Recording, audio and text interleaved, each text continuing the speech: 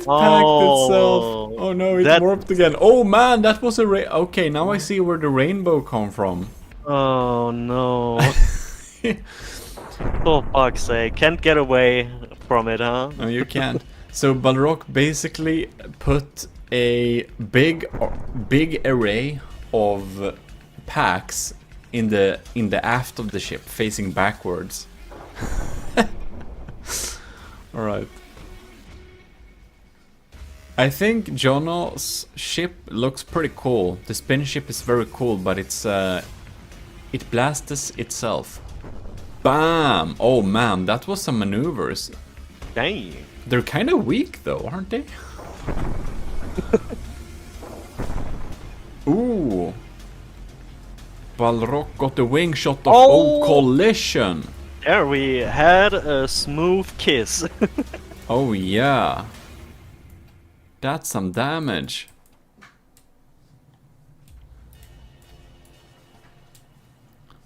I kind of wish we could I don't know, turn off the atmosphere or something. Like we can in designer mode. Oh man! Bam! Yeah. Oh dang! That was a kill shot. That was a chunk. Bam! I mean, yeah, it's that. It literally has no weapons anymore. It just got crushed. Well. Dang it. Blimey, that's a point for Balrog. So Jono's spin ship really had it there. You can see Balrog also collected 11 penalty points, probably for going below the altitude allowed when maneuvering. But yeah, that last blast was really good. Next up, Light of the World, you're here in chat. Next is your eye. Pizza Summoner. Should be, there we have. Box Shooter, you're facing the box. Right, the ships should be now loaded in. I'll just need to find them. Oh, there. Right. Oh So, man, a spaceship tournament wasn't a smart idea. yeah, there is a reason why no one does spaceship tournaments, I think. Yeah, probably. But we're doing a big one, right? So there we have that one. Okay, and what does, god damn it, which direction should I look at? There we have it. That's a dark one. Pizza Summoner's Box Shooter. I mean, it looks pretty good for being called just a box shooter. I thought we would see something a little bit more boring. So I'm kind of yeah, this is a good one. So this pack fight looks like an eye. It does look like an eye. All right. We're staying with a dark one just because the eye can be visible from afar. Bam.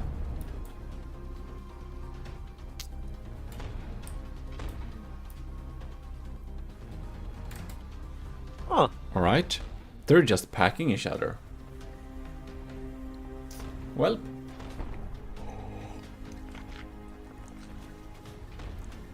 Wait for it. Ooh. That didn't do very much damage, did it? Not really. Ooh, the eye. Are you going too low there? No? Seems not. Don't go below 1000. Light of the World, you have taken more damage. I'll have you know. Cute little shield in the front. That's like an... you should have framed that so it looked like sunglasses.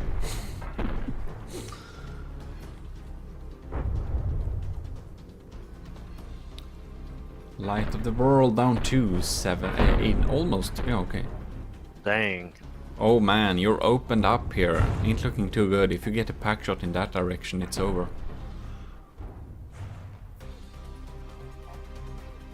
You're probably gonna lose power now a little bit. You really need to aim in that next shot really well. Where is the I guess other one? what I see, it's probably the same issue as me. It's Bam. using a hovering AI. Hmm. I mean, you basically have a very huge advantage when you have a bit of knowledge and you're using probably a fighter AI instead of a hovering AI. Yeah, You probably have a huge advantage. fighter AI, or you'll need like 6-axis, something that just moves around freely. Yeah. Boom! You got one revenge shot there, but you're down to 80, you're a sitting duck.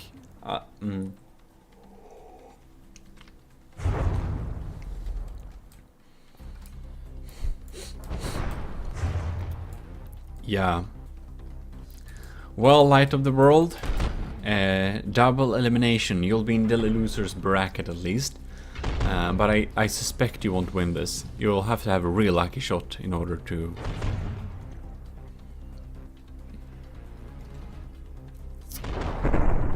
Alright. 94 versus 69. Nice number.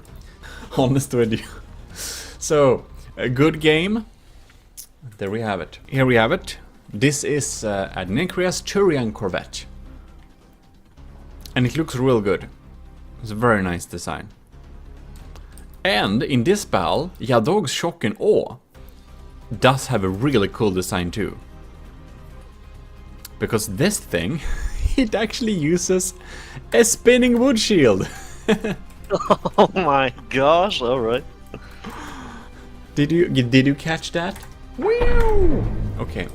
So, we're going to unlock ourselves and see for ourselves. The classic UFO. Yeah! And it's so much absorbing that blue laser. Bam! We have some lasers on top of there. Right. Point for designs indeed, yeah. Some of these might be the winner of the design awards for this tournament. Man, when I had been able to submit my first build, that stupid prize would be mine! Yeah. God dang it! You could have changed it to wood and it would probably be... No, it looked absolutely dog shit. I changed it for just for testing to wood and holy shit, it looked so dog shit. Well darn. Man, this design is pretty good actually. And we have packs up and... Yum, yum, yum, yum, yum, yum, yum. It needs a sound block for that. Yeah, it does. Maybe we can put the sound block at like outer edge of that thing and it will be like Like the good old Space Invader sound. Yeah. For sure, repair bots would have made it a lot more effective, as you say, woodness, but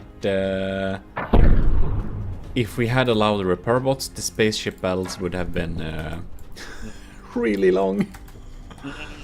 Snivelord, absolutely not, because it would be way too hard to cover anything in metal. Like, there are some weird angles and everything, it would be way too much. I think there is a solution. You could take a texture of the alloy, make it a camo file, have the camo in the game file, and select that camo for the wood. Nah. I mean, That it's too would late work, now I think. anyways. Yeah, of course it is, but it would have It's just worked, I way think. too late. I just work on it, make it done someday, and just release it on the workshop. It's really even this battle. Adnecrias, Yeah. Yadog, both 85%. Bam. Seems that Adnecrias hasn't fired in a while. The Turian Corvette is... Ooh. Ooh!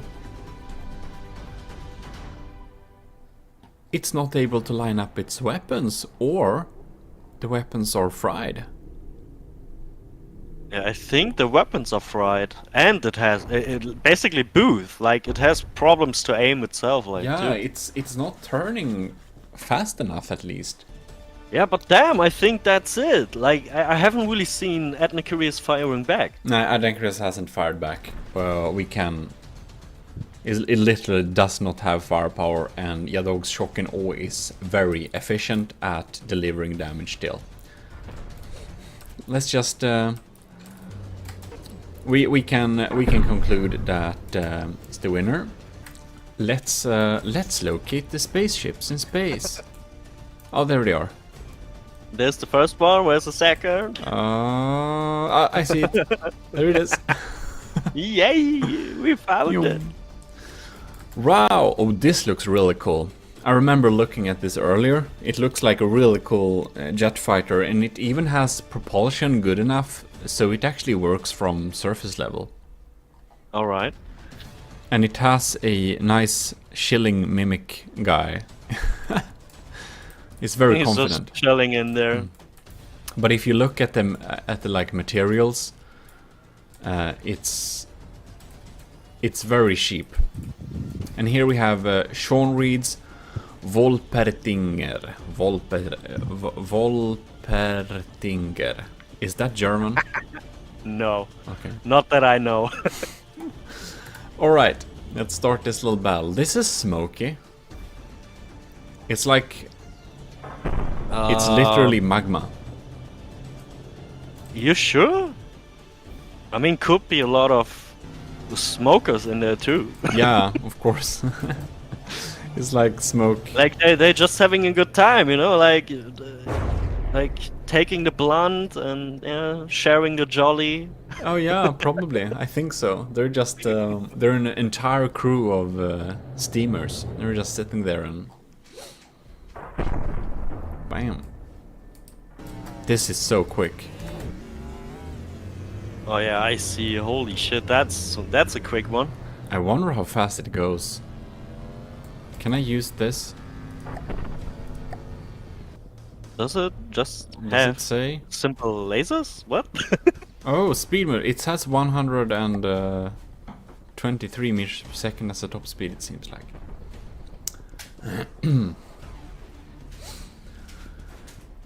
Right. Why am I proud of 62 materials? Black packs. Okay. Oh I yeah. see.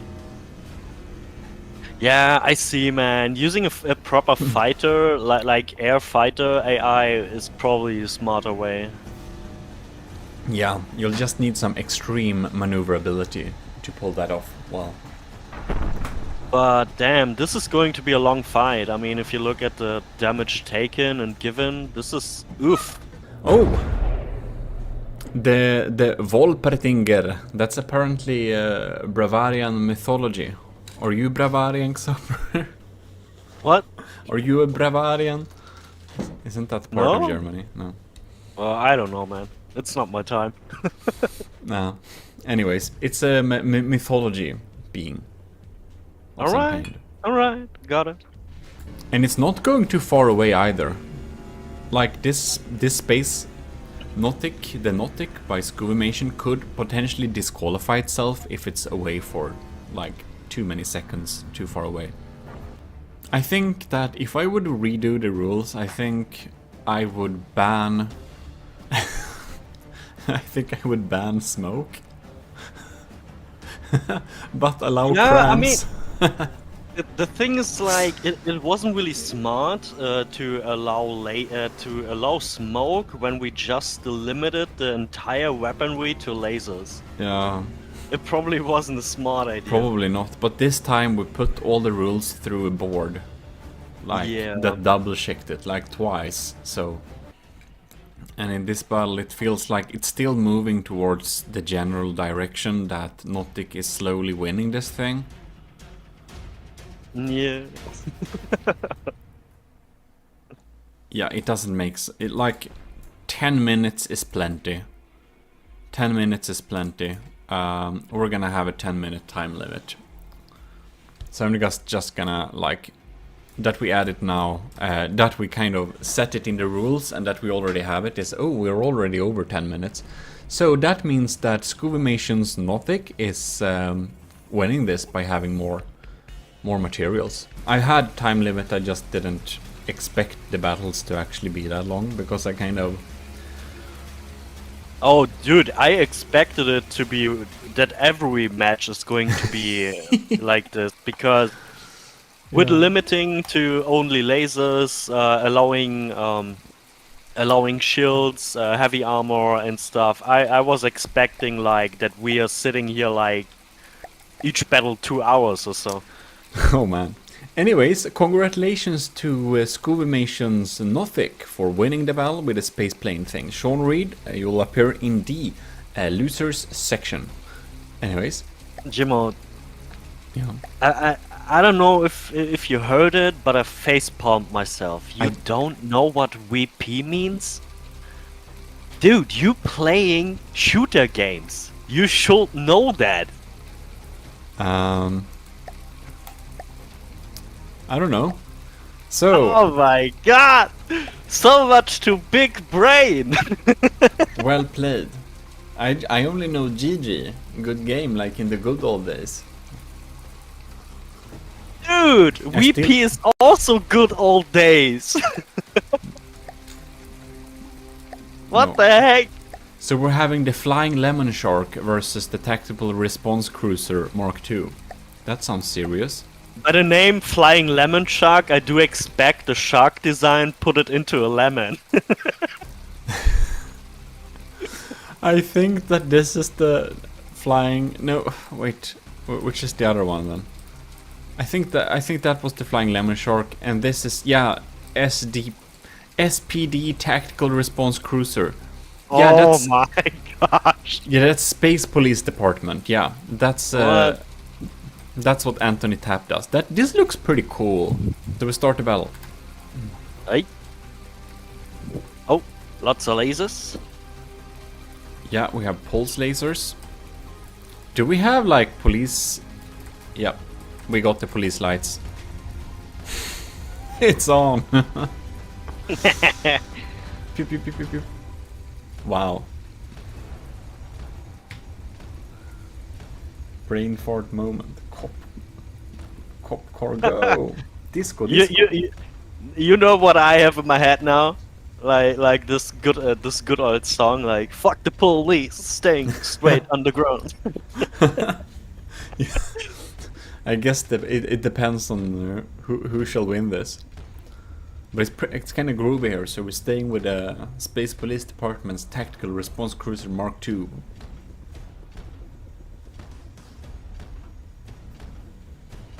Anyways, it's very even so far. Oh god. The Flying Lemon Shark is fast. Yeah, it is. Oh my god. Is it just me, or we need to zoom in on this properly? Does this look like a electric lemon squeezer? You know, the Yeah, would you have some lemons, please? yes. It looks very much like that. Oh man, but that's going to be a slow battle too.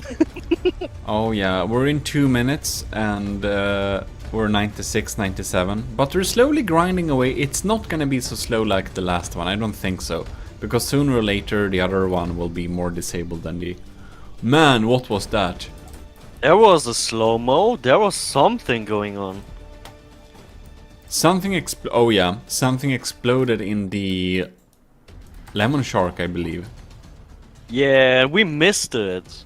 Not something big, but it was probably inside of it, so not much to see, I suppose.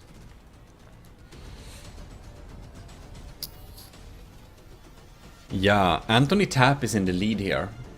It looks like it's not that some.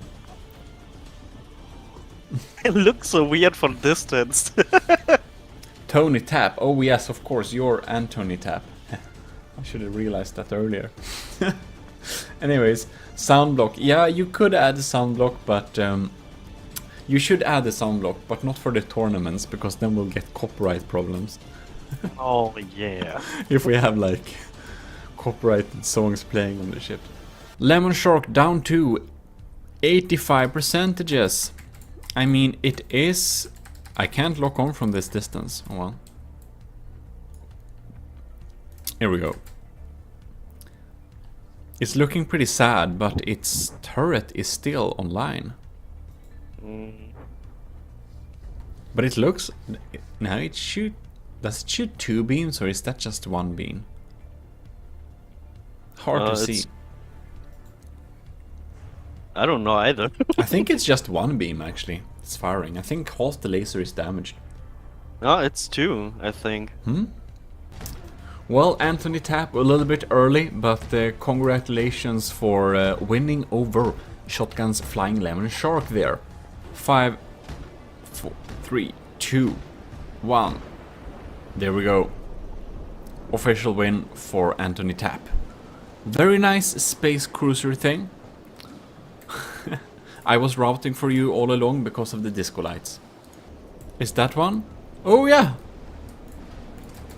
Brick! Literal brick. Yeah, it's a brick. Okay. Well, TRK... Approved. Versus... Let's see if we can find the other one. Oh, I saw something. Oh, there it is. It's pretty bricky. Another brick, yeah. Ozone Snaggle brick. So let the fun begin. Oh, that was a pack barrage. Didn't hit much though. Bam. Oh, but Oh, the face is blown. That's a nasty laser. Yeah, that feels pretty nasty. We can see the damage it does. Bam! Oh man, this is a win. This is a win. This is a nasty pierce laser. Bam! Oh my god. Good game, Captain Lenny. TRK-20's laser brick 2 points. Version 2, oh yeah, we're zapping below. Can't even aim in the direction. It's dark, it's scary. It says laser. And the other one says brick. Man, that's scary. That's so scary. Wow. Okay. This is a battle where we could see the ending conclusion in like 1 minute. Damn. AI dead. Holy, yeah, as I say, that's a nasty pierce laser. Wow. Anyways, setups Space Turtle will meet Maklik's or Killcam's Hammerhead. What the heck? Maklik Killcam's beautiful Hammerhead. It's wood. And we are meeting the Space Turtle by Setup, who's been building a lot of turtles lately. We have the Space Wind, and the Space Turtle is looking very turtly. Well, I must say you're good at building turtles. I mean, they're also tasty, right? Oh yes. I wonder if Hammerhead will cook some turtle. A bit of chili, some garlic. Bam! That was another rainbow blast. Darn. This thing is fast. Oh, is it going to... Oh! Is it going in for the collision kill? No? But it's... Bam! Also the rainbow, huh? Oh my god. Really can't get away from it, Even Setup wants you to have a little bit more rainbows in your life, Xaber. Everyone is trying to give you a little bit more rainbows. And unicorns, maybe? More of a headache. Alright. Because they're both pack in like cheerful colors, it's a little bit hard to see who's shooting who sometimes.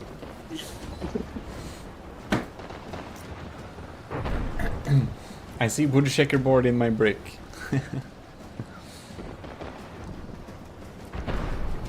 Holy advisor 10k blocks. Oh my god. Yeah, yeah.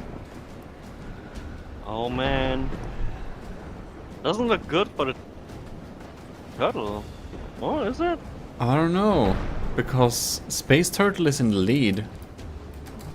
Is it shooting? Oh no, it's shooting. I see. But it's looking a little bit sad. Like this is the one that's actually shooting here. We're dealing the damage. So Maklik is looking like the sad one here. That's some nice circle strafing, yeah, Game Boy, this is some serious strafing. And that turtle is super maneuverable. Indeed it is, I agree, it's much more maneuverable than my poor design. We'll see how that ends up. Yeah, the wow, damn. The good strafing like makes it actually really accuracy. Accurate, I mean, not accuracy, accurate. Jesus. Akkurat.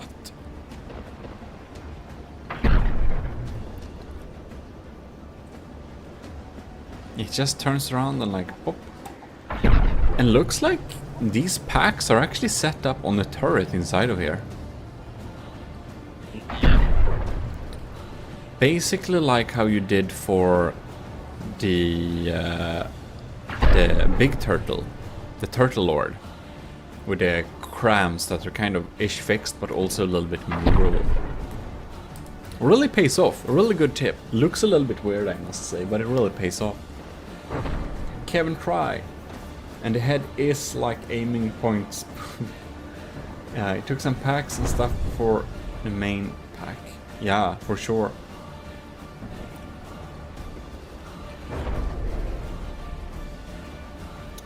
Yeah, I think that battle is probably decided. Yeah. I haven't seen much fire from the. Kill cam hasn't been delivering in a while, that's for sure. Whoops. I didn't mess up anything. No, I didn't. Okay, good. Alright. So, that is indeed congratulations set up. The space turtle is indeed turtling to the next dimension / next battle. Oh my god. And then talking about the ogres, as we say here in Sweden. I'm next. And my ship has the very inspired name of Spacer. Oh wow. Wow. Alright, here we have Coffee Zombies, Despatulum Stylo. Very nice. I wonder if these balloons are working as armor. I wonder if a balloon absorbs pack damage. We need to check that. Maybe. Oh, you're saying we maybe have some cheese here, huh? Maybe. Convenient to think about that during my first battle. Yeah, anyways, now it changed colors. Why your weapons look like these? Because they're laser turrets, I think they're a little bit more... I see them as kind of more drills, you know? Kind of asteroid drills. Kind of having this asteroid station going on here, and... I added some thrusters on poles just to be able to fix my maneuverability issues. And I kind of expected people to go really hardcore with like super hardcore EMP damage. So everything in my build is heavily EMP protected. I'm basically EMP immune. Alright. Yeah, including the turrets. And I only have 2 lasers. That's my jam. Let's go. Gmodism's budget spaceship. Fry. What are you doing? Why are you... Never mind. One turret is working. What are you doing? I don't know.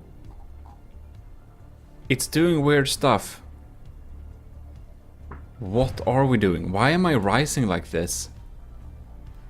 No idea. Well,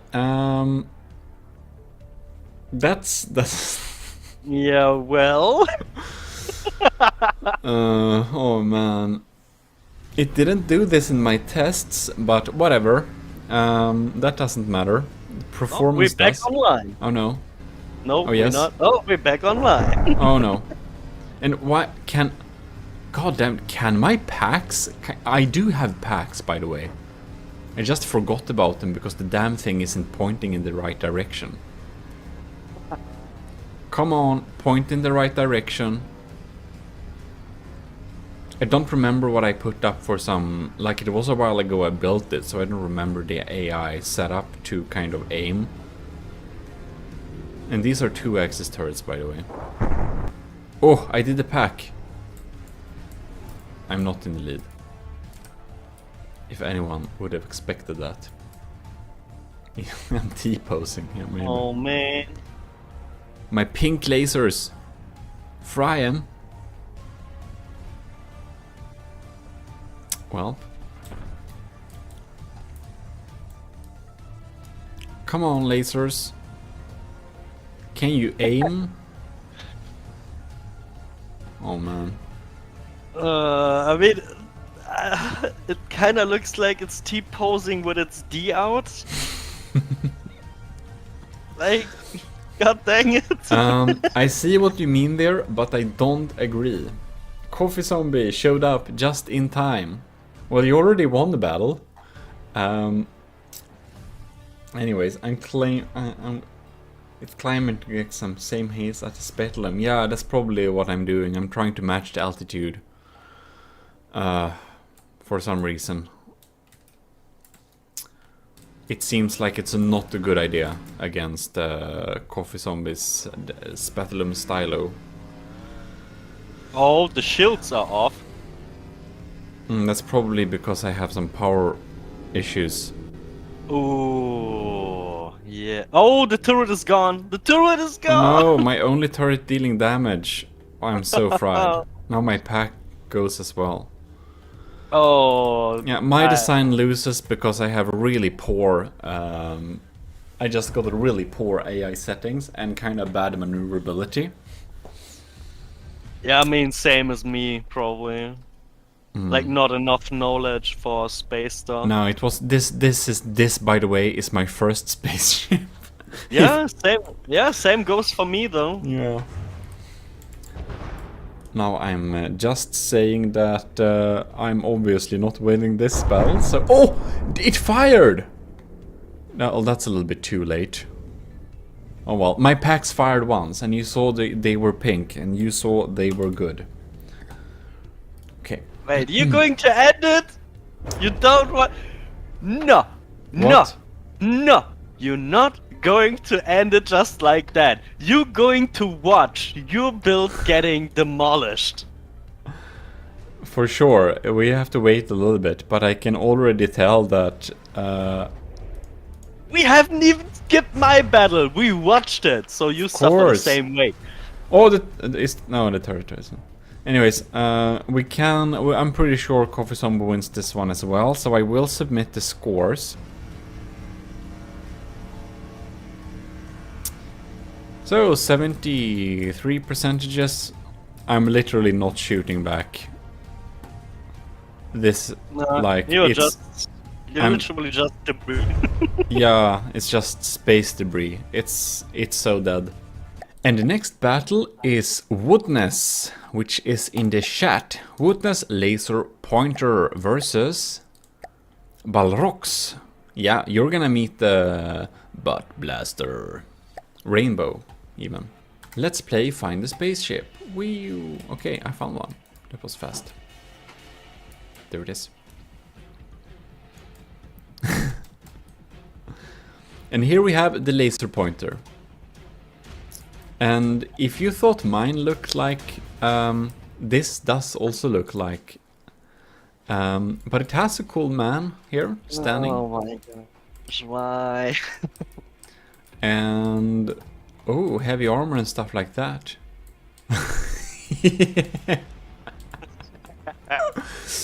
Alright. We already seen the Balrogs, so we're gonna lock on to this thing while the laser pointer by Witness while we watch this little battle. Oh, that's a cutter laser. Wow. Holy shit. Yeah, here we have some Q0 continuous beam. Do you see that? That's look, it's tilting in the middle and stuff. Oh. Like the front is actually a turret. It is. That's why we have so many shields there. It's like some kind of sausage. Yeah. Oh my god. Yeah, okay. Well, it sure is efficient. Man! Balrog is so fried! Now you're gonna have the beautiful rainbows. Oh! Bam! Oh my god. Again. That God was damn some it, guys. damage.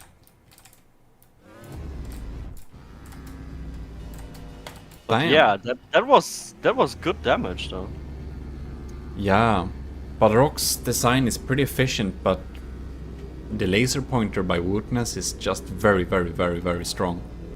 It makes holes for sure, and it's yeah, it's very strong there. Balrog is even collecting some. Oh no, they are both collecting disqualification points because they're both too far from each other, and they won't go towards one another. Probably too high, I guess. Oh yeah, they might be both too high. I kind of feel like, yeah, Woodness laser pointer is of course winning this, but I think they both went. No, they can't go too high. It's too far from each other. That was the issue, and neither of them tried to move against the other target, because if they would have done so, it wouldn't have continuously counted up. Oh yeah, true. There is no alt limit. You can go how high you want, you just can't go how low you want. Below 1000 you're getting points. But if you're further away than 2500 meters, you're getting points too. Because, well, because on that distance you're just not dealing damage anymore. Well, congratulations Wootness laser pointer. Nice one indeed. Next up we're having Sleeknerps High Skunk. I think Sleeknerps is a new participant. I don't think we have any Sleeknerps designs participating before, so first time joiner. And we have Pizza Summoner again.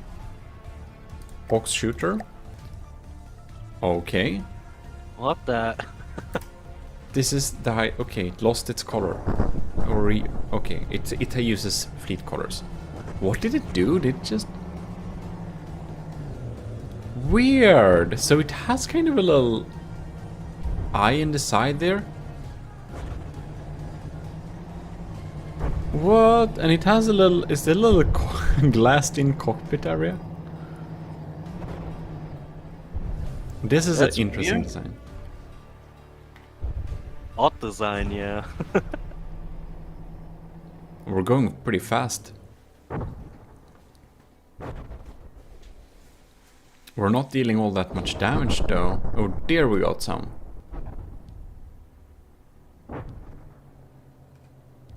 And if we want a reminder,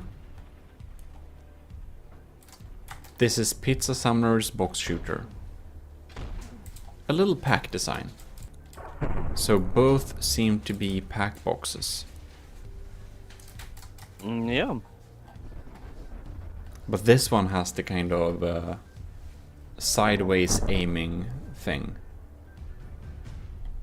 Looks like the High Skunk is taking some damage here. But damn, it's maneuverable, it's so fast. I'm just waiting for this thing's maneuverability to be damaged, so it kind of just zooms into space. It was the last time we seen it. Yeah. While it screams, "I'm gone, my people need me." Meow.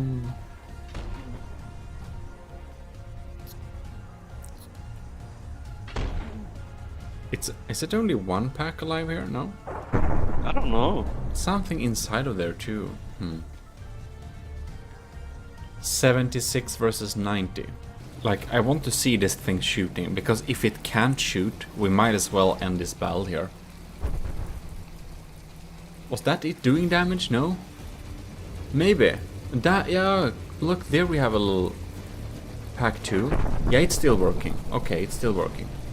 Please just end this match. We all know that the box shooter is gonna win. Yeah, well, fight to the end.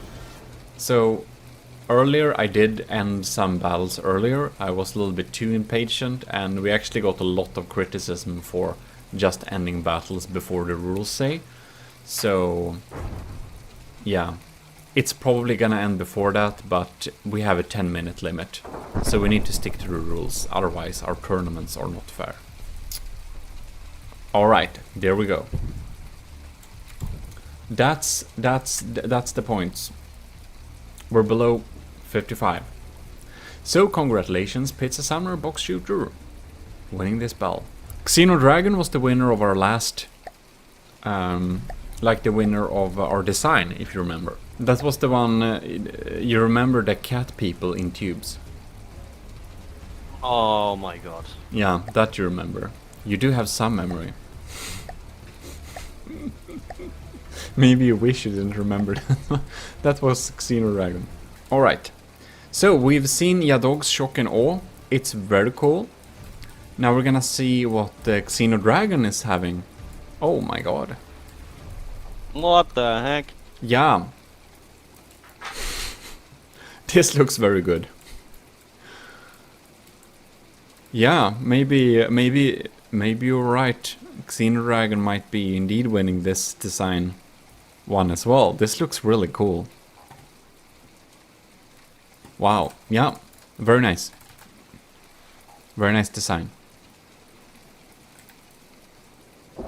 And we even have a little glowing thing in the front there too. And we have AI parts just to make it look spacey. Wow. It looks very nice. It looks very cool.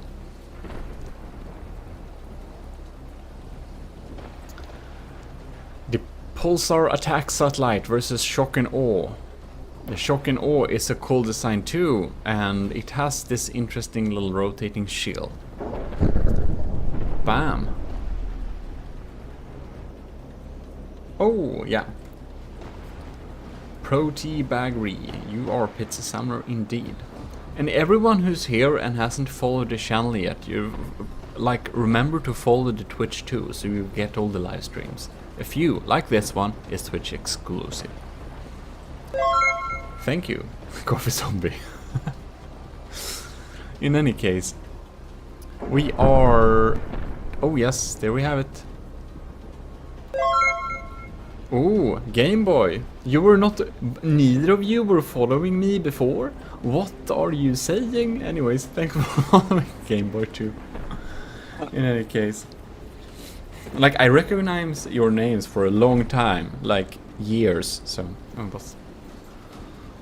I was thinking. Who knows? In any case, but it's easy to forget you. So, Xenodrag is 93%. Yadog is at 92%. Like, this Pulsar Attack Satellite is actually very well built.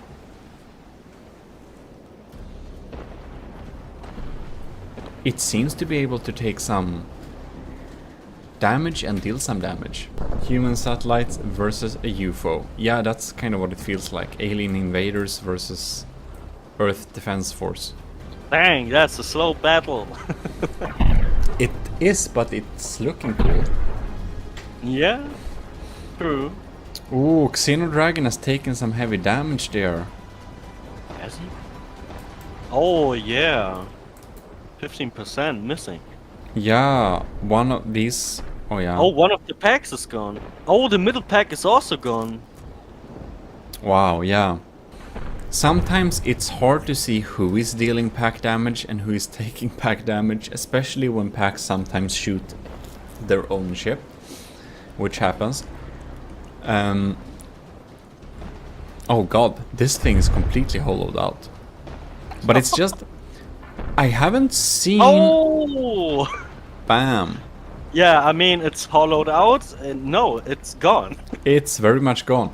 I haven't seen Xenodragon dealing damage in a while now. I don't think it has that capability anymore. Yeah, I think the weaponry is disabled. I think so too. It doesn't shoot back. It hasn't shot back in a long while. So we can only conclude this is indeed a win for Yadog. Once again, a very competent and cool design, but Xenodragon, you might be winning some design points there. But of course it's double elimination, so we'll be seeing another battle for sure. Yadog is the winner of this battle. Doesn't shoot back, and it's just a few shots more and it will despawn. So we can go to the next battle, which is Secret Advisors. The Redwood Grave class space cruiser. And the Secret Advisor likes to submit some really wood heavy stuff. I even had to decline a few battles from the Secret Advisor just because he had a big ship that was supposed to battle the Draconia, but it was so big and so much wood spam, it just wouldn't work. Bam! The Redwood Grave class space cruiser, entirely made out of wood. Oh my gosh. Wow. Are we having... Oh yes, oh man, we're having so many... We're having like layers of tetras there. It's only wood. Scovimations Nautic we've seen before. It's this thing, very cool space plane. But we haven't seen... Oh man, that poor thing, we're going to have a hard time. Oh yeah, it's so small in comparison to this thing. It would be fun to see them. Oh man. We're basically having AA lasers. But what are they shooting at? He ain't there. What the... What's the matter? Okay, now they see him. No? They're just scanning. What's happening? I don't know.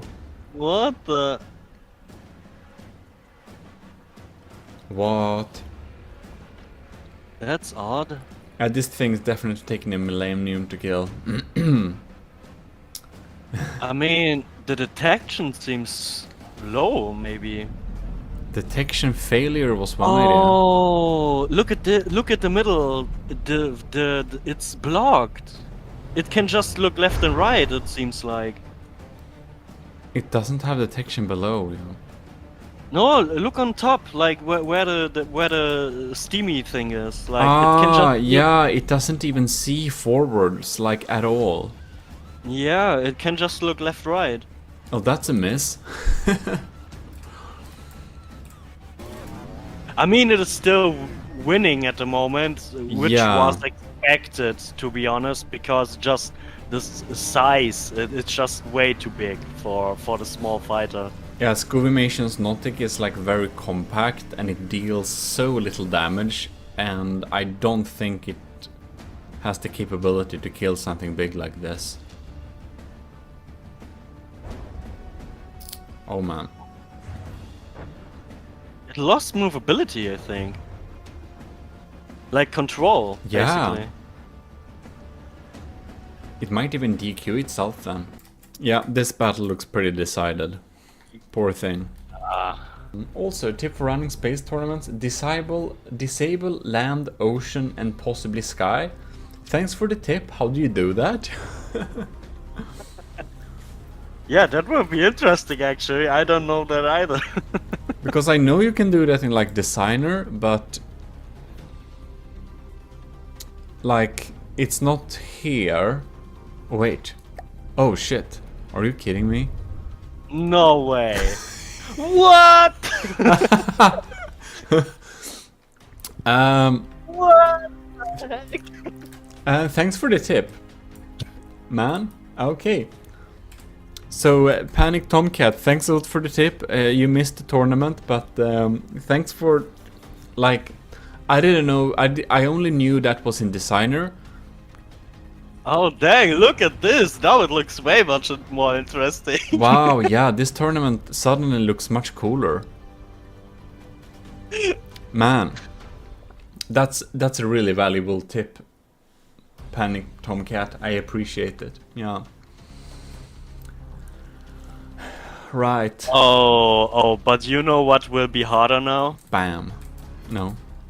finding them. Spotting, yeah, finding them.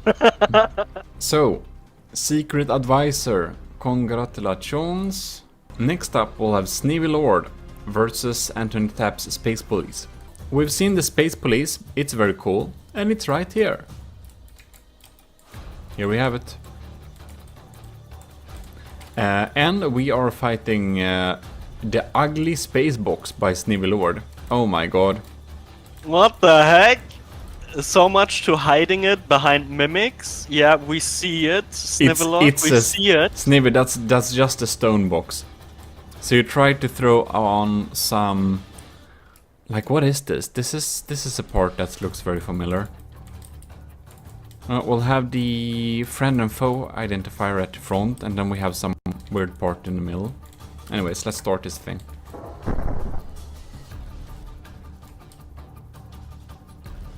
Wow. No one hit it. Nah, that's probably because the packs, they're not accurate the first shot, so that's very sad with the like long reload times. The first blast will kind of miss before detection stabilized. Hey, we have 0.1% damage. Yeah, because of all this smoke. Hey, we have another 0.4 damage. Amazing. Oh man, this battle is going... Can I go to sleep? I mean, well, when I wake up, it's probably like we are at maybe 80%. Yeah, maybe. Sneevy Lord, I know you can build very nice. I know you have the capability. And now we're just looking at huge like missile, not launchers, like gantries. Anthony Tapp is down to 88%, and Sneevy Lord is still at 93. 6 minutes. Well, I'm hoping for you, Space Police. That's just because of the design. Oh man, I'm biased. You know what? You know what? I'm legitimate. Go make me a tea. Yeah.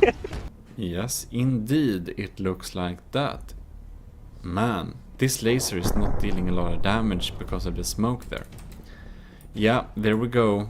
Because our 10-minute time limit, we'll have to move on, and it is a win for Sneevy Lord's Ugly Space Box. Actually, we should look at it like this. Here we can see. It's stone. Otherwise, it's hard to see how damaged it is. 1 point for Sneevy Lord. Baron von Dorf, Ausmeister Mark III. This looks like a very spaceship classic design there. Saber is slow, so we're gonna start the battle. We never know if this battle is slow. We've seen the laser brick. It's sure dangerous. Oh man, I'm feeling for Ausmeister a little bit here now.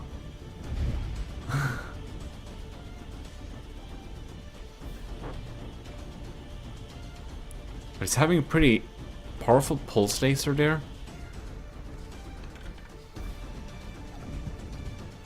Man, this incoming laser there. Are you back now? Yep. Baron von Dorf Ausmeister Mark III is meeting the laser brick. You pronounced that absolutely wrong. Okay, help me. It's called Ausmerzer. Oh. Ausmerzer. Ja, ich bin von Ausmerzer. Like that? No. No. I think I'm getting in German pretty soon. I don't think so. So I just don't want to... You just butchering my language! Nein, mein Freund. Ich nicht bin... yeah, anyways. So... It has its smiley face left. Oh, we moved on. Alright. Yes. We went to the 10-minute mark. So, Sneevy Lord, this ugly space brick, regrettably won that battle. What? Wow, this God. time it doesn't seem that it's melting it, right? No, it's like it's doing pretty bad damage this time. Either its engine is damaged or it's like some hidden smoke damage or something. Oh, is it going for the... No, it's going for the turret. Ooh, it's going for the... Oh, yeah, it's zapping some thrusters in the back there. Baron von Dorf Ausmeister might get some maneuverability issues soon then. The TRK laser brick, it's... I don't know what happened, it's just not... It's not as strong as it was last round. Feels like. Yeah. I think the Ausmeister has some pretty hard maneuverability problems. Is this... This almost looks like micro Christmas trees. Oh, blocks are falling off here. Oh, looks like it's game over for Ausmeister. Something changed. Something did. I wonder if it had a lot of smoke generation to protect it from the lasers, and the smoke kind of got shot out. Because now TRK-20 is back to hardcore frying. Still firing. We're gonna wait out and see what happens, but if I have to revoke that, I will, but I will submit TRK-20 as the winner of this battle, because that's really what it looks like. And speaking about the turtles in the chat there, setup will be next with the Space Turtle facing Shield Builders Midnight. We'll see what the full name is later. It's lost its damage dealing capabilities. This battle is concluded. Alright, so here we have Shield Builders Midnight Sonnet. We've seen the Space Turtle already, so we're gonna stay on this thing a little bit. And the Midnight Sonnet looks really good. Very much. Yeah, it's bam. Poor thing. Yeah. It's definitely up there among the better designs. Could have been a candidate for the best looking one, but Xeno Dragon really submitted something insanely cool. But this looks great too. It does indeed seem to lack the combat capabilities because Yeah. because the Space Turtle has almost already killed it. Oh man. With the... Oh no, not the rainbow not the rainbow packs. Yeah, I think the Midnight Sonnet might be the second on the design price there. Yeah. Nice design, Shield Builder, but does not stand a chance against the Setup's Space Turtle. That thing is quite brutal indeed. Wait, what happened with... Did we go down to the ocean or what happened? It was going very deep because it reached 16 penalty points. Yeah, we probably went down. Yeah, it probably fell down. We kind of missed that because we removed the sea. So now we're moving down to the losers bracket to check some battles here. And next up is actually my design. The Spacer, and it shall meet Maclick's Hammerhead. And I want to see if my big bad lasers and packs are doing something decent. And if you want to know, this is the Hammerhead, if you missed that. It's a woodcraft, which makes me happy, because then my lasers might do something. Okay, let's go. Bam. No. It's Oh my. it's doing a thing again. God. Did I totally break the AI or something? Maybe. Maybe. Man, what? What? Did I got AI sniped? What the heck happened? I didn't see anything. Me neither. It just it took damage and then it just froze. All I seen was a fireball in front of you, nothing else. It was just dead. Yeah! It must have, like... I don't know. It must have had some Pierce pack or something. I guess it just successfully... You just died. I just... I mean, look at this. It looks like it's shooting you with a flamethrower. Flamethrower. Wow, yeah. Man. Wow, What that... the heck? Going out with a bang. Oh, man. Yeah. So I'm out of the tournament, basically. Yeah, it just took 26 seconds. Damn. Well, then we don't have to see my poor AI design anymore. Oh, you got fried, buddy. You got double fried. You are Yeah. so KFC ready. Next up, we're having Balrog's Rainbow Butt Blaster, your favorite craft. Xaber, right? Captain Lenny. Yeah, it means the Ozenschneigel. And there we have him. Dang, how fast you died. Oh my god. Yeah, that was pretty fast. It's pretty sad. Ozenschneigel. It did hit its first pack and its second pack, and now it warps and... No? Oh well. Worth a try. Didn't shoot. It really tries to get behind there. Are we gonna... No, we didn't collide, okay. No one is shooting at anyone. Okay, there we got the shot. Balrog is not firing yet. The AI is lining up and no, it didn't teleport very far. About AI problems.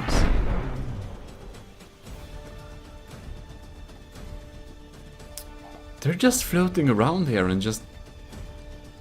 What is happening? What? What happened? What? What? I totally didn't see what happened there. Yeah, same. I literally didn't see it. It just disappeared. Balrog Bust Blasters, it's a very nice design, but what happened? Must have been AI snipe there. Captain Laney's Ocean Schneigel got a good damage there. So, next up we have Sleek Nerps High Skunk versus Shotgun Flying Lemon. There we have the Lemon Shark. And the High Skunk is the thing that is moving weird. Anyways. So, in the bracket, you need a rematch. You accidentally made your ship. I made my ship fight the wrong ship? No, it's correct. I checked it. Okay. No.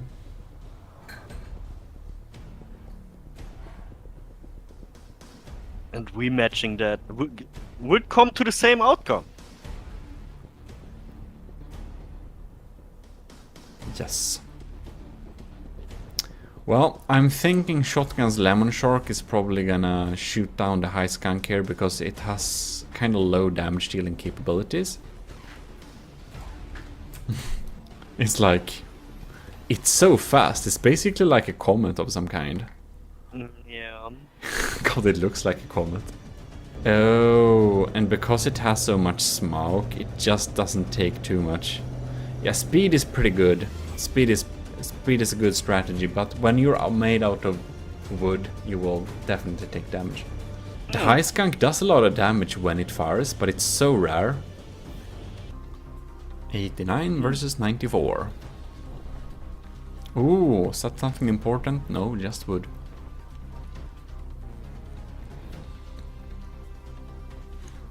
Oh man. Damn, this thing should have had some auxiliary weapons, it feels like.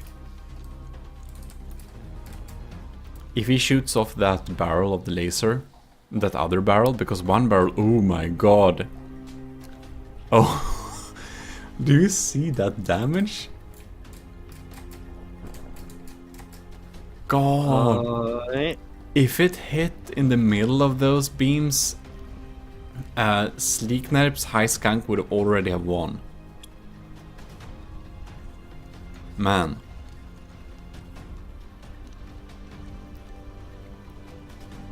Yeah, that's just luck that one of the barrels are still alive. Oh, we're starting to eat through here. Here we have the material containers. I feel like it's fun to try space battles, and it was trying to fun to build some spaceships, but I really feel that From the Depths does naval battles and naval stuff a lot better than space stuff. Yeah. Unfortunately. Yeah. Shotgun got it didn't get hit by the last blast there. Ooh, look. Ahaha, I think we're gonna go slower now. That's the steam engine. It relies on a thin line. If you just shoot some blocks out there, and it gets a lot of problems and it kind of gets damaged. But the packs it has are very resilient. It fights to the very end. It still shoots. I mean, it's still actively dealing damage. Looks like the final engine died. How is the Lemon Shark looking at this point? Pretty okay. There we have it. Win 4 shotguns flying Lemon Shark. Congratulations. Our next battle is Xenodragon. The very cool looking design. Versus Sean Reed. Volpertinger. The Bravarian mythological thing. Oh, it looks so cool. We're gonna reside a little bit with this thing because it looks very nice. And it hasn't taken any damage yet. Why is Volpertinger not?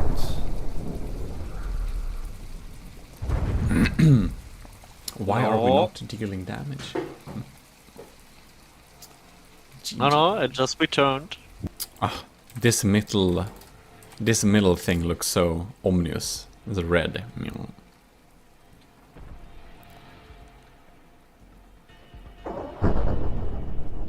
And thankfully, Xenodragon is relying on pack here. So the Volpertinger's continuous smoke swarm doesn't help it very much there.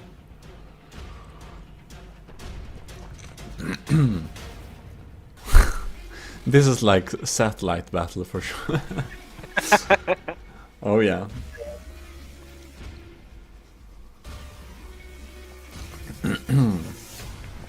Is it escaping now? That's not very smart. I think it's trying to maneuver. 91%. Lining up for another shot, are we? No? It's like having the same maneuverability issues like my ship did. Oh. We kind of have a hole here. Oh, that's a nasty hole. That ain't looking too good. Bam. And it did another hole there. Wow. Looks like Xenodragon has a chance to kill this thing pretty sinisterly. Bam. Another area shot off there. Thing is, this thing glows red. Yeah, I think that thing is dead. I think it doesn't have a surviving weapon left. And because we don't allow any repair bot, it can't regenerate. I've only seen one lens on this thing. It hasn't been shooting in a while though. Oh man, it's just lining up for a nice aft shot there. Bam! Poor thing. Yeah, this thing can't fight back anymore. Its weapon is fried. What is that? No, that's just exhaust for the engine. No, there is only one weapon here. Okay, it's dead. It's dead. We can declare this thing killed, actually. So, Scovimation's Nautic will be facing Adnekria's Turian corvette. Oh, there it is.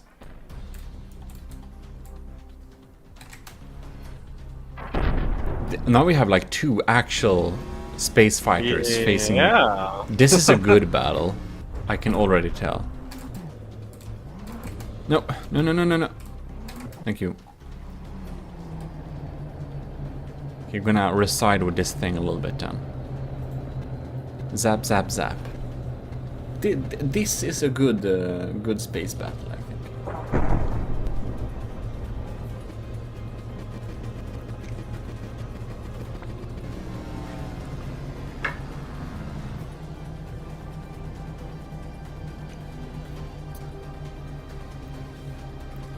Is that the corvette we are behind? What? Yes. This is the Turian space corvette, this by Adnekrias. Scovimation has the Nautic, the very quick little fighter, and oh my god, it's getting so hardcore fried. Poor thing. Adnekrias has some very nasty close range lasers, it seems like. You got the short range in there, that's really good. And both of these crafts look very good. Also potential winners of like the design prize. But Xenodragon's design is top notch. That's really cool. Man, yeah, this thing is just getting blasted. There's like nothing left in this poor thing now. Looks like Nautic also uses a short-range laser inside of there, but it's a tiny short-range laser.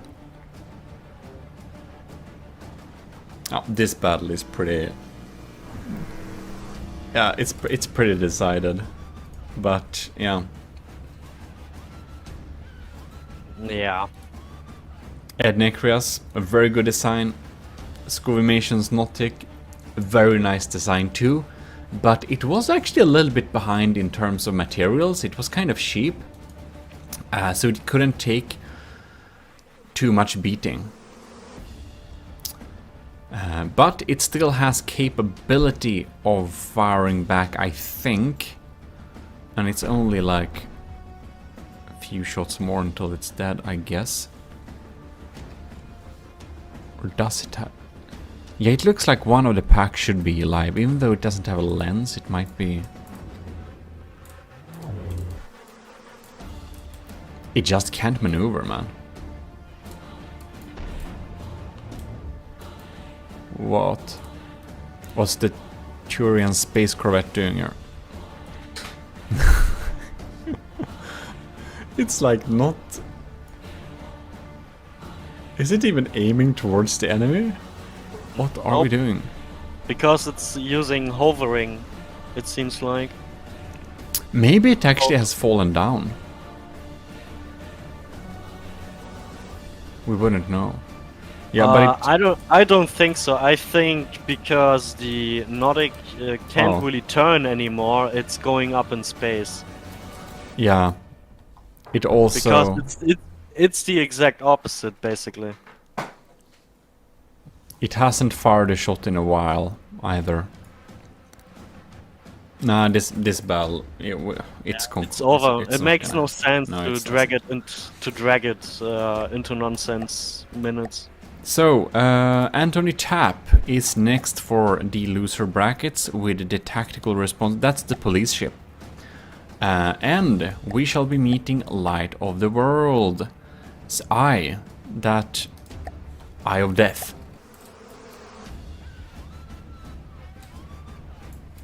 Real space combat feeling there. The Eye of Death is moving closer. This is a compact boy. We can reside with the eye a little bit and see. The front packs are not damaged.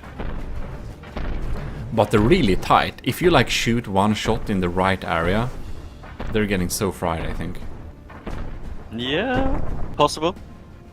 I still think this thing should have like nightshades.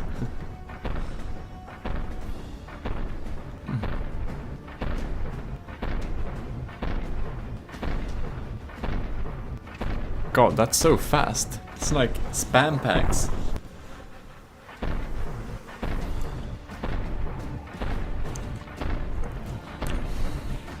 The Eye of Death is actually technically in the lead.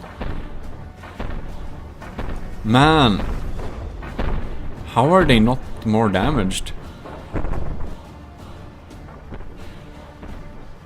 Wow. I kind of thought actually that the Eye of Death would kind of die pretty quickly just because it's so vulnerable if you shoot it in the middle section here.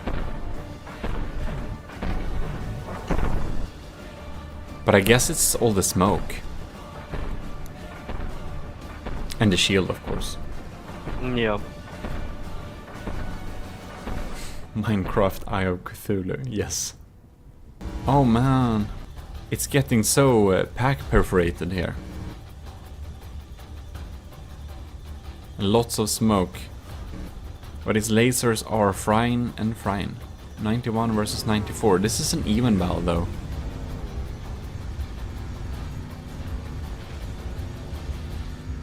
Shield failed. Might flip. We shall see. Wait.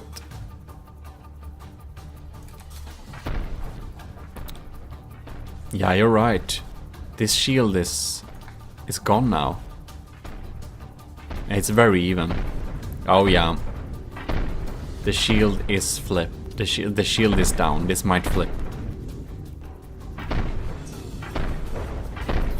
Light of the World is now not in the lead anymore. This passing laser is just... Oh, the shield went up now. 83.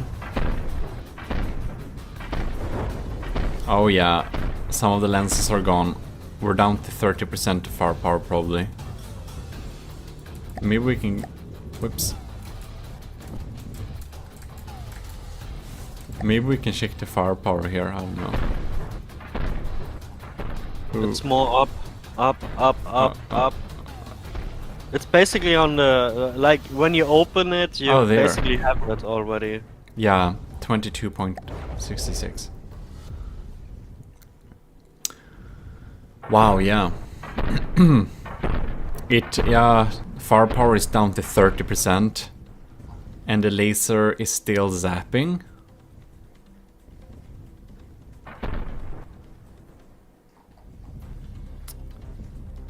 Wow, yeah. Until it looked like Light of the World would actually win this until the shield failed. When the shield failed, the tables flipped very much.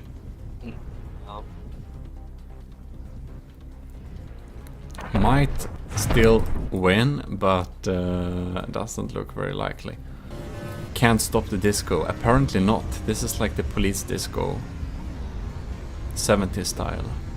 Oh yes. Copy zombies and BB work on the Light of the World could have saved the shield. Okay. Just looked like a power issue.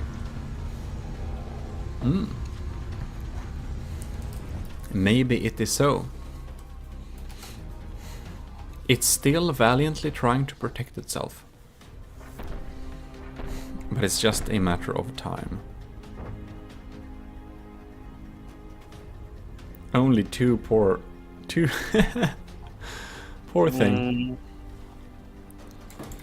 Poor thing indeed. If anyone is watching this stream newly and kind of missed the earlier part, I'm gonna post. I just posted the brackets in chat there if you want to see them.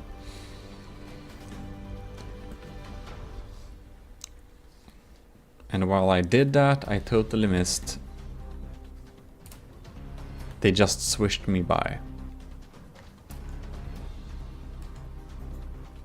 88, 70, 69. It's going down. Yeah, I think that's over. Congratulations, Anthony Tapp. You will most likely win this, and Light of the World's Eye of Death will indeed get killed very soon. We'll just wait a little bit, because if it's of course possible that someone makes a rule break and gets disqualified. No, it doesn't have capability to fight back anymore. Now all the lenses are gone. Okay, yeah, that's decisive. So, GG, indeed. So, next up, we are having Baron von Dorf's Aus Massey, whatever you call it, versus Jono's spin ship, the thing that shot itself, but looked very cool. Oh no! So this is the Baron, and this looks very cool. We're gonna chill with this thing a little bit. It doesn't shoot itself when it's facing forwards, I think. Oh god, that's many parts. Oh shit. That didn't take long. What the? I like the idea. It just doesn't work. And each of them has like individual detection. I mean, to be honest, in case of creativity and space theme, this thing is actually winning. Yes. This is. Oh my god, literally- Jono is collecting penalty points. What the Like a heck? crazy person. Because this thing is literally sci-fi. Yeah, Like, it's very cool. It's sci-fi.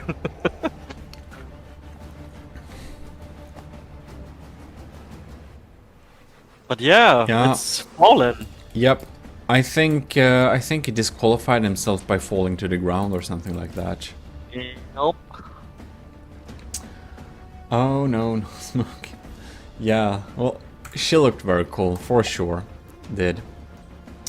Well, that was quick. That was very quick. I think it just fell to the ground.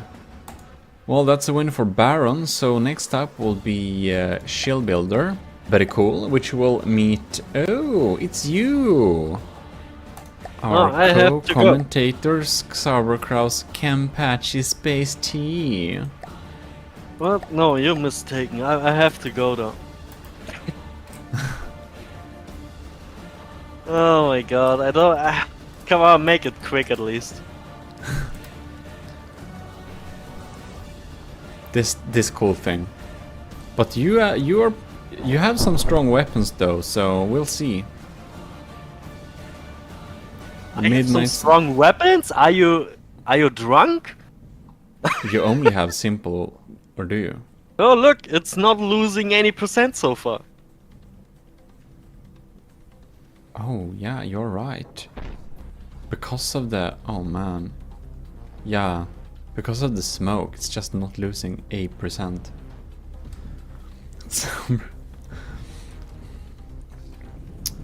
Well, the Midnight Sonnet is doing some damage there, and you're glowing white and nice here, like shining. But you're right, you're just not dealing damage. Okay. Just moving slowly backwards. Bam. Yeah, I think I got fried.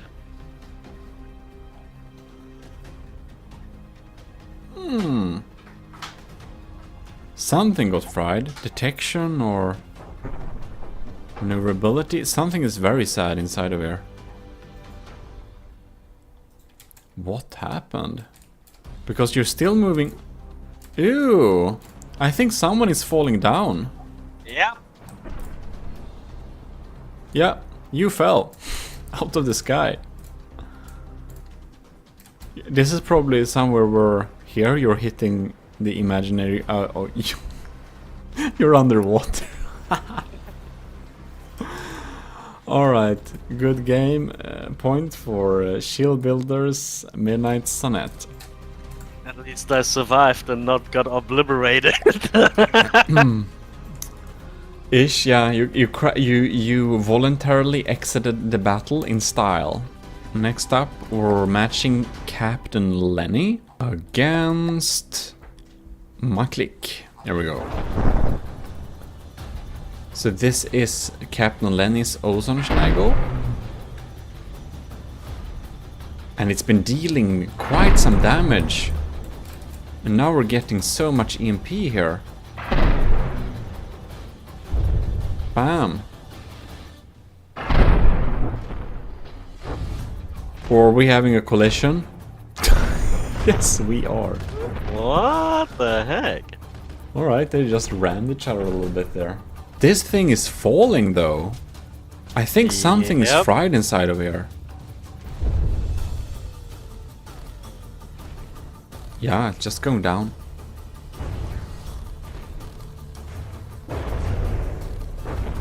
Wow, it's getting quite blasted. Hammerhead's kill cam is probably taking this home.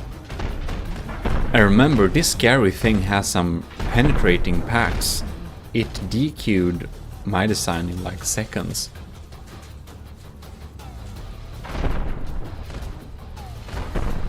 Captain Len is down to 78%. It's looking pretty bad. Maklik is probably taking this home. Face kiss, yeah, that's basically.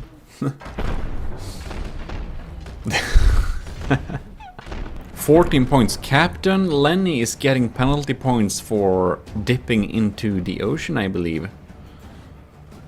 Yeah, well, that's pretty decided then. It's apparently not getting into drop downs, huh? yeah, falling out of the sky. You don't need a lot of power to stay up there, but yeah, that's a win for Maklik, Killcam Maklik. Next up, we're having Xenodragon facing Shotgun. Both are, well, winners in the losers area, so there we have this one. And there we have the Lemon Shark. Boom.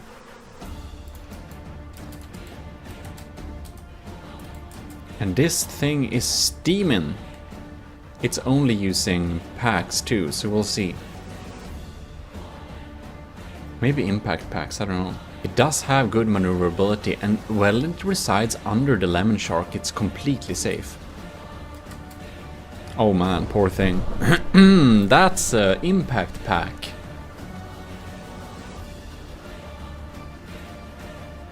Oh, it's up to level. It can deal damage again. Witness, yeah, that laser pointer is really cool. Whoa, did we just EMP fry ourselves here? That looked like an EMP fry. Yeah. Either it's the weapon computer that got completely fried, or it's the AI. We'll see in like 3 seconds. Okay, just the weapon computer then. So yeah, but this thing is now flying nothing. yeah, that weapon computer won't be coming back. It does have, I think it has a pack somewhere. Does it not? No. Like as that far far as I know. Nah, probably the. Yeah, but it won't be facing that direction anyways. No, it doesn't probably have one. Oh, I think the turret is the only weapon. Yeah, that's what is weakness. So it looks like this might indeed have been the end for the Flying Lemon Shark, just getting EMP fried. That's why it's so darn important to EMP protect your weapon computers inside your turrets, because if you don't, this can happen and your entire design and armor and everything is invalidated just because of that small error. It looks very nice and it's really like in a healthy state, but it can't deal damage anymore. This thing just sitting here and looking evil. Giga. Yeah, that's a win for Xenodragon. congratulations. DQing basically the lemon shark with just a few shots, because now it can't deal damage anymore. Next up we're having Anthony Taps, SPD Tactical Response, that's the space police, versus Adnecrias Churian Corvette. Where do we have? Oh, there I see a pack. Props to Xavier for saying he's dedicated to this. Epilepsy thing again? Yes. Yes, it's the epilepsy craft.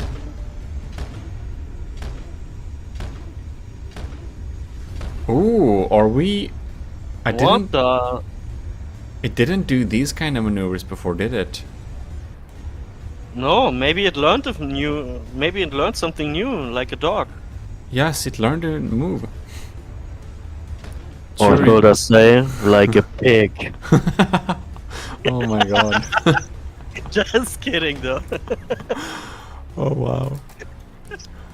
And Adnecria's AI is really poorly set up for this situation. Like my AI, it just doesn't face upwards. Now it got ability to fire, and damn, these short rangers are dealing some damage. It's like something broke. Yeah, something probably broke. It's acting weird. Is it fallen? I guess it's fallen. It is full. We really getting a lot of drops now. Yeah, it entered just atmosphere. Yeah. It's down in atmosphere. Why? Well, Adnecrias really got in some good shot there. Must have just disabled its maneuverability somehow. Because it like looks like it should be able to still fight, but the maneuver, it started to just acting weird. And just dropped. Well, Damn. Congratulations. Adnecria's Turian Corvette really sniped something important there. Anthony Taps, that space police ship was really good, but... So next up we have the Baron, which will be facing shield builders. Midnight Sonnet. We can shield with the Baron a little bit here. Baron took some damage. Ooh, EMP creeping back and forth. Will they hit anything important? Who knows? The Midnight Sonnet is shedding parts big time. 27 versus 27, this is even.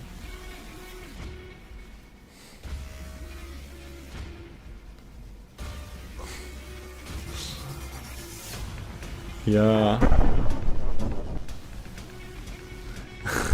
I should let it run a few seconds to see the lasers, but yeah. Okay. The Baron is lining up shots. Shield builders, Midnight Sonnet is slowly but surely taking damage. Where are its packs, I wonder? Yeah, so I think actually that the Midnight Sonnet was able to snipe out Baron's engines. It's not moving. Oh, true. Midnight's craft looked really good. That's a pretty spot on Babylon 5 Earthship. Oh, really? Yeah, and it does look really good. I really can testify to that. It's probably second place in good looking. But I think that it's entirely fried.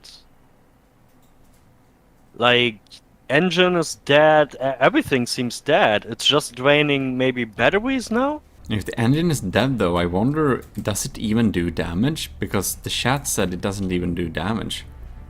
Oh, probably not. I didn't think it even fired at all if it did no damage. But it ain't doing much damage, that's for sure. I don't think that there's something going to happen. Nah, this is a weird stalemate. We probably need to do a rerun of the spell. Yeah, there's still... like... It balances itself out, so we can't really say on materials, because, like... The Sonnet is more moving, it's like more alive, it feels like, but... We need to rerun this thing. Can we find them? Oh, there they are. Alright. These packs do have slow reload time for sure. But, well, the reload time is not forever. Technical win. Ausmeister on HP. Yeah, maybe, but it was also... It didn't deal damage at all. Its lasers were like, it was just sitting dead. But yeah, I don't know. I'll just... it's too hard call, so I'll just draw a rerun just because the difference was so small. I suspect that the Baron will win this because the snipe on the engine was pretty lucky too. Bam!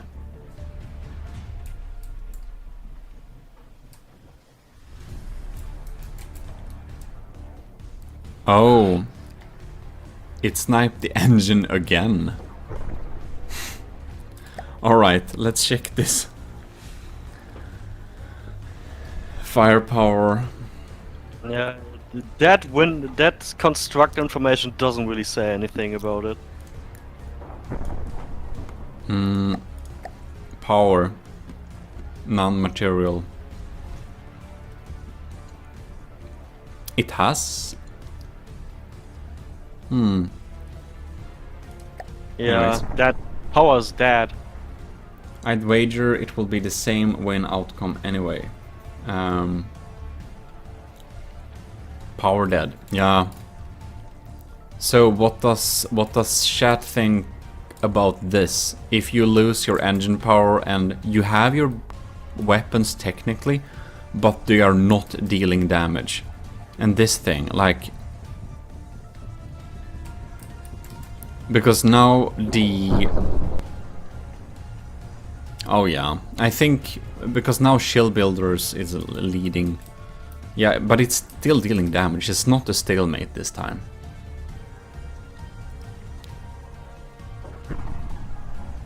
Yep, okay. Looks like Shield Builders Midnight Sonnet is taking this home.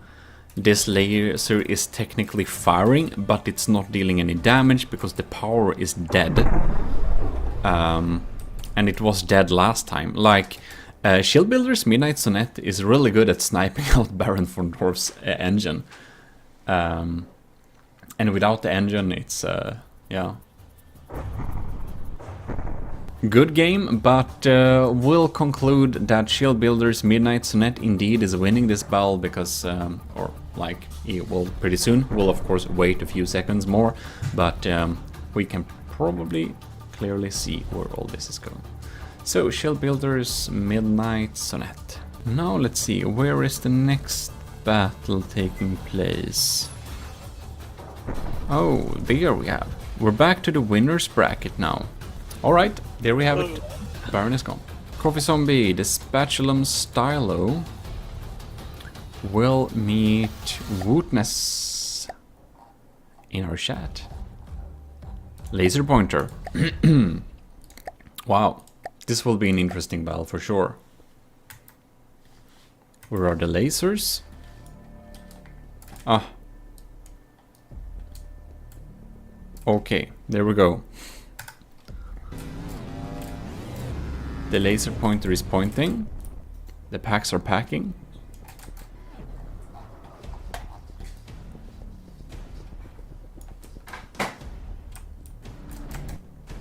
No.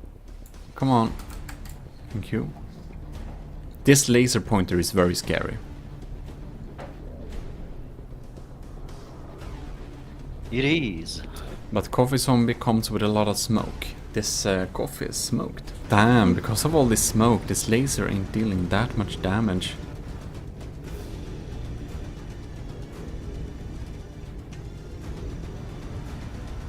Wootness laser pointer is dropping in points there.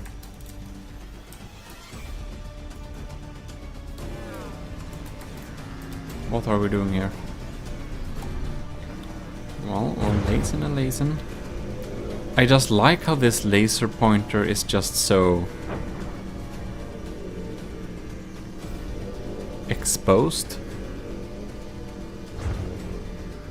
Whoops. It's hard to get. Are these... Is this just mimic parts? Yes, it is. Okay. I was thinking if they were connected up or something. I never know.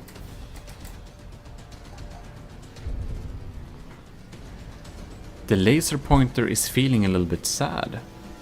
It's really looking like Coffee Zombie is gonna win this one for sure. Is the laser pointer even firing at all? No, it's taking damage. Oh man. Poor thing. This entire like... It's... It's looking very sickly when it's squiggling like this. Oh, damn, it's dead. Well, cool ship, GG. It tried to wiggle away. I indeed think so as well. It tried to giggle away. Poor thing. Next up, we're having Pizza Summoners, Box Shooter, and it's going to meet Jadog, Shock, Å and Shock and Å. There we have it. Or if you want to ride here, you probably don't.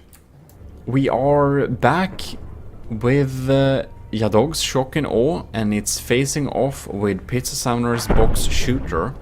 And the Box Shooter is doing a pretty good job at perforating this poor thing. 70. Oh yeah, it looks like Pizza Summoner will probably... Poor thing.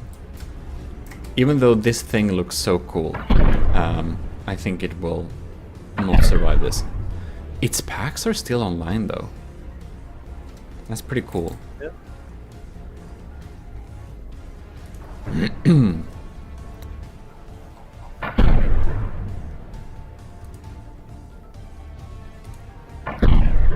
Bum, ba-dum, ba-bum. Ooh. Bum, ba-dum, ba-bum. All right. Oh no. Wait. Sorry. Oh my god. Oh my god.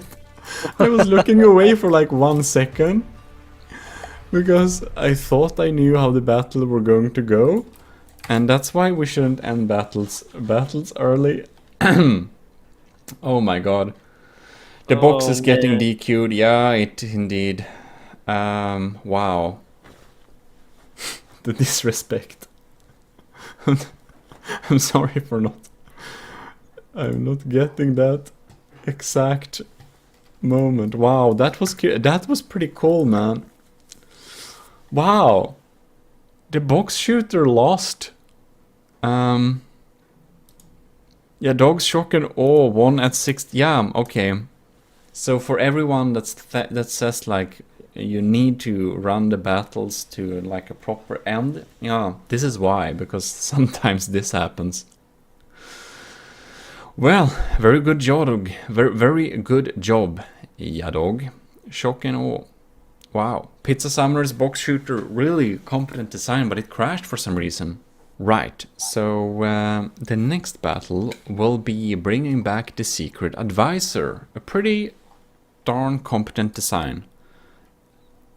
The Redwood Grave class space cruiser, which will be facing off Snivy Lord's ugly space box. Which is ugly indeed. Whoops, there we have it. The ugly space box. It's a pack box. Light of the world. Very welcome back. Yes. 1 second. Okay, we're just gonna see the Secret Advisor's wood spam ship. We'll see how it oh gosh, the ugly space box. Is it immune against laser damage or what's happening here? Not quite. The secret advisor does have a good...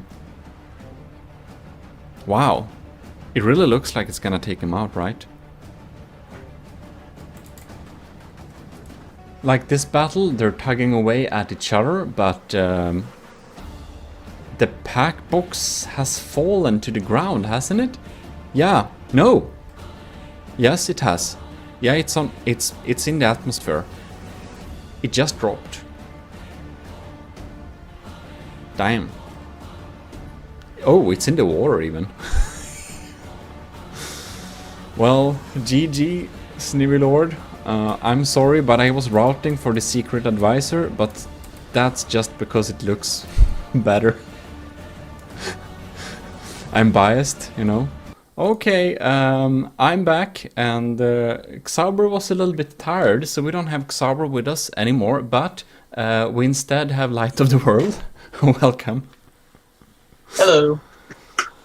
Yeah. So, now I'm trying to remember. Right, we just watched the Secret Advisors, Dreadwood, winning because the Snivelord's space box went out. Laser, Brick. What a nice name. Oh.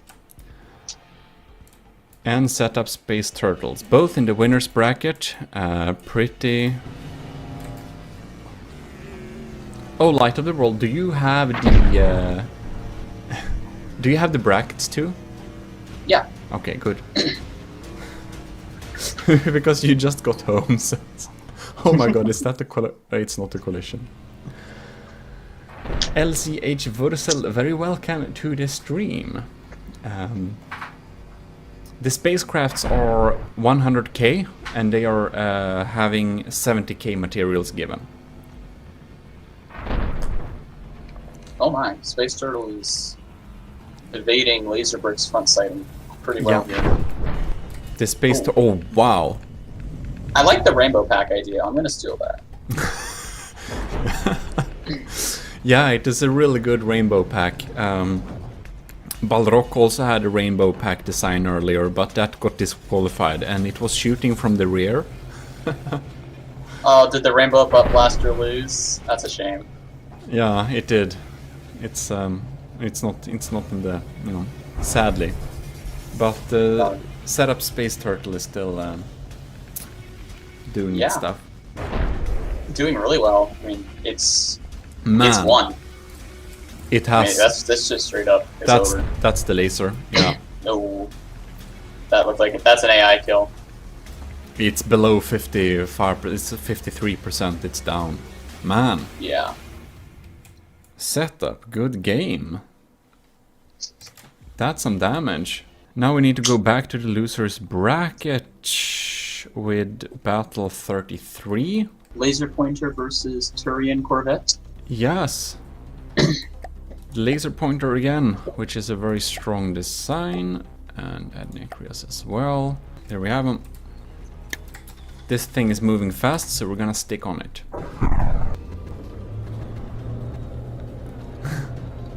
This thing looks like it comes straight out of a different space game. It's really well made. Adnecrius made a really beautiful design here.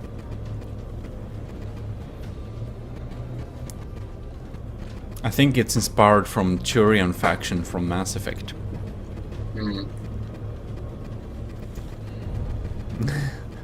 And yes, congratulations. The Turtle is indeed a very, very, very good, very, very, very good battleship. I should have the stream open and mute it so I can see chat. Yeah. That's fine, smell. I'm not gonna plug my own Twitch, let's win. There we go. Alright. Very even so far. Laser pointer seems to be currently in the lead. It has good flying capabilities for sure.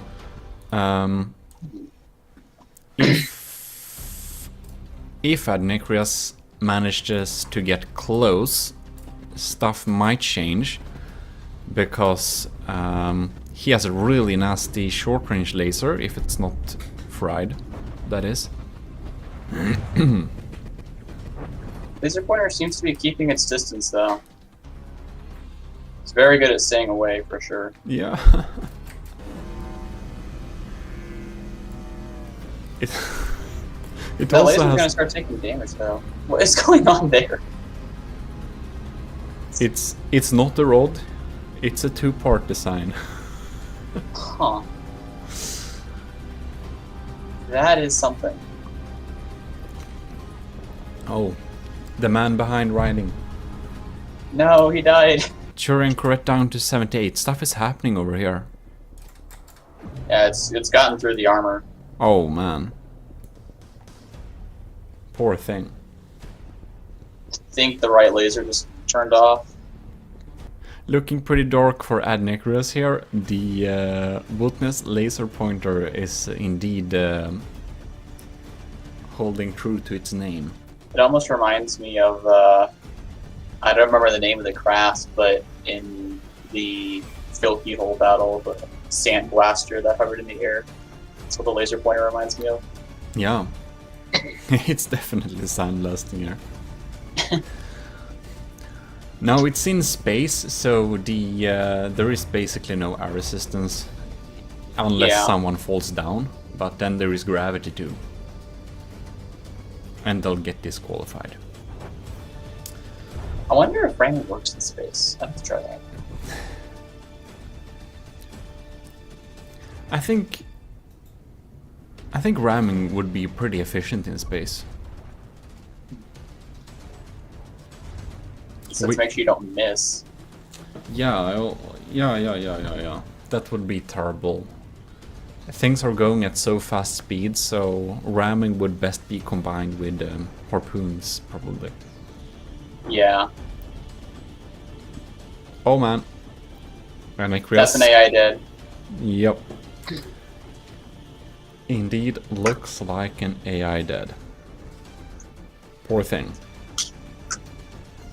So, congratulations to Wootness Laser Pointer, winning that loser brackets part. Next battle will be back with Pizza Summoner's Box Shooter versus Shield Builder's Midnight Sonnet. Right, so we start up, we stick with the Box Shooter a little bit, but the Midnight Sonnet actually looks so much cool, so we must check it out. That does look pretty cool. It's one of the best ones in this. Yeah, it looks really amazing. Wow, this is like a thumbnail almost. Oh, whoops. Well, heck. Should have gotten it a little earlier, I suppose. Well, maybe next time. It doesn't seem to be firing the eye light. No. It still has its top cannons. Oh no. No. My man. It's so much smoke here, I got lost. Whoa! Box Shooter took a lot of damage there. What happened to it? Oh! What? What? Oh wait. I think I totally Oh, missed. it lost the right turret. Yeah, it did. Interesting. Wow. Ouch. I totally missed that the sides of the box shooter Yeah, they slide. close. Yeah, they kind of slide they- out to shoot and then slide in again, and I haven't seen that yet. It does it so fast. That's a smart design.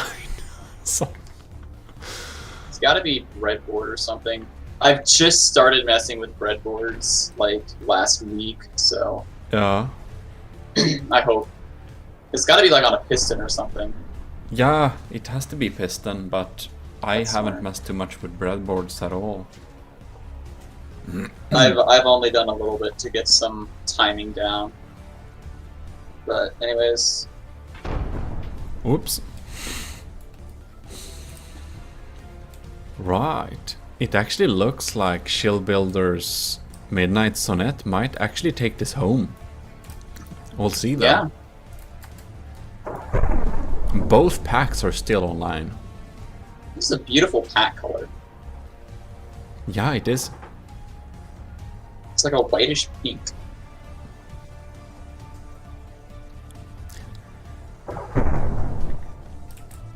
Yeah, purplish pink. Yeah. Very iron feeling.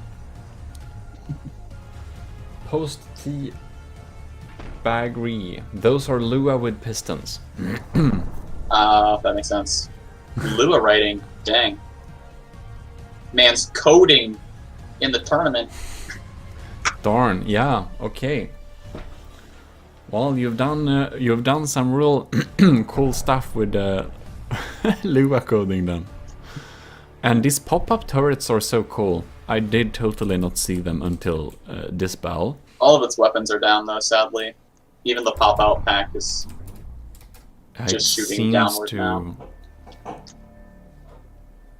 It's now kind of dead in the water as well. Does it use steam jets to move?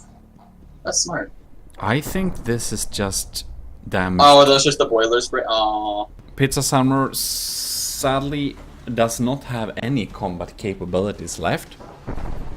So we'll have to conclude that this is indeed a win for Shield Builder's Midnight Sonnet. And because Shield Builder's Midnight Sonnet is actually kind of a flimsy build, I didn't expect it to be surviving so well by just dealing enough damage. Yeah. It has a good front armor setup. Yeah. Its front armor is separate of its guns. So it's risky because if something happens to target the front pack, the particle cannons on the top and bottom, it doesn't have much armor, but generally speaking, especially if people have aim at chunk of blocks AI, it's not nearly as chunky as the heavy armor mass in front. So really smart design. Pizza Summoner's box shooter is now down and to the disqualification limit. And yes, Pasmo Gmod said not ending battles early. And we didn't. I just kind of assumed that Shield Builder would win this. And I can always revise the board in case I do a mistake. Yeah. There's not ending a battle early, and then there's this objectively has no weapons left. Yeah. So it's a balance.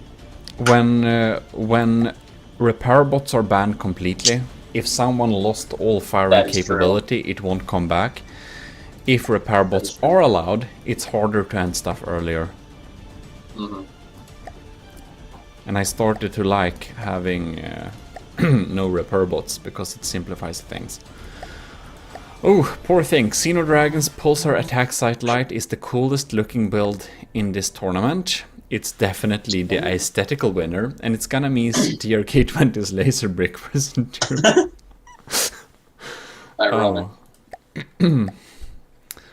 I will not make assumption on whose will be winning here, but we will check out Xenodragon's Pulsar Attack Satellite just because it looks so good, and I'm afraid that the Laser Brick version 2 will kind of make a mess of it. So just take this in a little bit. It might or may not be its last battle. It has good packs though. That is very aesthetically pleasing, I agree. Yeah, it's... Oh, those burst lasers are... Oh, man. Yeah, these are very strong burst lasers. They're just... very scary. Are we aiming downwards? Bam! Was that an AI kill? That was a laser. 9, damn! if you pull, yeah. Not an No, AI I don't kill. think it's an AI kill, but That, yeah, it looks like the laser bricks lasers are not properly protected against EMP. And Xenodragon has a very powerful EMP. Wow. and an Man. impact. Yeah, that was definitely an impact. Yeah, it's one impact, one big EMP, and that's some damage. That was unexpected. I was so thinking that the laser brick would definitely take this home. Because Xenodragon has some extremely dangerous packs, but the ship's design is more aesthetic than it is sturdy. They got the job done. Oh yeah, definitely. This poor thing seems to not have any... No, it's something about the connection here. Is it the engine that's off? No.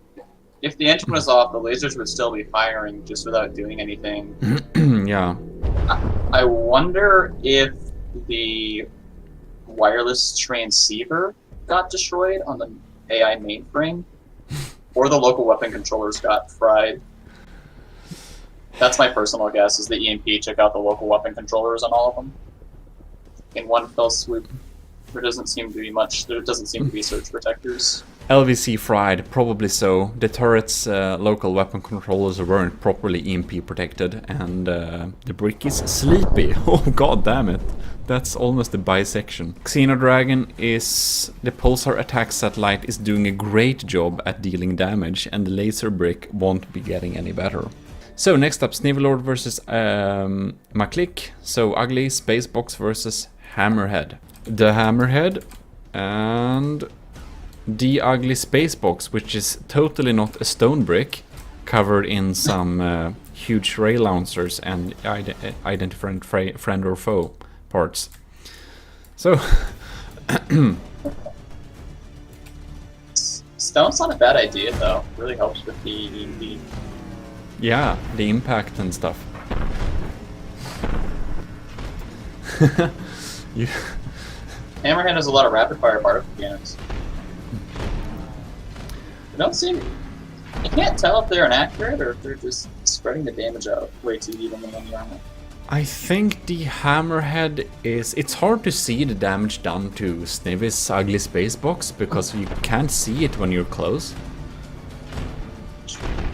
But Maklik's Hammerhead has some extremely scary pack which uses penetration,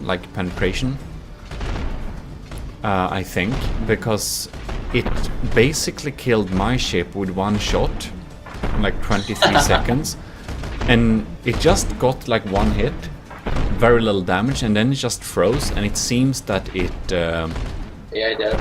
Yeah, it just... AI deaded it somehow. And that was weird because my ship is like EMP proof, because I thought that I would be facing a lot of EMP damage, so it's like hardcore insulated. Piercing packs are underrated, honestly. This is really the slugfests of packs, it feels like. Yeah, it's a very drawn out battle. That was a good hit. We have a 10-minute limit, but some battles are quite...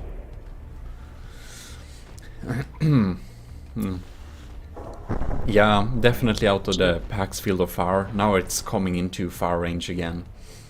For sure. GG, the Spacebox is horrible against vehicles with any maneuverability.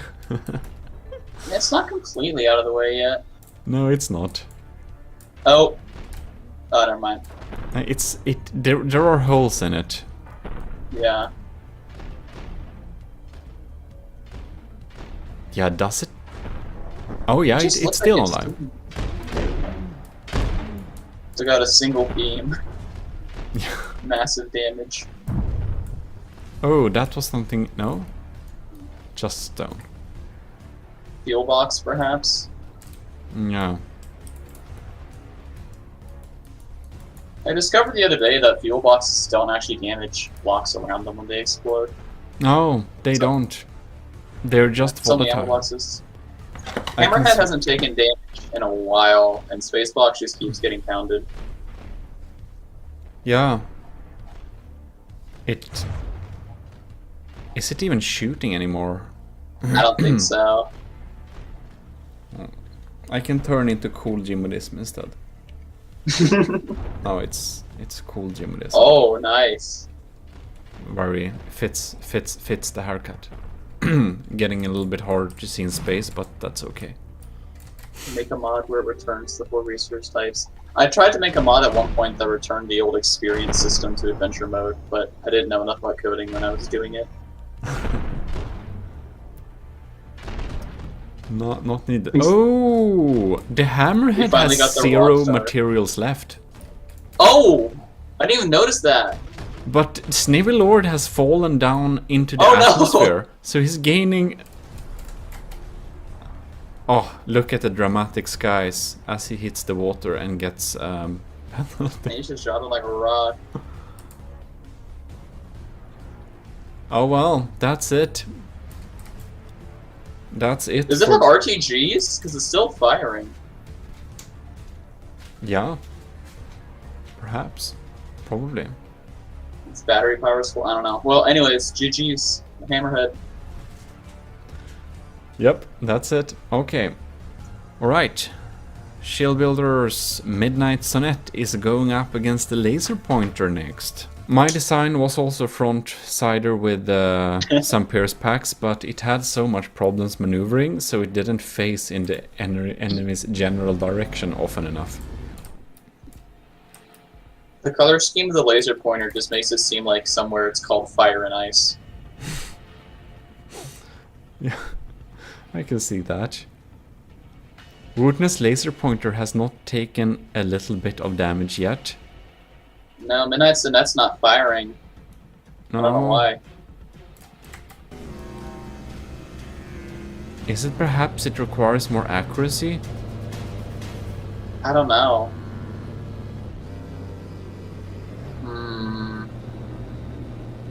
Seems a bit sus. It's almost like something important already got damaged. What are you doing, Midnight Sonnet? Oh, is that... Was the first laser burst just so lucky? Oh, damn, it seems to. It might... No, because even then it looks like the particle cannon line is still there. That's weird, I don't know. I suppose in a sense that's the downside of these best of one matches. Oh, range. That might be... That's a good question. Yeah, Is it that's staying a out of good one. range? Maybe. Oh, packs are affected by range. Okay, it's probably that then. Mm. It's probably a local weapon controller set to range, and the laser pointer is just staying. I've had craft like that before, to be honest. Just staying away. Well, Shield Builder, you'll look very cool whilst you are slowly turning yourself into a comment. Looks pretty commenty. Rude. It looks like a comet with all the smoke and fire from the lasers. Yeah, well, wow. It's a good design, but not against this type of backwards running laser. Bit of a hard counter, as it were. Laser Pointer, very good job. Midnight Sonnet, and not today. Next up, we're going to have, oh, the best looking thing in the best looking thing in this tournament. We'll meet Maclick's Hammerhead, Xenodragon's Pulsar Attack Satellite, versus Maclick's Hammerhead. This should be interesting. Yeah, it should. I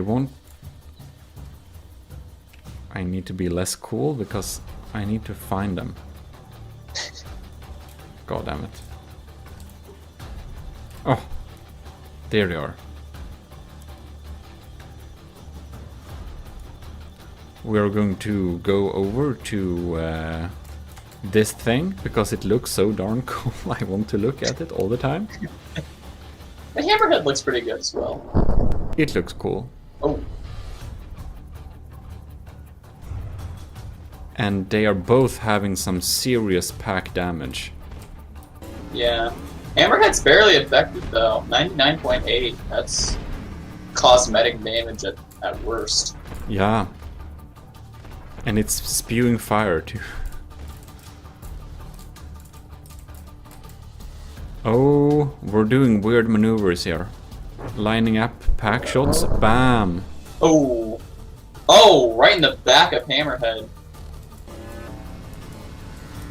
Wait, no, was it the back? I think might- that no, I was the might- front.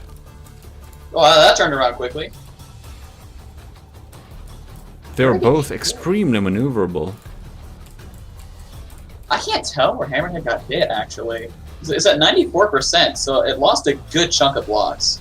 Maybe it's inside. Maybe it was. Oh, it was a pure. Oh, it was the back. Oh man, it looks like someone lost maneuver. Oh man, maybe there. That just happened. Shit. Wow, okay. Killcam's Hammerhead has some really scary packs, but right now it's just flaming nothing. It can't pitch. Look at that. It can't. Its top is exposed. Poor thing. It looks like it's... Yeah. Looks like it's trying to dig or something. Man. I'm so... Oil well. I'm just so impressed by Xenodragon's Pulsar attack satellite because it looks so good. Because the last tournament Xenodragon participated in, he made the best looking thing, basically, but it wasn't very effective at all, so I kind of assumed that Xenodragon is one of those builders that build very good looking, but not so effective. Was he in the Filky one, or are you talking about the Enchanted? Yeah, the Filky one. Oh. So I had a... I still can't... Yeah. I still can't believe my crane was broken for the entire thing. Yeah. You submitted revisions. The battle... The battle that finally was fixed was the battle I lost anyways. Got sandblasted into oblivion. Man. Wow. Yeah, I got a brackets here. I don't know if everyone else is prohibited from posting links or something. Xenodragon, congratulations, that's some real damage. My Click's Hammerhead is not... ain't dealing damage. It's like... it can't pitch and Xenodragon is not going. I'm starting to feel we're falling rapidly too. Yeah, we're getting into atmosphere. It's gonna be DQ'd in very soon. Oh, yep. Indeed. It's probably somewhere around here. It hits the water. Yeah, I think that was the water. Oh, did you set the water level really high in this world? No, I just disabled the water surface visually. Oh, that's funny. And Xenodragon has, because you can do that just with camera settings, and I thought that was only for designer. But we got a nice person coming along and telling me that for space tournaments you should really disable the like land and water, and I was like, what? Oh wow, now we're back to the winners bracket. We're gonna go with Coffee Zombies against Yadog. Both are real. We're in top 6. Yeah. Right, so There's Coffee Zombies. I want to see Shock. Oh no, I saw this a little bit. The spinny disc. yes, it's this one, and it's very, very, very competent. Yadog's Shock in Awe does... This spin shield just... Laser's worst enemy. That's super smart though. I've had the idea to do this so many times and just never did. I feel like it would take a long time. Like I feel like that's painful to make, but I could be wrong. Isn't it just It's a spin losing lick though. Yeah. with some life blocks to kind of just... Whoops. Probably. Oh no. Oh no! Don't walk onto that. Yeah. Sorry your eye set up. That was, you know... Oh! AI dead! What? Oh yes. Coffee Zombie died. Oh, there we are. Darn. That was quick. What happened though? What happened? It And you get so lost looking at designs sometimes you don't even notice. No, Whoa. it's just... It's so hard to see sometimes when we have these extreme packs and these EMPs. The Yeah. the kill is so sneaky. What the fuck? Unacceptable. Welcome, Zombie. GG. Was it pierced or EMP'd? I don't know. Jadog Shocken. Oh, that's some points there. Wow. Next up, we'll have the secret advisors, who, from my understanding, exclusively makes wood monstrosities versus setups. Space Turtle. The owner of the Space Turtle is not happy about this battle, apparently. Well, the smoke generator from previous battles is still there. It is. No, I think. Oh, this game. There it is. I think it's quite understandable. If I were set up, I would be a little bit scared too, because this thing is a little bit scary. That is massive. How is that only on? That is just wood spam to the next level. That's longer than some of my 1 million crafts. It's only wood. You should have seen the build try to submit to battle Draconia. It also cost 2 million, kinda. Oh no, and it's all wood. And it was huge on another level. Wow, the Space Turtle has not taken damage yet. Oh, what Block are we? spam though. That... Is it ramming? No, it almost rammed, but it didn't. Does it have a ram on the front? Like, with the Space Turtle just break and die? What? I think it just missed it, didn't it? It was very close. Bam! Boom! Oh god! Oh, that's a ram. Yeah, I think that was significantly worse for Space Turtle. It's gonna ram again. It's like it's getting pulled into its orbit. Bam! It's dead. It's dead. Bye bye. Oh. Wow. Wow, because setups Space Turtle was like so small and solid, I would have kind of expected the secret advisor to break, but it has so many blocks to break, so it's okay. No,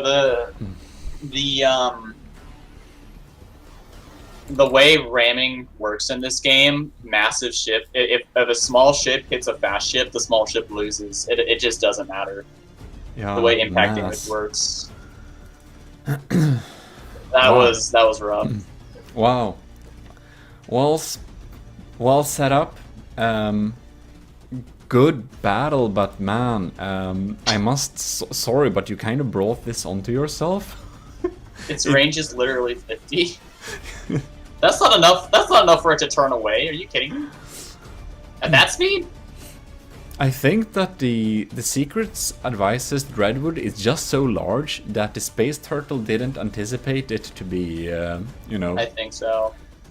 Because I guess it only calculates range from the center of the ship, like the mass center. Yep. Only the center of mass. So when it's that long, it's yeah. Coffee Zombie versus Xeno Dragon. We're back to loser's bracket. Let's see if anyone can get out of loser's bracket here. Coffee Zombie, the Spatulum Stylo. Maybe it'll live longer than 20 seconds this time. Yeah. It's versus the attack satellite. This is gonna be interesting. For sure. There we have it. Alright, we're lining up. That was a first pretty heavy blast. Coffee Zombie. It didn't die immediately though, at least. No, it didn't. It has considerably more bulk. Yeah. It also has this weird little front piece with a laser on it. That's just very hard to take out. Though. It keeps rotating so that you'll hit different parts of the armor. Yeah, it's there great. Oh. Look at that, just cave through. Yeah. Use surge protectors, my man. Oh my goodness. Damn. I know they're expensive, but my lord. Getting EMP is more expensive. Damn, EMP is going to be a problem. I forgot. Oh, why man. couldn't my stupid eyeball fight this thing? Because it's dead. Because it is very dead. It's at the... I think it's AI dead again. Hit F9. Oh, Is poor it AI thing. dead? No. Something is dead No? because it's falling, I think. Oh, he's got the pop-out side turrets as well. Really? Yeah. I told...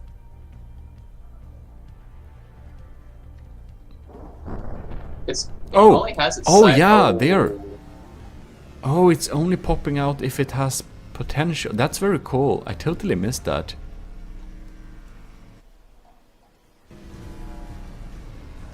I keep ending up watching through the Twitch screen, not the share screen. Well, if the delay is so little, we don't... It's like a second and a half, maybe. Oh, wow, that's really good. Yeah, super low stream delay. Oh, bam. Ooh. Poor coffee zombie. Coffee Still has zombie. its side lasers, but it's about a 9% difference right now. Yeah. Balloon armor for the win! I'm pretty sure balloons do nothing in space, actually. I was thinking... No, I don't think they do anything. I was thinking... Do they save you from like one EMP shot? Because if they do, it's worth it. Yeah, so balloons actually have a health of 100. And so occasionally, 9 times out of 10, it'll only block something if it has less than 100 damage, because I think its armor class is like 0.1. Oh, But okay. if you have a really small thing, like in the...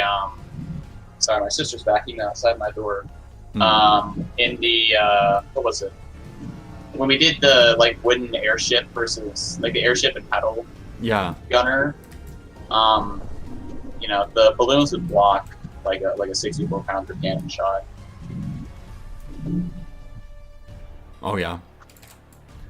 But no, they're not actually very armorable. It's just Yeah, who was it who Like, had occasionally. who had like 1,000 balloons? that was me. That I was couldn't you. get it to. Oh. I couldn't get it to hover. Those balloons weren't balloon armor. They were me trying to make it float. Right. Because it was just full of blast guns and it couldn't float to save its life. Because I was So I had to thinking put like, a billion balloons on. who was it now again? I don't want to blame anyone if I'm not sure. But that thing almost crashed my PC a couple of times. That caused some lag. Oh. Me and Scovy Nation would have won if his boat and didn't just bail. Neither of us have any clue what happened to his AI, because it never happened again. Just that one battle, which was just like, Nope. I'm gonna head out.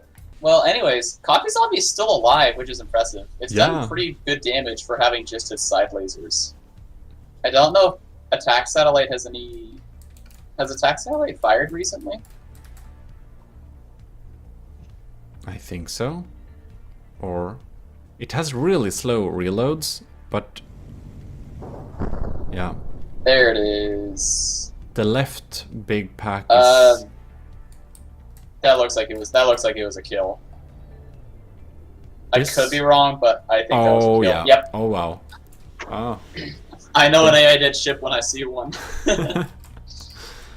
Good at spotting that. Well, that's very nice. Steam and... Yeah. Well, good game. That Coffee Zombie survived for a long time. Xenodragon is a real powerful build there. So there we are. Coffee Zombie, you... Souls, but Xenodragon is really sweeping the floor in the losers bracket. About sweeping the floor in the losers bracket, setup with the space turtle is coming back. This will be quite interesting to see. No, that's the other direction, right? Right, so battle is started. Rainbowing. This thing is fast though, it's coming down hard. It looks it's Yeah. pretty terrifying look. It is losing the percentage battle so far. It is. The initial swarm of that laser is very strong, but as the storages has drained out, it will be significantly weaker, I think. Yeah. It took off an early 12%. Yeah. Barco cannons are still working though. on the The poor turtle's head is very hollow now. It has a... Yeah, if anything has a good like piercing particle cannon, the laser pointer would crumble very quickly. And I do think that Space Turtle has that. It's hard to tell. But it's so... yeah. The thing is though that the laser pointer is really good at backwards gear. Mm-hmm. And it's just keeping its distance very hard. I think the space turtle's already out of weapons. Even the decorative people are still on it. The packs can't deal with the like sheer distance. Yeah. No, that's a pretty soft game, unfortunately. Yeah. Packs, oh man, you know, I'm kind of surprised it's not dead yet. I know, me too. It's about to be though. That AI is probably in the middle. Yeah. Because this is like half a turtle now. It's kinda cooked by laser and ready to be served on the table. In any case, setup is down to 50. Oh yeah, we're down. One less sea turtle in the world, I suppose. That's the last space turtle in the world, at least. Rest in peace.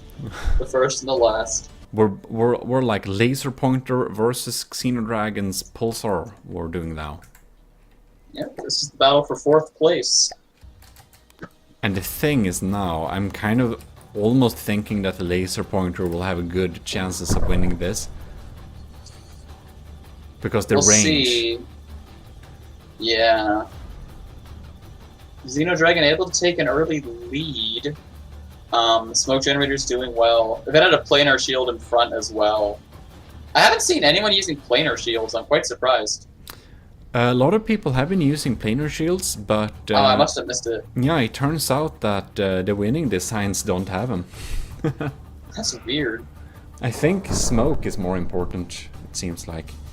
You can stack them though. Like they Yeah, both yeah. work. It works, I don't know. Or they have invisible ones. That might be true as well. Pulsar missing the second shot. Maybe it'll hit on the third. Oh, I got the shield stacks on my mid. Yeah. The laser pointer has the shields in the middle. Oh. Oh, there's some... Oh, that did a little damage to the laser system itself, it looks like. I think But- this part of the laser system is like mimic lasers.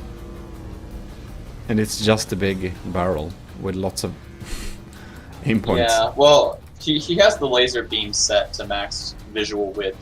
Mm. You can multiply the laser width by 10. It's just a visual thing. Oh! Decent hit. That's going to take out a lot of pumps.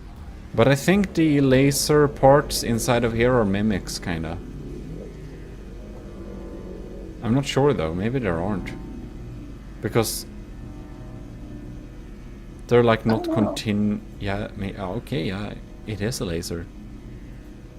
Yeah, that's a real laser, it's just damaged. Yeah. I mean, it's such a strong laser, all of that would have to be there. Yeah, that's true. I think that was a general miss.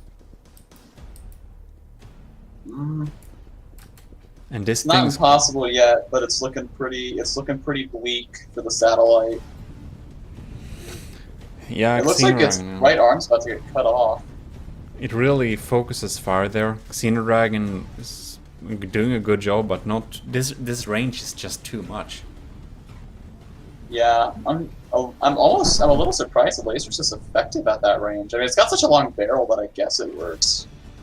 Laser pointer took a lot of damage there, actually. That took about 3% damage from the particle blast. I think that the laser pointer has a like really strong laser too, because it's... Oh, I'm yeah. assuming that the front part of that laser kind of connects up with transceivers to the back part, and it's kind of... Yeah. Yeah, and the entire thing's just a big old laser. Yeah, that's basically what it is. A laser with engine. I mean, And some very fast backwards thrusters. I think the satellite's out of detection, because that was a terrible shot. Yeah. Won't be happening. How many barrels are on that thing? Isn't it only one? That's why it's vulnerable. Wow. And you can see, I think the barrel was all the way to the front before. Yeah, so that's why it works so well at the range. It just has such a long barrel that at this range it doesn't matter. Yeah. It's doing full damage. And That's this back ridiculous. part is just engine. And it's set up in a way so it can be like heavily damaged and still kind of work. Yep. Solid design. And now we hear rain sounds here in space. It's here is I hate where when it you- rains in space. Curses. Usually acid rain. Oh, this is looking pretty. NASA didn't prepare for this. They didn't. I think the attack satellite seems dead. Yeah, let's see if it fires again. It has... Maybe it can't fire again. Well, it just lost the right lens. It fires. Oh, it fires. It has no detection though. It's so inaccurate. Xenodragon is 62% now. It's gonna DQ. Fourth But- place is very respectable out of 24 people though. For sure. We're getting in the finals. Yeah. Here. Let's let it finish just in case. Yeah. It's so... We're close enough to the end that we don't need to worry about accelerating battles. No, We'll give it an honorable death. because it looks so nice. But now it's looking... So it doesn't look like a satellite anymore. It looks like a twin guard crab. Have you seen some of the new twin guard designs they've made recently? They look amazing. Well, very nice. Now we are back to the winners bracket. We are having Yadog Shokanov versus the Secret Advisor. Can Shock and Awe get an AI dead early again? I know. That's possible, but I think the Secret Advisor doesn't need surge protectors because it's so much It's wood. just so much wood. That's a good point, actually. EMP isn't going to do anything. No, I know, not maybe frying the detection components. Maybe.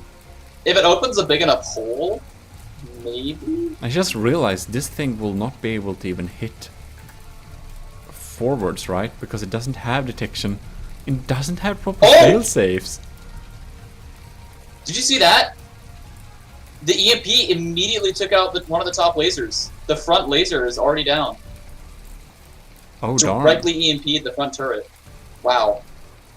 So wood will not protect you against EMP good enough. Darn! Now when you get hit directly like that, that was an amazing shot Whoops, by sorry. Shock and Awe. Yeah. Um, Oh, sorry. Forgotten. Maybe just don't log onto it. It's so hard. We have to. It's so quick. But now we're getting some big. Are we getting a little bit too far away here? I wonder. I don't know. Dreadwood isn't firing though. No, it's not. I don't know why. It's like none of the lasers are in line of sight. Oh, Wait. took a bit of damage there. It shot itself. That's a lot of wood. Impact is mad powerful. Sneaky EMP strikes again. Yeah. Yadog might win this, yeah, because like the Secret Advisor just don't shoot back. No, I think it got... Go look at it really quick. I think it got EMP. I think the turrets all got wrecked. The back turret looks like it's EMP'd. The bottom Darn. turret looks... Wow. Everything is EMP'd. It's not in the old days where you can protect yourself with only having wood and stone. It's still in the in-game tips. It says protect your AI by protecting it by a layer of stone, and it's like, old tips, not anymore. Well, I don't know. It also depends on how powerful the EMP packs yeah. are. I mean, some of them, you could see it in the beginning that they just, I mean, the front turret just got direct impacted in the face by an EMP, so it could have been rubber. That was a direct EMP shot. It was down. Yeah, or it's the Um, transmitter, as Chat says too. That could be true as well. If it's the transmitter, though, I'd be surprised, though, because that would mean the mainframe didn't die, but the transmitter on top of it would have. And that would be hard to believe. Yeah, receiver, maybe in that case, and transmitter. Yeah. Yeah, it's interesting. Like, sure, stone protects, but the EMP protects against it so little. Only one layer. If it's more, then maybe, but yeah. Yeah. I mean, there's so much wood. Well, That's the just- secret advisor does not deal damage anymore, so it will be passed into the loser's bracket. It's just slowly getting killed. I suppose a flying saucer makes sense to win the space tournament. Yeah, like technical advancement. Yeah, It's Jarog dramatic. Shock and Awe, congratulations for that. Secret Advisors, the Redwood Grave class space cruiser. If we measure that, it wins the coolest name at least. But we'll see what it does in the losers bracket. Yeah. If it can beat Laser Pointer, it'll have another shot at your dog, and maybe it won't get EMP'd in the face immediately. Oh yeah, okay, now I see. Well, now we need to go to the losers bracket again, because we need to figure out what's happening with the Dreadwood. Because the Dreadwood and the laser pointer, yeah. Anyways, now let's see here. Woodness, laser pointer, appearance again. Yeah, a laser sandblaster versus a wooden vessel is going to be hard to watch, to say the least. Look at that. Poor thing. It fires back though, so it's dealing damage. It is firing back this time. They all have the same laser color. Yeah, this is very confusing. I kind of missed that it was shooting back laser- for a while. Yeah. It's like max size. Is it the black or the white laser? It's the black one, right? No? Yeah, they're black. I've learned the beam of the laser is always going to be white. Yeah, the Like edges. the central beam. It's just the edges that get colored. Much to my disappointment when I was trying to make a black laser. Whoa, laser pointer's taking a lot of damage. Oh darn, we need to look at that. Look at that! Oh my gosh! 23. What is happening? Oh man. These. Here we thought the laser pointer was gonna melt. No, it's getting melted. It Yep. busted through the front armor. Yeah. The Dreadwood Grave class is just so. It's accurate. Q4 just blasting those parts away. Yeah. But I really love Frankly- laser pointer's setup. That it's kind of the laser is in front of the barrel, so it always have a barrel, so it just fires into Yeah. the very bitter end. I need to steal that sometime. Watching this, I really just can't help but wonder what on earth happened to Dreadwood Blast Ground then. Right? Because clearly it's devastating. And I mean, building exclusively out of wood really makes it so that your armor is a lot cheaper, so you have a lot more materials for building weapons, if you think about it. We are. Oh, it found the target again. Yeah, you can have really powerful weapons with that. It's a good strategy. It's for sure. It's the EMP, yeah. I'm just surprised the EMP killed all of them instantly. Like, it was basically AI dead within like 20 seconds. The entire mean, weapon that's- system was like offline. Yeah. The front weapon made sense, because the front weapon took one directly to the face. I'm just surprised the other I don't know what happened to the other two weapons. That was weird. It's almost like, yeah, I don't know. Maybe it was the transceiver. At least I wasn't the only one to forget EMP. Oh, man. True. No, I was. Well, Yeah, and I- laser I've- pointer's blind as well. It's not damaging anymore. No. I focused That so is, heavy on protecting it against EMP, and that was a waste because my rest of the system was just bad enough. It didn't survive it. Yeah, when did you get knocked out? I didn't even see Early. that. Oh, Uh, you, me, and Scovy Nation all died in the first round. Oh boy. His Nothic won. His Nothic got one win though. It beat. I watched it beat something. Yeah, it beat the Wolfer. yeah. Then I had to fight the Secret Advisor. Yeah. Yeah, what happened to you? Oh, hammer-headed. That's a shame. Well, Secret Advisor. doing a comeback. Not the last battle for the grave, the grave class Dreadwood. Yeah. It's gonna have to win twice though, because since it was a double elimination bracket. Laser Pointer coming in third though, very respectable. Very good ship. But alas, there's only one gold medal. Yep.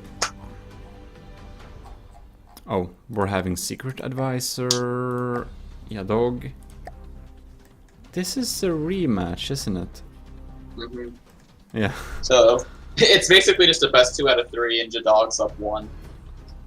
Easiest way to think about it. Lining up battles so far, I didn't check the I didn't 2% study. battery. No. Oh no. On the final battle, no. What is having 3% battery? Oh, who was Why Am I Doing? I don't remember. Oh man. Oh yeah, setup. Oh yeah, setup has oh god. Well, You see, the lasers are working a lot longer now. It's doing no damage though. Why is that? oh, now it hit something. There we go. Now it's starting to hit. Oh, now it's tearing up. Shock and awe. Look at that. Bottom laser got wrecked. Bottom racer is gone. Whoops. Yeah, sorry. There we go. Laser charge working a lot longer though. Yeah. Yeah, the spinning armor is smart though. Looks Very like it's rough on detection right now. Yeah, it's lining up from the sides. It needs to have a good side. Oh, is maybe the detection EMP this time? It doesn't seem to have much detection at all. There's the detection gets wrecked so quickly. It has super bad detection. It doesn't. It also has them What all. is that? It can't detect backwards. That's Oh the problem. no! Look, the transmitter is gone, or the receiver. I mean. Oh my goodness. Oh no! I thought I was bad at building detection. Yeah, the secret advisor makes this absolutely scary, terrifying monstrosities. But it's like, there's like small parts. Like not EMP protecting weapon computers enough and having all the detection at one. Like this craft has so much potential at being so much stronger. Devil's in the details. It really is. Wow. Now I think it's lasering itself. Now it's just shooting itself. What's happening? Oh, there we go. Now it's... Oh yeah. Yellow is back at firing again. Now the detection tower is gone, so... Bye-bye! Not worry about that. Maybe Now it can it's a just... space canoe. No, it's... no, oh. It can hope... and it shoots itself? Hoping for a general hit scan shot. Oh my. It's well, almost hitting sometime. If only it just had some more detection. Yeah. Yeah, it would have been doing so much better. Could have won. It really could. It really could. Except it won't. It's not impossible. I mean, it seems to it clearly has something somewhere left that's detection, because it's in the general area. Yeah. If it didn't have any detection, it'd be shooting like to the other side of it entirely. Doesn't it have some kind of baseline detection? That's like only really if that's bad. how you set it up. No, maybe he might have like a wireless snooper. Maybe Yeah, that's the it's only. I don't know. It's hard to tell. It's the wireless snooper, or it's just some built-in-ish. There might still be a 360. Maybe there's like a 360 on the bottom. I think it would be more accurate if it was that. It only knows the general area. It's hard to tell. It definitely seems to be getting worse. Yep. Alright. Triable fire. Oh, there we go. See, it's back on again. Oh, now it's shooting itself. Yep. It's not impossible yet, but it's gonna need to figure itself out. I think the detection on the Shock and awe might awe be is a not little very low as good well, either. 'cause- Yeah, that just missed. I don't know where its detection even is. Here. Oh, there it is. It's on the sides. A 360 and a radar gimbal tracker. That's not enough. Okay, well, maybe it is. It should be, for this size of a target, it should be enough, but I think... Fail safe, my boys! Fail safes! Why do you not have a fail safe? Oh no! No. This is so bad! It's gutting itself. I would like to formally retract my praise of Dreadwood Grave. It could have been a winner. Just a few small fixes. It's out of materials now too, so its lasers aren't going to do any damage anymore. Oh, It can barely damage itself at point blank range. well, maybe it's... it should be thankful about that, probably, because, you know... Yeah, for real. It's still damaging though. I think it has probably steam engines then. And it takes some time Yeah. for that to drop. That is true. Maybe some RTGs as well. Ouch. Wow. Man, this saucer. Yeah. What? Trial by fire, putting designs in this teaches you more than you can against inbuilt designs. Yeah, that's for sure. That is true. Well, That's why, if possible, it's best to build more than one design and have it fight itself, or have it fight another thing you built for the same tournament. That's what I tried to do. yeah, that's a good idea for sure. Oh, now the lasers have gotten tiny. Now it seems the damage really dropped. Oh, yeah, because now it's really out of engine power. So It's like the even weak. Yep. Yeah, well, while we cannot absolutely conclude this quite yet, we will give Yadog the point in case we'll need to wait. Scobie, I can confirm Scobie Nation did make 8 designs. He showed me all of them. They were beautiful. That's a lot. That's not. I ended up. I almost stole one of his. But I wanted my pack box to go in, and then it lost. So maybe I should have taken one of his. Wow. Well, that's really I'd cool. say. Oh, there it is. There it is. It's dead. Oh, it's dead. And that means that Yadog, Shock and Awe is indeed the winner here. The secret advisor comes in at second place. Place. Well deserved. Second class. Wow. It is a second class at this point. It is. It's it's a lot.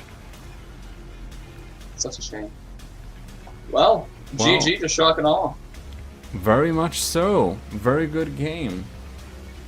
Congratulations winning that thing. We've been streaming for 6 hours. And that's a lot. The spin ship is looking pretty cool. It's like a gyro. Oh god.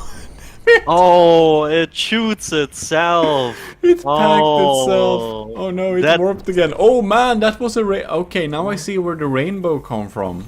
Oh no. Well, TRK approved. Oh my god. What the heck? Yeah. This looks very good. Ja, ich bin von Ausmerser. Like that? No? Did I get AI sniped? I'm biased, you know. Oh, look at the dramatic skies as he hits the water and gets You should shot him like a rock. well, Shield Builder, Yeah. you'll look very cool whilst you are slowly turning yourself into a comment. Looks pretty commenty. Rude. It looks like a comet with all the smoke and fire from the lasers. Gmodism. We'll see if we'll be able to fulfill that, but the second place usually goes to the winner of the Battle Royale, but we have 24 designs. Oh god. Yeah. Alright, we're having... Hey, at least you have all the teams on the screen at least. I couldn't even get that to happen. Mine capped out at 20. So you have a big enough resolution to see everyone at least. Yeah, well, that's great. So we're moving back to... So you might want to have your, like, this format, like horizontal, like sideways, widescreen. We're moving back to the good old days in the, like, early 90s, where some people like to have, like, an A4. Like you're reading a paper. Yeah.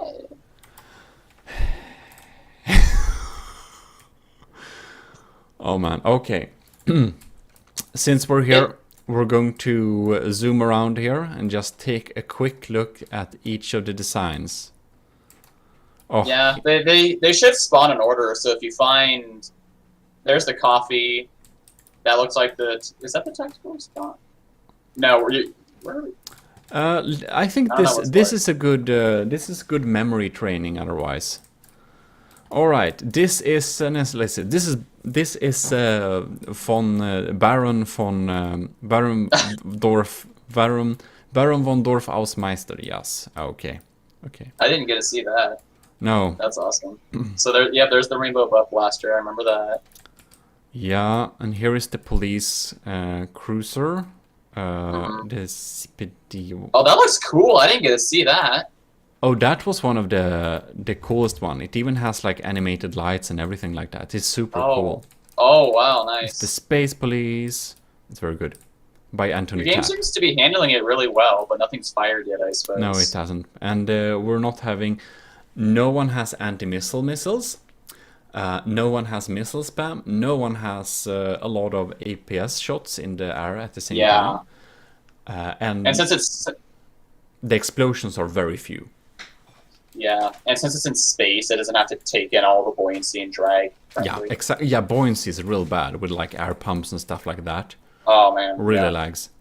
And here is Ad Necrias, Turian. Here is Xenodragon's Pulsar Attack Satellite.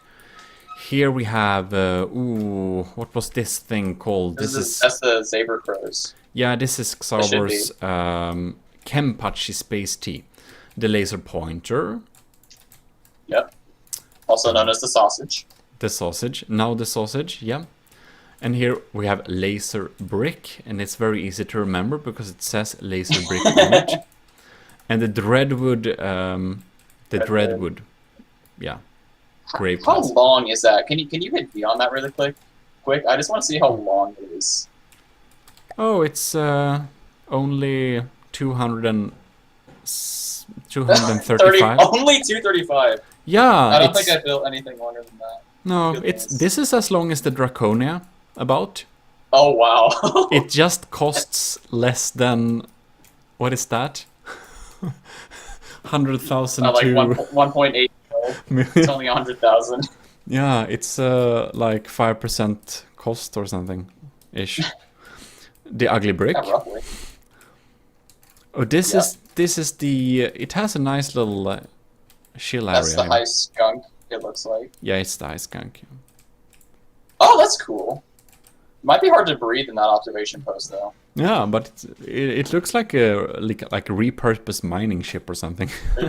Oh, that color scheming is cool.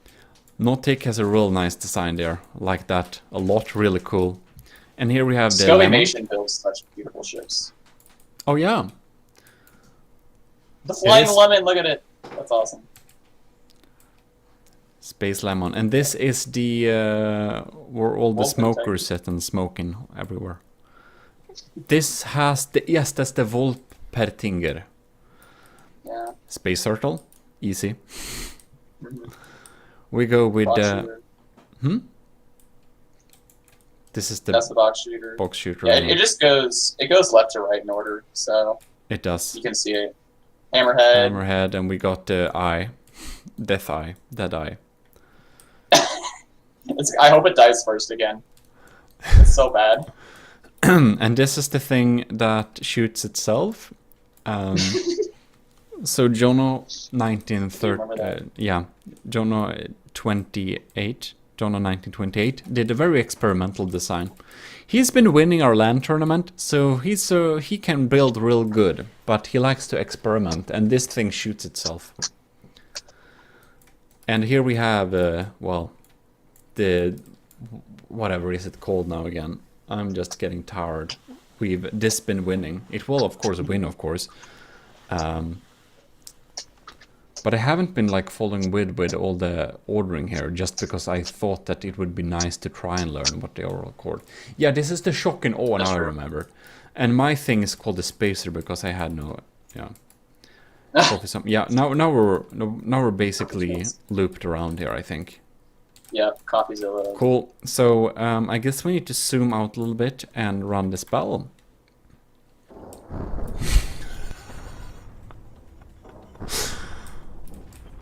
This is such a colorful That looks quite display. beautiful. It does. Yeah. This is running really smoothly. Amazing. So let's try to see what's going on here. Captain Lenny's is almost dead already. Your ship is almost dead already. Oh, no. Spin ship is dead. I'm failing to shoot anywhere. The laser pointer has escaped the battlefield. As well as, yeah, many have escaped the battlefield, probably wise. Your little eye is in the center here. My eye is hanging out. Spin ship is dead. Your ship is dead. Everyone else is alive. Jonas spin ship, yeah, that's dead. Sad I missed my own ship's death. I guess it was EMP sniped again. Or no, not EMP sniped. It can't be EMP sniped. I guess it was Pierce snapped. I don't think it got AI deaded though. I think it just got obliterated by everyone. I'm surprised the Dreadwood is still alive. I would have figured everyone's AI would have targeted it for being so massive. I think they like to target block count more than size. That might be true. No, I like Captain material Lenny's count. dead. Yeah. There we go. Yeah. Trying to Rest zoom in out peace. to see some. It's impossible to not miss much of the battles, but yeah. But I think that it takes damage, like the Dreadwood, and then it gets lower health points than all the others, and then everyone switches targets, basically. That's true. If you wanna target like a wooden ship, it's probably best to target the thing with the lowest health points, because it will drop fast. Yeah. I don't know what my eye is aiming at. There's gotta be something way out there.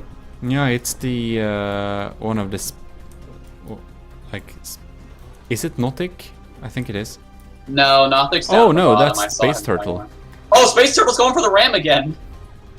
Let's go! Let's Ramming to the ram. very end. Ooh. Midnight, Sonnet is looking like it's having a rough go. Whoa! Attack of the Windows screensaver. Yeah, this is like the Windows XP nice screensaver. Yeah, back in the day when they had all the like tubes going around. Oh, Yeah, man, those are tubes good were days. one of my favorites. I like the tube. Oh no, the Nothic died! Oh no, No! it looks That's a very shame. nice, but oh well. Snivy Lord's ship has fallen. Looks like it's fallen into the water. Because it's getting penalty points now. Oh. Oh, there it is. Yep. Yeah, it's fallen down. Fallen out of the sky. Looks like a block of cheese. It does. Velveeta in the water. I think The it hammerhead feels... is getting Mhm. cooked. Oh, the police are dead. Oh no. Lawlessness will now surely ensue. It's over. The box shooter is chilling up here. It's just hanging out. It's having a good time. And this Dreadwood still has its lasers. Yeah, it's shooting itself last I checked, but that's okay. It can spare some extra wood. It's probably worth It's got, yeah. because it gets some more firing angles. True. Sometimes it's more important to keep dealing damage than not damaging your own design. That is true. Sauber is still alive somehow. The Kenpachi I'm surprised is... my eye is still alive. I think my eye is so small that nothing's targeting it. Maybe it's so small that the packs won't simply hit it. I don't have enough energy to last more than a few minutes though, so I'm gonna start dealing very little damage. I tried to balance it out, but Well, at the end of the day... yeah, it's hard. Oh, there's the butt blaster again. The butt blaster is having a good time. It always has something to shoot at, it feels like. This is slightly less crazy than I thought it was gonna be. Yeah, me too. I thought this would end up being a lot more crazier. Whoop. What are we lining up against? No, nothing? Okay. Oh, the warp.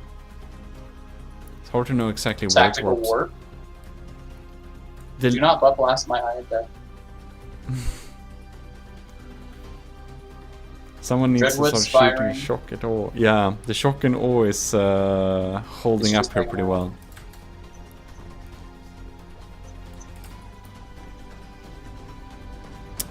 This poor thing has so many holes in it and it doesn't matter. Kind of insane, this is as large as the Draconia. Oh, the hammerhead fell into the water. Oh no! Now the leftover combatants are kind of spread out, so it's hard to... Yeah. Because as people are getting separated, some may also get like penalty points for not keeping up with the main battle and moving away from it. Yeah. As long as it's near anything else, it won't get penalty points, though. I found the penalty points for distance is just if you're near anything. Something else died. I can't see its name behind your face cam, but Oh, Team 21 is dead. TRK is TRK. laser brick. Oh, the laser brick! No, not the laser brick. Laser brick. Osmizer, Merzer. Oh, it didn't fall in the water. It just got 5 minutes back. It just got shot, though. Ooh. It probably just went a little bit too far away then. And came back. Where's the Wolpertinger? Is this a full health still? It is... So is the Rainbow Butt Blaster. Yeah, it just zooms around with its... It just zaps around and just blasts and just goes around and yeah. It's having a good time at like butt blasting its way to victory, I think. Yeah. What is all the way over there just hanging out? Oh, I think its movement is dead, and so everyone's moving away from it. I think that's the Baron. Osmoser, I think. Yeah, Yeah. that's the Baron von Dorf's Ausmerzer. And it doesn't have weapons very well anymore, either. Oh, everyone else is just trying to kill it at this point. Every weapon in existence is firing on it. Poor thing. Poor thing, yeah. It probably had too much health left. Not anymore. It's gonna despawn in about 2%. Like 3, 2, 1. A few blasts more.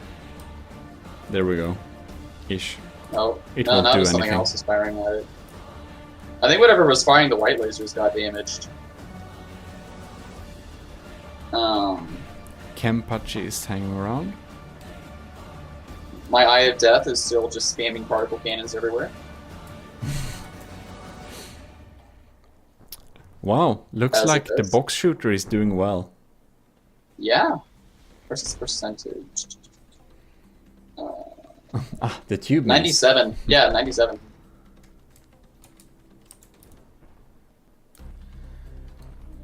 Alright. Ooh, those lasers are pretty. No one targets it. Doing pretty well because of that. Except now comes the Everything butt is still stuck on Baron von Dorf for some reason. blaster. Yeah, Oh, Butt Blaster is definitely trying. it's trying to line up a nice angle. The Or warp drive is an interesting choice. It's been working pretty well. It has, yeah. I was thinking to do warp rise previously, but then I just, you know, Hard to set materials. up. Baron von Dorf has 0.5% left. Oh, It's gonna yeah. get finished off any second here.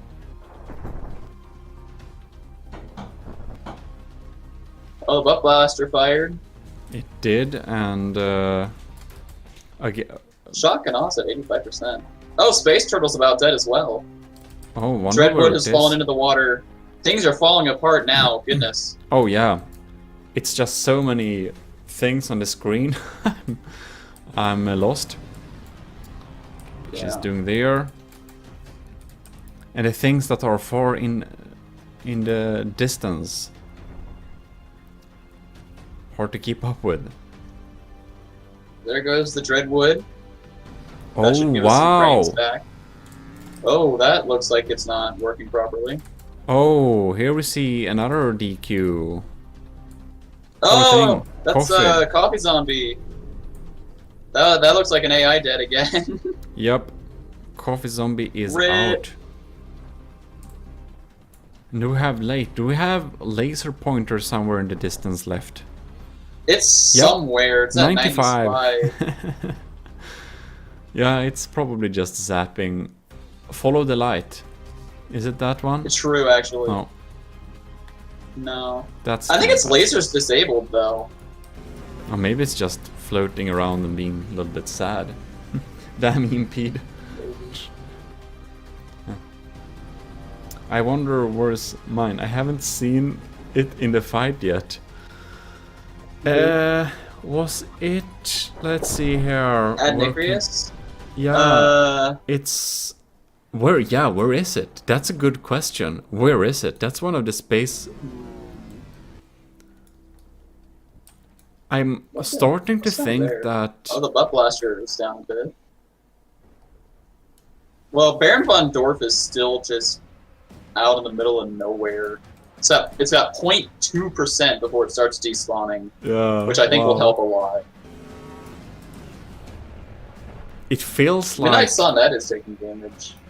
Oh, the attack satellite's down. Space Turtle's no. despawning. The targets, they're so far in between now. It's so impossible to. Oh, someone is killing the poor Baron here.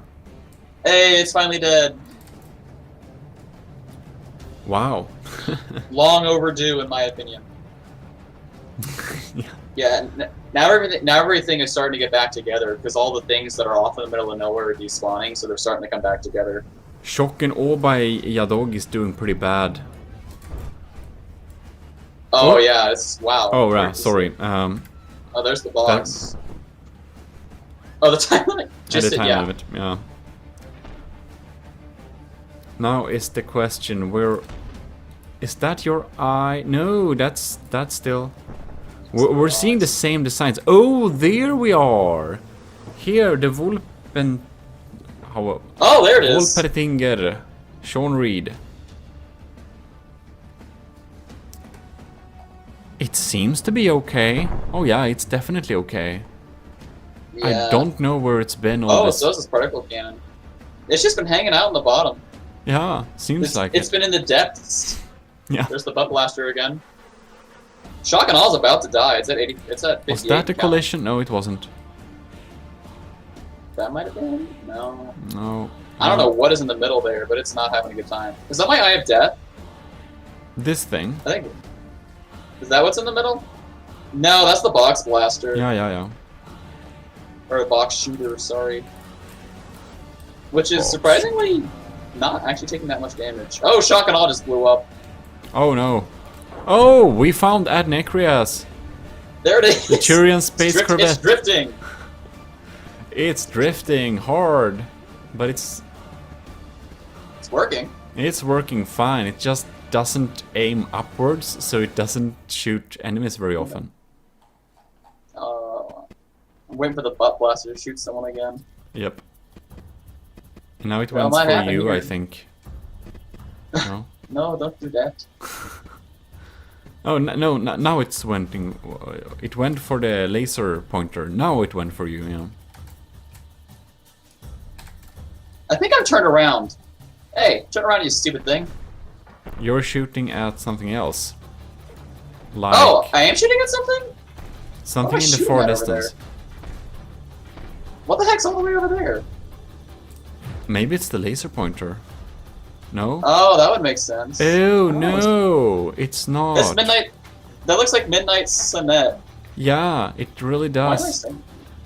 It's keeping its distance there. The Midnight Sun at I'm getting shot in the 73%. side. I'm gonna die in a second. I kind of like that the Butt Blaster is still alive. Butt Blaster's killing it. I think it has the most health out of anything. Except the Wolpertinger. No, My Eye of Death is getting wrecked. poor thing. I wonder Oh, well. where it's at now. I thought it would have died already. The Butt Blaster is a good ship to stay tuned on because it just moves around so nicely. There's the warp. Oh, it's shot at Midnight Sonnet anyways. It doesn't know what it's doing. No. Here we have a little Something bit more. still has lasers. The fighters really want to fight each other there. Now let's see, But my piercing Adnicrus. particles are missing. Midnight Sonnet took a lot of damage recently. Don't know when that happened. Maybe go behind and make it come back. Oh yeah. Okay, so your eye is alive. Yeah. It took some significant damage to the left side though. Oh yes, indeed. My steam engines! Those are important. They're leaking steam. No. What's That is not the correct smoke screen. It's not the type of particles we want to have. No. The Wolpentinger is kind of hard to kill, so I think it might have a good chance to. Never mind, it's missing its pack lens. Oh no! It's basically just sitting here then. Midnight Sonnet keeps getting hit by me. Butt Blaster is flying around. Oh, Shot at something. so let's hear. Adnicrus Churian Corvette is at 84. Oh, now the Butt Blaster's taking some damage. The Butt Blaster is at 93. It has really good chances, yeah. Eye of Death. Eye of Death, Light of the World. Eye of the World, Light of Death. No, wait. 68%. Close it enough. just got hit. Box Shooter has collected some penalty points, but is still alive and kicking at 94. Sean Reed's Wolpertinger. Oh, there's a Butt Blast. Yeah. It's doing great, except it doesn't have any weapons anymore. Sauberkrau's Kempachi is surprisingly still alive. Not sure with how many weapons. We got It's at Midnight 65, Sonnet. probably not much. Yeah. No. It's like Midnight Sonnet is 63. Shotguns. Flying Lemon Shark. I haven't seen that in ages, but it's at 95. Select You maps. might want to. You might have to turn the green screen on again for a little bit, just so we can figure out where everyone is. Not a bad idea. Ooh. Our eyes. And the green. Oh boy. The green is lighting in my eyes too, so. I'm being I removed. can't tell if this looks better or worse, actually. I think it looks worse. This might be worse. Yeah. Sorry, everyone's eyesight for you know. It was a worthwhile attempt. It could have worked. Now, is this thing even working? Shield The Builder's Sonnet? Midnight Sonnet is No, it's Ooh. at 60. very sad. 59. Something's getting lasered up there. That is the High Skunk, right? It's doing fine. Ooh. Does it have weapons also? Yeah, it just fired. Ooh. 75% is not what I would call fine, but Oh, that's the first time we see the laser pointer though. Oh yeah! We must visit it. Is it still firing a laser? Oh yeah, long time no Yeah. see, but it's here. It's just Oh fires- wow! I don't think the Missing laser is some super pieces, strong. I think. Yeah, it's starting to be weak laser Ouch. pointer. Maybe even consumer class soon enough with this engine damage. Back to the classroom. Oh, my Eye of Death is dead. That's Oh unfortunate. no. Good riddance. Wolpentinger is finally taking some damage. That's good. People have been targeting it now then. Won't fight back. The laser pointer is just lazing here. I don't know what it's doing. It is moving. Ah, poor shield builders, Midnight Sonnet. Oh, what? Its Not good packs yet. were alive somehow. Whoa! Oh, there's the butt blaster that just took something out. Down. And Ad Necras Churian Corvette is touring around. Flying Lemon Shark is getting penalty points. I haven't seen it since forever. I wonder if it's just too far away. That's the Sonnet. I have no clue. I don't know where it is. I haven't seen it in ages. Probably it has to... Oh, Zabercrow just died. Oh. Here we are at the laser pointer again. I'm watching the battle from afar. What a chump. 73% still lasering. Yep. It's very sturdy. Very good design. It's very smart to have all the laser ports in front of the like barrel firing piece thing. Yeah. Prevents it. Basically nullifies the EMP damage. My particle cannon is still firing. Really? That's impressive. Wow. That's interesting for sure. That is a highly damaged Midnight Sonnet. It is. Kind of And surprised it just, that packs worked last time. my piercing particle cannon seemed to be hitting it. Yeah, those are... I don't know how it's causing explosions, but those definitely my particle cannons. Hmm. I have them set to piercing. They're probably hitting ion thrusters. I was kind of surprised because I thought you died a while ago. I was losing a lot of percent, so I thought I was going to die, but apparently But- they decided to let me wallow in misery for a little longer. Apparently your material went lower because everyone forgets to change the kind of damage priority in any way, so everyone goes with highest blocks first basically, which means that Yeah. everyone is getting slowly grinded into pieces. If everyone were a little bit evil, one would set them up to target the thing with least blocks and you would get rid of the easy targets first. Pup pup pup, like that.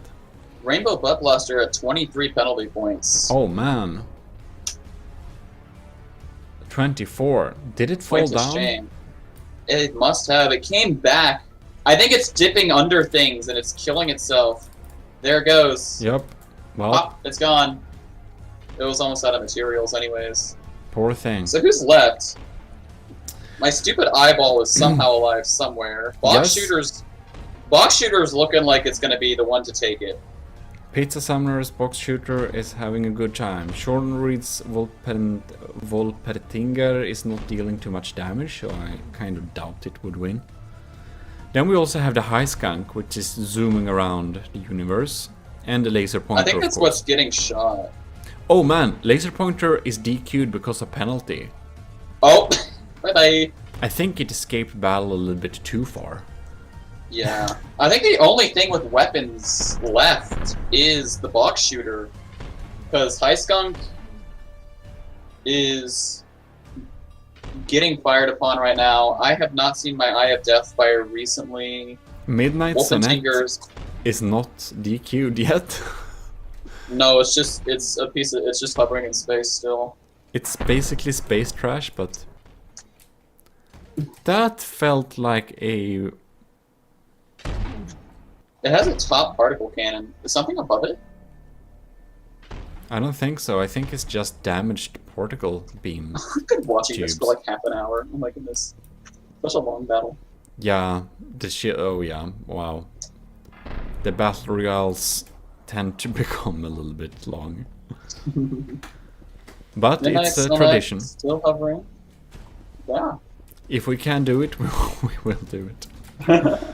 And this poor Even in thing. the beginning, it was surprisingly smooth. Yeah, I agree. I didn't expect it to go this smooth either. Midnight Sonnet is still firing particle cannons. Did you see that? I did see it before. That's pretty amazing. It's the resiliency of that craft is respectable, to say the least. Yeah. All the wood is gone. But oh yeah, but the packs are still in there somewhere. Yeah, I was wrong earlier. It wasn't my particle cannons firing. The High skunk. not butt blaster. Box shooter must have rapid fire explosive packs. They're not going to do anything though. Ed Nicholas, thanks for the follow. What do you mean you were not following the channel before? So if you're not already, you can like that, Snivy Lord. Thanks for the follow. Do we have any more? The next one to follow. Make sure to gets follow a my channel too. Light of the world. That's also streams, yeah. Oh, poor thing. Which one was? Oh, the Midnight Sonnet. That was No. the sonnet. So now we're only. Box shooter took a lot of damage recently though. Yeah.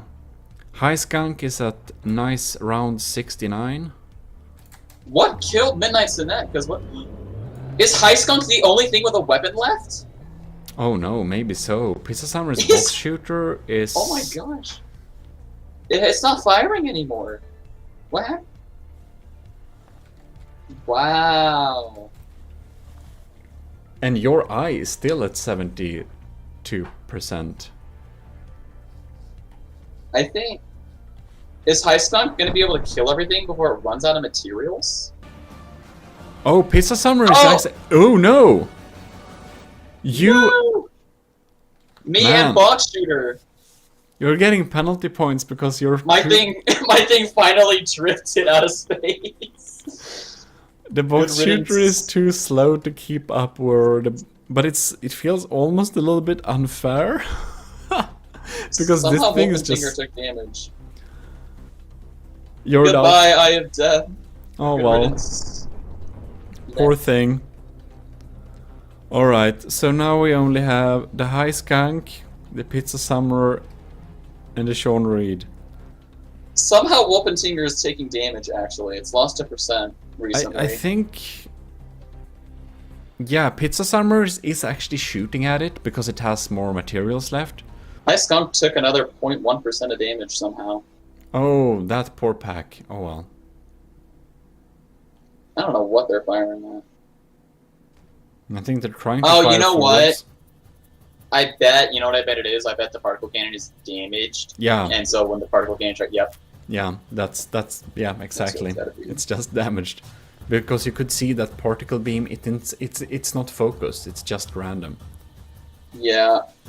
Yeah, it's coming out of a hole that's made. Oh, Pizza Summoner doesn't have any materials left. Nope. Oh, I no. want to see if it falls out. Is it going to fall out or is it going to hover? Same with High Skunk. I thought it would get enough materials back when it dealt damage against the... No, because thing. nothing's been able to damage each other. That's the whole thing, is nothing's killing each other. Wolfenfinger took another 0.5%. Box Shooter is now just hovering. Is it falling at all? Or is it just sitting there? Wolfenfinger just lost another 0.5%. High Skunk is still shooting Wolfenfinger. Oh, for High some Skunk reason. has like zero... Has like very little materials left. No one has any materials left. Oh no, yeah, High Skunk says 130, 20, 10. I think... Ooh! I- Oh yeah. I think everyone lost this battle. I'm gonna be honest.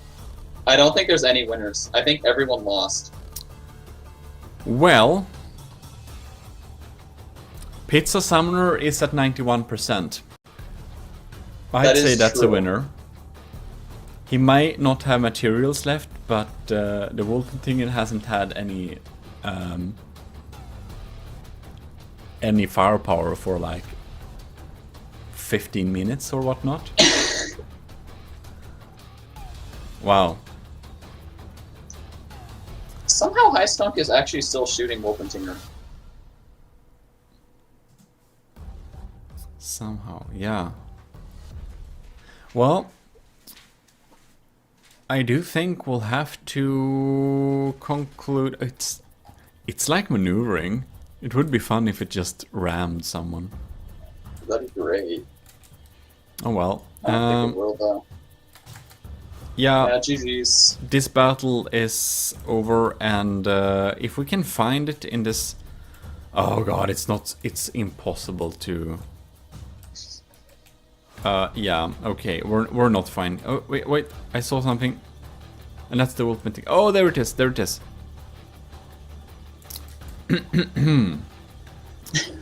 So, Is it this...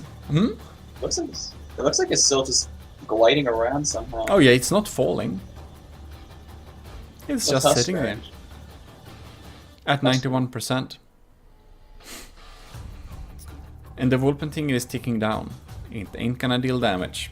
So I'd say that the Battle Royale, it's the winner is Pizza Summoner. The box shooter takes the second place. Which means that Jadog's Shock and Awe is at number 1. And the Secret Advisor naturally comes in at, well, number 2. No, number 3. Because number 2 is, as I just said, Pizza Summoner's box shooter. So Jadog 1, 2, 3 is the winner with his spinning Shock and Awe thing. And at second place we have Pizza Summoner's box shooter because of this extreme Battle Royale endurance run. And at third place we get the Secret Advisor Dreadwood. That's kind of the weird point system we have, because that's how we've always been doing it, so I guess we'll have to continue doing it that way.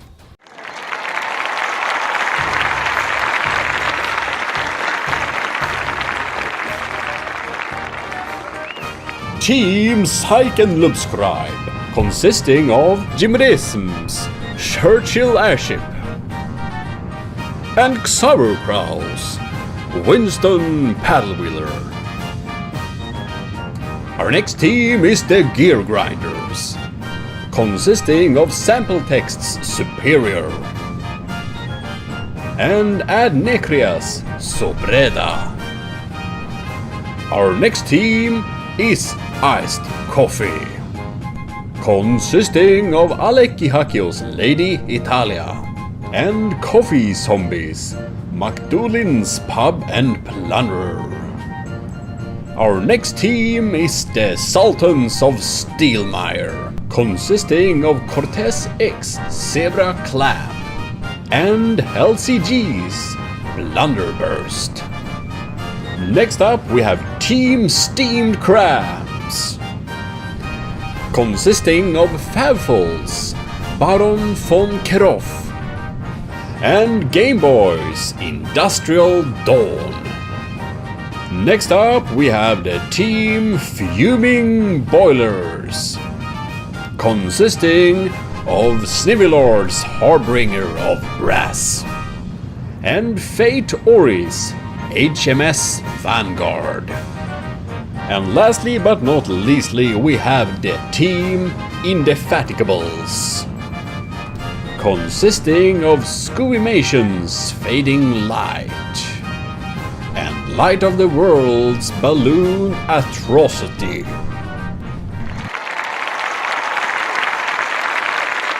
Let us officially begin the battle.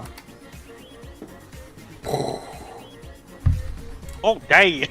That's some spreading fire from Cortez Zebra Clam there, just filling the skies with a lot of stuff.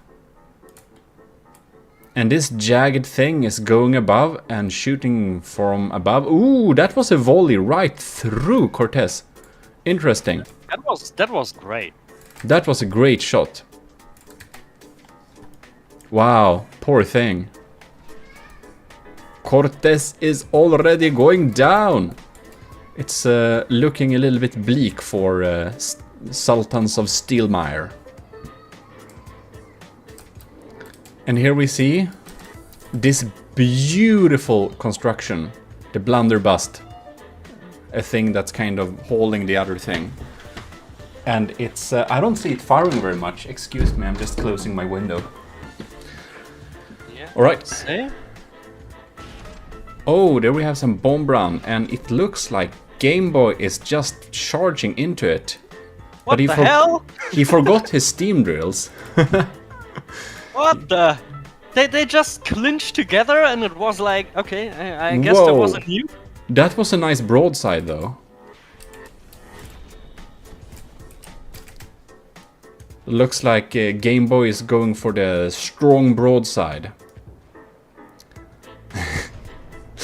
Yeah, that ram wasn't... It was a good ram, you just forgot... Oh god! Cortez Zebra Clam is disqualified! Oh! I didn't even notice. The match is already over. Yeah, blunderbuss. 0%. Okay. Wow! That's Okay. Wow! That was actually, yeah, okay. That's insane. Game Boy, we know you're a min-maxer, and you min-maxed this time too. Very well done. It's at 94%. It absolutely killed that thing with that broadside. Very good broadside. And Baron von Kerov is at 100% flying around here in the top with a lot of cannons shooting down. Very well.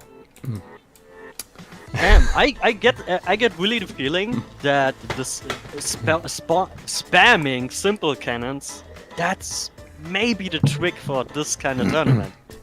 Yeah.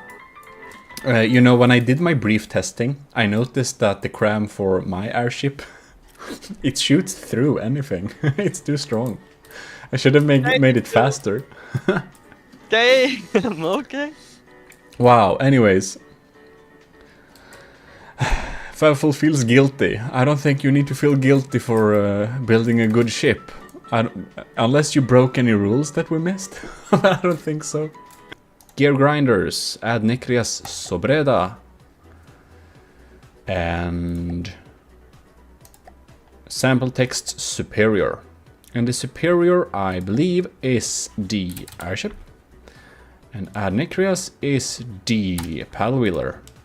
And this I'm quite sure at. So let us pray, everyone. Just pray for, or maybe you will pray against Ad Nicrias, because, you know, he has kind of a little record of his ship kind of flipping from the sun time to time. So that's why we spawned the 5 meters up to reduce the chance. But that doesn't mean it's like 100% sure. Alright. Indefatigables, Light of the World, Ballooned Atrocity. Oh, your favorite ship, Xaver. Oh, yeah. Goddamn. At least this time, it won't drop your FPS to, like, 1 and kick you out of the game. Let's hope that it doesn't crash the stream. Oh, yeah. If Light of the World's Ballooned Atrocity crashes my computer, I'll be very sad. But do you know what? The stream will not end. It will just be black. Because it's the other computer. GPU meltdown incoming. Yeah, well, let's see about that. Okay. It seems to be set up correctly. So, now we have Gear Grinders versus Indefatigables.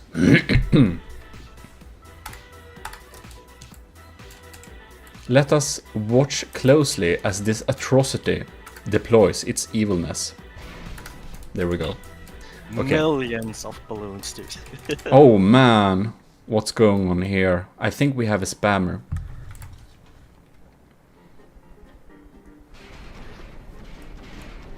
Alright, look at his face. And we have some really cool moving gears there. Alright. Oh, nice broadside there. Whoa! That's some... It seems that people really went for the revolting blast guns. Yeah, I mean, they are really good, especially in a type of tournament like this. Yeah. Because you are so limited with metal. Yeah, you are. And Ad Necria's really gone for that steam reel there. But, oh man, he stopped! That broadside was devastating. The gears are still spinning, but there is nobody home in that turret. Seems that the Fading Light by Scuvimation is ignoring. What is Ad Necrias is backing into Scuvimation? What is Gear Grinders doing? He just destroyed his own paddle wheel on Fading Light's ship. And there goes the propulsion. Yeah, The pedals are gone. he's dead in the water. What a bold move. The atrocity is shedding balloons like some evil snake. Just belly flops in the water there. Like, what is it called? SpaceX rocket. But he didn't explode, so that's a good thing. Anyways. Oh, was that the mortar? Oh yeah. I think so, yeah. Yeah. I forgot. Ad Necrias for the Gear Grinders went for mortars. That's cool. That's some high-speed mortars. Seems that sample text's superior for the Gear Grinders is doing quite well with 96%, keeping that broadside going on there. Very nice. And it was very good. Ooh, but now he received 2 penalty points for keeping too far distance from the enemies. Right.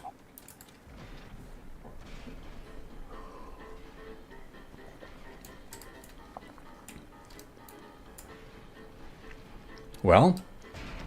Ooh. That's some evil things going on there from the It absolutely doesn't Indefatigables. look good for Ad Necrias. Absolutely doesn't look good. It doesn't. That's some powerful... You can see the... Ooh, now we followed that shot. And it gets... Wow. Sobreda is down to 60%. Okay, the steam reel has chance to do some real damage now. Oh yes. He got lucky. He got a good... if he just moves forward a little bit, he'll do some real damage. Except he destroyed his own paddle wheels. Poor Ad I was about Necrias. to say, he can't move forward. No, but he has repair bots. But he doesn't have any... He has a lot of materials. But oh, he's down to 40%. That's some hardcore stuff going on there. God damn it. That is a freaking nasty blast gun volley. That was a absolutely nasty blast gun volley. Nothing could have destroyed that. That would have destroyed the metal craft too. That's some hardcore stuff going on there. Oh, and do you see? Looks like Gear Grinders shot off the Indefatigable's balloons just like that with that volley here. Sample text says the Gear Grinders is down at 94%, but Fading Light's airship is down to... No, the airship is also 98. Because Fading Light is the paddle wheeler, is 76%. And it's just sitting here too. It seems like it wrecked its maneuvering capabilities too. Yeah, seems like it. So the battle is now taking place between... Oh, Scovimation's Fading Light is getting penalty points because the damage is not taking place over there anymore and he can't get here. It's 15, 16. If he can't repair himself and get over here very soon, he's disqualified. 23. Looks like Fading Light's lack of propulsion will disqualify him like that. Bam! Gone. Dead. So, the airships are left.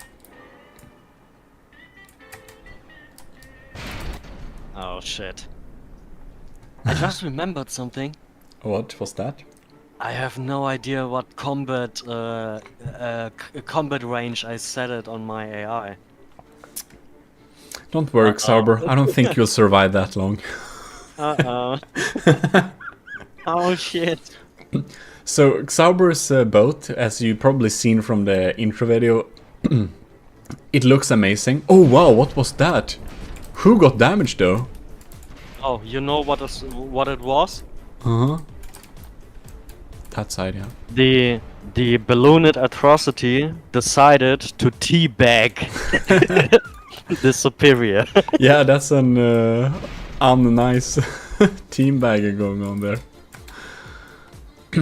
Well, how do you feel at looking at this thing at, I think it's 60 FPS? That's nice, isn't it? Yeah, screw it. Yeah, these balloons. God damn it. Now it belly flops. Doing landing like that.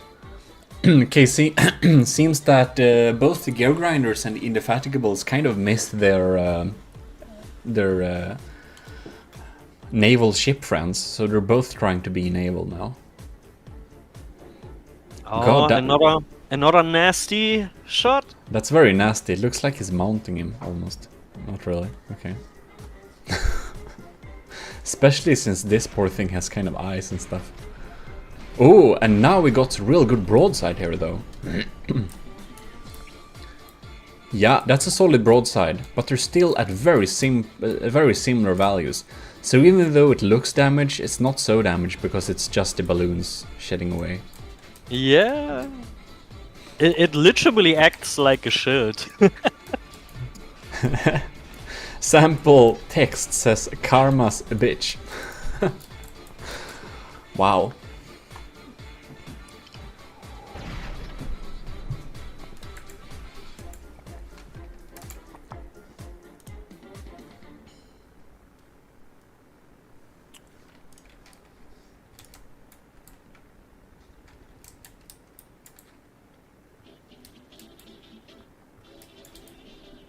Man, but that's a slow ass match. It is. Now not much is happening, to be honest. Let's see here. What happened there? It wanted to play. Okay, good.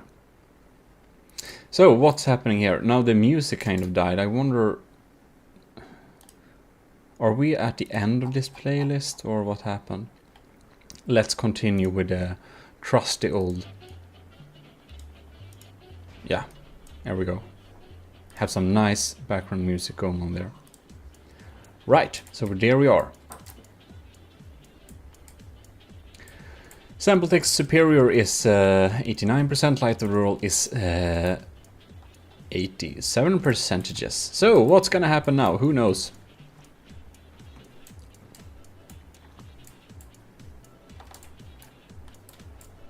Alright. So I'm guessing that it looks like... I'm actually guessing that the ballooned atrocity will win. Yeah, because of this, you know? Yeah, I wow. think so too. Yeah, 80%. And now it goes on top of it. Yeah, the next volley is going 70. Oh yes, wow, 75%. It's looking real sad now. Oh, and another one. That's a lot of volleys. Oh, does he get cut off? He gets cut off.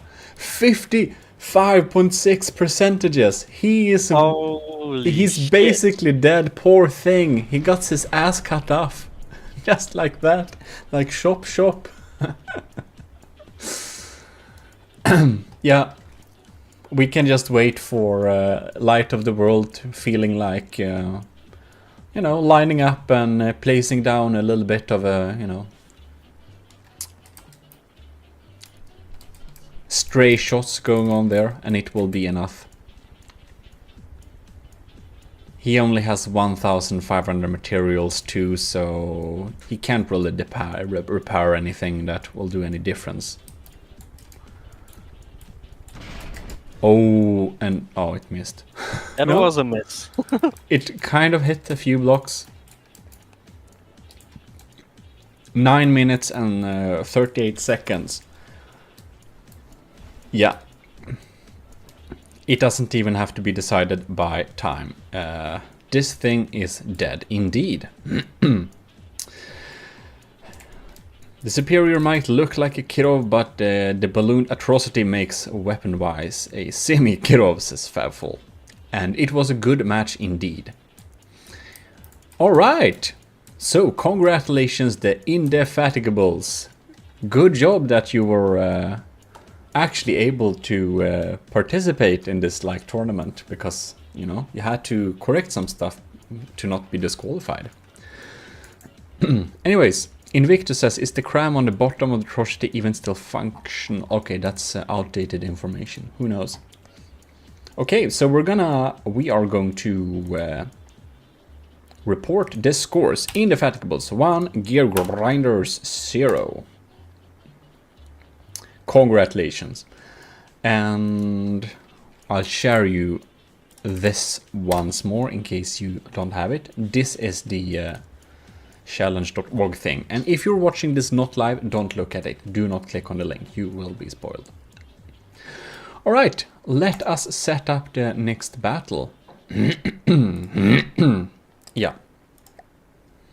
And the next battle will be Iced Coffee against Fuming Boilers. So... Oh. Iced Coffee versus Fuming Boilers. Team 1. Iced Coffee. I see Aleki Hakio, Lady Italia. That is the airship, I believe. And Coffee Zombies McDoodlin's Pub and Plunderer, which is the thought of this thing is apparently a pub going to war. Not the cafe, but we thought it was a cafe. All right. So, Fuming Boilers, Fate Ore is HMS Vanguard. This is the boat, I believe, and Harbinger of Brass is the airship, I think. There we go. Gmodism hasn't messed anything up. Amazing. How is that possible? Nobody knows. It might just be a lie. We will never know. We will never. Alright. Start the battle.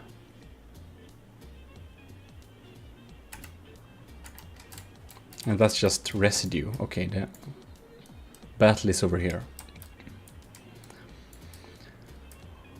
Alright. Fabful says, good luck to both of the teams. Of course, because you're not participating.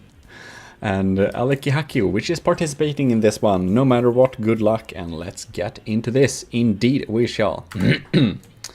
Invictus, I see disqualification due to distance in Lady Italia's future. Oh. Uh-oh. Yes, that might be possible. What are you doing? Wow, that's... they're basically front-siding each other pretty well there. Pub and Plunderer. This is a hell of an artillery bar in this case. This is a bar. And since this is a bar, we'll have a special cheers for the Pub and Plunderer. Cheers.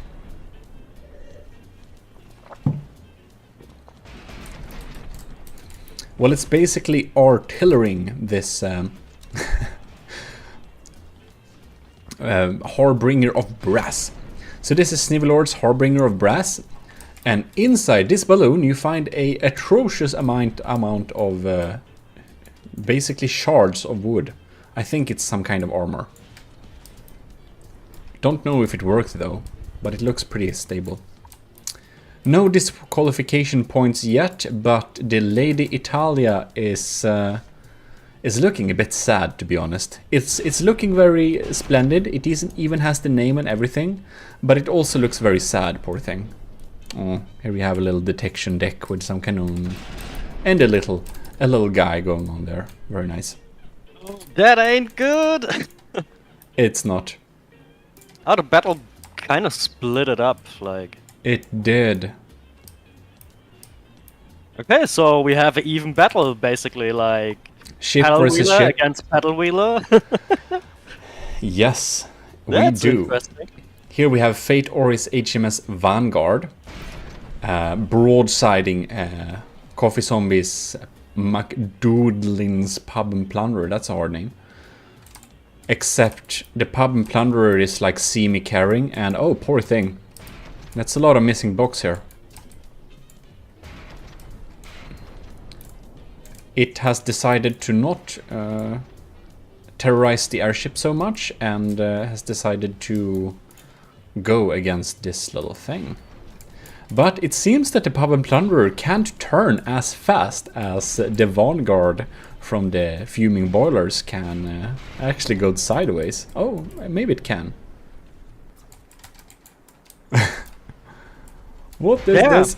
That's... Oh, this is a broadside thing. You see? It has broadside things on it. That's a fun thing. Oh, we already have like a 20% difference. Yeah, it's looking bad for the fuming... No, for the iced coffee team. It's looking better for fuming boilers. This is iced coffee's Lady Italia. And yeah. But there you can see what I mean. Like the simple cannons, the spamming is probably the way for this tournament. It Because seems to be... Krams aren't doing that Yeah. much, to be honest. No, the crumbs are just doing too much damage. They're just shooting through the enemy a lot of the times. You can see that was not through the enemy, but yeah. Aleki Hakio didn't count on this indeed. And Aleki Hakio is the owner of the Poor Lady Italia down at 68%, getting bombarded by Snivelord's Harbinger of Wrath from Team Fuming Boilers. And this is the cute little turret that we got posted in the Discord long before the battle. Now, I don't quite remember. I was supposed to look at some detail that we missed during the review of the ships. But I don't remember what it was. Was it maybe Sample Text's airship that we have some crew on there? Or did it was something else? I don't remember. Well, I definitely think that this team that stood here and had panic a little while before, they had good reason to be panicking. We need to see what's happening over at McDoodlin's Pub and Plunderer versus the Vanguard. The Pub and Plunderer is down at 60% too. It's looking very sad.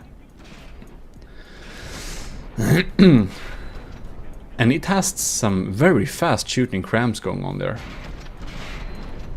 But it's just 59%. Wow, this is an uneven battle. This broadside has some true power to it, that I have to say. Oh yeah. Let us follow this swarm. Poor thing. 55.3%. And it's down. And it's super very dead. 49%. It will not recover. Goodbye, Coffee Sobbins, McDoodlin's Pub and Plunderer. It was nice to sit in the cafe on the side here. It's gone now.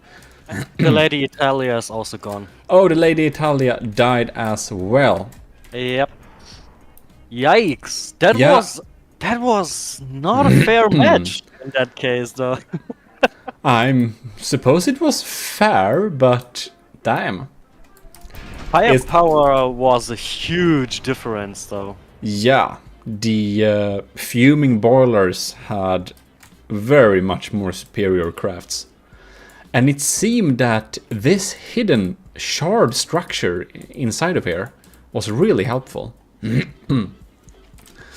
do you know what the trick is behind this? No. You see these blocks? They are very light and very small and very wood. So they cost like, I think they cost like one material something, very little. And even though you can see through them, they are actually, they shut off this compartment and they have a helium thing here. So each of this thing is an isolated individual lift tank. Yeah. So it's very hard to sink this thing, even though it's very, cheap compartmentalization. So Snivel Lord did really think some there for the Harbinger of Brass. Still at 99%, doing very well indeed. Very nice. Oh man, we're gonna end up in the loser bracket 100%. Of course we are. We are always ending up in the loser bracket. I don't know. Is there anything we missed to see? I don't think. It's a thick wood slab with some nice decorations, and it's worked very well, very efficient. Anyways, congratulations, Fuming Boilers with Fate Ori and Snivel Lord, and better luck next time, Iced Coffee with Aleki Haki and Coffee Zombie. Now, you can go to the brackets because we shall report the scores. Iced Coffee was 0. Fuming Boilers 1. That's true. And that actually brings us to our first loser brackets battle. Somehow.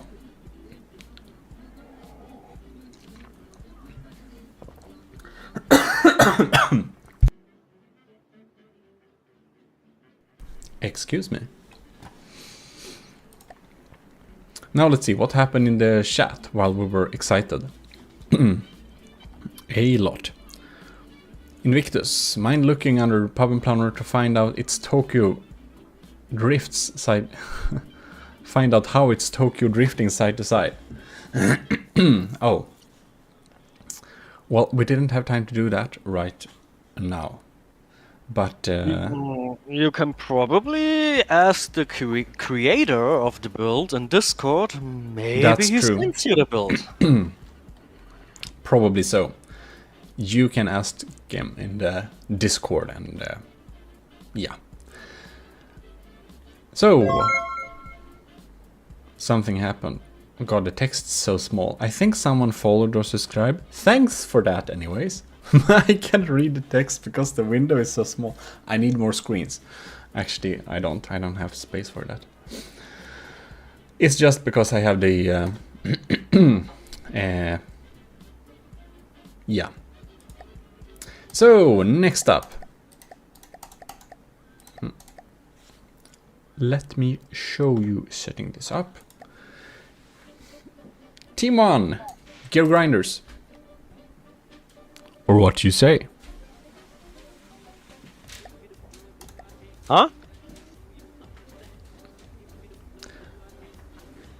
Gear Grinders. Adnecrea Sobrera spawn at 5 meters altitude, and it didn't flip, so that's good. Gear Grinders sample texts superior. 150. Against the next. Oh, Iced Coffee will be popping in here again, so we can definitely check the how it moves sideways right away, actually. And Iced Coffee's Copy Zombies, McDougalin's Pub, and Plunderer. So, does this look acceptable? I think it does. Very nice.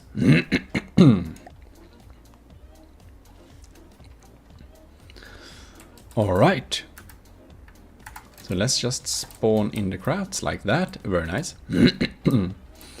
Snivel Lord is meant to make the balloon lighter and making the air gaps, but it acts as accidental aim point spoofing. Oh, cool.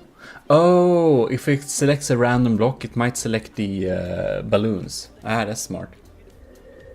Oh, that worked because when I made the first hero, I figured the truss.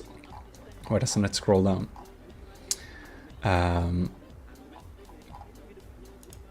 Unfortunately, I'm not in the Discord. I can only assume it has paddle wheels mounted sideways as well. I think it has. That was allowed. Oh, Anyways. not in the Discord. No. That smells like punishment points. Yeah. Here we can see we have sideways moving paddle wheels here, so it can strafe, right? It has a lot of paddle wheels behind it. Okay, Adnikrias. You won our first tournament. Look at this jar turrets with like 6 cannons on them. They look so cute. Okay. Some mimics on it. Of course. We want to see this. We want to see this melee attack. Oh, and we are spamming some revolting blast shots going on there for sure. But it seems that McDoulin's pop and plunder is pretty quick. So Team Iced Coffee might get away. No, Adnikrias for the gear grinders is a little bit faster. No! No. No! You better Is run. Is it? Coffee zombie, you better run. It's like, no touchy! No touchy zone! No touchy zone! That's, oh my god. that's harassment. Yeah, get away from me, creep, he says. Okay. So instead we're doing some blast gunning and broadsiding going on there, okay. So what's happening with the airships here?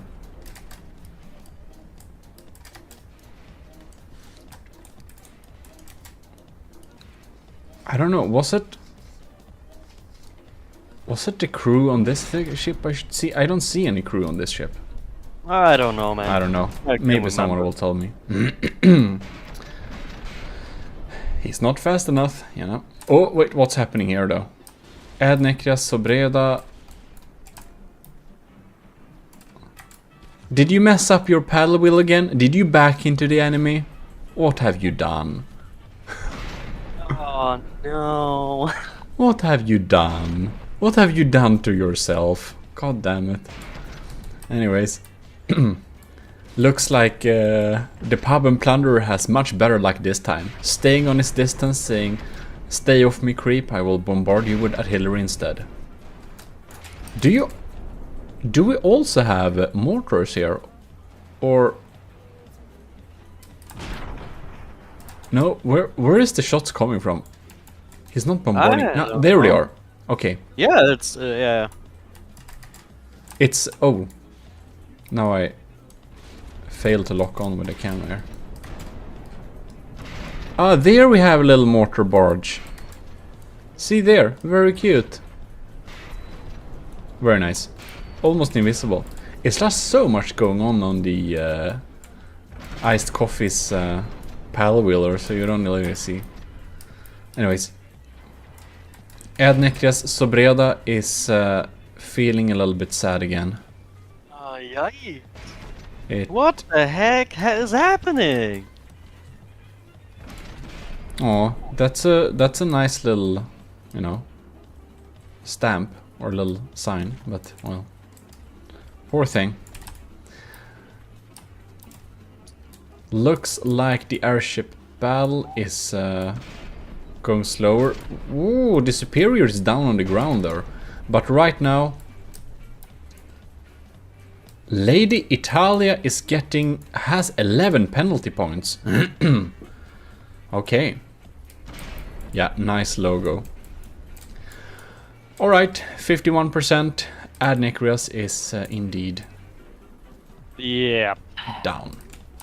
Out. So it's up to sample text superior, but since the Lady Italia and the Pub and Plunder is like both at 95%, or at 195%, it's... ooh, but the Lady Italia is gaining penalty points up to 15 now.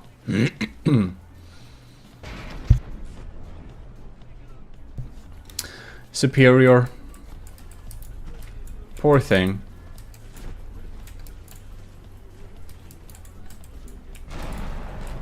A lot of holes in here. Huh. Well, we shall see indeed, 70%. I don't think sample text can win this thing for the gear grinders. It looks like the superior isn't very superior this time. Trying some pot shots with the blast guns. A few of the crams are still up and going. Cute skin for the blast guns. Val says, go superior Kirov, you can do it. I don't think so. 71%. Pub and Plunderer is drinking and chilling. Do you see that? That's actually some proper beer taps going on there. Yeah. Very nice. You can. I definitely feel that Iced Coffee's paddle wheeler kind of deserves to win this thing because the concept is so funny.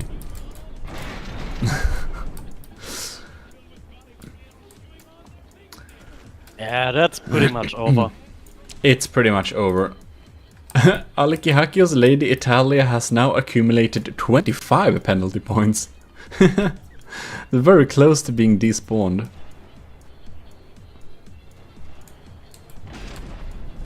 Well, let's see if I can get inside of here.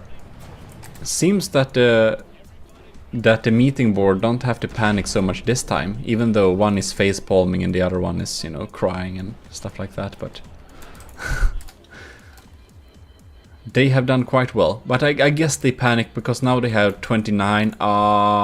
Will they get 30 point? They are 1 point away from being disqualified. But it probably doesn't matter very much because the sample text superior is down to 58%. Poor thing. It's just sitting here and spinning its gears. Grinding its gears and teeth. Probably grinding their teeth too and saying like, what the hell.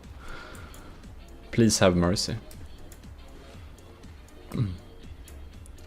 Game Boy says that the Pub and Plunderer, they have the alcohol to endure any battle. Yeah, I think so. 55%. Sample text, it's looking very bleak. Down indeed. Oh! The Lady Italia actually disqualified itself. Sorry, my lady. You're out. Keeping too much of a distance.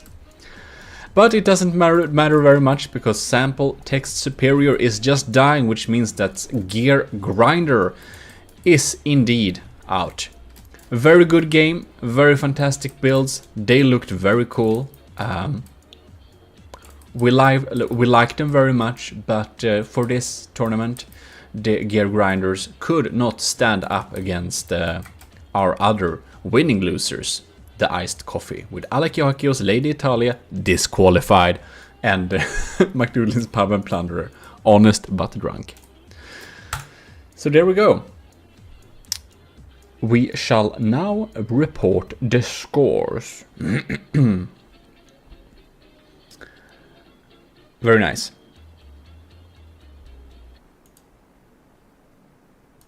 Report scores. Gear grinders 0. Iced Coffee 1. Submit. You should have linked to the challenge.com page. If you don't have it, ask someone in the chat, they'll post it for you.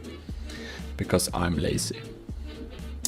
Now, Sauerkraut, comes the very sad day when we are making our first appearance in this tournament.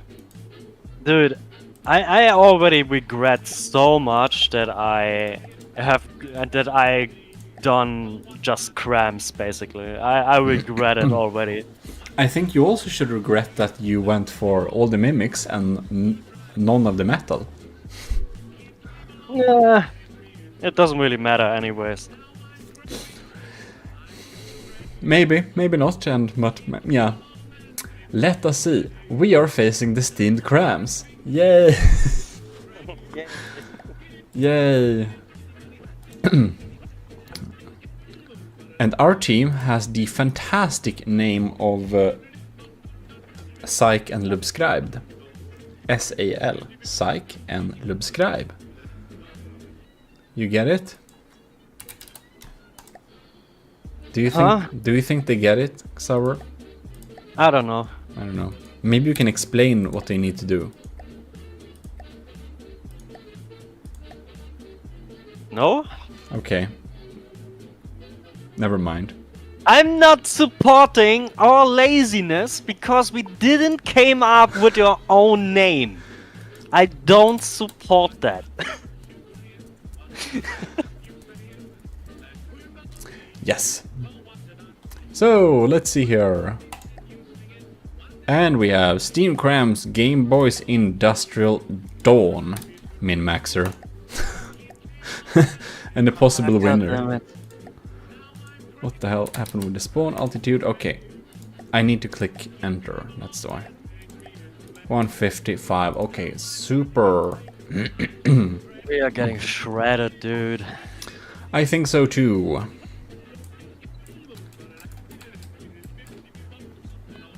So, us against Great Britain, says Favful. Oh, so, now we need to look at our beautiful build, because it was a long time. So, Xauber named this beautiful little craft the Churchill. No, the Winston, I mean. So I had to name this beautiful thing the Churchill. Very smart. It's about as much fantasy as our team name, Psych and subscribe. Do it now. Alright, let's start the battle. Wrong button. There we go. We've seen the other craft, so I'm going to be selfish and see if what I'm doing. I hope I'm not going too high. Oh, I already have 6 penalty points. I went too high. Yeah. 8! Are you kidding? Oh no! Will I disqualify myself? Oh no! I didn't expect that. Okay, what's happening with this thing? Psych and subscribe! Winston's lost his main turret! No! Oh no, man. That early!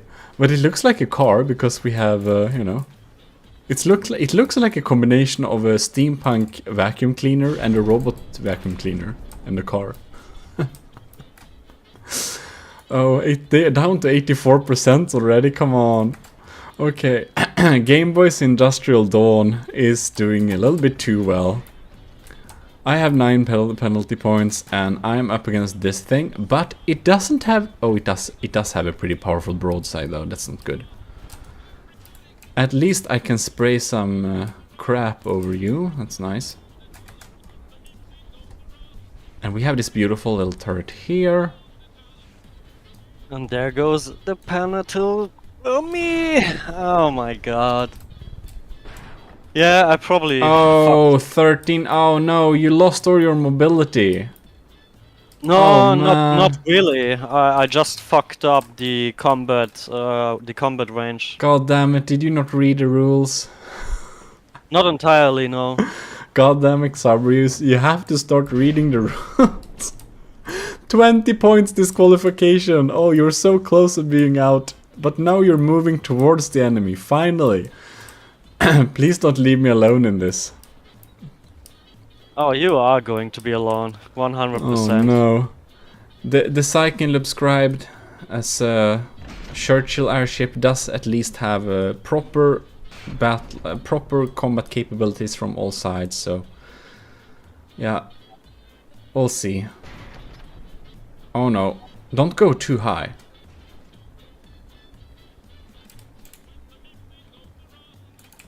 And now, are we moving in for something good here? Come on. Oh, maybe. I'm glad you're not out yet, though. God damn, I still regret, man, why I didn't place more simple cannons. Fuck's sake. Poor thing. We can almost see through it. Lots of cramps. Come on, get some good hits now on Industrial Dawn. Because steamed crams are min-maxing good. Ooh, Favful's Baron von Keroff from steamed cram is nose dipping. What are you doing though? It looks like we damaged its pitch control. So it's a little bit sad. Which is very good for me.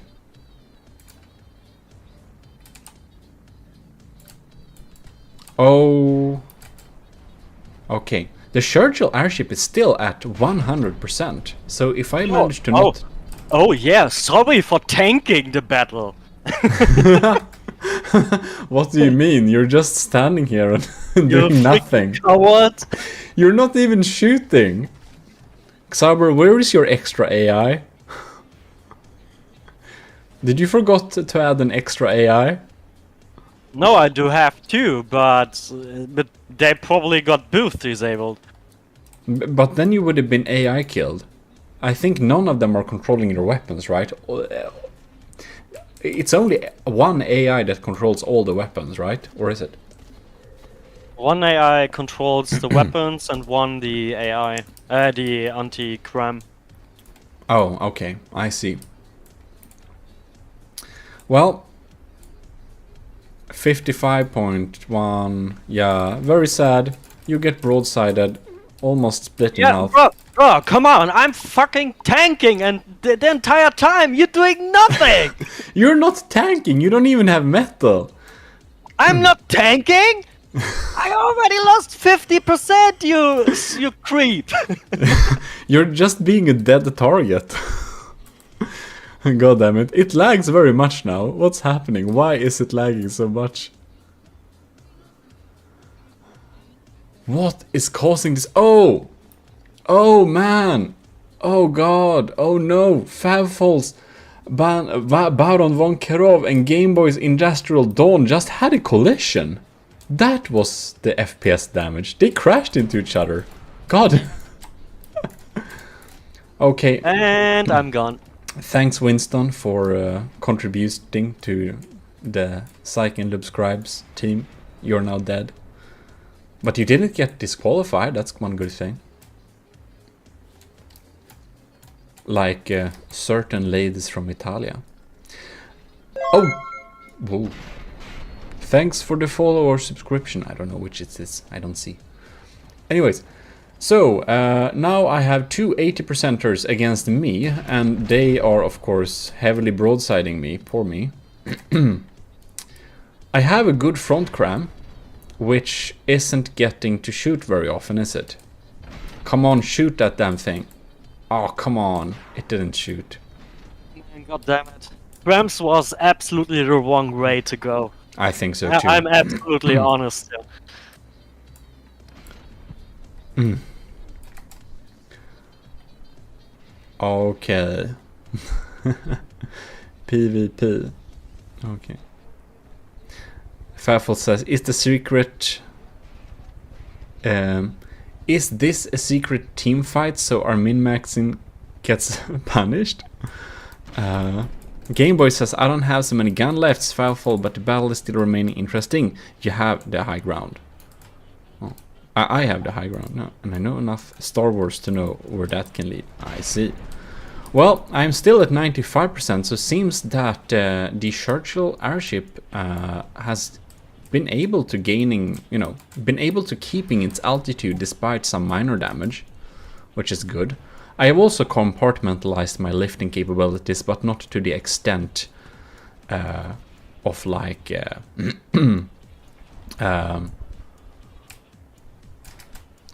what is the ship called? I don't remember. Sneevy Lord's build. Harbinger Brass, maybe? Anyways, 90%, 91. Oh, we have some lag going on here, and that is because these beautiful teammates decide to crash into each other again. And that's not very smart. But Favful, feel free to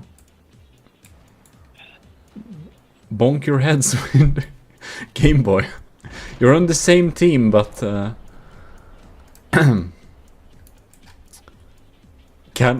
it would be stupid if we actually won this battle server just because. Yeah, I mean, I'm sorry that my crew decided to board the Baron and... uh, Yeah. You said what? my crew boarded the Baron, Oh, I guess. I think so too. It looks really like it because the Baron is not really. It seems to not know what it's doing. I really don't enjoy these FPS, but I mean, there is nothing I can do against that. I guess we kind of slideshow a little bit until they untangle themselves, if they do.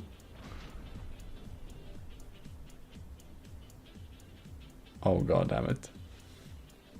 The FPS, come on! I did already turned off the ocean. Oh no.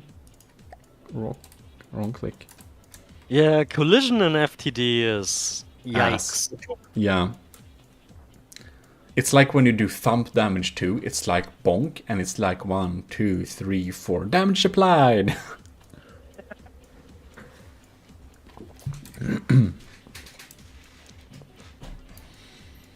All right.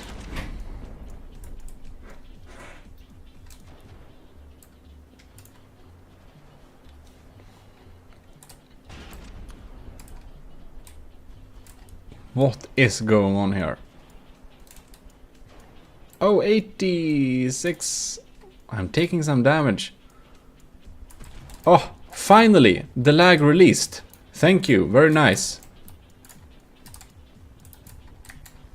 How are we doing here? Still got functional cannons. Ooh, that's a big hole inside of there.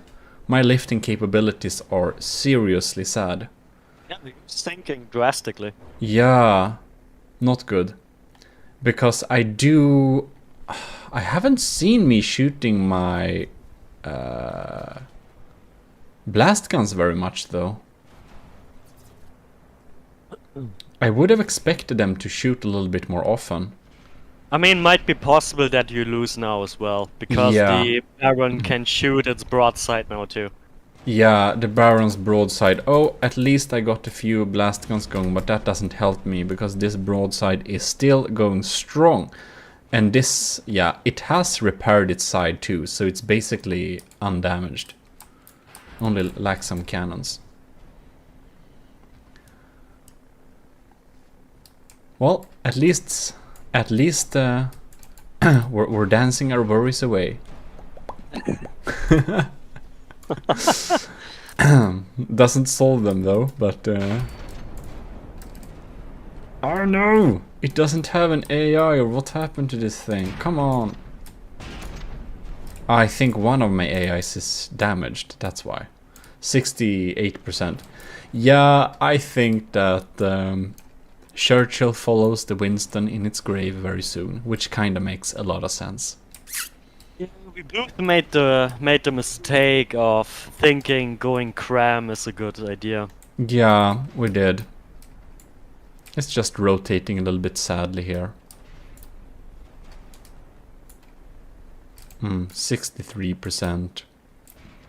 Come on! Shoot something! You can do it! Probably not. I believe in you, not really. Oh man. Well, very nice mimics here.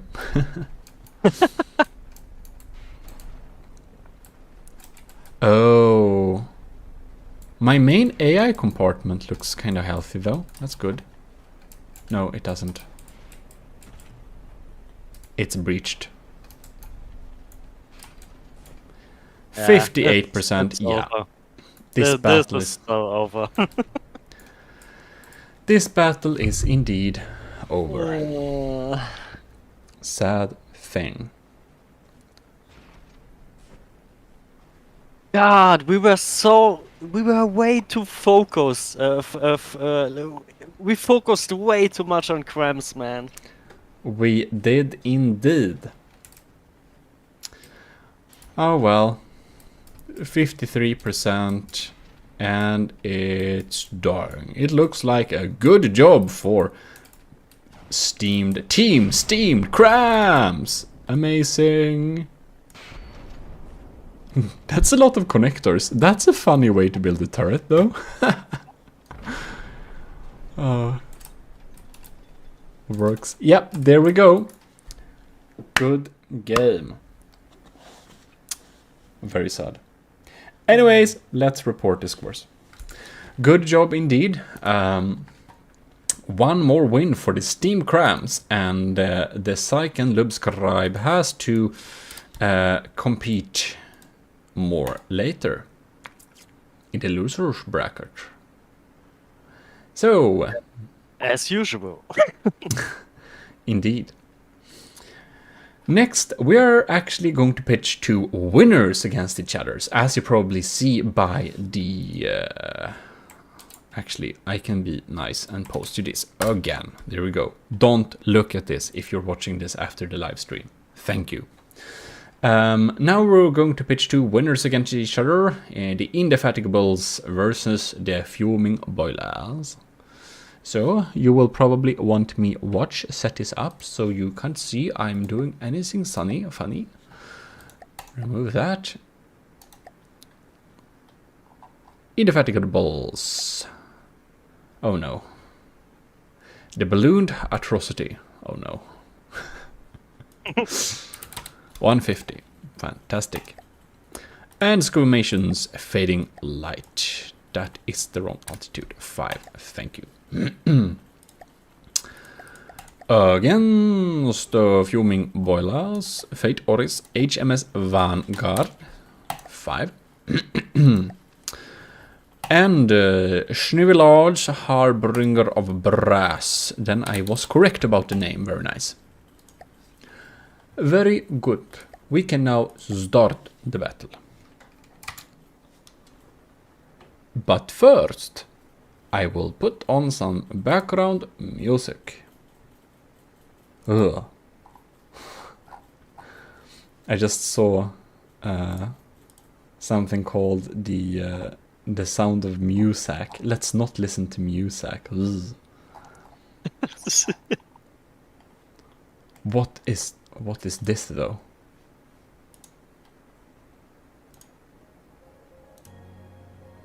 Nah, boring. I thought it was something cool. It would be nice if we had some epic classical music, but electro swing is not too bad either. Alright. We can now continue. So let us first spawn the ships so we actually see where they are. Very nice. So here we have Snivelords, Harbinger of Brass for the team, Fuming Boilers going in and charging, followed tightly by the even faster HMS Vanguard by Fate Ori, same team. And now I accidentally followed the shot here. Here we have the Ballooned Atrocity for the Indefatigables, and that's an evil build with too many balloons and possible lag. Ooh, and looks like the Indefatigables Squamations Fading Light has already taken some damage and will take more, because that was a good broadside indeed. Wow. I think that, do you see, that's a lot of spinning things. Yup. It looks like they're spinning the wrong way. Weird. It has to be a visual effect because they're spinning so fast, probably. This thing is fast. Good job on the speed there. Fate Ori just gonna let everyone know Snivy did a lot on the Vanguard, and well, mostly weapons and a bit of engine efficiency stuff. Well, it's just team build, so you can build this stuff together. And Snivy Lord is a very good builder. So, let us indeed continue here. Vanguard is... oh, that's some nice shot coming in there. But will the Ballooned Atrocity pass over? Can you be quicker? Because if you get outrun by Fate Ori, if you get outrun by Light of the World's build, you will get shredded by revolting blast guns, as we like to call them.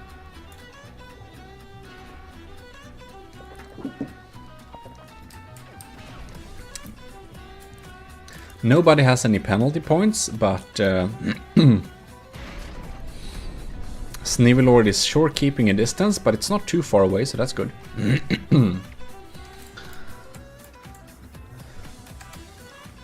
Alright. Favol, my base idea was just let's have a steampunk Kirov, because why not? Well, that's a good idea indeed.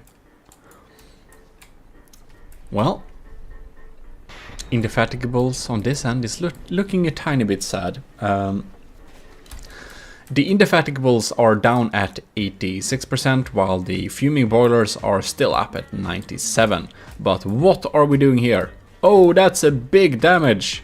And why did you not broadside? No one knows. That would have been amazing damage. A few pot shots coming in there, missing totally. Looks like the balloon atrocity feels like belly flopping again. As it always likes to do. No? It's trying to catch up. It does try to catch up because it has some very strong blast guns shooting right down there. So if it can catch up, it's some powerful stuff. Oh! Why are you doing this? Bam! God, but you did some good damage though. You don't have melee capability, but damn! You still somehow are more sturdy. Wow. That's some damage. That was some damage. Holy Poor shit. Indefatigables fading light. This thing is almost dead. Like, it's almost split in half. Alright.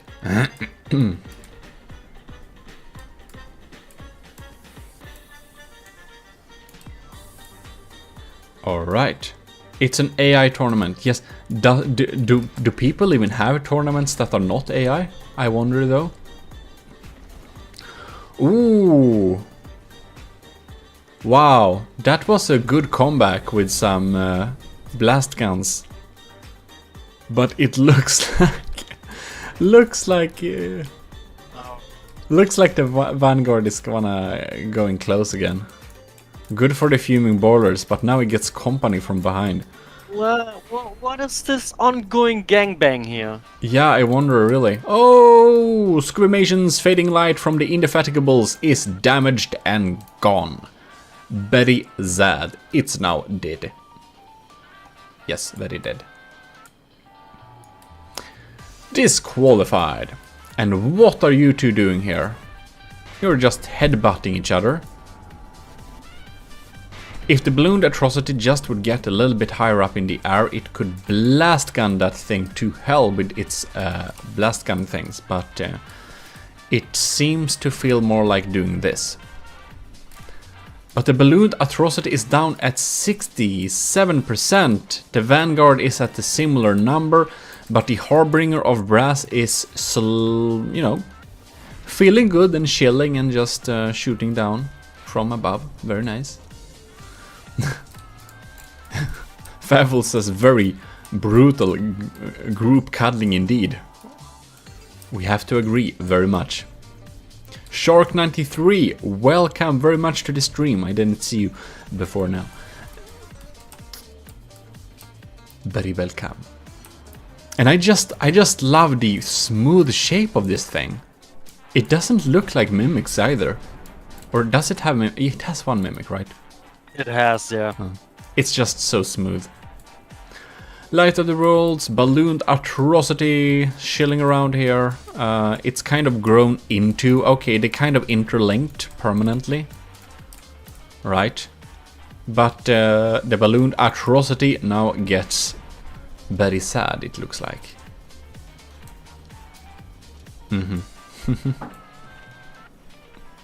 Yeah, that's it. It is Mimics, says Snivellord. Yeah, I could guess. Yeah, that is it. Fuming boilers. Very good job. And the HMS Vanguard took a real beating and it looked like it was supposed to die several times. Oh, cool interior. Here we have this... Here we have this interesting armoring style too. It seems to be working pretty well. It took some real beating, almost died, but it's still alive and kicking.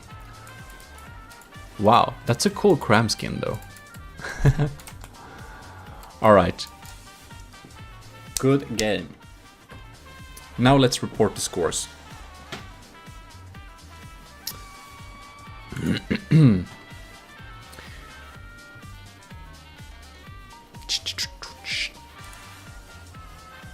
Indefatigables, good but not better than the fuming boilers. 1.202 Indefatigables. Submit scores. Right, Favel says other builds like the throw. Let's see here. No, Fate Ori says on a scale of 1 to 10, Gmodism, what do you rate the Vanguard's look? I don't know. Maybe it's. I think it's a solid 7. It looks pretty cool, but it doesn't have the amazing factor of the moving parts like Xaberkrau's cylinder or the gears from Gear Grinders. That's cool, but it's a nice shape and it's very quick, and I like the little wings that stick down into the water. Right. Ad Necrias missed the last hour. What happened? Do anyone really want to tell him what happened? Poor thing. Maybe we shouldn't tell him what happened.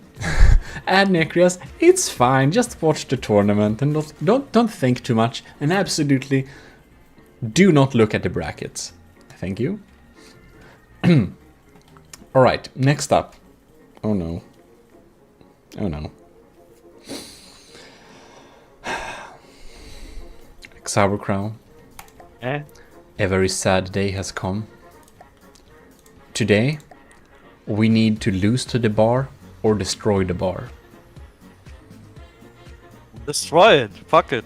Yeah, fuck it. It's Psych and Lubscribed versus Iced Coffee. Losers bracket. So, which is the... okay, just the above one. Alright. Psych and Lubscribed Churchill Airship. Let me show you when I'm setting this up so you can double check I'm not doing anything retarded. Like that. 150 meters, very nice. Add blueprint. Xaberkrau's Winston. Together, it's Winston and Churchill. I mean, hey. Come on, let's be fair, right? We did pay you tribute on the pub and plunder. We drank a coffee there. Or maybe a beer, who knows? Who knows? So, but now we can say, God damn, the beer was so bad, we're gonna fuck up the bar. The beer was okay, but it was fucking expensive because it was one of those Belgian dark beers that almost taste like coffee. So we thought we drank coffee, but we drank beer and then we got sad and it was expensive, you know. So, you gotta go. Iced Coffee, Alekihakios Lady Italia. Let's see if Lady Italia decides to disqualify herself once again. And Coffee Zombies, McDoodlin's Pub and Plunder, which is the bar we just were talking about. I don't know. I do have the feeling like the Lady Italia, we maybe choose the wrong week for her. I don't know, maybe, who knows? And I also have a tendency to disqualify myself by elevation, so we'll see which airship disqualify itself first. The Lady Italia or the Churchill, who knows? Let's spawn them into being. Here we have gross traces of atrocities. And if you wonder, the balloons totally lagged Xaber's PC when he was online. Anyways, I avoid beer from Belgium then. Not too much of a coffee drinker. It's just some of their beers. It's something called Tapist beer or something, I'm not sure. Okay, what's happening here? The Churchill airship is charging straight in and has already gained 6 penalty points. Good job. 7, okay. And I'm just filling the thing with a lot of... Yeah, that was a little bit too early. Didn't do too much damage. Pub and Plunder gets plummeted a little bit by more. Okay.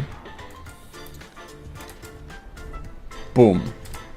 Caught that thing. And here we have Winston is going strong. Cylinder is still working. Sniping on here. Oh no, I already have 12 penalty points. This is not good. 30 seconds. Do not leave me alone! Yeah, no, I can say it. Yeah, you can. I will try. And we have nice gloomy weather for this battle. Well, you have some good cram artillery going on there, but now you got hit by... God damn it, those crams, did he even do... They did a little damage, yeah. That went straight through. Crams is so wrong for this tournament, man. God is. damn it! I have 16 penalty points now. What the hell am I doing? This is bad. What is happening over here, though? We're shooting... We're just filling each other with these things. Oh no, my steering capabilities has been damaged, I think. Come on.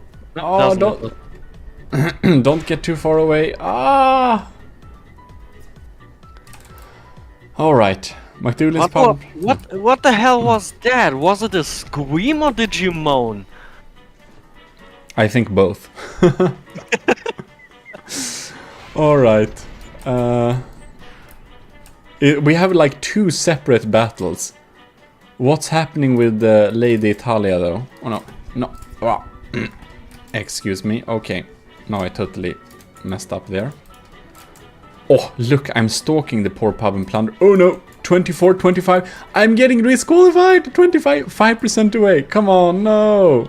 Hell no, dude. Come on. Don't disqualify yourself. Come on. I wonder if it's the speed or if it's the elevation. I think it's the elevation. Because it's set up to be elevated compared to the enemy, probably. Yeah, probably. So when it goes over the enemy, I get...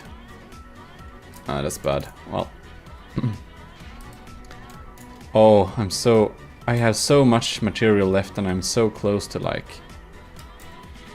just dying this battle. Very sad. Oh, can I get the proper cram shot here? I can. And it misses, come on. Doesn't look good, man. What are you doing? Oh no, my pitch. Oh no! Oh no! It's going. No, the disqualifiers are coming 100%. Oh no! This is bad. What are you doing? Ah. What the hell, dude? Oh, this is not. Oh no! It's shooting. It's. Oh. What? It's 95% and it's standing like this. What the hell, man? Oh no, and now I'm increasing in speed when I'm falling. It might... Oh, don't get over 50 meters per second, please. What are we doing here? Well, we need to check out the other battle going on here. Which is... God, that's far away. Yeah, holy shit. What are we doing here? Okay. It's T-posing. Oh, God damn it. Well, the Winston Palwheeler looks kind of healthy, but it's down at 81%. Yeah, and I'm not shooting back, it looks like. You are sometimes. Well, hopefully you can shoot with these, you know, deal some damage, but you're not hitting very well, you're not. Huh. 79, God seems... damn, man. Damn cramps, why I was listening to you? Well, you added a lot of these, you know, short cannons. It looks like simple weapons was better, because you can't counter the simple weapons either. No. Sorry. I'm just trying to... I'm trying to get to the airship, but I'm just attaching to random points and shots and stuff like that. Now, finally, thank you. No! My airship is disqualified. Yeah, it is. Oh, and it also... You have some penalty points going on there. 11, 12. Why? Damn, we missed when it disqualified though. That was a little bit sad. It looks very sad. I did some damage at least, but that doesn't help. Winston, you're at 15 points. Okay, we can ride one of these maybe. There we go. Poor thing, 17, 19. Why is it accumulating disqualification points? Lady Italia is also... It's like it can't decide which will get the disqualification points. You have 24. Lady Italia has 21. Screw 28, it. 29. You know Oh, what? man. At least I can say I lost in style. Lady Italia 23, Xaver 29. You're 1 point away from being disqualified. Oh, DQ'd.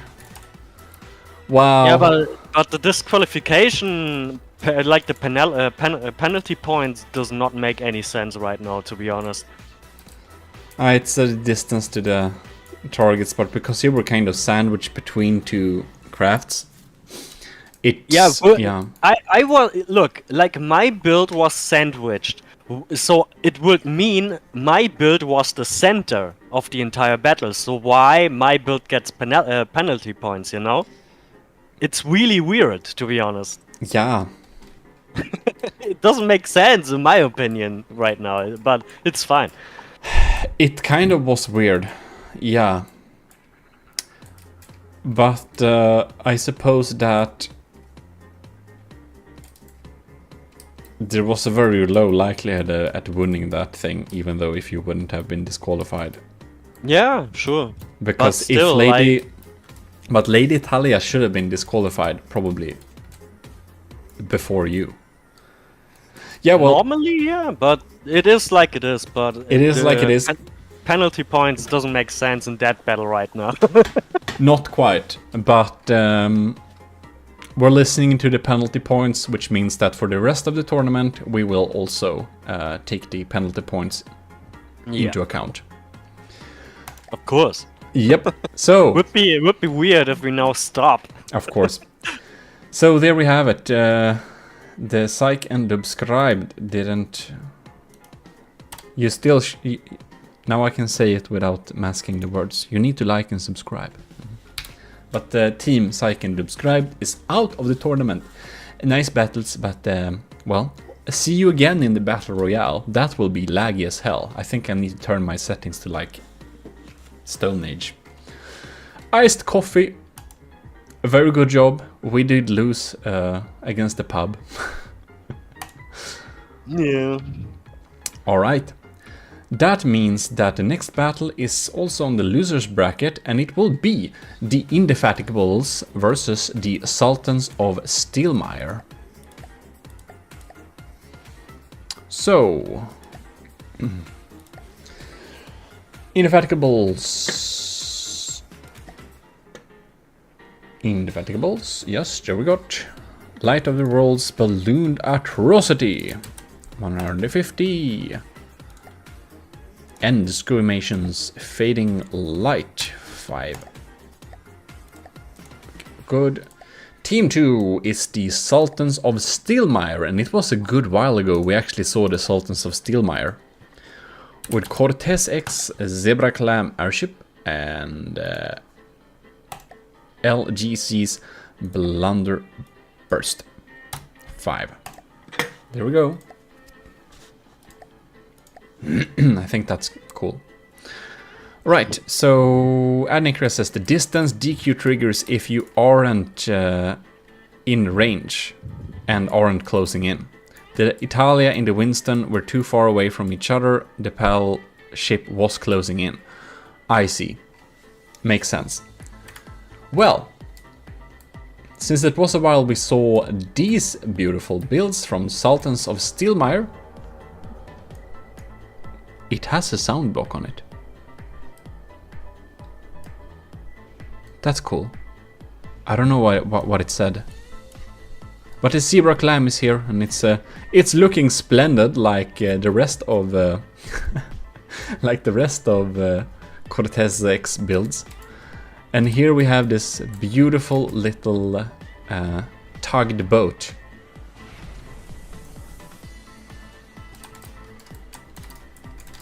By LCG. Looks like a proper artillery piece going on there. I think LGC for Team Sultans of Steelmire also kind of opted for the cram thing. I bet this cram cannon shoots through anything. Yeah. Well, it didn't go through, but it probably did some damage. Right, so what do we have? Blunderbuss. Everyone is quite damaged, and ooh, poor Sultans of Steelmire. That's a heavy hit. Oh, we're down. Ooh. Scuvimation's Fading Light is dealing some serious damage to Cortez X Zebra Clams. Can we play the smallest violin on Earth? Maybe like I should... in a sarcastic way, of course. Like Maybe I should have that like stream button so we can play it. I don't have it. I only have one sound effect. And that is... That's it. Dramatic. Anyways. And that was to tell Cortez X how poor his ship is standing here. At least it's now in its natural element, water. And it can use one broadside, so it's basically a sad fortress right now. But it's damn lined up good here. Yeah. It sounds like... it's a war horn, you doofus. I thought it was some tentacled being or something, like a squid or something, screaming, I don't know. That was my initial thought. Cortez is down at 58%. That's a cool detail though, I didn't notice that before. Wow, I like that. Oh well. Whoa, looks like that was some good damage. I don't see which block are we missing. Well, it's definitely looking better for the Indefatigables right now. Oh yeah, absolutely, 20% difference. Mm-hmm. Both of the crafts are kind of in their 90s, but the Sultans of Steelmire of one on the 90s and one on the 54. Oh, Cortez X Zebra Clan, where are you? There we are. Shout your war horn all you want, but I think you will have to peep the rest of the war horn in the afterlife. Poor thing.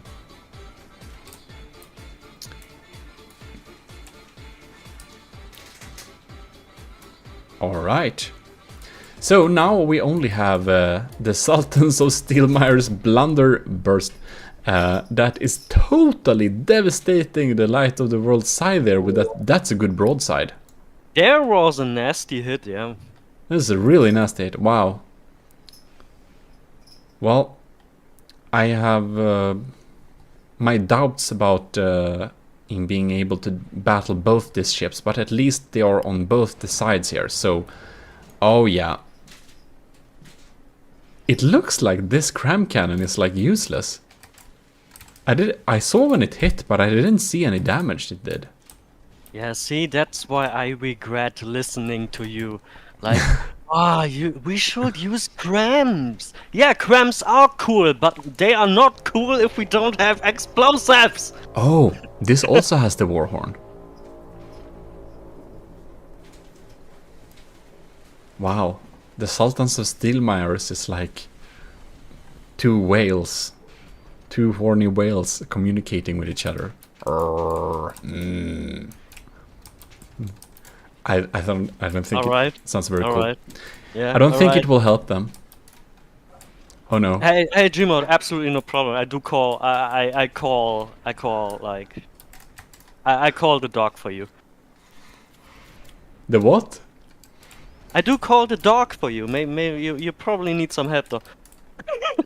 The dog? If you're hearing, if you are hearing whale, I don't know, man. Jeez. That's what it was sounded to me. Oh.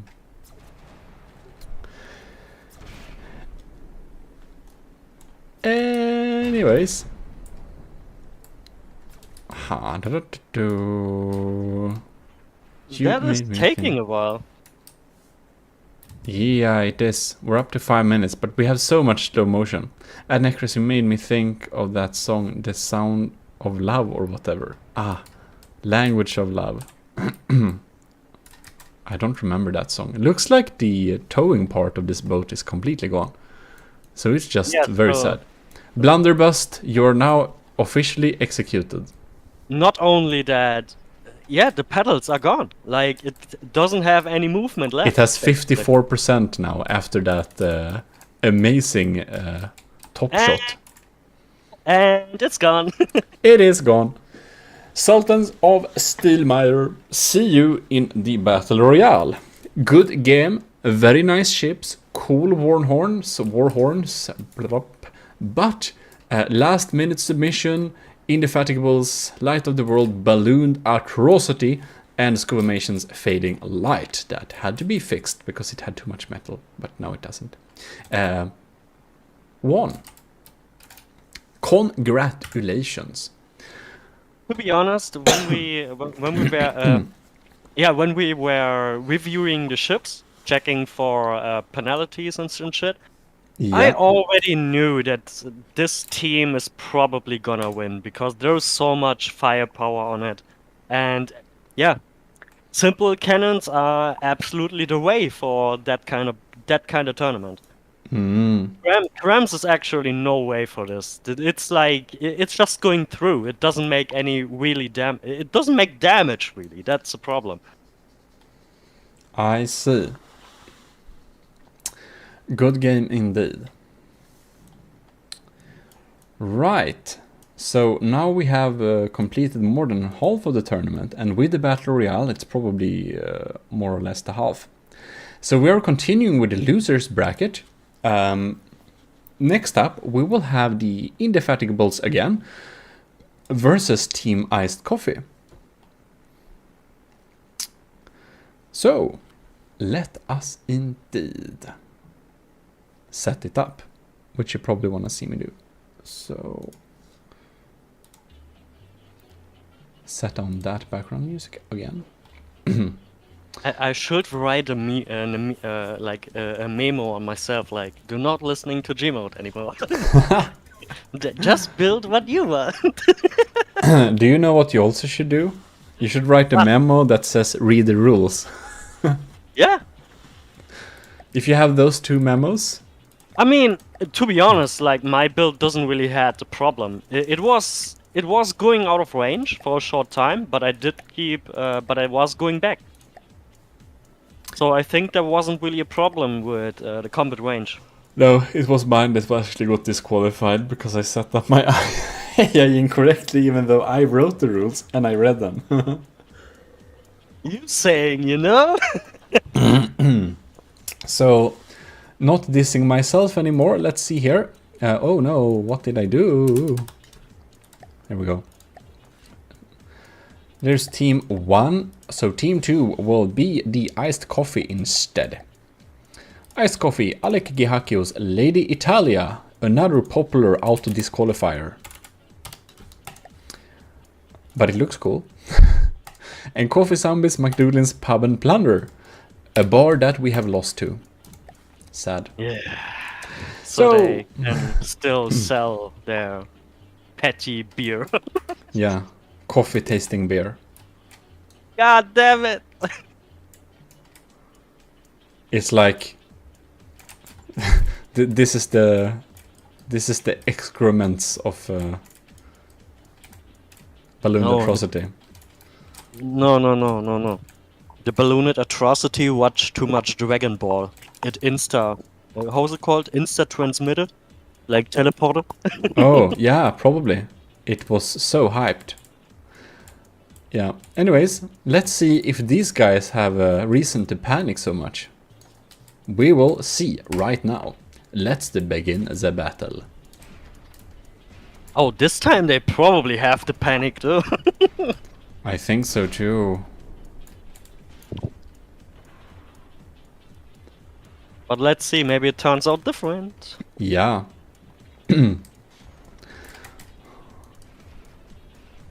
Yeah, this is a strong combo, especially the balloon atrocity. But I'm still kind of thinking that the steamed crams, you know, with the Industrial Dawn ship with a big broadside from Game Boy, like, I think they'll probably win. We'll see. Yeah, maybe. Maybe. But I think so too. Yeah. Just because of the heavy firepower they have.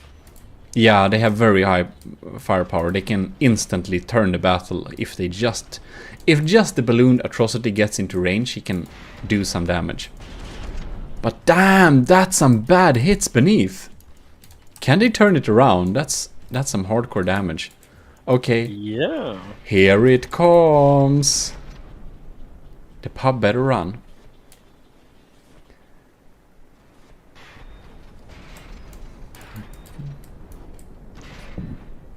Yeah.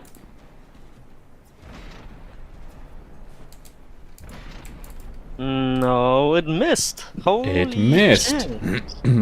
It missed the attack run. That's really, really bad.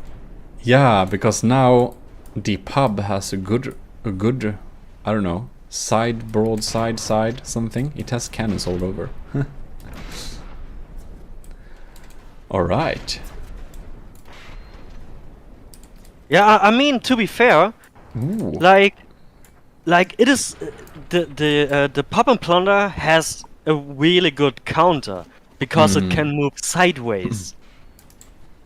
It's Yeah. actually like a hover, you know, like hovering, but not really hovering, but does have the ability to move like a hover.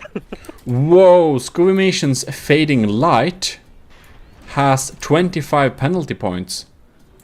It's far away. What are you doing?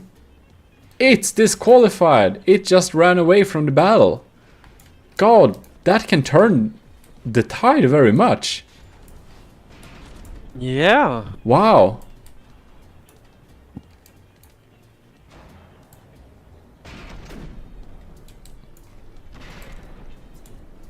And since we are on the loser brackets, it means that the Aleki Hakio and the Coffee Zombie from the Iced Coffee will probably go through to like the finals. The Indefatigables have already lost once, so they are out.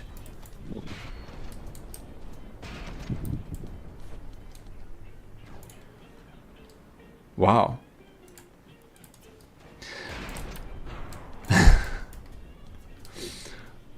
Okay. I think we do need to blur some stuff. I don't know, maybe because this is probably over 18 FSK? This is over what? Over 18? Like FSK? I don't know how's it called in English, but in Germany it's called FSK. Oh, is it like age rating? Yeah. Can we have a blue screen, please? Like that's too much here. That's no. Oh well. 55.2%. The pub is really plummeting this thing here. Poor ballooned atrocity. Good game, but it's out. And that, ladies and gentlemen, it's how modern warfare was made. It is. Well. Wow, okay. We didn't expect that outcome. Aliki Haki's Lady Italia almost disqualified itself again. But not quite. So this team is a clear winner. PG-18, yeah, that's right. You want to B-sod, yeah, you wanted to blue screen me, that's problematic. Morale in the crew was low. Oh yes. Oh. It was very exciting battle, so we couldn't keep up 100% with the chat there. We need to set up there. Well, that's very interesting. Do you remember how the Indefatigables lost the first time against the Fuming Boilers? No? There's so many battles, it's hard to remember. Anyways, not really hard to remember, but I guess I'm a goldfish today. yeah, it's just battle after battle after battle. It's hard to.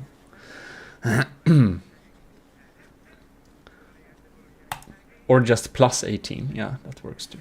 So, anyways, congratulations, iced coffee. The pub can go back to its normal activities for a while until we have the next battle. Indefatigables, very good game, very strong crafts, but. Well, your luck is over for this time. But see you, of course, in the Battle Royale. I think that right now we'll take a little 3-minute break-ish, and that's just enough time for me to run the movie again, so I can get something to drink and like rest my voice a few seconds. Sounds like a good idea? So basically, when the movie is over that presents and goes through all the crafts, we'll be back. So if you missed the crafts presentation, here you have it again. See you very soon.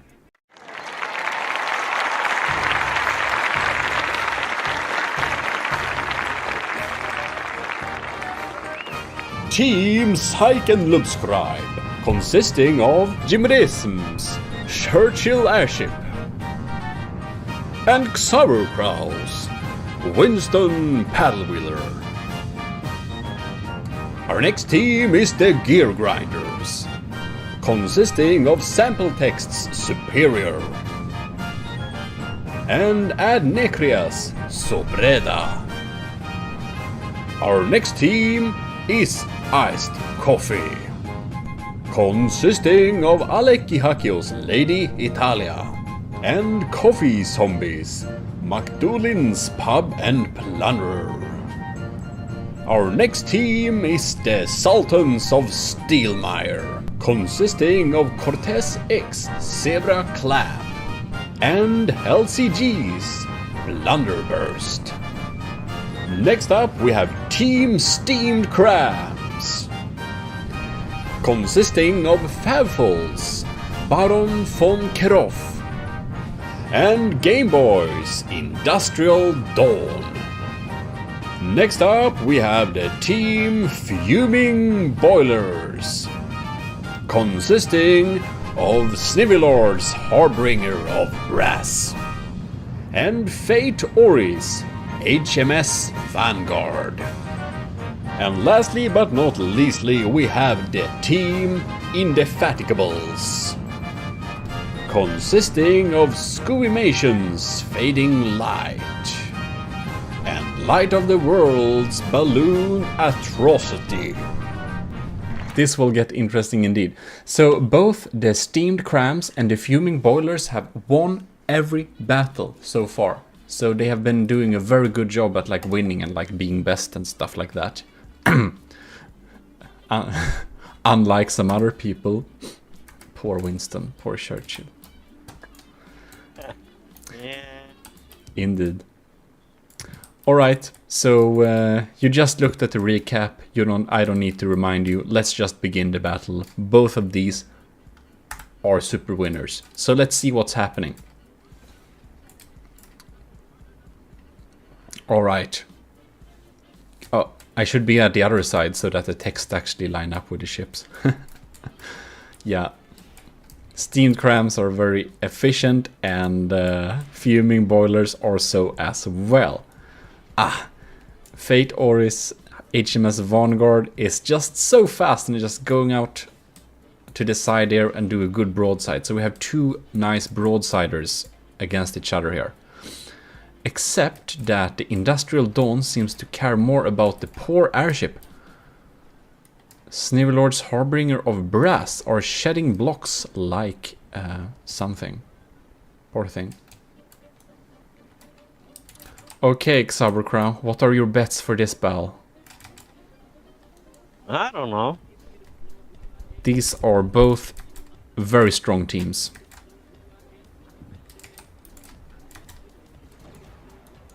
Oh, that's a stream. Oh, those, I don't know if it was the 64 pounders or the 32 pounders, but that just shredded through the ship there.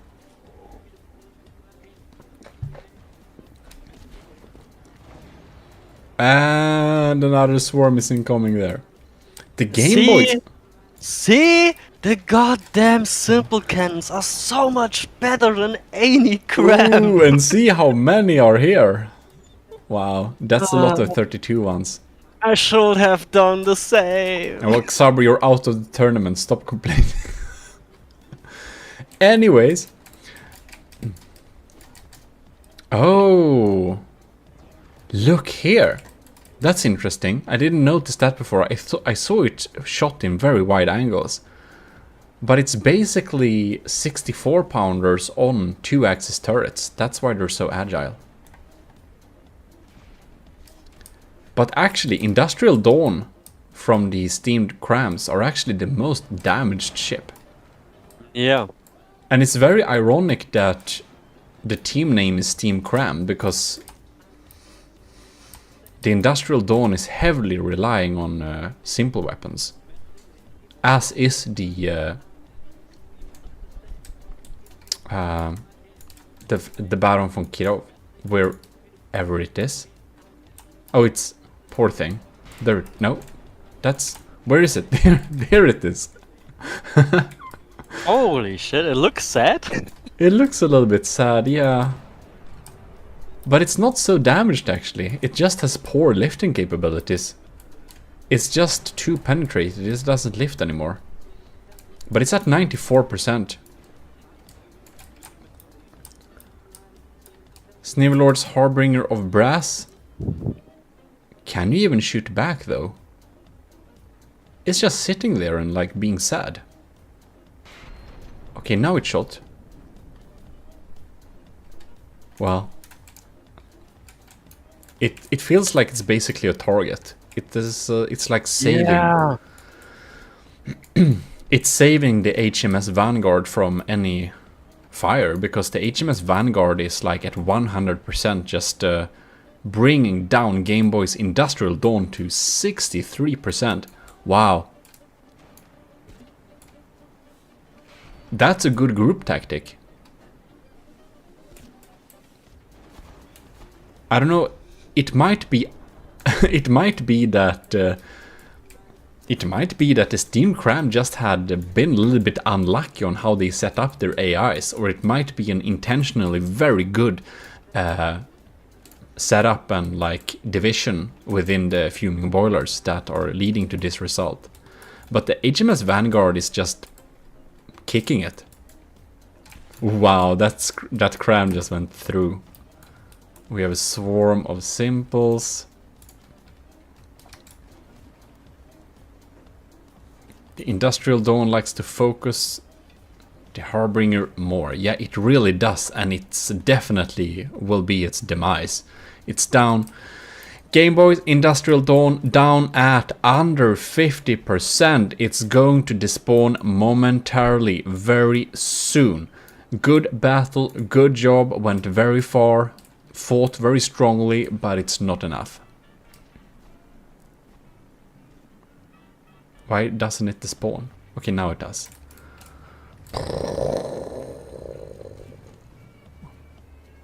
Rest in pieces. Let's move on. Now we have the HMS Vanguard and the Harbinger of Brass, which is basically just a target that's just standing there and shooting sometimes, but it's holding out very well. Yeah, but it does look like it does not have any capability left to fire back. Like, No. except these two sad. It's very sad, but Oh my gosh. this setup is just so resilient against damage. It just keeps floating. Here we have the steamed crams. Oh man. Yeah, but it's also very exposed.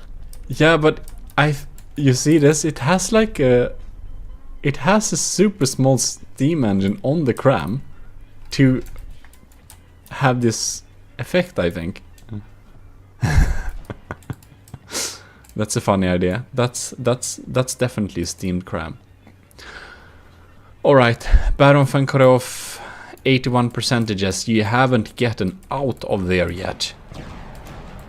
And this under broadside is just getting sad by the water. Yeah. It probably lost the capability of lift. Yeah, it definitely lost the capability of lift. And it's, There's way too much damage on the balloon, like on Yeah. like the section. the helium tanks are just devastated, and now we have like incoming. Bad. Oh yeah, a simple swarm of incoming stuff down to 70%. But both of these crafts, no one has any like penalty points. They really stuck to the rules very well.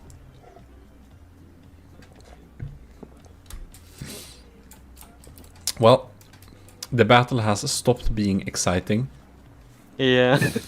but it's over very soon. Oh man, that's a cool broadside going on there, down to 59%.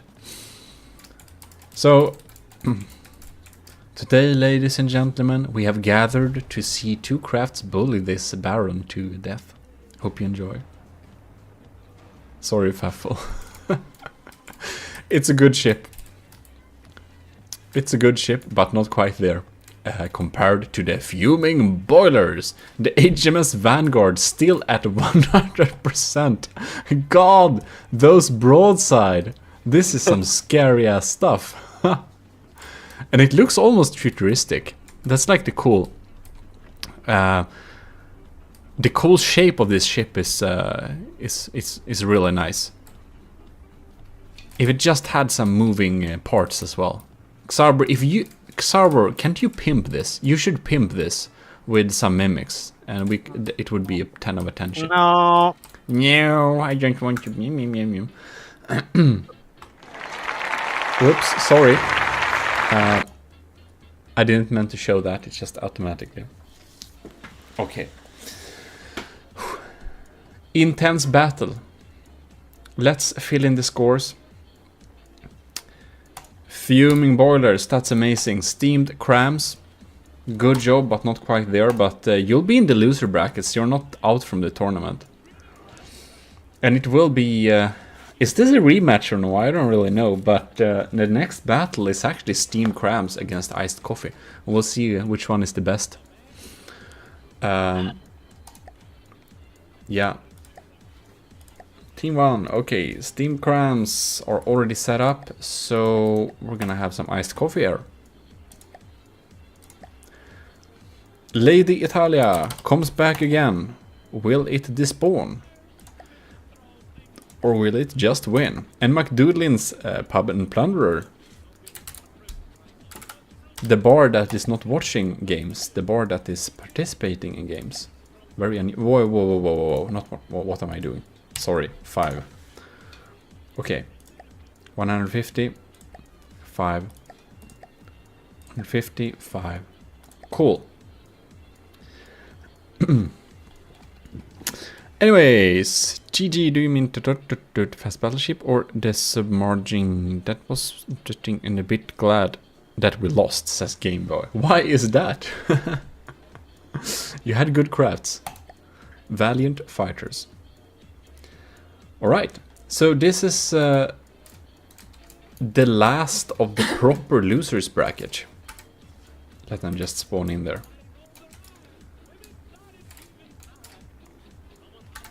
And since we looked at that last, we're going to follow Lady Italia a little bit because it tends to die. So we should catch it in its glorious battle moments. I'm thinking. It looks nice though. Incoming swarm. It has like 5 crams in the front here. Anyways. The Lady Italia is indeed the one that's most sad in terms of damage. Where is it?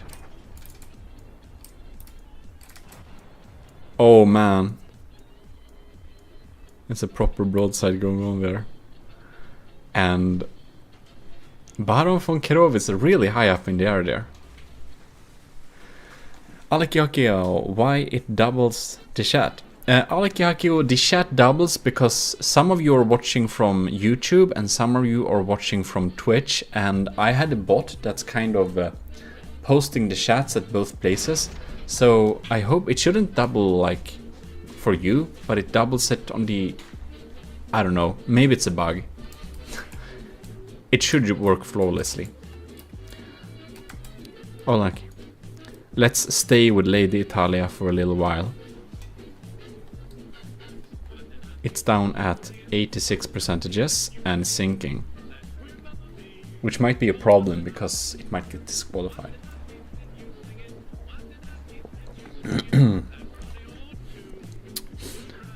Okay, Xaber, what are your bets for this battle?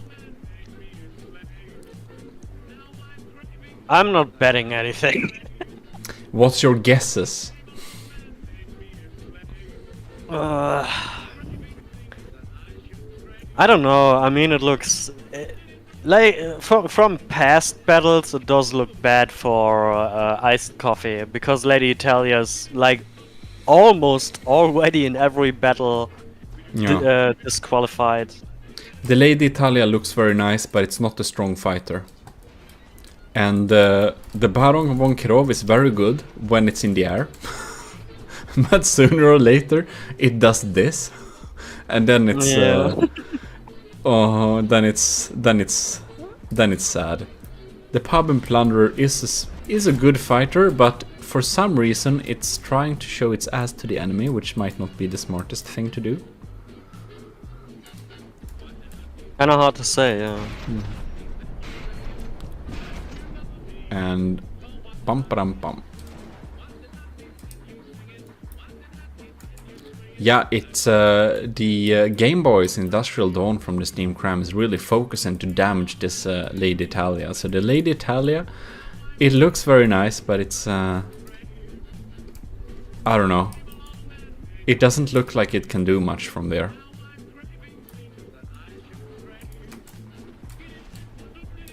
Oh, there we have some blast guns going on there.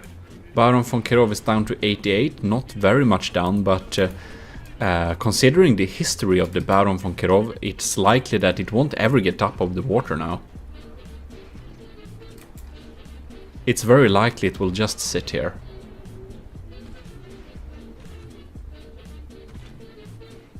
I think it has a little bit problem with the pitch stabilization. Alright. Okay. The Steam Crams is like ignoring the Pub and Plunderer, which is at 99.9%. The aiming, like... this is so weird.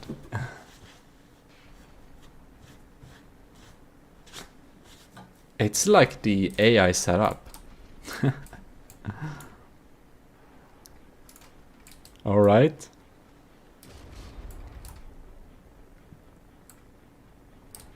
Baron von Kirov, what's happening? It's trying to be a submarine now. Ah, stop Baron, I don't think you should do this. It's not a good idea. Poor thing. I like this propeller pods though.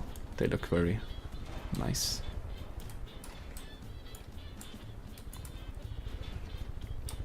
I don't know. I don't remember your like total materials for the Baron, but I think it really would have benefited with some sloped wood outside of that balloon area to kind of keep it a little bit more safe against these type of things.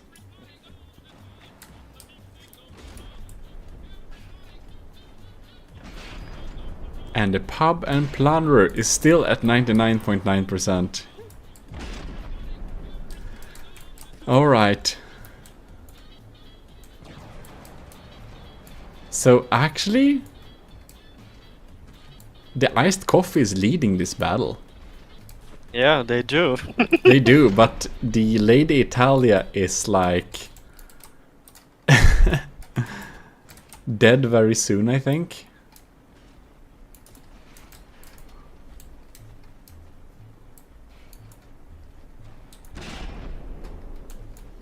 What?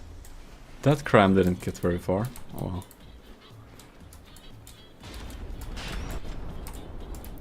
It's like it's shooting, but I don't see a bullet going anywhere. Huh. It is just standing here, 63%. Trying to go closer, but it has a lot of materials though. If they just would leave it alone a little bit, it would probably be able to get back to the battle.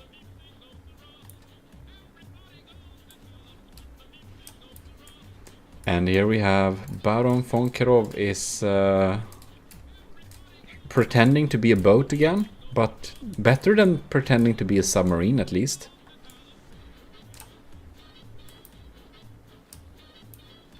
Could scream at the weapons of the officer of the Industrial Dawn right now, says Gameboy.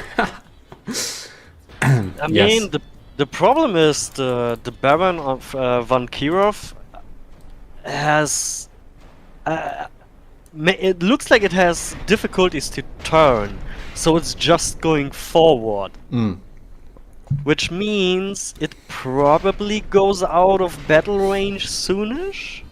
Yeah, it will probably get some penalty points if it will get out of range and continues to run away. The Coffee Zombies McDoodlin's Pub and Plunderer is a unexpectedly strong fighter.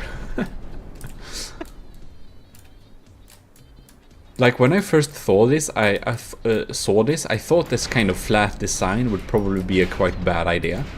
But it just has weapons all over the place. It's kind of fail-safe in a way.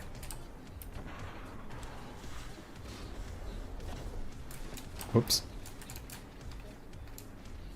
Oh, and there we have it, rising penalty points. Oh yes. Farfels Baron von Kirov. Yeah, you were absolutely right about that. Yep. It's stuck in the water, running away. 16, 17, 18, 19, 20. It's going up. Oh no. It's going up. Will it be able to turn around? It just has a few degrees to start turning towards the enemy. If it just would turn. No, 27, 8. And disqualified. Poof. Gone and dead. Will its last volley do any damage? Nope. Nope, that's a miss. Well, thank you for your last effort. It didn't matter. Poor thing. At least Lady Italia are not bombarded anymore and has like 26,000 materials to build itself upon. So it is slowly regenerating, considering that the Game Boy's Industrial Dawn... no, the Game Boy's Industrial Dawn is still targeting it. Oh no, it has so few weapons left and they are not targeting the real enemy here. Yeah, this is so weird. Why? Oh no. Yeah. I mean, every normal human already have said on the bridge, "You mother truckers, aim at the goddamn damn ship! 9! We have our protocol, and our protocol says we should aim at the smaller ship. No more questions. Continue firing. But it's already dead. I don't care. Continue firing. It's already dead. Continue. How do you say continue in German? Huh? How do you say continue in German? Continue.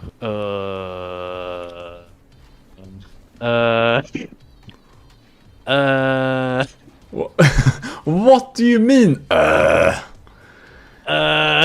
Wehrmachten. Is that right? Weitermache. No, I have it. My brain was, I don't know, was stuck. Continue is continue in German is. Wir machen, ja, wir machen weiter. Alles okay. Yeah. Yeah. Something like that. Yeah, exactly. That's how they say. Nein, wir machten. Exactly like that, because that's how normal German people speak every day. I've never been to Germany, but I'm very sure this is the case. Yeah.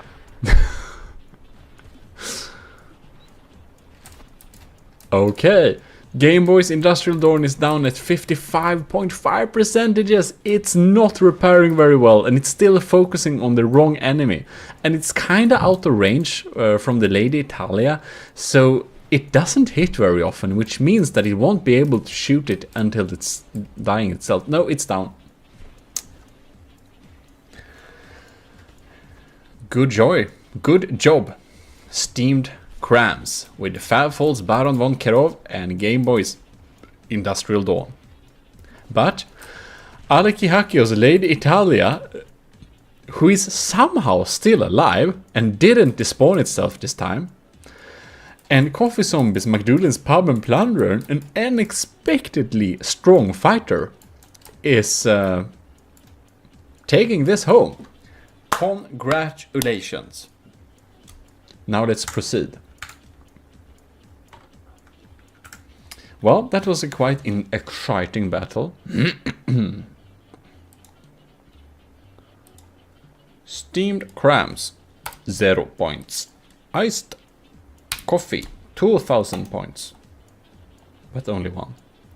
Which means that we will be matching Iced Coffee against the Fuming Boilers. Have they matched each other before? Let's see here. Iced Coffee. Oh, it's a rematch from the third battle. Iced Coffee versus Fuming Boilers. So we'll see if the win was actually just luck, or if Fuming Boilers is really the strongest team here.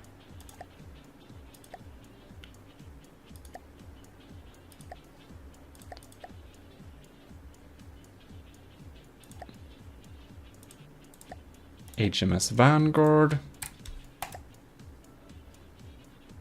You're still there, Xaver? Yeah. You're just silent. Because I spoke too much German. Oh, it's good. Das ist gut, mein Freund. Ja. Alles gut. No, that's here.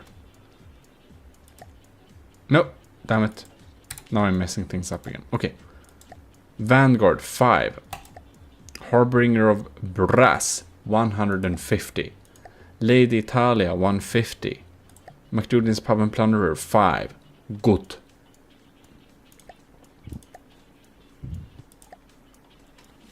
I forgot to show you that, but I'm pretty sure I set it up correctly now. So you just have to... What is happening? The battle has begun. Alright. God, the new propellers look so much better than the damn Daddy Blades we had before.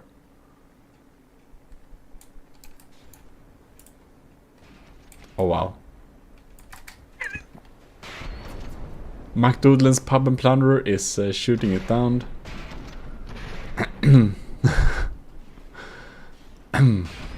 It looks like the chat has gone German.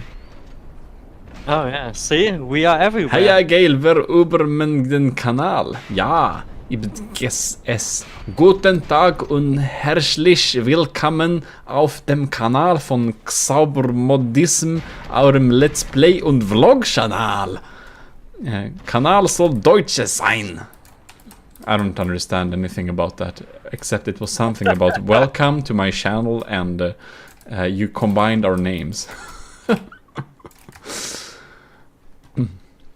Okay, is the Lady Italia the first one to go as usual? It's the most damaged, as usual. Oh, poor thing. Yeah, maybe. Excuse me. There we go. We need to have the music for the finale. I think this is the finale. This is the finale, depending on who is the winner.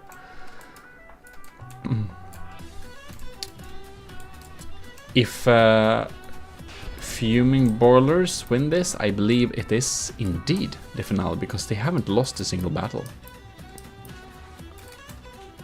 Ah. I like this pattern with the metal underneath the wood here.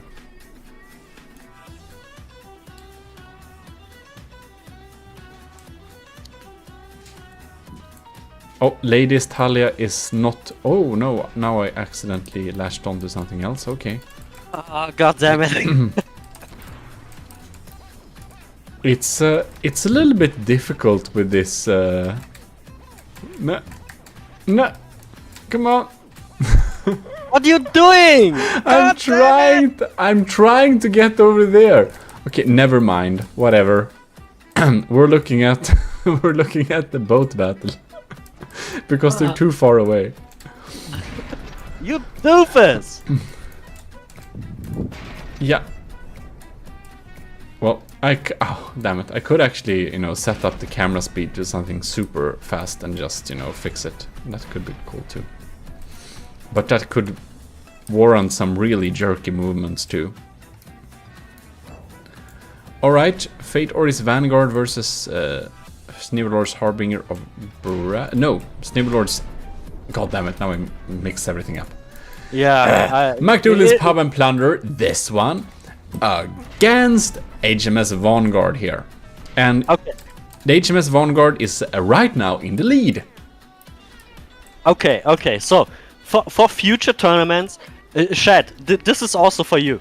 Like, how about we do make 2 days out of it? Because it does seem like, at a certain time, Gmodism is gonna screw up anything.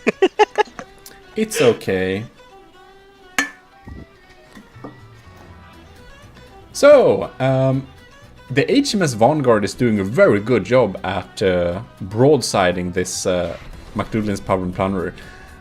Like, this method of having one side broadsider with a lot, goddammit, it's just too many, was a good idea. It was a really good idea.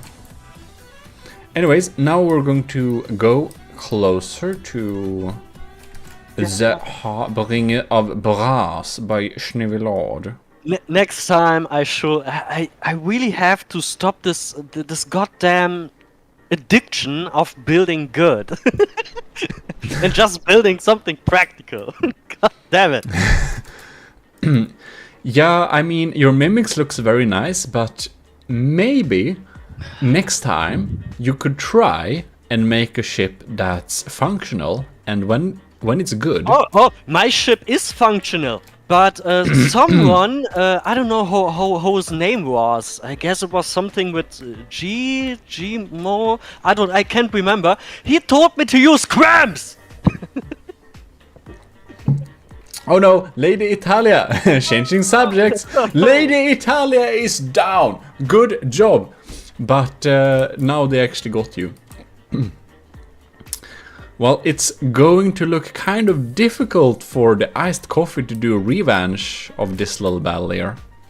Damn. Because now the Harbinger of Brass have other things to do. That escalated quickly. That is... It did. Oh wow, yeah. Lady Italia deceased. It is indeed. It got shot at. It got too much damage. It was sitting there in its 60s for a while, but it just died, I believe.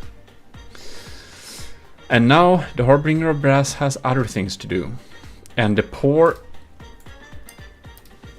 Coffee Zombies McDoulin's Pub and Plunderer 4D Iced Coffee team is trying to face several enemies in the middle, and it's very flat and very susceptible to all sorts of damage.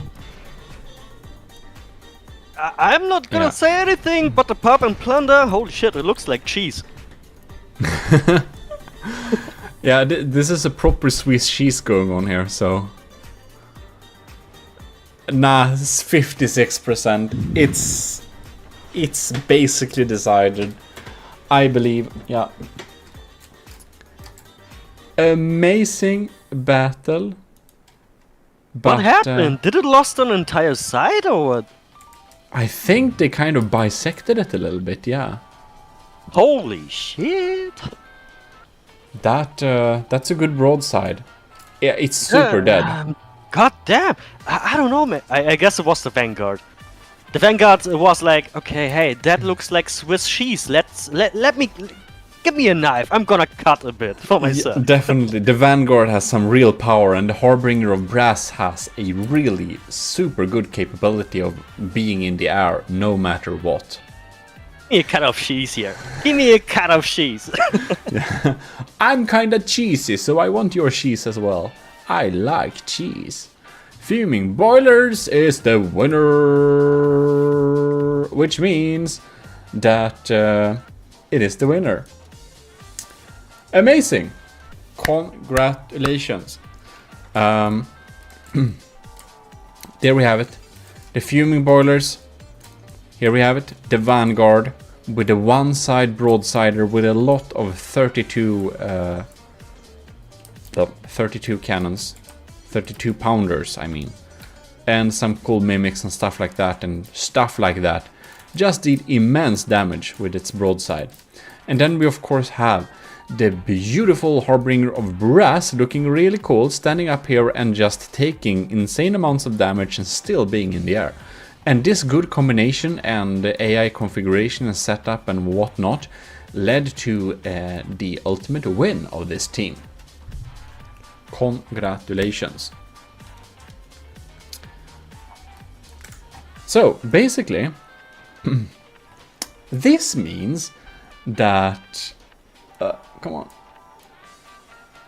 This means that we can click on end the tournament, but as you know, the tournament isn't really ended.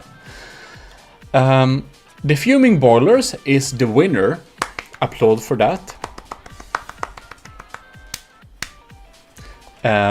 And on second place, we don't know who's on the second place, because tradition decides that the winner of the Battle Royale is actually the second place, which means that the iced coffee with, you know, the Pub and Plunder and the Lady Italia has a reserved third place. Of course, they can still win the,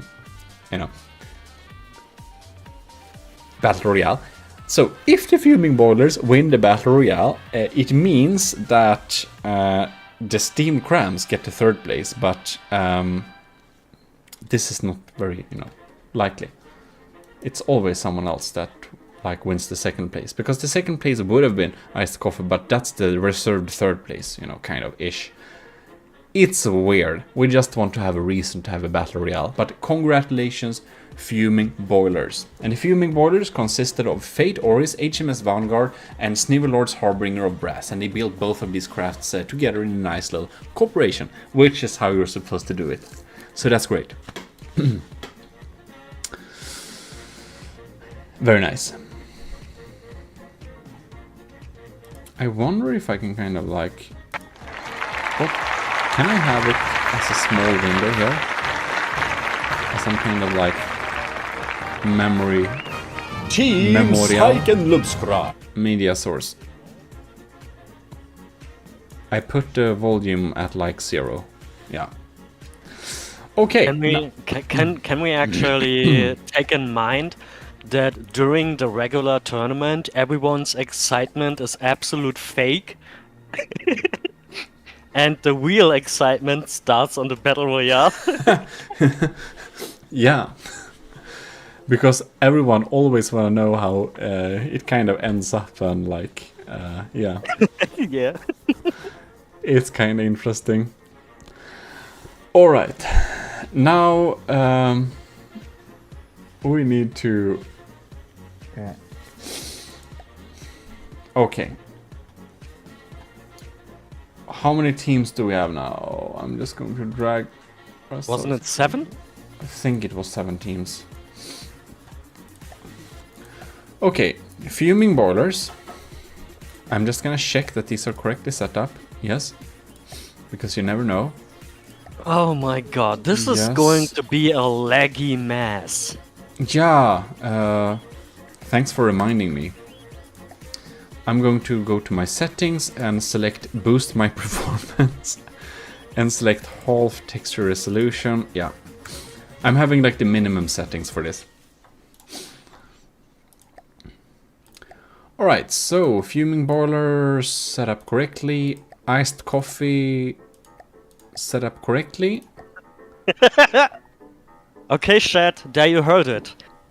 Farfool is entertained by just putting on some makeup, which makes you beautiful, and put some melons under your shirt, which are some cannons. There you go. What? What did he say?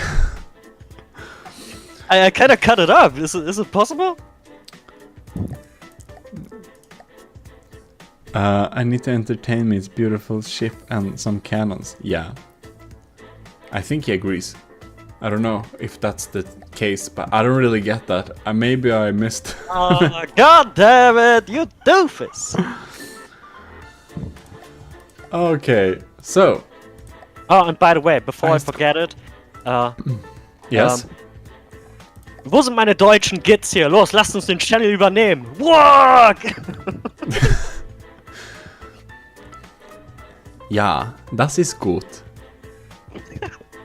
It's kind of funny because you have absolutely no idea what I started now. No, not really.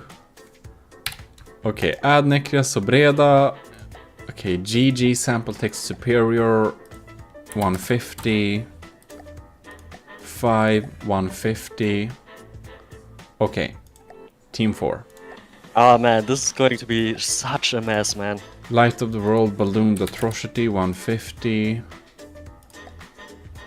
Scuimation's fading light 5. Right. Team 5.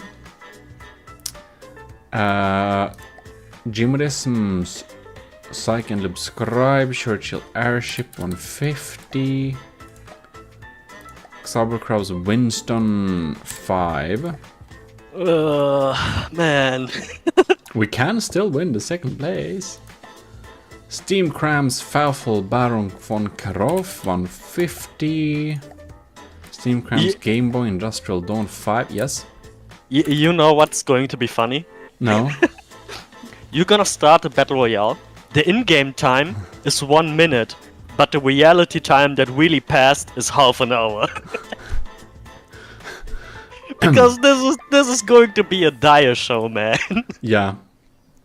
Faufel says, can we invite Sauberkraut to the Steam Crams and just rename it to Die Deutschen? Yeah. If we ever have a 3 versus 3. Okay. See? I unleashed hell. Yeah, I think so. Okay. Oh man. 150, Cortez, Zebra Clam, Sultan's Steelmire, Blunder Burst, 5. Let me just check here.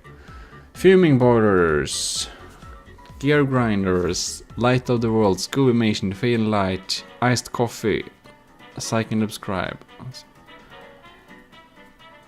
So 1, 2, 3, 4, 5, 6, 7. Okay.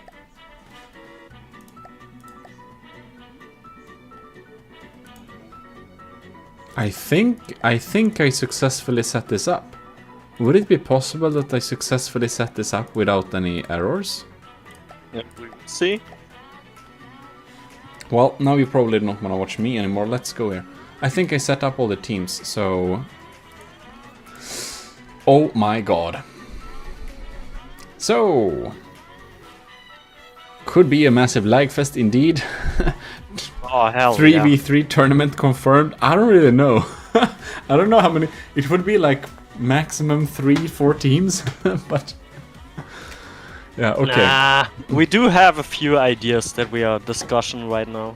Like, Yeah. not right now, it's more like the last few weeks we talked about a few ideas. Yeah, yesterday we were talking about a tournament about space. Okay, let's spawn in these suckers. Oh no. Yeah, that's literally Oh my god, that looks horrible. So it will be very confusing Oh my to God. like look at any individual craft right now, and the graphics is so bad anyway, so we don't really want to be too close because I set it to the lowest possible to hope to get more than 10 FPS. You know, what do you do? Let's start the battle. Let me be a little bit intense for you. Thank you. Okay, let's start the battle. Right, we have a solid slow FPS. I think we're breaking the in-game's limit of small arms cannons. Yeah. The Churchill airship is like doing a suicide mission going into the center here, it feels like.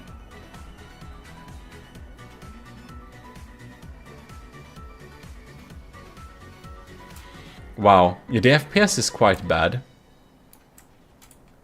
It's not a solid 10. That's what I thought! I told you, we are 1 minute in, we have just 1 minute in game, but in real, there's already 20 or 30 minutes past. No, it's 13 seconds in game. Huh? Poor bullet limit, yeah. Now, the crams are probably a strong point, because the simple weapons bullet limit is probably, like, capped. Like, this is the amount of bullets, this is the cap, so crams probably will be the damage dealers here. Alright. Since we have this little lag fest here, oh god, the Churchill airship already has 10 disqualification points, come on. Okay, who's the most damaged? I think it's Ad Necrius again. No. No? It's the Sapper Clam, from Cortex. Oh. So many ships, where the hell is it? Oh, no, what are you doing? It looks like someone is running away again. Baron von Krov by Fafel may be running away. Okay. Adnecres Sobreda is down to 74%. What's happening though?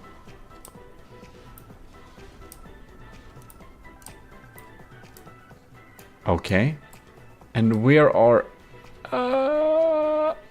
Cortez X80. No. Sam and Lobo. Adnecres Sobreda is actually the most damaged right now. Yeah, right now, yeah. You're doing great. You're at 92%. Your main turret is not touched. But where is Adnecres? 59%. Because I want to have a look at the most damaged ship before it disappears. It's probably that thing there. Maybe? No. Or is it? Yeah, no, it is. Yeah, it is. It's just very unrecognizable because it has taken humongous amounts of damage. Oh well. I don't know, Adnikrias. You have won tournaments earlier, but it's something with this ship that just set up in a little bit way to be a little bit weak. Oh, Adnecrius is the first to He's go the first to out, I go. guess. Yeah, I think that's why I wanted to find him. 10 points on Churchill. Yeah, I'm gone. sorry. It probably the speed. Or I don't know. It worked fine in testing. 12 points for Churchill against this 13 points. What am I doing? 14 points. Oh no, come on. It's 15. Stop. Adnecrias, Sobreda, RIP. Rest in peace. Disqualified. The Churchill airship seems to be the next one to go, actually. It has 90... Hell no, bro. You don't left me alone here on the battlefield. Come on, airship! Stop! 23, 24. What are you doing? How are you being disqualified? Is the range too much? Are you targeting something that's too high? 26, 27. Oh Dude. no. Move your goddamn ass down. Oh no. No! Come on, at least shoot. Oh. Damn it. You goddamn. Disappointment. Oh, meanwhile, the fading light is also gone. Oh, what? Fading light. Oh, what happened? Scoovimation's fading light. I didn't have time to see that. What happened to it? No. Scoovimation's fading light. It was kind of close to a pretty heavy broadside battle before. Come on, Baron. What the hell are you doing? Stop dipping your nose into the water. It's never going to end well. Stop it. It doesn't listen to me. Well. Cortez X Zebra Clam seems to be at 75%, which is likely to be the next one to go, right? So, how are we doing here, really? We're not doing really well. We are pretending that we are a stationary artillery station again, I think. And it's not doing that very well. Well, it will be very interesting to see what's going on here. Ironically enough, no one wants to target the Churchill, so... You mean the Winston? Oh, damn it, the Winston. God damn it. God damn it, dude. It's too difficult. Well...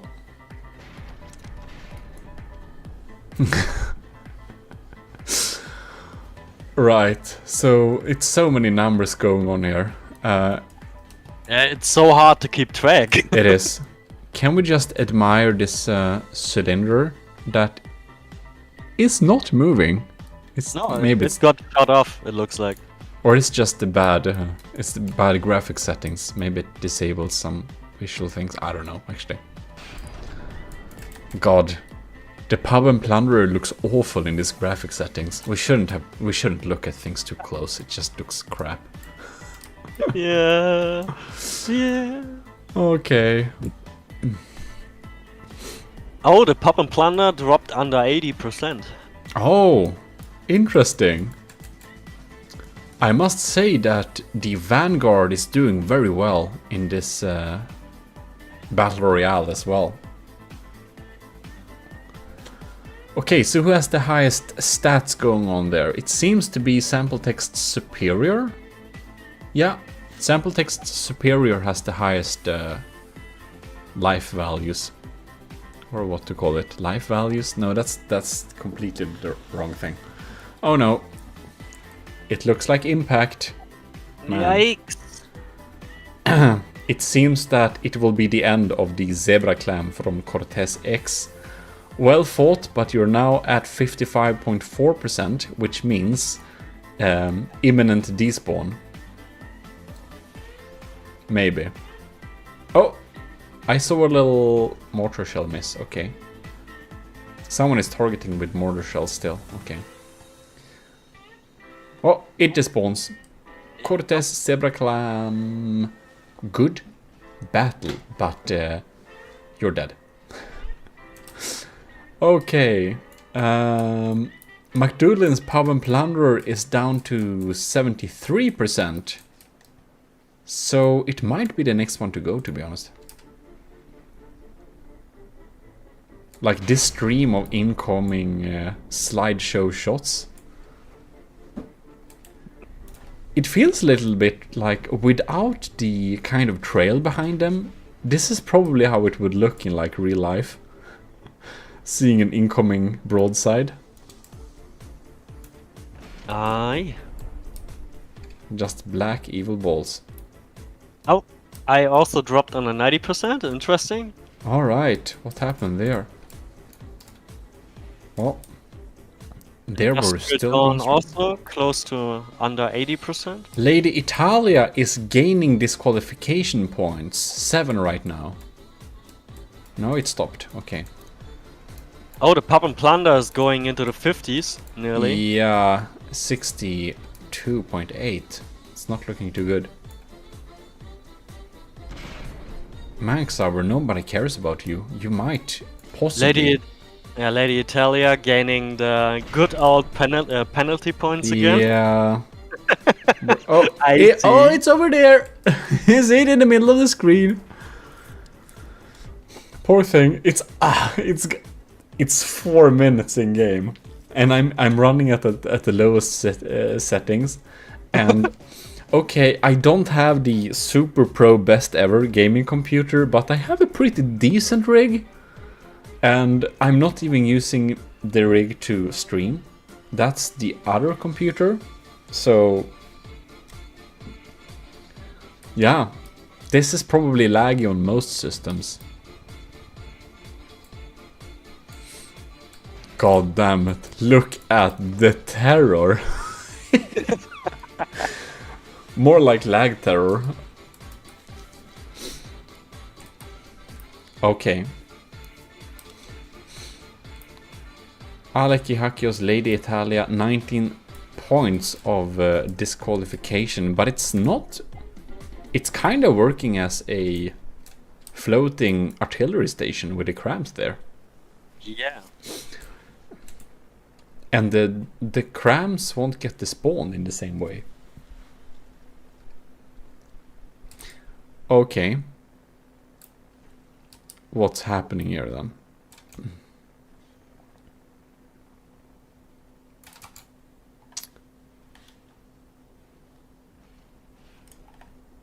Got a little bit silent. There we go.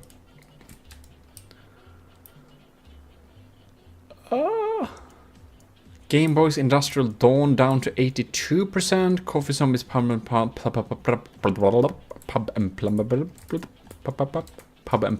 down to 60.1%. So it doesn't get attacked. Oh, Lady Italia is gaining more penalty points. 23. It stopped. Expect imminent despawn. I think that iced coffee is soon to be out of this battle royale, to be honest, because the penalty points will probably add up as soon as we look away, and the coffee zombies McLeod and blah blah blah blah blah. It's hard to say that quickly. Iced coffees, coffee zombie, McDoodlin's Pub and Plunderer. Sauerkraut, we have a German audience. Translate that to German. No.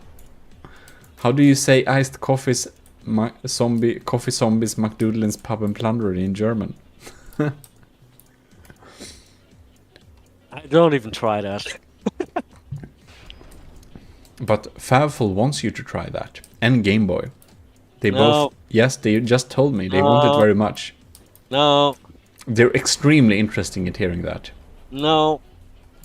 Ain't happening. Who had a submarine again? Oh. I believe it's Favful's Baron Kirov. I mean, pop is pop, basically. You can't really translate it. You can call it pop also in German. Hmm.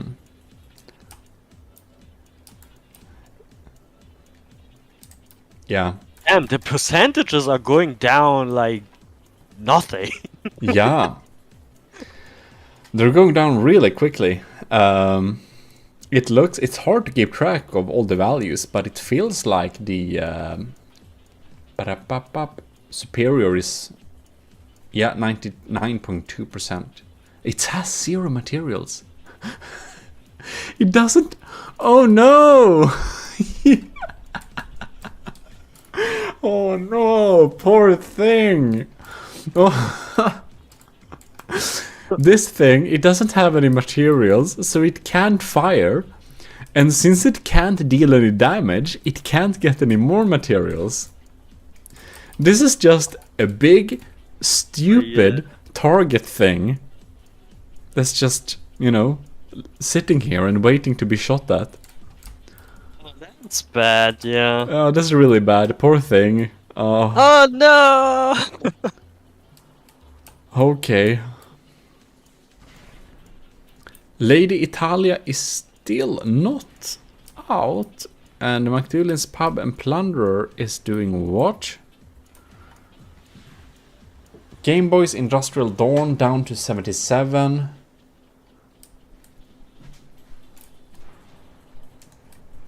According to the in-game clock, we have only passed 5 minutes, 6 minutes now. Yeah, bullshit. The Winston is at a solid 78%, but it seems that you have been receiving some attention from the submarine. I mean, Yeah, I von did. Kirov. I mean, I also dropped under 80% though. Yeah.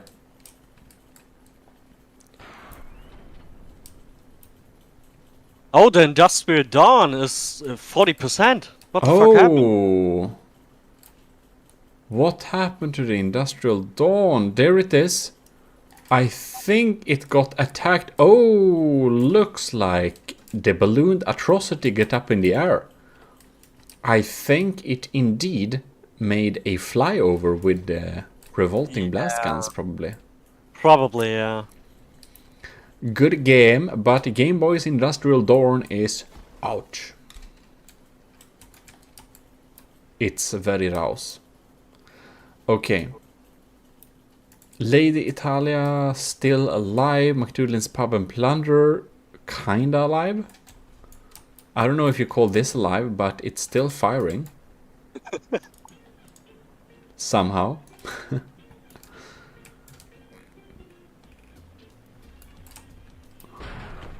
Oh well.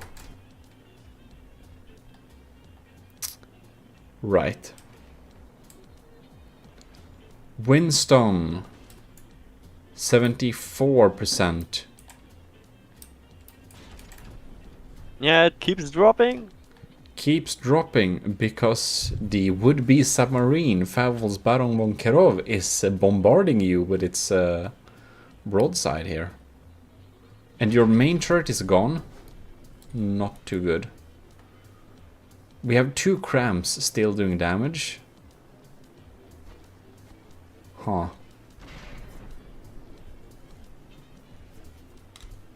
Well, Man, that battle royale is taking a long time. yeah, it's like it takes a long time due to the lag, but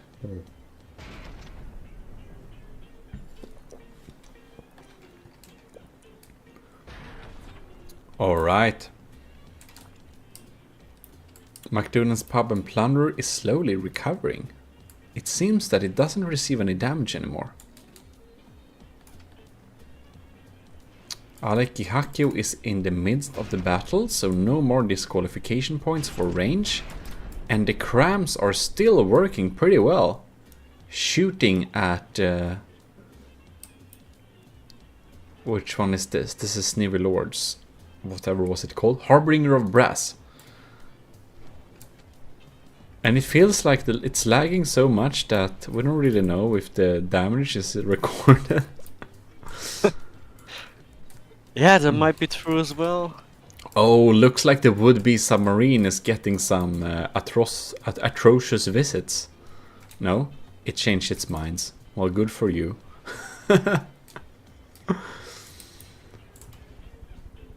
Winston is down at 68%. Yup. I might be the next for Ghost. Probably. Yeah.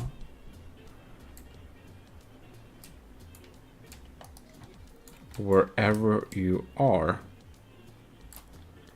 You're over there. No more disqualification points, no? That Oh. ain't me. No. Here we are. Close combating. Oh, huh. Yeah, dude. But you know what? That's how was it called? What is the build that rammed me? Was it Anikras with the steam ram? No. Not. Oh, Which team? I mean it's on my left. I forgot the name though. Oh, you mean this thing?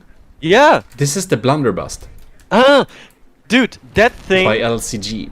Yeah. That thing killed himself because he rammed me now and he doesn't have the propulsion to move forward now. It killed itself, like kinda killed itself. Well, it still has some decent firepower going on here, so it's an Yeah, and that's 82%. And you should be lucky it doesn't target you right now. We hear the war horn.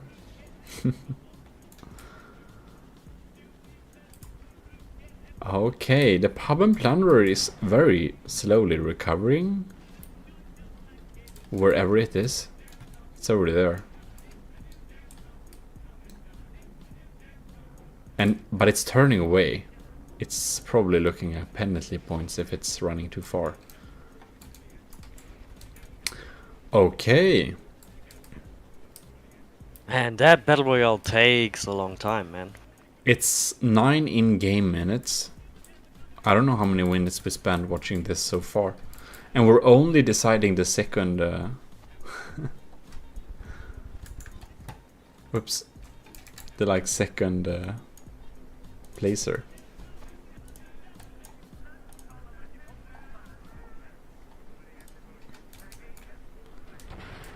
Oh.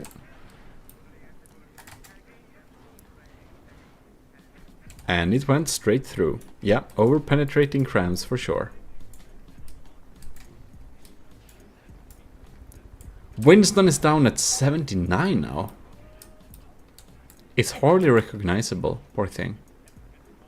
Yeah. It's a 1 cram turret. Yeah, I told you, I'm probably the next to go. I think so too, because no one cares about the pub and plunderer right now, it seems. But it seems that you get a lot of attention from your favorite submarine, Baron von Kerov. Yeah. By steamed crams. It's just continuing to broadsiding you. 56.7. Ooh. 56.1. Next swarming coming. 55.7. And a new swarming coming. 55 point. Disqualified. Well, looks like we're not taking home the second place, Xaber. Damn it. You already fled away, you coward. Well, yeah, kind of. Yeah. Oh, we have. What the heck? Oh. The Oh, Blunderball. What looks the like hell? someone is getting a visit here. See, I told you it killed itself because it rammed me, lost its paddles. And now it got some nice visit from the atrocity, the balloon atrocity. This sadistic way of knowing of a small victory. Yeah. Scuvimation's Fading Light has been out for a while, but whenever did it get killed? God damn, it's so hard to keep track of everything.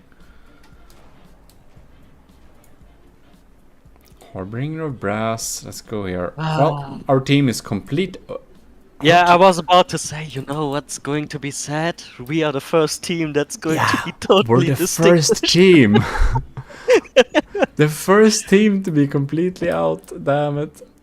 And just because you got disqualified, you goddamn doofus. Yeah, Ah, bad AI. And here we have, somehow, the Lady Italia is still alive, but it's backing away, so I'm feeling it's getting disqualified in an imminent time. We'll see. yeah. First team to go.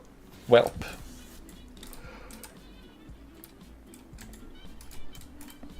Oh. I don't think that Lady Italia wants a friend like Coffee No, like Snivelord right now. Oh, Because- come on! Those are airships, man. Let them have the time. They just want to mate. Yeah. Lady Italia is just a bit shy. I think it looks like Lady Italia is scared and hiding, to be honest. Oh, maybe it's a stalker. What a creep. Snivelord, get away from her, you creep! It says. Right, so it looks like Lady Italia might be the next one to go, just because it has a little bit too Oh, much attention. No, we No? have the second team that's completely obliterated. Oh, look! We The missed blunderbuss Yep. died somewhere. Somehow. And the superior is dead in the water and can't move, and the battle has moved away and is just sitting there and gaining penalty points. 20, 21. I think sample text superior is the next one to go. Yeah. Okay. Which leaves us with fuming boilers, iced coffee, indefatigables, steamed crabs. I'm kind of surprised that the pub and plunderer from the iced coffee is still alive. I don't know Oh, why. the industrial dawn is gone as well.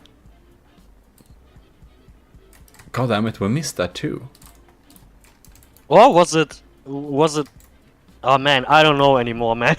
I don't know either. It just happens too much at the same time. Game Boy, obliterated by the blast storm. Yeah. I suppose so. Okay. I guess here is where the battle takes place nowadays.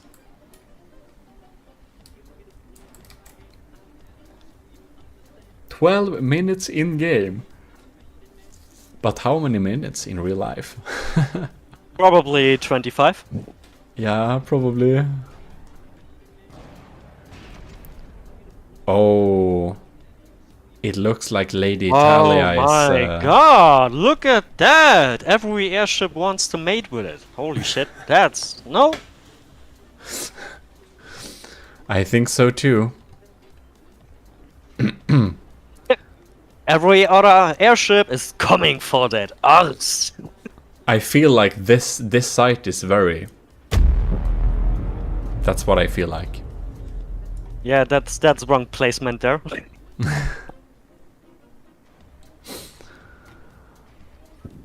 Okay. Oh yes. Oh no. Poor thing. Oh, yeah. shit. Damn. Yikes! Mm. Yikes! Ooh.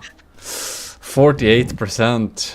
Looks like Team Iced Coffee is very done, because somehow McDoulin's Pub and Plunderer died when we looked away.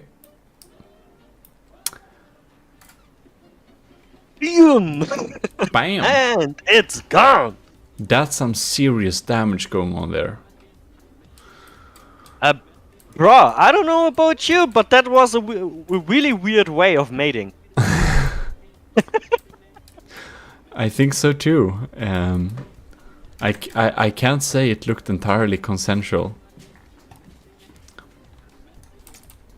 So It's that what you call finishing in 5 seconds? I think maybe so indeed. We definitely need a 18+ rating for this. Yeah, absolutely. So anyways, why is the Lady Talia always the center of everyone's focus? I don't know, but it was its demise. It tried to look. Oh, no, I can answer that. Stop calling it a lady. We are gamers, come on! From my channel statistics, I know it's a 95% sausage fest. I know Sausage. that. Yep. It is. It is. Yep. The statistics lie, but probably not that much. What is going on there?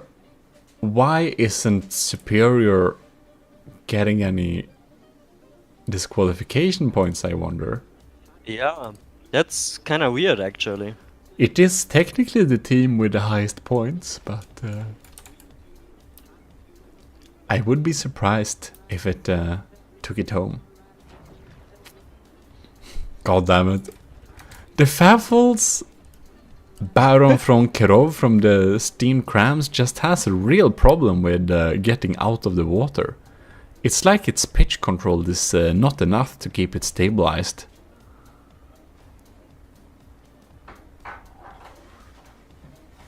Baron from Kirov is at 100% though.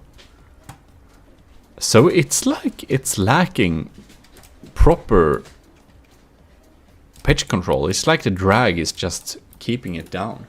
Yeah. Oh well, that happens. Oh, did you realize we got a lot of penalty points on the ballooned atrocity? I just saw that. I'm not really sure when that took place, but apparently it did. Yeah, oh, that's okay. Okay, so we have the gear grinders with a sad-looking Superior just sitting there and doing nothing with no materials. The fuming boilers, but only the Harbinger of Brass. And the Eyes of the World, Light of the World, with the from the Indefatigables with a ballooned atrocity coming in right here. And of course, Steam Crams Baron from Kirov, which is not getting out of the water. Okay, we do some melee damage going on here. And Sample Text Superior actually got materials from being damaged like this, because it damaged the other thing by getting hit. So Yep. now the cannons are actually back online. Plot twist, not smart to run into that thing. The most ineffective ram of the year. The Superior now has 3,000 materials. And the cannons are indeed online. Oh, will we get the blast guns? Not really. No, but we got a little bit of a teabag.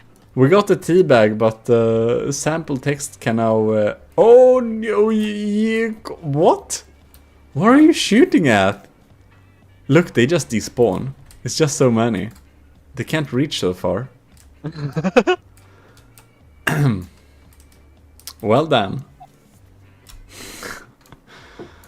Oh, more.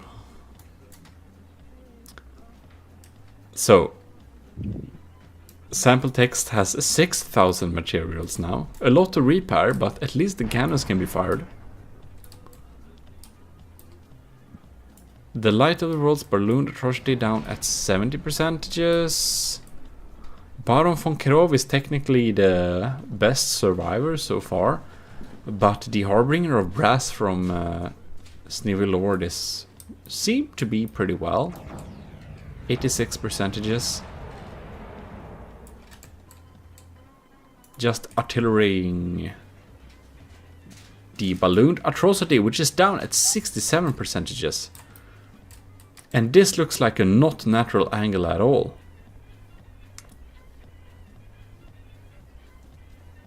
Nope. Harbinger really does the most elegant job, now. Indeed it is. Light of the World's ballooned atrocity is it falling? No. But it's kind of low. It looks like it's the next thing to go.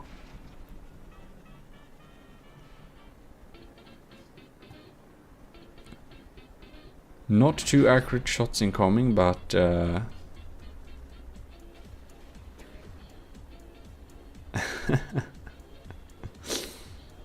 Oh man. oh yes.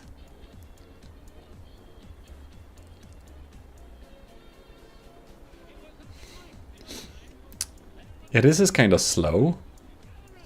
It doesn't help that the frame rate is like extra slow. If we just rotate with this poor thing a little bit. Oh, it only has one roll propeller. You can see.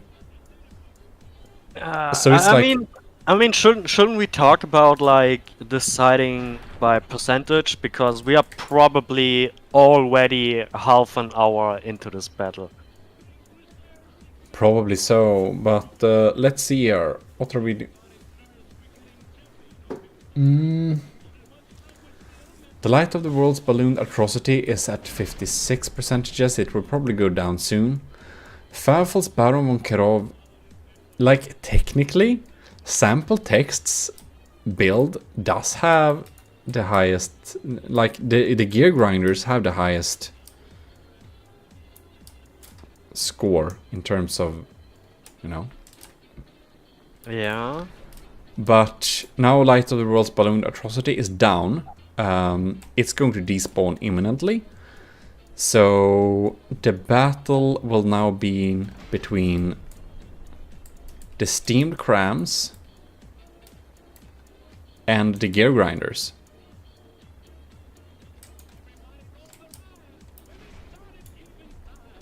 So I wonder, we can't probably really decide. And there it goes. Good game, ballooned atrocity, you're now out. Oh wait, Fate Oris Harbinger of Brass is doing very well still. It's technically not in the top, it's in the middle now. But I feel that that thing has the like best potential to actually win this thing, so it would be kind of weird to end this prematurely by percentages, since it's so close to end-ish. Let's see here.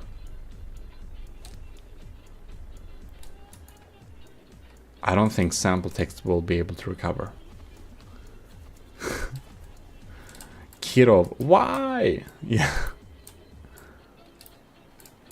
Baron von Kirov somehow managed to get up from the air. Up from the water. I don't really know how, but wow. Wow, it's doing some really good damage against the superior that's down there now. Poor thing. Oh yeah. Sample text's superior is getting pretty devastated by our Baron von Kerov. Oh, Baron is taking some damage. Come on, take the superior can't. Gear grinders can't recover from this. Shoot another volley so we can end this particular thing. 58, 57. Alright. Baron von Kerov at 94% against Snivelord's Harbinger of Brass at 88%. Oh, it doesn't have one of the crams anymore. And the Baron is still targeting the sample text superior, which is now brought down to under 55%. Nice.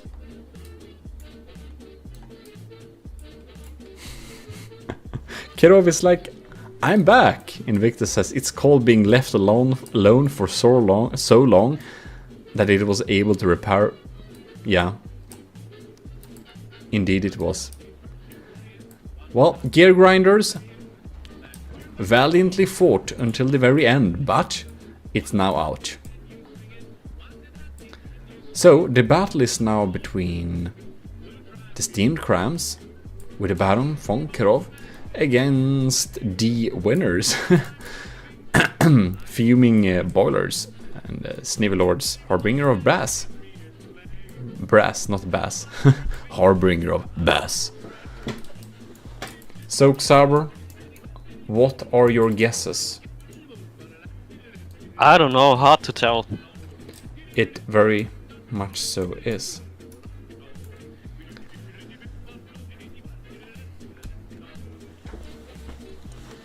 So, if the Steamed Crams win this, they will not suffice with their third place. They will instead get a second place.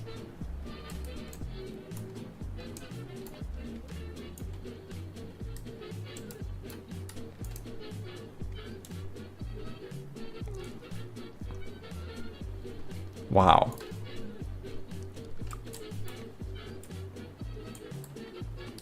That's some damage going on there.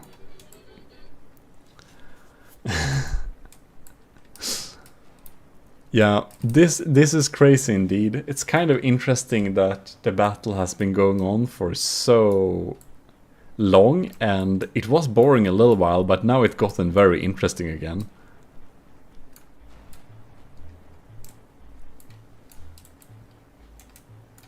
Xaber, what are your comments? Nothing. I do think that Brass does not look good at all. It's down at 76%, and it looks like it's not going to recover. Maybe indeed that Steamed Crams will be stealing the second place from the iced coffee and put the iced coffee down to third place with this win. Because, well,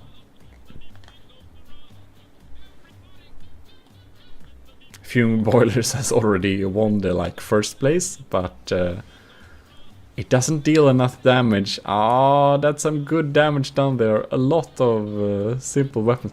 It feels also like the simple weapons are not too many anymore, so they actually reach the target without despawning.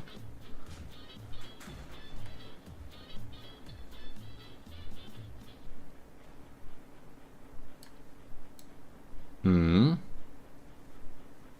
72. Damn, this is so unreal. Jesus. It looked like the Baron would kind of run away and despawn itself again, but it didn't. And it has such a great angle of see me up, like from above broadside with this thing. Oh yeah, this battle is over, dude. This battle is very over. The Harbinger of Brass, poor This thing. is so easy to say, unfortunately. This is really easy to say. That battle is over. Yeah, now it's definitely over. It can't shoot back very much anymore, and the Faufels Baron von Kirov is still fighting very well. It has 16,000. Oh wow! Bam! Oh, shit! That's an execution, dude. It That's is. a real execution right there. Oh wow! It is. Oh yes. Oh, that's a nasty last move, man. That's a nasty last move. Amazing. Well, clap, clap, clap. Good job. That means that the final results are like this. Winners is the Fuming Boilers. Very good job, and the fuming boilers consisted of Fate Oris HMS Vanguard and Snavel Lord's Harbinger of Brass, which just died here. And because it died, our second place is indeed the steamed crabs. Because the steamed crabs, with Favfol's Baron von Kirov and Game Boy's Industrial Dawn, was able to secure a second place by defeating the winner of the tournament in the Battle Royale. Game Boy did a lot of damage, but died kinda in the midst of it, because, you know, everyone dies easily here. And the Baron von Kirov somehow left alone for long enough to actually be able to come back and do some damage, and wow, that was a cool comeback. And the third place then goes to the iced coffee with Aleki Hakio's Lady Italia, despite its I don't know, distance keeping and problems there. McDougalin's Pub and Plunder was amazing at just being alive for a long time, which secured the iced coffee a nice third place. Very nice. Well, hello, and you're most welcome to Gmodism. The Gimle is completed finally, and this means we will be doing battles with the Gimle. And I have been fixing the spelling issue, as you said.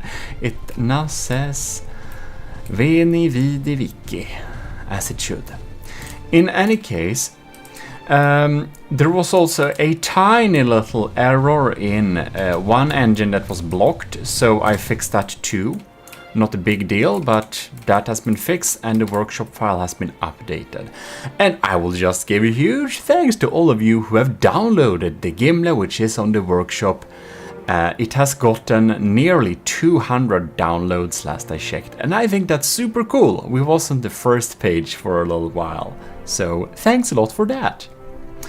In any case, we're going to kick off the battles by first having a quick look of how the Gimle looks and what the end result of it is. This is a right-sider, by the way, as you might imagine. We can slow down timer a little bit, we can check more easily. You can see here I had to resort to these blocks at this side. This is only a facade for show. It's only to keep the water out, you know, this side. The armor is on this side, which is of course some spaced armor. We have some angles to deflect the direction of Hesh shells in case anybody comes with big Hesh. We got big empty space here, so we have very thin outer armor. And then we actually spent the resources on interior armor. We have staggered era at some important places, but other than that, it looks like it is. We have the armaments. We have sniper turrets that aim underwater. We have a lot of diff flak sieves that will shoot down incoming crams. We have the stoners cram mortars to distract lambs. We have the Super Davidos version of the detonator turrets, 4 of them to be exact. That's the main weapon of the ship. We have some extra crams to distract sieves, basically. We have the beautiful turret, the laser turret that we also used on the Draconia.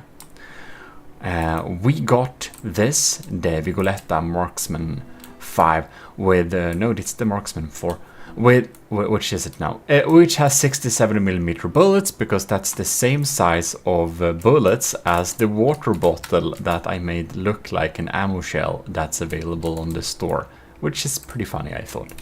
We have lamps going on there.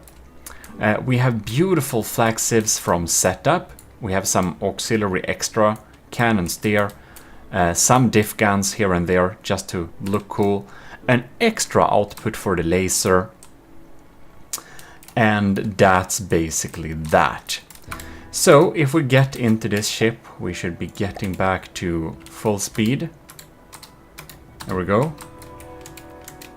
Maybe. Well, we're getting stuck somehow. That's because we're moving. Oh, our magnet boots don't work. Okay, my boots have now latched on.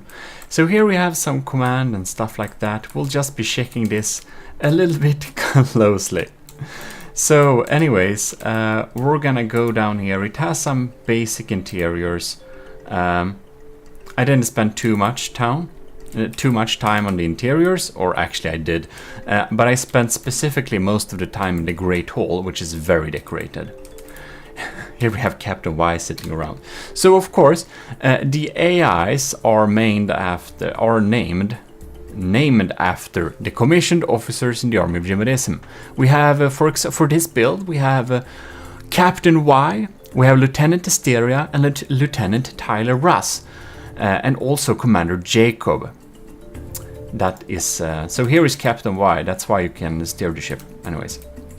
So, here we can see ranks in the army of Gmodism. That's huge thanks to the commissioned officers, which is beyond dimensioned Admiral, Super Dave, of course, and Stellar, Lieutenant C2, Venerated, Lieutenant Parbag Reed, and Lieutenant Vincent, Veritas, and Cravey. I think we got all of them now. So that's awesome. Thanks a lot for supporting the channel. It helps a lot. So we got some beautiful interiors here, some extra 64-pounders. For some reason, who knows who put them there. Why? Why indeed? Well, we got some cool decorations going on there. We can of course move around the deck here. So on top of here you can of course walk out and walk around. So you can check the areas outside here. You can also walk to the front here where you can sit in a little sun chair, and one of the few functional 64-pounders there. So in all of the videos where we have battles, I'm going to show you the craft's designs, just to explore them a little bit. This is the first battle video, so that's why we are checking out the Gimle a little bit. We won't be checking out the Gimle in much detail in the later battles, so you see it here. We got some cool stuff here. We have the air dinghy docking area, of course, which you can dock your air dinghy to get to the Golden Hall. And as you can see here we have the Golden Hall. And the chef is sleeping. And why do you wonder it's a golden hall? Well, if you have missed the building videos, Gimle is the golden and gemstone roofed hall that is in Norse mythology the place where the worthy people reside during the Ragnarök cataclysm. So one of the reasons why I built this ship is to beat the Ragnarök, and we'll be showing a battle with the Ragnarök next time maybe. And see how it does against it. But I wanted to select a name that would have good chances to tackle the Ragnarök. So that is why we came up with the name Gimle, and that is why we have to have a mandatory big hall that is golden with the foods. Here we can see, here's what we're serving today. So Rambots, eat your surge protectors. You won't be getting any oil petrol drinks if you don't eat your surge protectors. Okay, I stole that joke from the comment section, kinda. Just if you wonder. In any case, we can walk down here. I wanted to make the interior walkable, even though it's not very walkable like that. And I'm not a usurper anymore. I gotten back into the Rambot suit. No more robots. So we have a beautiful pool table, or another courtesy from Setup, as together with this beautiful shelves there. So some of the decorative stuff. The 64-pounder boxes too is courtesy of Setup. So thanks a lot. I asked him to use them and he said okay, just so you know. Anyways, we get out here. We can, whoops. Well, that's faster than the stairs. You can see we can walk outside here. Not much interesting to do there. Here we have access way to these. And yeah, you can walk around at the bridge like this. It's walkable. You can walk up and down to all of the areas basically. It's all accessible, which is nice. There may not be the absolutely best path to everywhere, but it is accessible, so that is at least something. And here you get inside, you see the little trivia here about the Gimle, and then we have the interiors of the ship. which is of course not made to look super cool. We have big bulk, that's what we're doing. We try to survive by having big bulk. Have a little crane to get in some of these, and other than that, it's just armored interiors. And of course we can go out here and we can reach the sun deck if we walk up here, so we can sit here and have some sunshine. And the entrance dock is of course here. Some bumping protection, a little extra anchor, then one can just walk in here and you'll get accessible. You have access to the inside. So we have a lot of interior armor for this thing actually, and less exterior armor. So I made exterior armor pretty cheap just to focus on Dhaka. That's how it is. By the way, for people who submit the ships for the Gimle battles, check the rules. I have a version that looks less cool, and if you download the Gimle, you unfortunately only have this cool looking Gimle. But if you want to make it lag less, well, you have these switches here. So this one turns off the lights, this one turns off the smoke generators, and this will greatly improve the FPS. So that's something you can do to really get better FPS. Just turn off those switches. So for the official Gimle battles, before we do the official battles, we'll do a couple of the unofficial ones with old foxes, like the Draconia, like the Titan Slang, like the Ragnarök. And after that, we'll be getting into the official battles. And for the official battles, when you submit your craft, lights and stuff, video screens especially, has to be turned off. And that's to save FPS. So if you have a really decorated version, well, that has like video screens that show the outside, maybe security cameras, like someone posted in Discord, or lights, interior lights, exterior lights, all that stuff. You'll have to submit one version that's a parade version that I will look at before the battle, and then one version that's the battle version that, you know, still abides by the rules, but, you know, have lights and stuff turned off, because otherwise we'll get too bad FPS. Anyways, let's look at the competition, which today is Draconia. So here we have the Draconia. You've seen her before. We have loads of I think she has maybe no more materials or something, that's why we're acting weird. In any case, you've seen the Draconia many times. It's my previous battleship. It has sails, it has all sorts of weird weapons. I'm not particularly happy with it anymore, of course, because I've learned a lot building the Gimle. But we have a big main FPS, we have lots of crams, and we have a big array of cram mortars. Oh my god, it's a lot of cram mortars.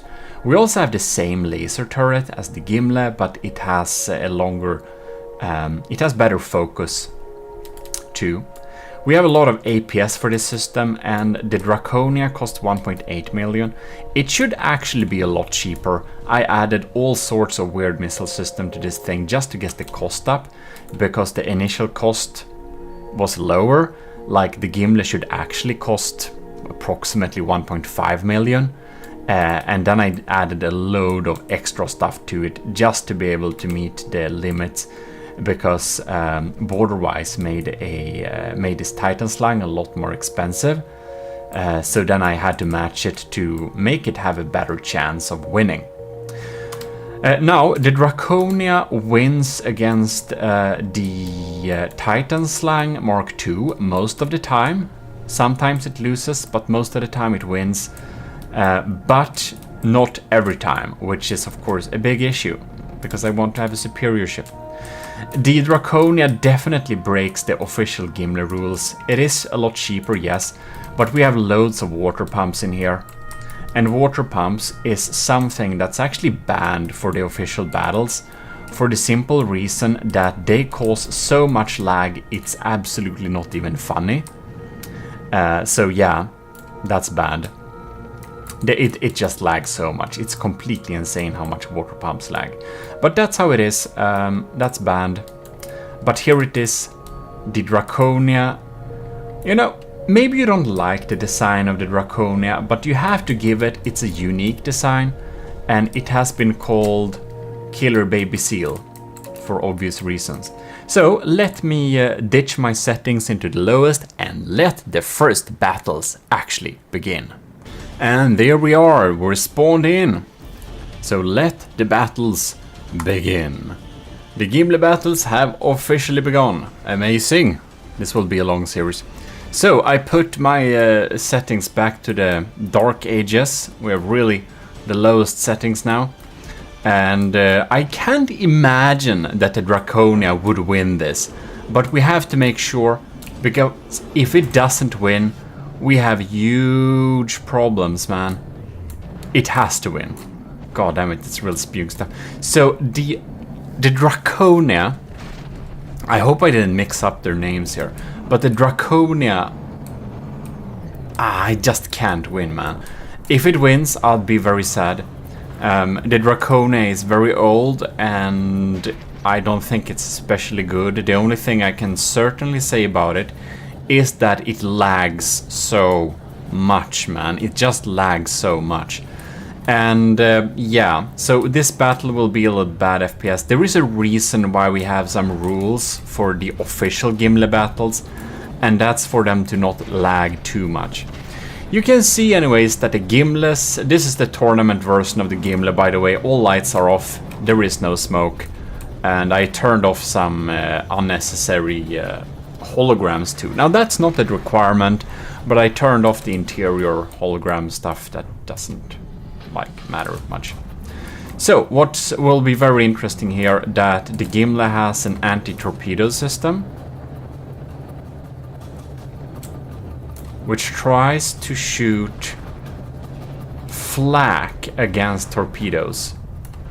The Draconia actually has a lot of torpedoes.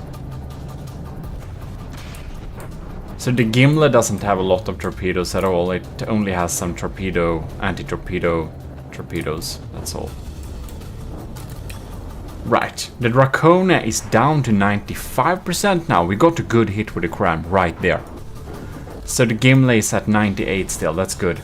Now the Draconia is a tough one. It can take a lot of beating. It's still fighting when it's despawning. This is like a zombie ghost baby seal, killer baby seal. It's pretty insane. There we could see a diff gun flying in. Here we can see the checkerboard armor. It's better to layer wood and metal and not do the checkerboards. We're gonna make a empirical testing video about that to really go kill the myth with the checkerboard armor. I think the checkerboard armor had a lot of advantages before, but since a couple of updates with the armor stacking only being like 2 layers, there are some stuff with what is it called? It's like explosive damage in tight spaces that actually can make it so that the checkerboard armor can make it so that it takes more damage. However, I will say this, if you just layer wood and metal, you save time. But if you already have checkerboard armor, it's not a big deal. It's not like it's going to make a big difference. That you should know. But in any case, that will be for a future video. That's what I think at least, but we're gonna put it to the test. Yeah. In any case, the Draconia has checkerboard armor. And that's fine. Mixing wood and metal in general is a very good mix. The Gimle has a lot of wood. It has a lot of metal and wood, but it has them in layers. So the Gimle has a layer of spall liners, they're called. So we have 1 meter of metal and 1 meter of wood behind it, and that makes it so that Hesh are especially weak against the Gimle. I don't know if people still use Hesh for big battleships, but the Gimle does anticipate that. It also have a lot of bulk. Both of these ships have a lot of bulk. And the good thing with a lot of bulk is that you can make explosive damage be far away from something important. So bulk is nice. Looks like a front main cram cannon of the Draconia is gone. The main APS cannon is still fighting. Now, they kind of have the same laser. It's a little bit funny. Alright then. Whoa. Did we fire? I wonder if we're gonna fire this huge missile here anytime soon. Probably already fired. Would be interesting to follow its trajectory. It's interesting to see if the Gimle can take it away. In any case, the Gimle is at 96% and the Draconia is at 88. So the Gimle has a big advantage here, of course. As was suspected, again, I would be very disappointed if the Gimle was not winning this battle. But I wonder still, will it win this battle easily? Because that I'd like. Welp. We're having some stuttering here thanks to the Draconia. And I know this because I put the Gimle against itself. I put the Gimle against an old iteration of itself. It's on my second Gmodist channel. If you haven't seen that, you should probably check that channel. But yeah, while that was cool to see, it also proved that the Gimle is a lot less laggy than Draconia, even though it has a higher block count, I believe. Well, Draconia 85%, Gimle 96. It's battling on. None of the main turrets are really damaged. Now the Draconia has a big torpedo barrage, but they seem to be... Do they despawn? Or do they just do too little damage? Some of them are shaped charges, and that doesn't help much against Gimle. It's pretty well protected against that stuff. And of course we have the interceptors popping in there, so I guess a lot of the missiles that are incoming are just getting destroyed pretty easily. Oh, look here. Looks like the Draconia is slowly sinking. It's still... Ooh, there we have the big crams hitting, right? Draconia down to 82%. Now we're lagging a lot because bad FPS is here. The Gimle is not only slow, it's very slow turner. It's a slow turner. And man... It's very guilty of missile spam. It especially has a really bad small missile spam, which just lags stuff incredibly much. That's why you're encouraged to not have missile spam, because I know from experience down there that having missile spam just lags so much. Oh, here we have the really fast anti-missile missiles. I think they're really trying to target this beast here. I ended up not using the pneumatic anti-missile missiles for the Gimle because they actually hit too rarely. Will be interesting to see if this thing will actually get here. Wow. It's actually unable to take it out. Here you can see we have a big EMP charge, but we're stripping away the era layer here, which would open up for APSs, but here we can see why we are having a lot of bulk. It only damaged the exterior shell of armor, and that's the point. That's why I'm such an advocate for bulk armor. Well, the Draconia is down to 75%. We can most certainly say that the Gimle is a much more superior ship. The Draconia will despawn very soon-ish, I guess. Its main APS cannon is now gone, together with a laser.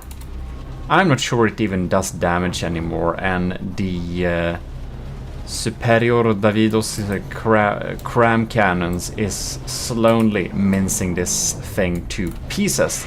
Now we see two more of them popping in there. They're really dealing a lot of damage. But of course, it has its VLMs, but there is no chance they're dealing much damage at all by now. But I think the reason that the Draconia lags so much on my system, it's because it has like 100 water pumps in different spaces, and as soon as it takes damage, they just lag everything to oblivion. It's absolutely insane. In any case, we're going to do another battle here that's not announced by the thumbnail or the title. We're going to pitch the Gimle against 2, not 1, but 2 Megalodons. The Megalodons is a very friendly test craft because it has a lot of armor and a lot of firepower. So, that's one of the first ships you learn to defeat when you're building really big battleships. When you have made a ship that can defeat the Megalodon at equal cost or less, you are starting to really get there on making good battleships. That's a good step. I know there are a lot of people who are like very, what should we call, elitist in From the Depths, that says that like whatever you do, it's not good enough, and that basically everything except the 3 best ships this year is just garbage. And I don't believe that. I think that all people have their different levels of playing the game. So I think that when you've made a craft that can defeat a Megalodon at equal cost or less, well then, you're really getting there of making really good battleships, because that is not the best battleship. It's basically a big piece of heavy armor and alloy, but it's a strong one. It takes dedication, time, and good weapon choices in order to kill it. So that's why I'd say it's a good measuring stick. But of course, there is always bigger fish and better shipbuilders. So whatever you do, there will always be a stronger ship. That will be probably very apparent during these Gimle battles, because I'm sure that many of the ships people send in for the official battles will absolutely defeat the Gimle. I just hope the Gimle defeats the Ragnarök. That's not a part of the official battle, because that thing uses water pumps and all sorts of laggy stuff. But in any case, we can see that the Draconia definitely lost this battle. It's also a lot cheaper. The Gimle is 2.2 million, the Draconia is 2.8 something.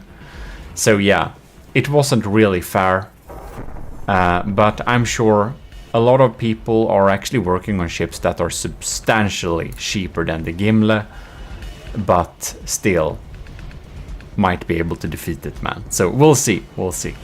But in any case, it's always good to pitch your design against your old designs to make sure that you actually made an improvement and that you're not just pretending.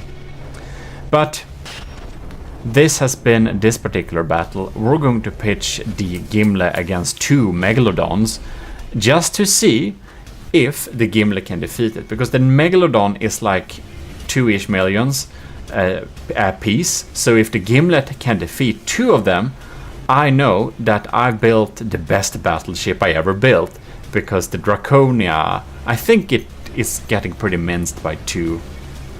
I don't know if I even tried it. I don't know how much that will lag even. We'll see. Let's jump into that battle. Are you like kidding me? Do you see the Megalodon down here? It's version 518. Man, this ship has been carefully crafted. Wow, that's cool. Sideways distance. Oh, let's increase that a little bit. They're pretty, so they don't crash into each other. That would be pretty sad. So, oh no. This is, oh yeah, here we have the team. They're gonna be Steel Striders, of course. Alright then. Alright, here we have the challenge. Do you see this? This is the Megalodon. And the Megalodon is APS based. And that's great for me, because Cram is generally a better weapon. It also has real big missiles. That might be a threat. We might have issues with that. But anyways, this is the Megalodon. It has some really scary APS guns. But I think that my armor will probably not withstand it, but I don't think it will hit much important stuff. Now, the Megalodons 1.868 materials they cost, and the Draconia is 2.2. So yeah, we don't have double the we don't have 2 times as much damage coming our way, or what is it, not damage, like materials coming our way. That's a good thing to test. Firepower 1040, and I think I have a lot of firepower. I don't know exactly how much it is, but we have 1600. So for the cost, I have more firepower, but the Megalodons still have a lot. So, without further ado, let's make this battle go. You can see the Megalodon also has smoke going on there. We're actually going to follow these missiles, see what happens. They have loads of torpedoes too. See how our flak... Oh, there we can see the flak sieve scans. Ooh, one of the guns, one of the missiles hit here. Wow. Oh no! Captain Y is missing in action. As you could see, because it hit, I just have to check here. No, it's not missing in action. That's good. Anyways, we're gonna follow our laser here. See what the laser is doing.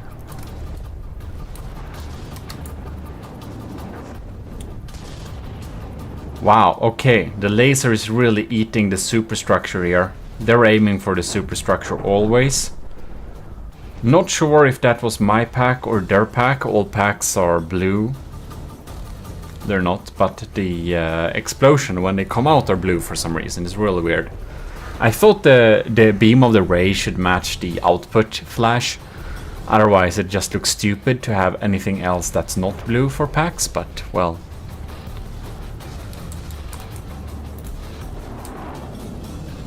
I wonder how it looks with... here we can see we have some serious damage going on there.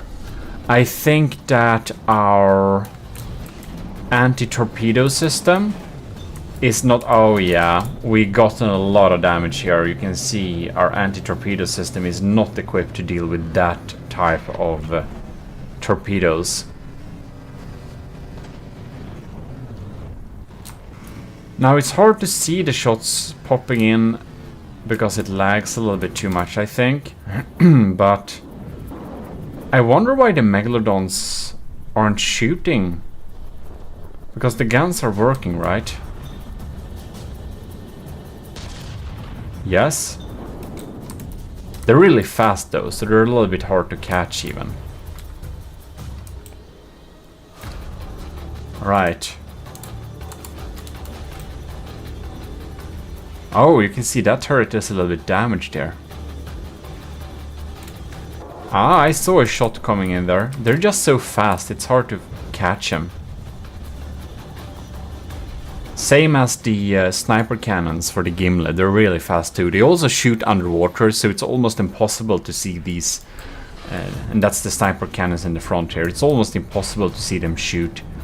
They just teleport a shell at 1,800 meters per second under the hull of the enemy ship, so it's like really quick.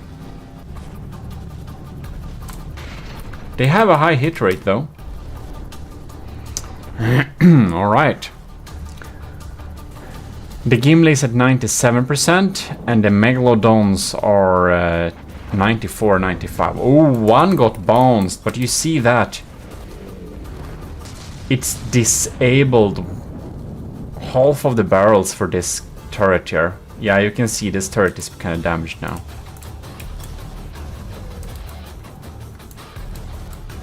Oh, I just wanna follow these shells here. You see, this is that's a hollow point or a heavy head with sabots on it. Woohoo! We got deflected. All right then. Wanted to see if it did some damage. The other one came in here. It punched holes straight through. I hope the AI is safe. That's like a weak point, of course, but that's for most chips. Got hit by a missile there. Not sure if it hit us naturally or if it got tricked by our decoys, which are actually keeping missiles away from the main body.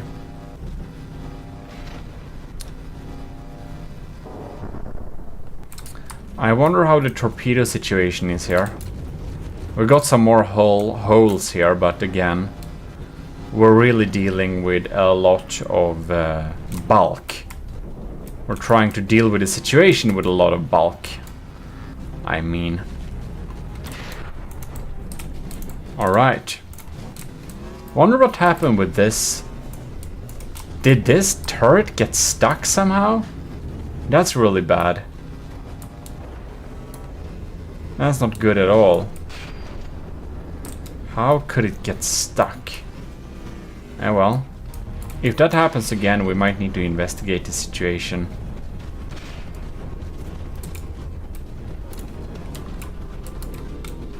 Right. I just want to follow one of these shells. There it is. It's a solid warhead body sabot. It missed. Well, darn it. Wonder how fast we're here. Game time. Game speed. Alright. We're at half speed-ish.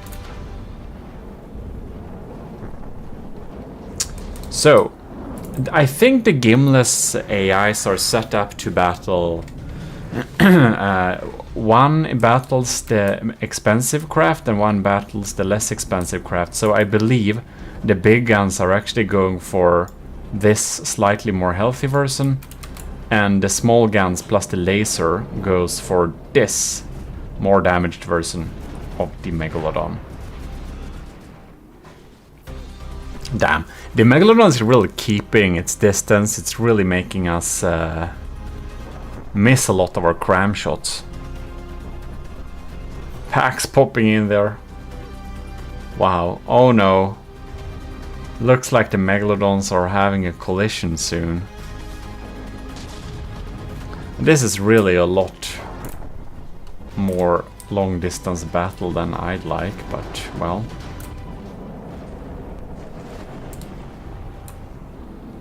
There we had a pretty decent explosion, didn't we? Well, we really want to hit with the crams properly. See if we hit here. Ooh, nice hit. Didn't do that much. Really hit in the end. I think we're wasting a lot of our anti-missile missiles against the decoys too. Man, the packs just sounds really sad. They're just cracking the sound barrier in a very not charming way. Someone should make a sound mod for that. That's a good hit though. That's a pretty good hit. Then we have a lot of steam and stuff that went from that cram blast.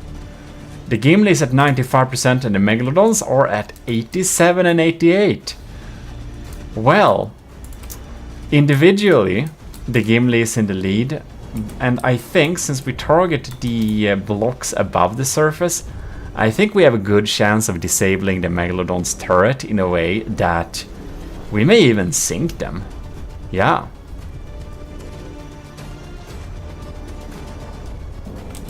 Alright. More cram shells are incoming. This one is like sunken basically.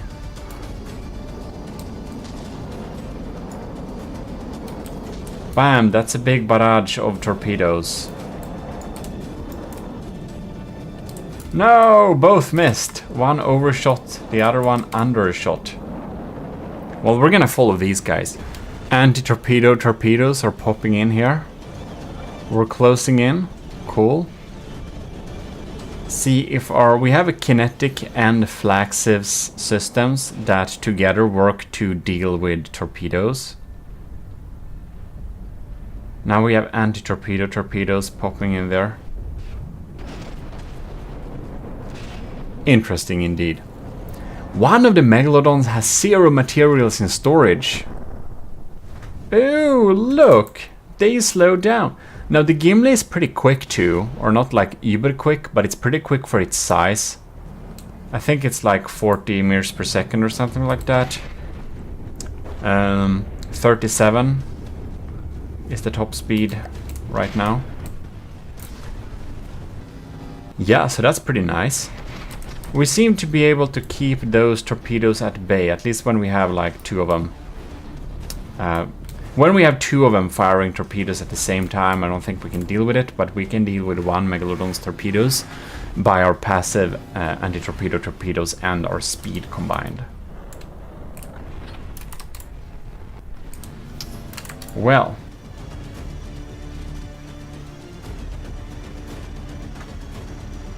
Look at that. One of the Megalodons is despawning and the other one is 2.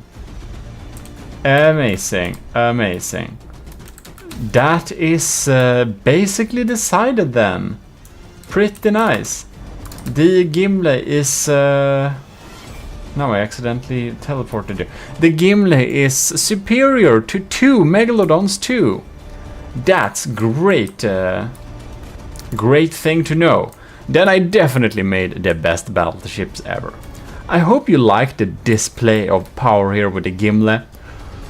And you should definitely check it out on the workshop. Check the rules in the description if you want to submit an official one. We'll be back with a little bit more of unofficial battles.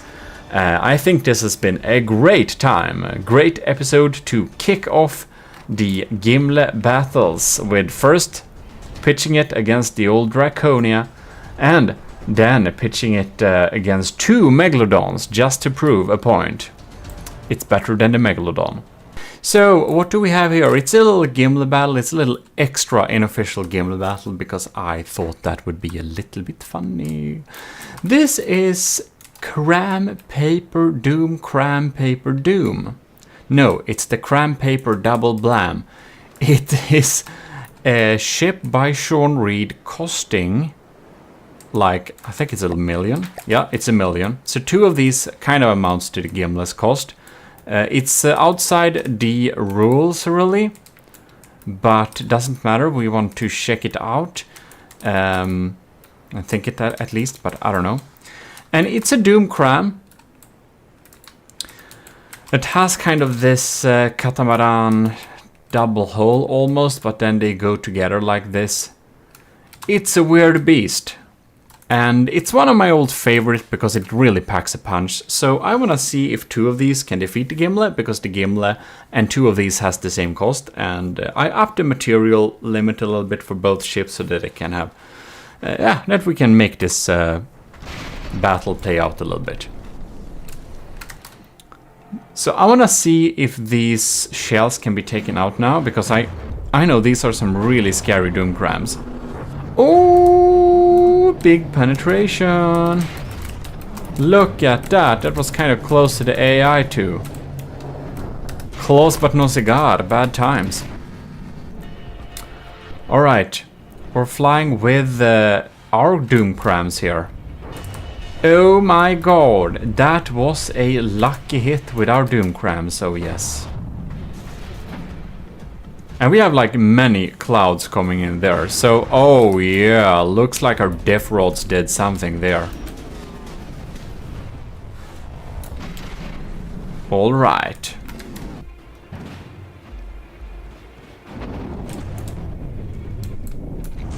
Look at that.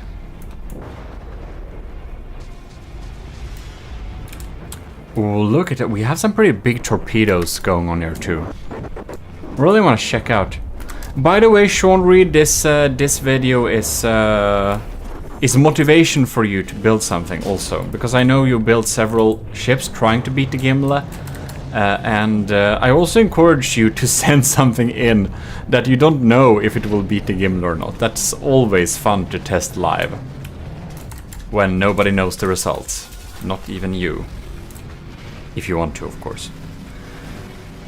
But in any case, the Gimle is at 95%, so it really has taken some damage. Look at that.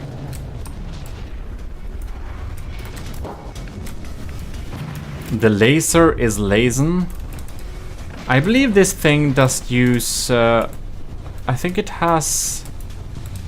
I thought at least it's using ring shields, but maybe it isn't. Maybe that's just something I made up in my mind.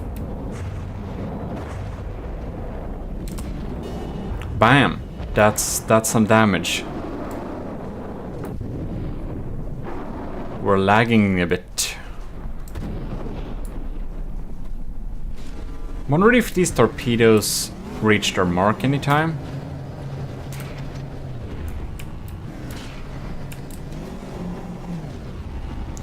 Who knows? We're getting these stutterings now.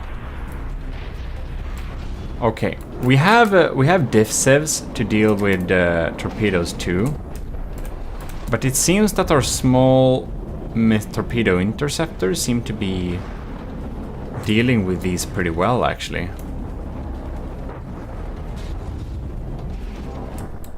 And we of course have our underwater shooters that will deal some damage towards them as well. The torpedoes from the cram paper double blam seems to not be causing us too much issues.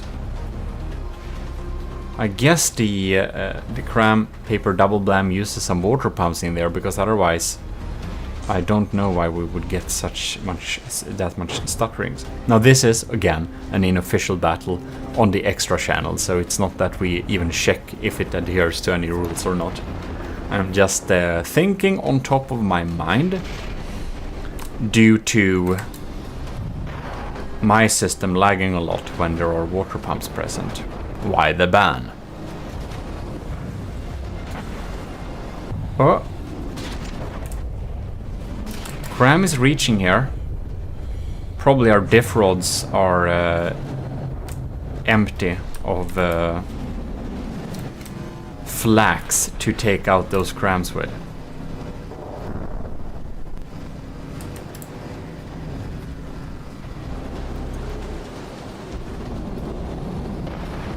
Look at that.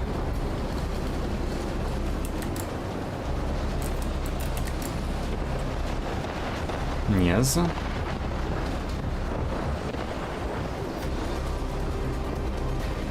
Well, it seems to be a bit sad. Oh. Mayhaps you are not properly EMP protected? It actually seems to be. I just saw some of my EMP damage from the shield disruptors popping in there. Oh lords. That was a pretty good hit by our crams too. Not sure what happened with the cram paper double blam, but it seems to be not be firing that much anymore. But technically one of them are higher materials than the Gimle and one of them are lower. We'll see how that plays out. Laser is lazen. Why do we have that many flags on each of the turrets? Who knows? Was a good time I looked at this thing. It might as well be outdated. I remember we pitched it as the, against the Draconia, and even though being very cheap compared to the Draconia, you can go back and watch that battle, by the way, of course, but not spoiling any results. But I was impressed with it, that it could deal that much performance for the cost of it. What's happened with our game speed, man? It's like half speed and stuttering.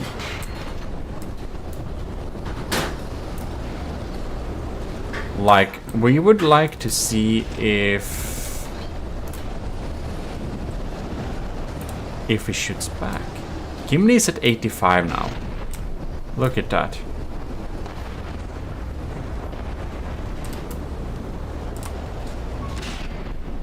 Checking these two. What's happening with the torpedoes? I love the fact that even how bad the weather gets, no matter how bad the weather gets, you're always having a nice, beautiful color and view underwater, which is nice, I suppose.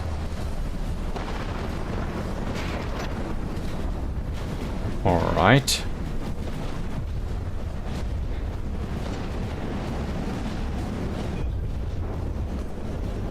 Looks like the torpedoes are actually getting through a bit now. Look at that, they're eating away a bit. Yeah, some of them are popping in.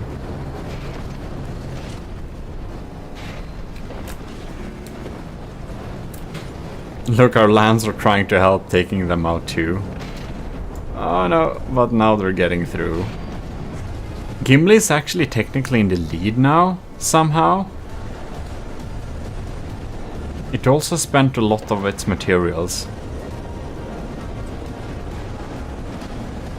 Oh, that turret seems to be disabled actually. These two, I don't know, they're just pointing the wrong direction. No, they're not, they're not. They just don't have any barrels. Probably the Vigoletta marksman probably just sawed them off, or the laser did burn them off, who knows. It doesn't seem to be doing much here. This one doesn't seem to be faring much better. Look at that. Anyways, did you know that you can support this channel using Patreon as well? If you, for some reason, would enjoy the Gmodist channel more than the Gmodism channel, you have to tell me that if you would become a patron. Because it's like the same Patreon to support all of the 3 Gmodism channels. But that said, I will say huge thanks to Admiral Super Dave, Captain Y, Lieutenants Asteria, C2, Cravey, Parbag, Retailer, and Vincent Veritas. Thanks a lot for supporting the channel, it really helps me out a lot every month. So in any case, also thanks to all of the cadets, but the cadets are not named. That's the perk from Lieutenant and above, if you were wondering why I never tell you all the cadets. It's also $1 a month. If you want to get access to all of my From the Depths files and templates and builds and stuff like that, you can just join the cadet here and you'll get the downloadable zip. I'll update it every month or every second month, dependent on how much I've been adding, or even more often if it's like a big thing I need to add. Yeah, but now you know. But honestly, it looks like the game speed is real sad. It's really stuttering, but the double blams are looking a little bit sad. They don't really shoot back much anymore. I don't know if the Gimle will win this thing, but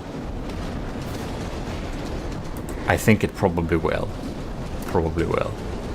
Depends a lot on these torpedoes, I guess. Alright, next round. I spawned him a little bit closer just because I wanted to see the action from above. Like this. So you can see it can take out some of the initial volleys.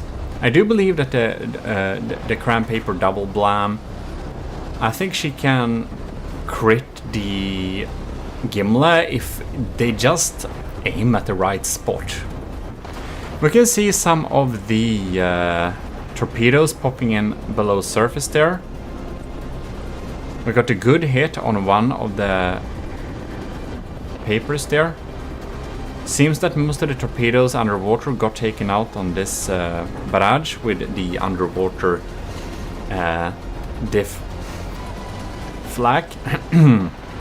Looking like we may actually head up for a collision here. So the Gimle has actually taken some substantial damage. I'm almost surprised we're not in degraded mode yet. We're getting real close combat with these torpedoes. I don't think we have a chance of taking them out. Alright. We're zooming in here. Laser is trying to deal with the crams. We got a lucky deflection of those two. We got some really strong shields there. Getting showered with frags, but that doesn't do much damage. Except maybe if you're having, like, only wood. Maybe then. getting showered by crams. I know Borderwise did some shotgun thing where he strapped on, like... No, it was APS. I don't know, it was a while ago. They exploded in the face of the enemy and would frag, but doesn't seem to be doing much damage. But I've been thinking setting up a similar system too, just for fun. Maybe it's fun, I don't know. Looked like that actually shot at the other one. I don't know exactly what rules we have to target what. Here we can see the flags trying to take them out. Did it work? Yeah, they're out. Gimle is flanking hard now. Despite popular belief, Gimle is actually pretty quick. It's like almost 40 meters per second. So you guys who are saying the Gimle is too slow, I don't know, man. What top speed do you want me to have on it? It's like, it's not that slow. It seems that when the cram paper double blams gets damaged, the FPS drops a bit too. Cool, we're grilling them separately here with lasers. Alright.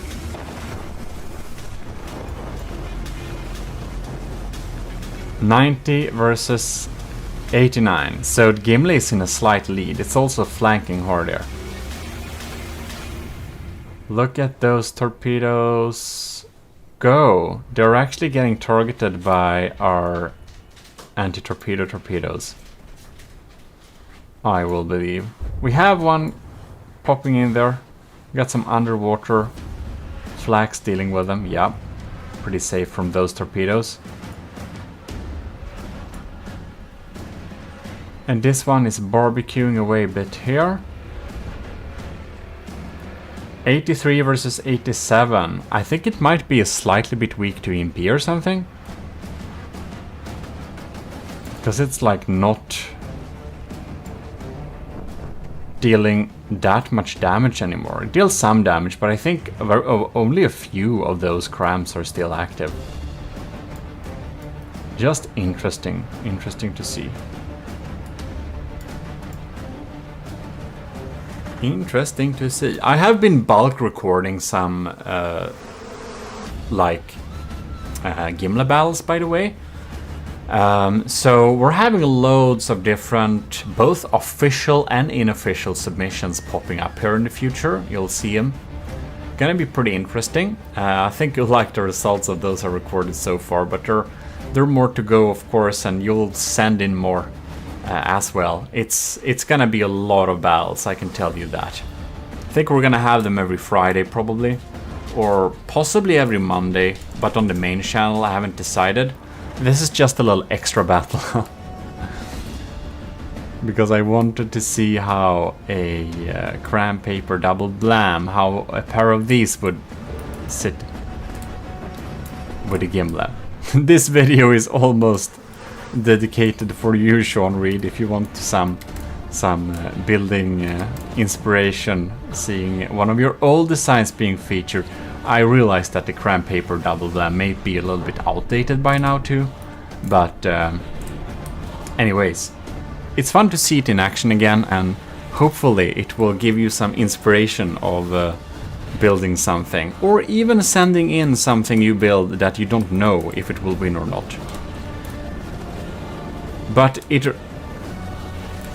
like, they're sitting dead in the war. I wonder if, like, it doesn't seem to be dead in engine power. It's just that the turning rate of the cram paper double blams are so slow that somehow the Gimle outmaneuvers them.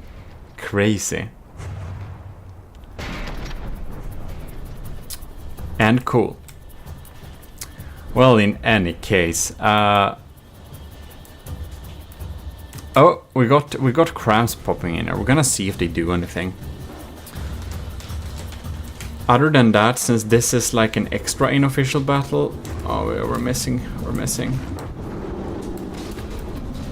Since this is like an extra unofficial battle, I'm almost thinking like we'll just leave these results as is before we start lagging too bad. Can we, like... it it just doesn't... Okay, now we want to lock on this. Poor thing.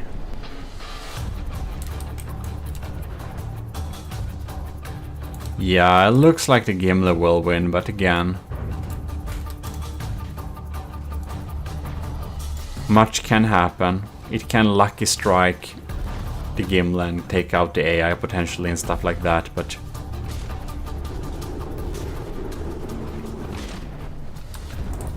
not very likely. Well, I guess I'll say that the Gimle probably wins this battle, and with that said, you know, who knows, maybe it doesn't. But we're getting some stutterings going on here, so I think that will be it. But the Gimle is still providing good hits, all of the 4 crams are still online, and the sniper turrets are pounding on as well, together with the laser and everything. And, you know, Gimle 86 percentages. The Blams are at 77 percentages. So, before FPS drops too low, well, thanks a lot for Sean Reed for this old submission against the Draconia originally. It really provides great firepower, but it seems that in the time I've the time of the Draconia and the time of learning to build this thing, it seems that I was able to build something that can take on the Cram Paper Double Blam at its level in terms of cost. And huge thank to you who are watching and are staying tuned to the Gmodist Extra channel. And we're back with yet another Gimle battle. This time we're going to take on this beast. This is the Rhino, and it's 1.7 million materials. It's kinda cheap. So the Turtle Lord is like 2 million, but this is like 1.7. It's much cheaper. So you may think it's unfair that we pitch a battleship that is, what is it, 500,000 materials less expensive than the Gimle. Well, I am really scared of this ship. I really am. This is the ship so far that I think has the best chance of actually winning over the Gimle. Because even though this is just 1.7 million, this thing reliably beats the Turtle Lord every time. It beats the Draconia without even dropping one sweat. It's very strong ship. And it also relies on similar tactics that the Gimle use, which is like a lot of crams, a lot of scary crams, a lot of big scary crams. So yeah, I am not confident that the Gimle will be able to beat this. This is built by Setup, who also built Turtle Lord, by the way. It's a very competent design, it looks very cool, it's very well made, and it has great chances of actually winning. This thing, ooh, gold bars, is strong and very dangerous. So yeah, it has incineration room. It has a lot of cool areas and stuff like that. We've looked at it many sometimes before, at least. Of course, we have. This was originally submitted to battle the Gimle, I believe. So no. This was originally submitted to beat the Draconia, of course. Now I'm just mixing together my own ship's names, and it almost always beats. I think it beats all crafts that have the similar cost to this thing. I don't think I know a ship of the same cost as the Rhino, which is on the workshop, by the way, like most of the unofficial battles. This is in the unofficial bracket because I think it has some water pumps and stuff like that, you know. Anyways, you know all that by now. It doesn't matter much. There are still cool battles. Just that the unofficial ones may lag a little bit more, and that the winners from the official battles probably will face each other later on. It's not a promise, it's just a wish from my side to do that. And the unofficial ships, even though they beat the Gimle, will not participate against each other because they don't meet the set of rules. So some of the rules that you have to follow to have an official Gimle battle, they actually make that your ship gets a lot less efficient, like water pumps, for example. They make it so much more efficient. So yeah, that's the reason why the ships that don't meet the Gimle requirements are deemed in the unofficial bracket and are not will not go against each other, basically. But anyways, this is the Rhino. Setup has made a absolutely beautiful design of this, or E-Lord as is called on Steam. Made a Turtle Lord too, and this thing is an absolute beast and beats the Turtle Lord easily. Beats the Draconia without dropping a sweat. I'm pretty sure it crushes the Ragnarok 2.0 and the Titan Slang from Border Rise 2. This is a beast, so let's get into the battle.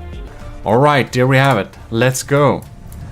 Oh, we're gonna we're gonna have a lag spike when the volley comes in there for sure. Alright, we're gonna see what happens with these shells now. Oh my god. Oh no, someone. Oh my god, the first volley. I think we're so lucky. We're so lucky. We're able to flak diff some of them out of the sky. Oh no, oh no. That's some big diff guns. Oh my god. What the hole it tore. Man, our lambs are not able to take out those diff rounds either. Oh shit. This is a little bit scary. Now again, as said, you know, all the battles we had before this, I don't think I've been so scared of any other ship before this one, because the Rhino was really exceeded my expectations. I think it even can like beat 2 Draconias or something insane like that. The Rhino is very good. So hopefully the mix of subsurface railguns that can snipe engines from the Gimle together with the big crams, together with the burning laser and the above water spammers will be able to take it out, but we will see. Man, it has so many diff rods. Look at that, it's like EMP. Bam! Just deals a lot of damage, you can see that. I think it took out the propeller using the EMP. Did you know that the propellers are a little bit EMP susceptible? Not usually a big issue. Not that you have to insulate every propeller, but yeah, there's that. And the cram shells, man, they're so scary. Look at that. Whoo! We were able to save our skin using a diff rod. But you know, those rods don't pop in forever. They will run out eventually, and that will be a sad day for the Gimle for sure. We'll see. Hopefully today though. We don't want to have a several day battle. That's too long. Yeah, but the Rhino has water pumps and helium pumps, which we can see because of the stuttering we are starting to experience. That's why we have those rules at the Gimle Open. And the Gimle Open is, of course, you can follow the official rules for the Gimle battle and submit a ship that will put up against the Gimle in future, and if you do that, then you will be in the official open battles. And those that do defeat the Gimle will, hopefully, no promises, be pitched against each other to deal in some kind of micro tournament, just like we did before with the Broadsword and the Draconia battles. I believe we did that. At least the Broadsword battles. In any case, looking very splendid. So like a micro-ish tournament. But the Gimle Open doesn't have a submission deadline that ends, really. I guess it... sometime I will probably say stop, but in general, it's... you can submit them whenever you want. Oh my god, do you see this? I was so excited I couldn't finish that sentence. Look at that. This turret is gone. This turret is also gone. This turret is sad. Oh my god, it looks like we may have a chance of actually winning this. The Rhino! The Rhino doesn't have engine power anymore. I do believe that our subsurface our subsurface mega sabot sniper thing, you know, the Arqueballista Invictus, as we call them. I do believe they have... Oh, look at that! They have deleted some of the engines, I believe. So, the Rhino is actually sinking. Has a ship sunken before when going against the Gimle? I don't think so. Wow. That's really cool. I was so scared that the Rhino would be able to make minced meat of the Gimle with a disadvantage of like 500,000 materials. So, you know, I shouldn't be too excited that a 500,000 material more expensive ship that I spent too much time on is able to beat a very old Rhino. But I am, because the Rhino was extremely formidable. And remember, this thing beats the Turtle Lord every day and any day of the week. It's very strong. It's on the workshop. If you don't believe me, try it yourself. In any case, I might just have been lucky, so we're gonna have another round. So hopefully the Gimle is able to beat it the next round, because if it doesn't, we're gonna have a really tense third round. Next round is here. We're gonna see when the volley is coming in here. Look at that. Alright. Our fast interceptors are popping in there. Oh no, some leaked through. Okay. They knocked off 0.2% of 0.4 maybe of our total health, but that's fine. Let's see. I don't know if I don't remember if the Rhino has any type of sieves something. I don't think it does. No. Our cram shells were just melting through there. Maybe that's the only way to beat a Rhino. Bring bigger crams. Bring crams that are worse. But I actually think that my mix of damage types, like the below surface sniper rods, for example, I do believe they help quite a lot. We're gonna see if we can catch one. Oh my god, that's a lot of lag. It's just interesting to see what happens under the surface. And they're like yeeting through the lower deck hull there so fast, we basically can't catch it happening. Any case. Wow. There's some real staggered fire going on there. Lambs taking out... Oh no. It went through here. Did it deal some serious damage, I wonder? Not too serious, but I'm very aware.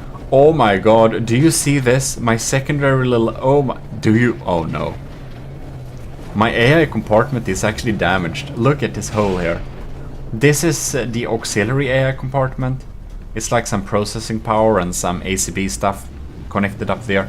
So nothing important, but because it was damaged like that, we understand how close it was that actually the AI got taken out by those fragments. Since the AI box rubber was exposed there. So yeah. Scary stuff. Well. We'll see what happens here. When we're dealing with big crams, we can be very lucky and just automatically win. Oh my god. Isn't it a little bit low? Are we sinking again? I think that we have dealt with the engine power. So here we obviously have one of the sniper rounds. Or is it EMP? Are we able to EMP the Rhino's AI? Is that what's happening? Because we do have some strong EMP going on here. The holes through the hole down here, they are 100% the snipers. They shoot through most things, and a lot of people put engines under the water. So I do suspect that they can have taken out some important engines early on. But man, the Rhino is sinking. I do believe that it is possible that it is not properly EMP protected. You know what? It might be even so that the Rhino Maybe it was built before the EMP change, so that stone was still a decent insulator. Because the Draconia is definitely built using those metrics, and the Draconia is outdated in that regard. So yeah. But still, the Rhino is really scary. It has taken out a lot of ships. A lot of ships. I tried it in testing, and it definitely beats the Turtle Lord. So it's a scary thing. The Turtle Lord doesn't also have EMP, so. In any case, I do believe we are winning this battle too, because as we can see, the Rhino isn't looking too good. But I'm very happy that we're able to beat the Rhino, because again, this was one of my ships that I was most worried about would actually win over the Gimle. So yeah, a good game. It's now despawning. The Gimle has won again. What do we say then? AOG, Invictus. In any case, it's 500,000 materials less expensive, but anyways, I think it's cool. Huge thanks to all the commissioned officers in the army of Gmodism and all our YouTube members who are supporting the channel. Your help really helps a lot. Do remember you can join a Discord community of ours, the Gmodists, if you want to talk some From the Depths or other games we do on the channel. And you can share some tips and get some tips too. In other cases, look at my other platforms and streams and whatnot. Well, hello, and you're most welcome to Gmodism. We're here for another Gimle battle. Who would have thought? This beautiful little build here, with a lot of firepower, is a build from Duskter. This is the BB Gunner MK24. So this ship, as you can see, is a pretty low riding battleship. Looking pretty modern, pretty cool. I see a lot of Steel Striders aesthetics here. I really do. And we got some pretty sturdy armor for these turret wells. And the turret wells, they don't have like a cap going on them there too. It's just like straight deck, very functional, but still elegant. Here's a quick tip. If you take a metal beam and you hold Ctrl Shift and X, and you can have a little thing here, whoops, that's mimicking metal if you want it to be kind of looking like it's metal. You can cover up stuff like this if you want to. There is a tutorial about that in the instant tutorial playlist, by the way, about mimics, if you want to know a little bit more in detail. But we shall now look at the gunner, and it is a pretty interesting system here. We got pretty big APS, of course, and it's 500mm kinetic, solid warhead, sabot head. Yeah, these are probably gonna go straight through the Gimle, I would suspect. It has a lot of Civs cannons too, 2 different calibers. We're going and we're having a bit of... This looks like a cram, but a lot of people like the cram barrels, but these are crams indeed. High explosive, so probably high explosive, penetrative. Let's see if we check if we have something we shouldn't have on here. It seems we opted for no repairables on this thing. And I also didn't find any water pumps, so I guess we're good to go into battle. We should check in the interiors a bit. As you can see here, we can stand around and look out. Looking pretty battleship-like. I think this is less interiors and more function. And we have a lot of pretty tight Tetris in here. And also with the... this was submitted before they increased the damage of the APS, so now the APS should have a little bit more damage. Okay, oh my god. Is this like solid? So we have like solid alloy in the front to float. That's gonna work too as to be an aim point too, I'd suspect. And here we have a little AI thing there. We got ammo. We have some pretty big Tetris. This is like serious guns on this thing. Well, anyways, let's put it to the test in battle. Alright, there we got the Gimle, and the Gimle has not been touched or changed at all. It has like been completely untouched, so the Gimle, it's unchanged through these entire tournament battles. When all the Gimle battles are done, I may do an update, but until then, the Gimle will remain completely unchanged. Just so you know that it's the same version as in the beginning. So, of course, I'm aware of some of the things that could improve with the Gimle, but they will not be changed, of course not. Anyways, I want to just say a huge thanks to all the commissioned officers in the army of Gmodism that are supporting the channel every month at Patreon.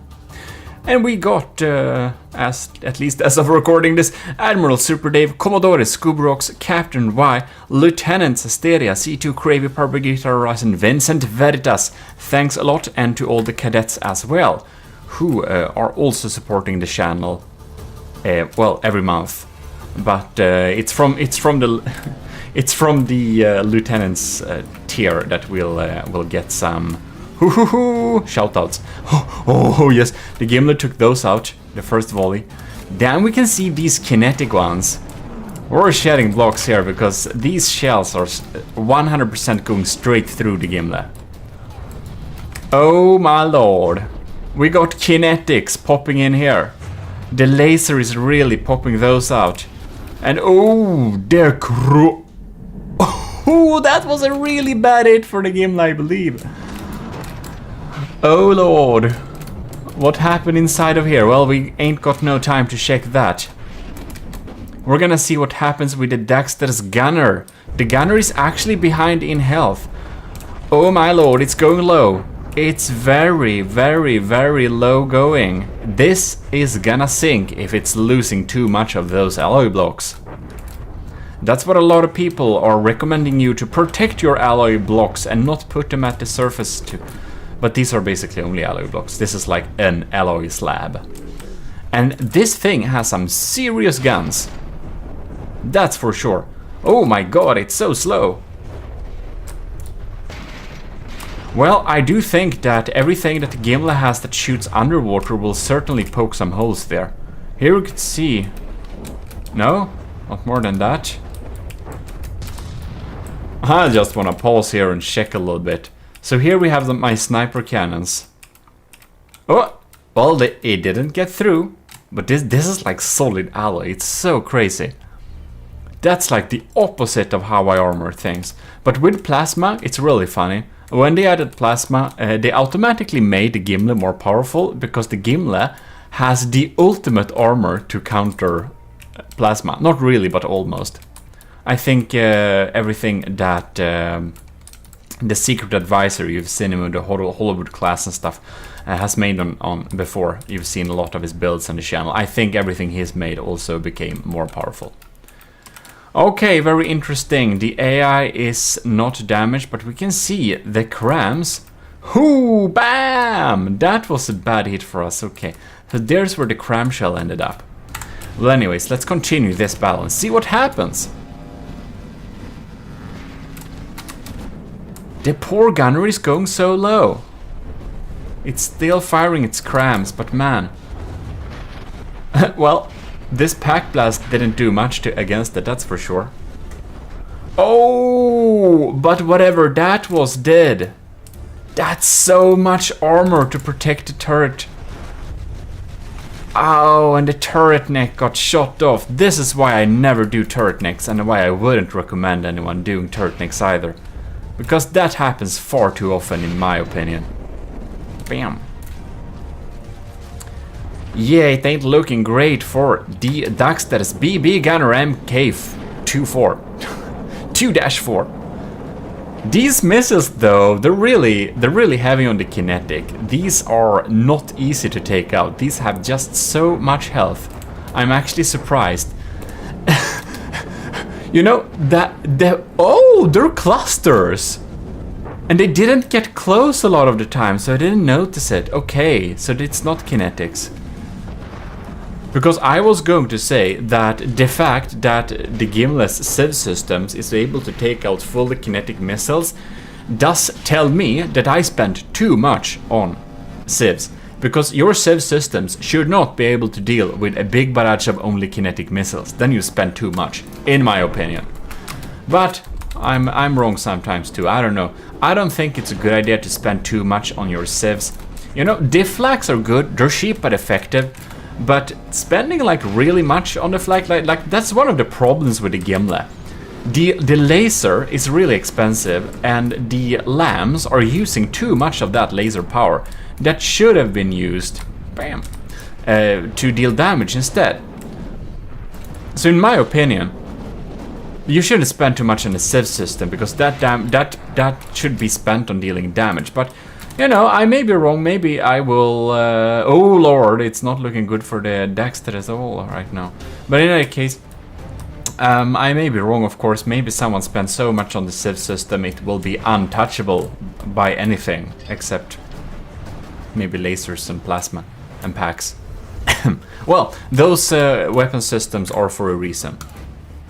Next round didn't go too well for Duskter first round, but perhaps there is more luck this second round. So we'll stay here with the Duskter's gunner. This ship have to be the slowest ship yet.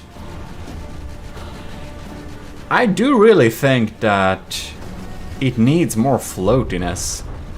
I did ban water pumps, but that's for lag reasons, but it would have needed some more up props or something, I believe. But I mean, as long as the cannons are above water, it should be able to deal full damage, and it's somewhat protected by the water too. So it can be a pretty good idea to be laying low. It's really funny though, the Gimle has some weapon systems that are specifically... Oh darn, that's a big explosion. That did some damage. Well, in any case, it can be the Gimle has some subsurface systems. You know, the subsurface cannons to shoot at torpedoes and stuff. Those do shoot below the hull of the enemy in case it does not have... yeah. In case it does not... Whoops. Just trying to keep up here. What's happening? In case no torpedoes are coming, they're gonna be used to fire underwater, under the hull, basically.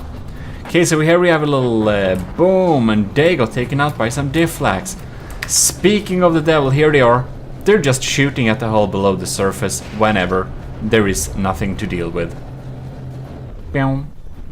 They don't deal huge damage, but they do deal damage, so that's nice. The diff flags, however, even the ones below surface, if there is nothing to shoot at, they will just be sad. Gimle is down to 98%, but the Duskter's gunner is at 91%. So the gunner, she's looking pretty sad. Some barrels are gone too.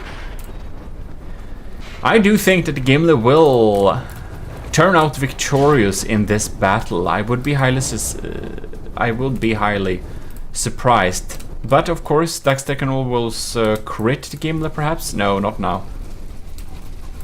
Something is lagging. I think I don't know where the AI is located, but it seems to me that the AI has actually been killed.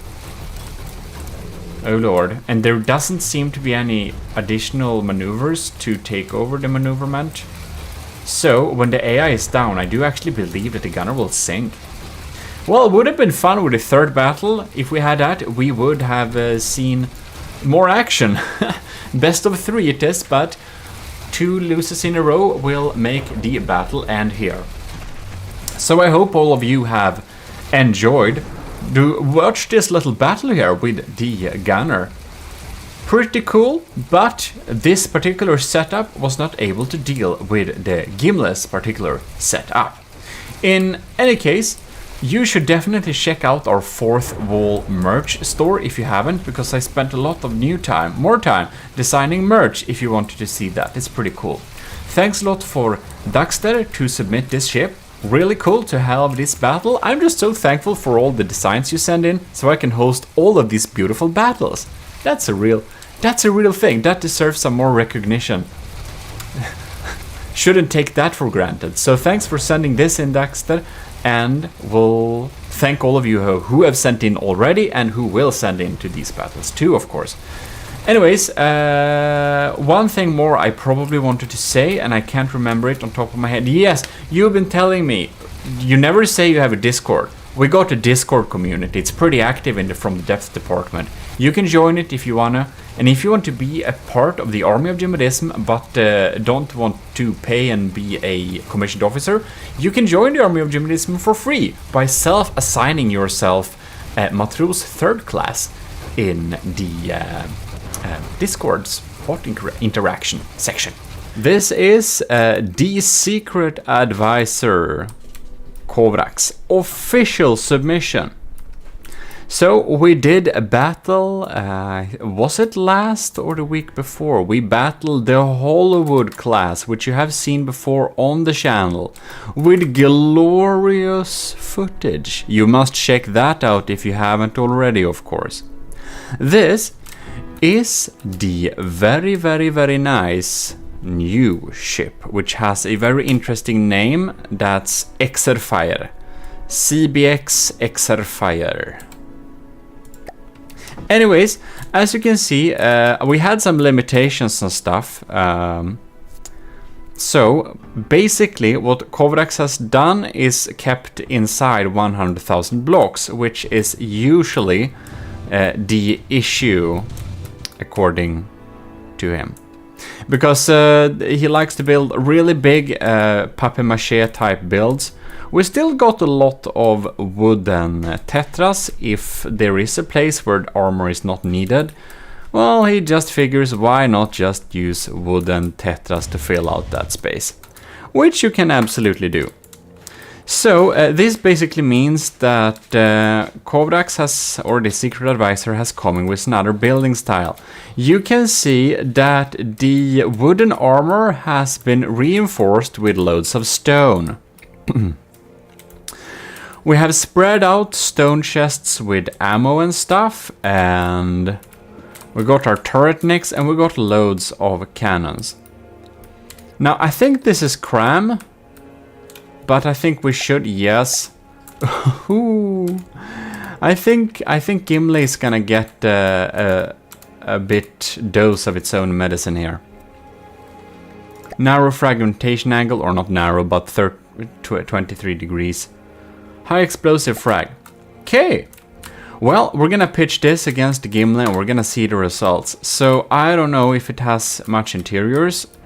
We're gonna check it out. We have some beautiful decoration on the superstructure here.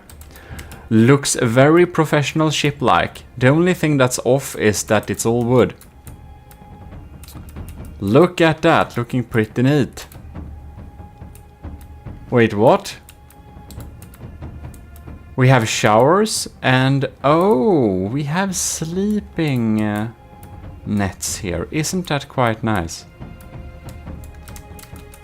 So we got some cool interiors there. Not much in terms of control panel. I suppose that the maximum block count ran out. Oh, look at that. That's some really cool ammo boxes here. So we've got some decorative ammo boxes. Above that. Well, that's very nice. So this is basically not only diff guns, what the secret advisor usually brings to the table, but these are some civs APS. We got some targeting. Here we have a diff gun, right?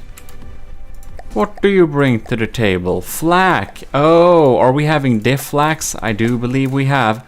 So we got a couple of diff flaks. Oh, and we got some... Oh, isn't that some trickery mortars to try and trick the Gimle's lambs to do unnecessary work? This is obviously a right-sider as well, so we're gonna have right-sider against right-sider. Well, gonna be very interesting to see this one indeed. Looking very beautiful, this ship. I like it a lot, the decorations here. It looks super cool.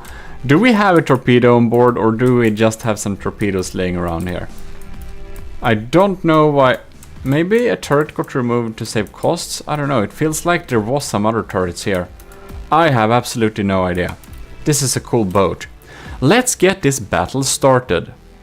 There we have, the battle is on, and you can see it's not like the Hollywood class ship, but it's still a pretty darn big ship.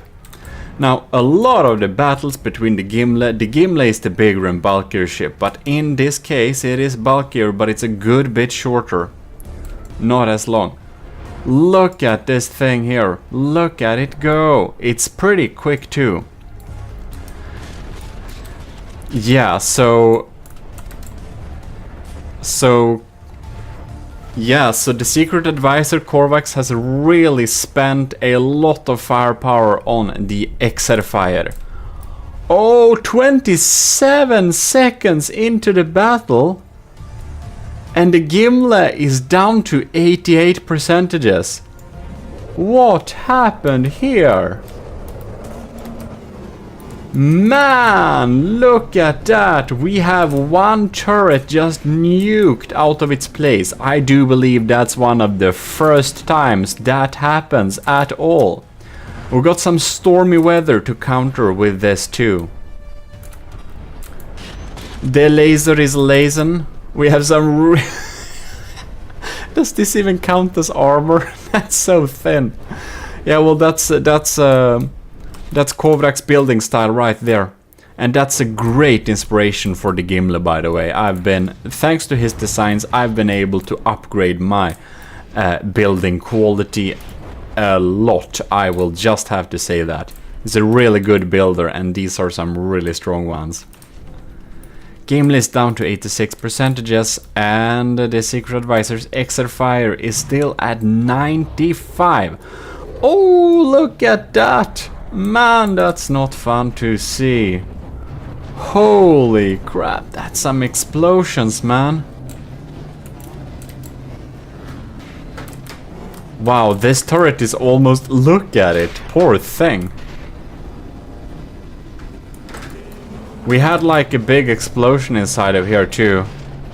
I'm just happy the AI ain't dead yet, but it's only been like 1 minute. This is absolutely the fastest battle so far. And oh, I almost forgot. Exerfire, she brings mortars too. She brings mortars to the table too, so we're gonna see some mortars raining down here any second. I just realized I forgot to switch the quality of the game to... Man, that's some scary stuff. Yeah, so we're playing this in like super nice quality now, this first battle, which is why we have a lot worse FPS than normal. Because of course there is a reason behind my rules, and there is a reason behind mortars. There is a reason behind that I also put the game to the lowest settings before starting a battle. Right, we're coming in here. Oh, those flak diff rods, they're not able to take out. Oh, poor thing, look at it. It just died. It just died. Yeah, no way. This is not looking good for the Gimle at all. I do think that Korvax with the Exerfire has been able to out the Gimle very much. Oh, we could take out that cram at least. Man. It's spending loads of materials too. That has to be said, man. And it's much more compact here, so I do believe that the Secret Advisor has been going for maximum firepower just to be able to not die quickly. Mortars actually reached their mark here. Now, they are kind of only hollow point, of course. They remove a lot of the shells, a lot of the hull there, but they don't deal that much damage actually. Look at that. We have exterior turret armor, and then we have like an exterior cylinder, and then we have an interior cylinder in the cylinder with the turret, so it's really well built there. Turret necks and all that stuff that I don't really do, which is probably a good idea. No! The Exerfire is down to 88%. So, the Gimle is severely handicapped with its turrets, but so does... Look at that, man. This turret ain't coming around to taunt us anymore. Something happened there. And we got some... Oh, man. Look at that. More cramps are coming in from Exerfire.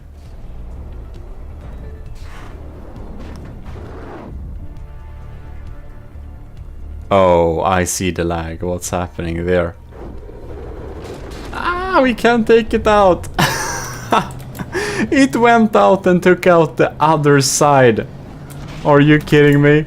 I'm just surprised my AI isn't scratched a bit. I think that's just pure luck. Looks like so many of our turrets and stuff is just so disabled, but somehow we're able to use our broadside laser to kind of laze a little bit. That's nice. I'm hoping that the extra bulk from the Gimle will lead us to victory, but I do believe it's gonna be pretty hard at this point. And we got mortars here too, do mind that, but they are not hitting very much, you know. Despite what you might think, the Gimle is actually decently fast. It goes at about, like, now this is top speed is very sad, but it's ish 40 meters per second. A little bit less usually, because it's turning. But if it's not turning, it's 40 meters per second. I do think I remember that.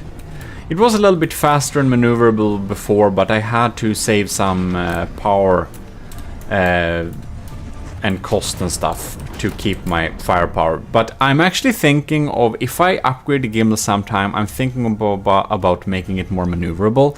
Because one of the issues with the Gimle is that it gets completely, like, outmaneuvered. Or it can be sometimes. And if it was more maneuverable, it will not show its weak side towards the enemy, which would be a great benefit. Oh? What are these lags? What's happening there? Alright.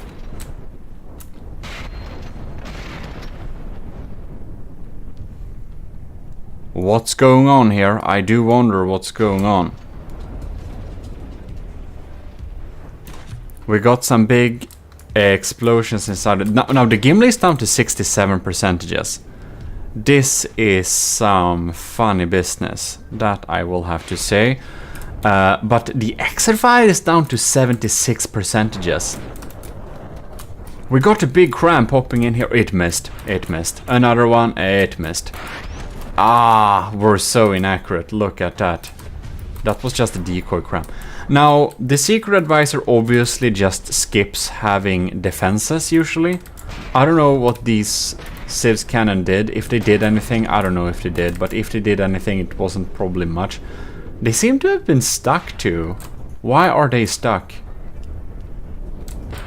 Boom! We got a big cram popping in there.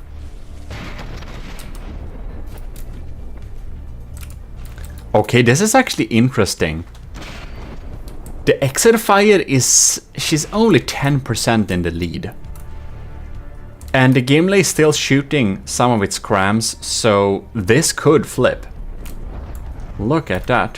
What's... oh, it's the engine back here. Oh my god. This ain't spinning at all. One of them. There are many. We're firing blanks! Ooh. I still do think that the Exerfire will win this first battle because, well, it's been in the lead for long here, but we shall see. Only 5 minutes in-game battle. Well, this is one rare chance you will see a nice looking battle with nice graphic settings, because thanks to my rules, the battles don't lag that much, but they still lag a little bit if I don't turn down the settings to minimum, which I wanted to tell you before. Oh, did we have some EMP damage mined? Oh yes, I do think we got that. Or probably, maybe, I don't think Kovrax would forget to EMP insulate his turrets. But if he did, it might be the difference between losing and winning this particular battle. Interesting. There is a lot of big frags on the Gimle too. So it's quite likely that some of the frags just gotten and hit somewhere important. Man. 1, 2... Like, a lot of these turrets are not actually online. My god, we actually have a chance of winning this. This is pretty insane. Alright. Oh, bam.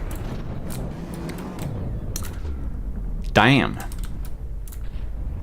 Well, the Gimle is not far away from the spawning, I believe, but... Oh, look, the Exerfire is down to... It's only 3% difference now. Anything can happen at this point. This is only the first battle, of course. Best of 3 it is, but man, this is exciting. Oh no, don't tell me we're gonna miss this one too. Oh, it was a decoy cram. Never mind, we might as well have missed that one. Alright.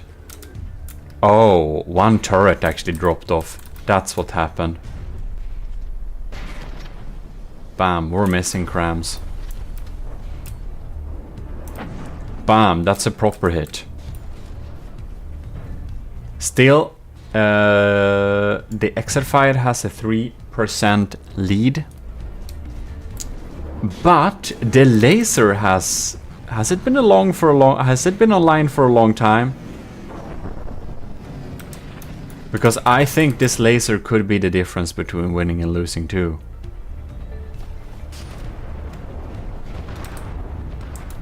Man. It's gonna aim towards hot blocks. Now, I don't actually think that Kovrax has missiles. I guess this is... I haven't seen them in that case. I think this is only to kind of trick the smoke dispensers to activate so that the lamps can get weakened. Alright. Look at these thick bricks of stone. That's a really interesting... That's like big stone sandwiches right there. Bam! That's an explosion. Are you kidding me? The secret advisor Kovrax Exerfire doesn't shoot back anymore. Look at the poor thing. The Gimle actually succeeded in winning the first battle. It really did. Amazing. That's surprising. Well, the tables turned, but that was a big surprise, man. That was a big surprise because the Exerfire, she was in the lead for like the entire battle. Welp.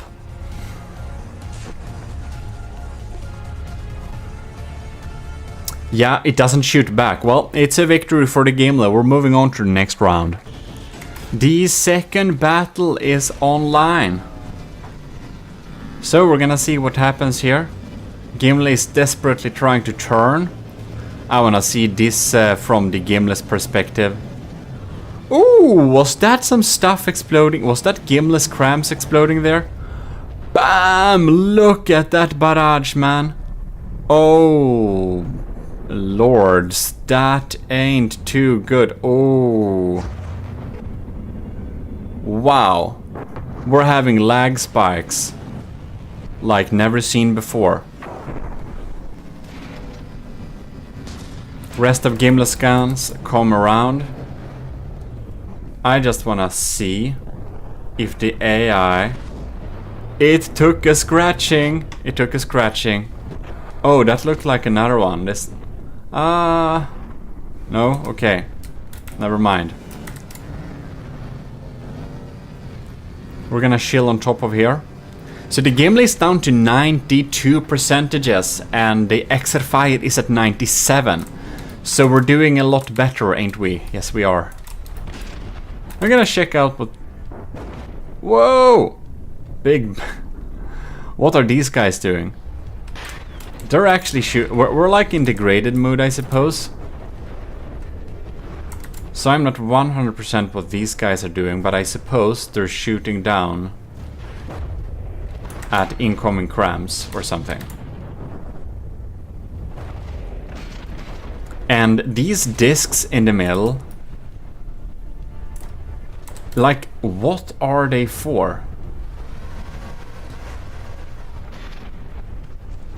So it's an armored disc with 4 meter... It looks like a platform you could place a turret on or something. But it contains hidden smoke. I wonder if it's like some smoke combo. There should probably be some heat decoy behind here, right? Oh, that's smoked heat decoys. That's so intelligent. That's so smart. So, the secret advisor kind of knew that, maybe knew, I don't know. He could have checked the lasers of the Gimle and see that they are targeting hot blocks. So what is provided is a hot block slab in the middle where there is absolutely nothing important. There is a thick slab of just 4 meter with like stone, a lot of smoke decoys and a lot of smoke dispenser and heat decoys. And they are obviously there to super trick my lasers to not grill anything important. Well, that's A+ for intelligence. Wow. That's smart. Okay, so the Exerfire is in the lead by 4. Oh, only 5%. What's happening over the Gimle here? No matter how this battle goes, the secret advisor should know that his designs have greatly helped me be able to build better. That just has to be said. My god, a shot near the AI would be devastating. Absolutely devastating.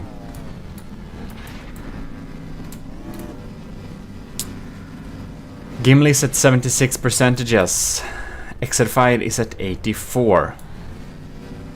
The lambs are actually able to take out... Never mind. Oh, damn! That almost deleted the AI. Look at that! Oh my god, another one. We have our auxiliary AI components here that are just fried. We're sinking. Oh no! I know. Oh yeah, right. So the ACBs that are controlling the altitude of the Gimle, they are taken out. So now the Gimle resides on the altitude set by the AI, which is a lot lower. Oh man, that ain't good for all of the guns. Now the sniper cannons, they only shoot at underwater block anyway, so they couldn't care less, but maybe this, weirdly enough, could have been good for the Gimle. I don't know, we shall see. As long as we're not sinking because we're losing power or sinking too much. That's some boom. I am a little bit surprised that the Exerfire does not have some auxiliary diff guns. Now I did forbid like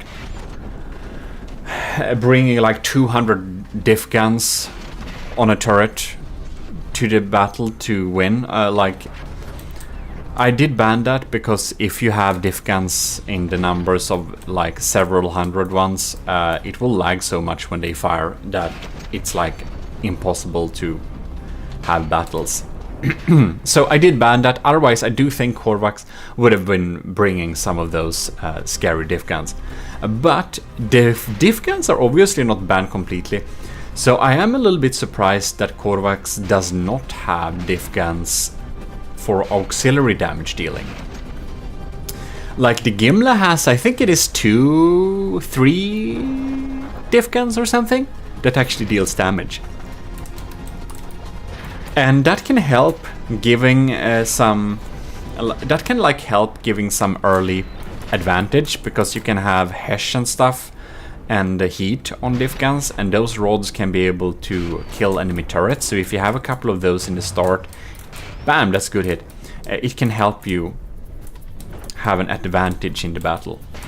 So I was actually thinking that the Secret Advisor would bring a few diff guns just to, you know, have a good time. Look at that, those crams are actually bouncing off the Gimle, which is like semi-submerged. But I guess the Secret Advisor is wanna be all in or all out. Either it's diff guns 100% or there are no diff guns. We have a front turret that's missing, that ain't good. And this is basically missing too, so we have some really handicapped firepower here. This Arqueballista is not shooting scary shells anymore.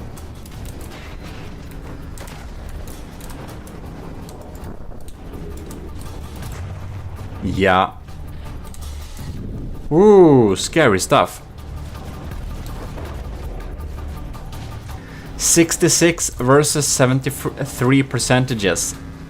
We're at the same level as before. This can go either way. Bam! That's a big... Damn, we don't have much forward propulsions anymore. We're close to the spawning. No kidding.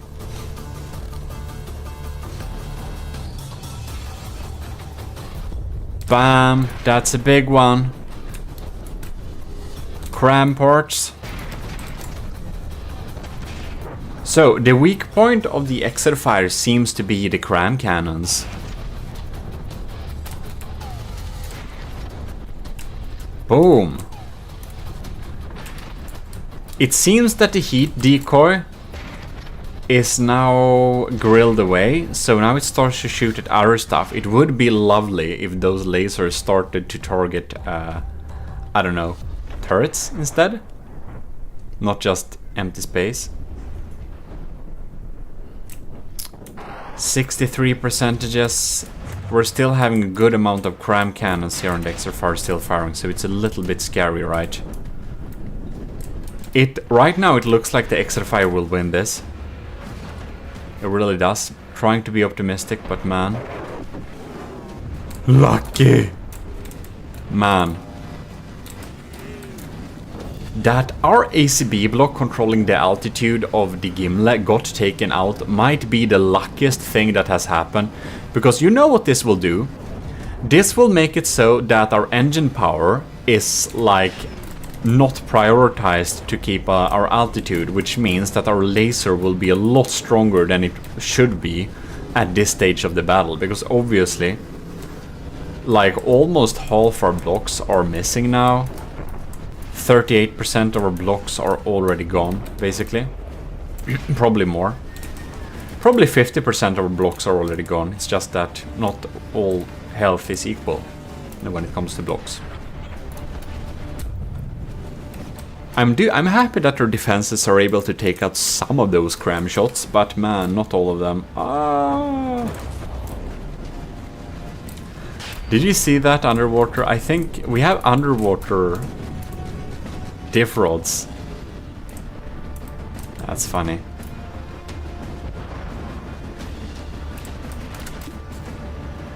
What is our laser doing under here then?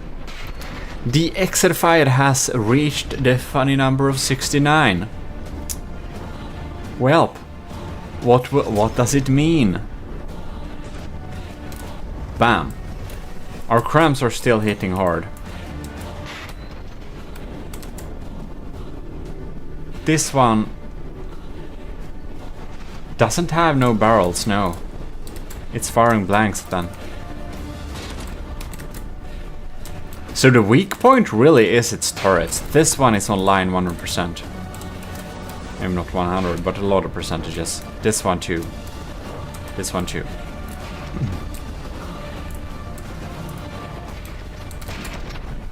But the laser is finally dealing lasing damage, which is nice. Look at that. That turret is definitely offline. Now we're targeting what? Yes, we're targeting one of the healthy cannons. Oh, it doesn't have any connectors left. That turret is effectively disabled. Gimle's at 60% though. A few cram shots or a lucky one to the AI will of course make the Gimle lose. I'm just staying over here, being optimistic and not assessing the damages done to the Gimle, because it feels better that way. Also, you've seen the Gimle enough. What's lagging? Oh my god! About AI hit. I do believe that the Gimle deleted Exerfire's AI. Who would have thought? I would not have thought that the Exerfire would lose this battle, because I know how good of a builder the Secret Advisor is. He builds ships that beats most ships at the same material range. But I guess that my rules that you can't bring 200 diff guns to this fight because it will lag too much, and that you can only use 100,000 blocks, threw him off guard a little bit, because that's like literally what he does. Brings 1 million blocks to the game and 100,000 diff guns if he can, and that just is a good way to deal damage.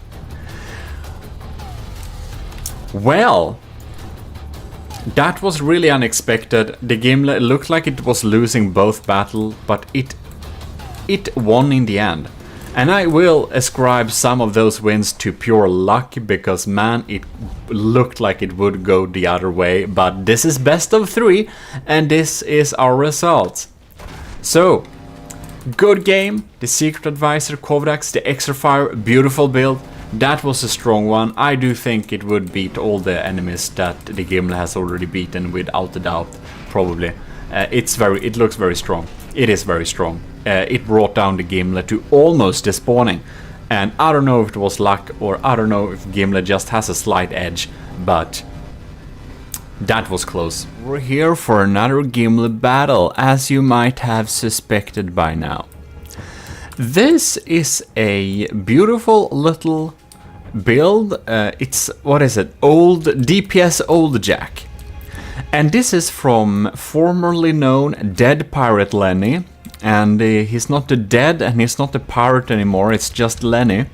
So, this is a beautiful build from Lenny, DPS Old Jack, which has been updated slightly to adhere to the rules of the Gimle battles, as we do not want propellers that are hidden deep inside, so no interior props, they have been put to the outside here. If that's not clear, you can have like grills in front of your propellers, by the way, that's fine. Just not hiding them where they are untouchable, that's not very fine. But in any case, we are going to pitch this this old DPS Jack against the Gimle, of course. That's what this battle is about. It has some cool APS here. We can just quickly check. We got some armor piercing, high explosive. Well, the Gimle has era. I hope the Gimle will be able to... I missed that one. Okay. That's very... I like that one. Okay. I'm almost hoping for this ship to win now. So, in any case, we're gonna throw it against the Gimle. It has a little service thing there. We can go down here and chill out. I don't know if it has... Oh, I spawned in the wrong ship. I don't know if it has, like, more interiors than the cockpit here. Oh, are we steering the boat with pedals? I don't know you can do that. Oh, it's an actual periscope. I like that. Why do we got blackened out windows? What are... Oh, these are doors. You know what? I think this is my fleet colors. Well... Lenny's fleet colors, this is probably a transparent type of black. Well, in any case... Oh, we got some cool interiors down here. That's a cute boat. This is obviously the Gimle. Am I right or am I right? Thanks you. I'm right. This could also be the Gimle because it's white and... This is not the Gimle. That's some... scum from... what is it called? The Red Faction. Haha, we were right! Prepare to board the Gimle. That's amazing. So, we're gonna have the cleaning crew here is going to try and board the Gimle. And that's a very war crime-like, because the Gimle is, you know, a party boat with, you know, party people or something on it, who knows. Okay, so they are gonna board the Gimle, I see. Here we go to this area, that's fine. And they go down, no. I get lost, I'll just need to see. This ladder goes up here, okay. That makes sense. I think we checked this out, it's gonna be fun to see what it brings to the actual battlefield. We got some big steam in here. And some engines. We got all sorts of stuff. Well, it's gonna be real fun to check this one out.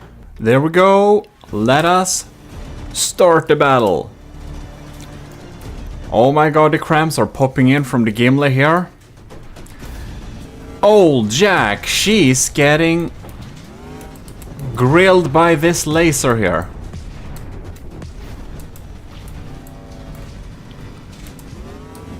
Alright, this is best of 3 by the way. And sorry, I forgot the paint job on it. Man, it uses fleet colors, so I need to give it another faction colors. Whoa, that's some interceptors popping in right there. Alright. What's going on? The cram is missing. Look at that. Lenny's DPS Old Jack is actually in the lead. Ooh, but that kind of almost changed. We're gonna see it. Man, these railguns, I think they are, because they shoot so fast. Oh, they are... Ladies and gentlemen, look at this. This turret's interior is completely almost gone. I don't think it has many connectors left going down. I think this turret is rendered very weak indeed. We are having a nice broadsiding battle right there. Cramps are popping in. Mortars are popping... Oh. Ew. Are we having mortars here? Looked like it. Or was it just shells that bounced? I have actually no idea. I guess we'll see if anything drops down on the Gimle anytime soon. Who knows? We got VLM interceptors, that's for sure. The Gimle has actually taken the lead. Bam! That's a nice explosion. We're shedding blocks here, engine parts and stuff. That ain't good, and more of them keep coming. Well, DPS soldier, you know, a ship we always call, like in ships are always referred to as females, she.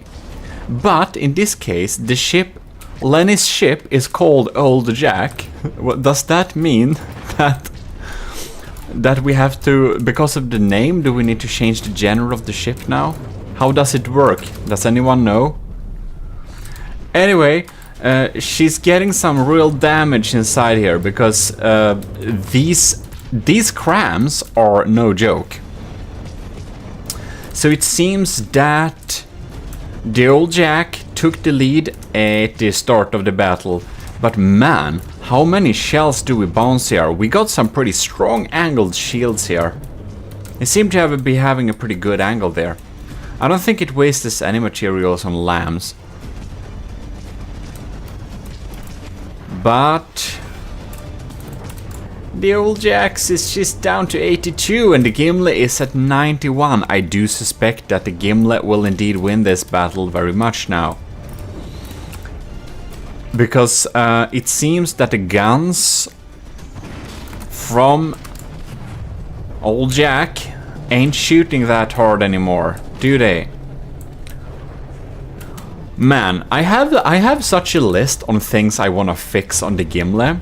You have no idea how much I want to fix on the Gimle, but not until all the battles that are not until all that want to meet her have sent in their ships. Look at that. They aimed straight for the AI.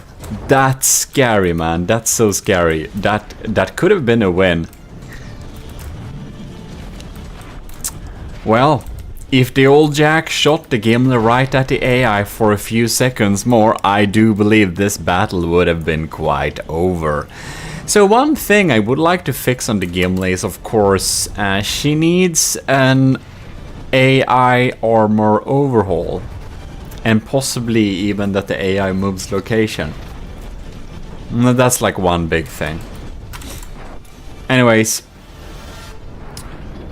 Unless Old Jack gets some huge luck popping out of nowhere, I do believe that she's wasted.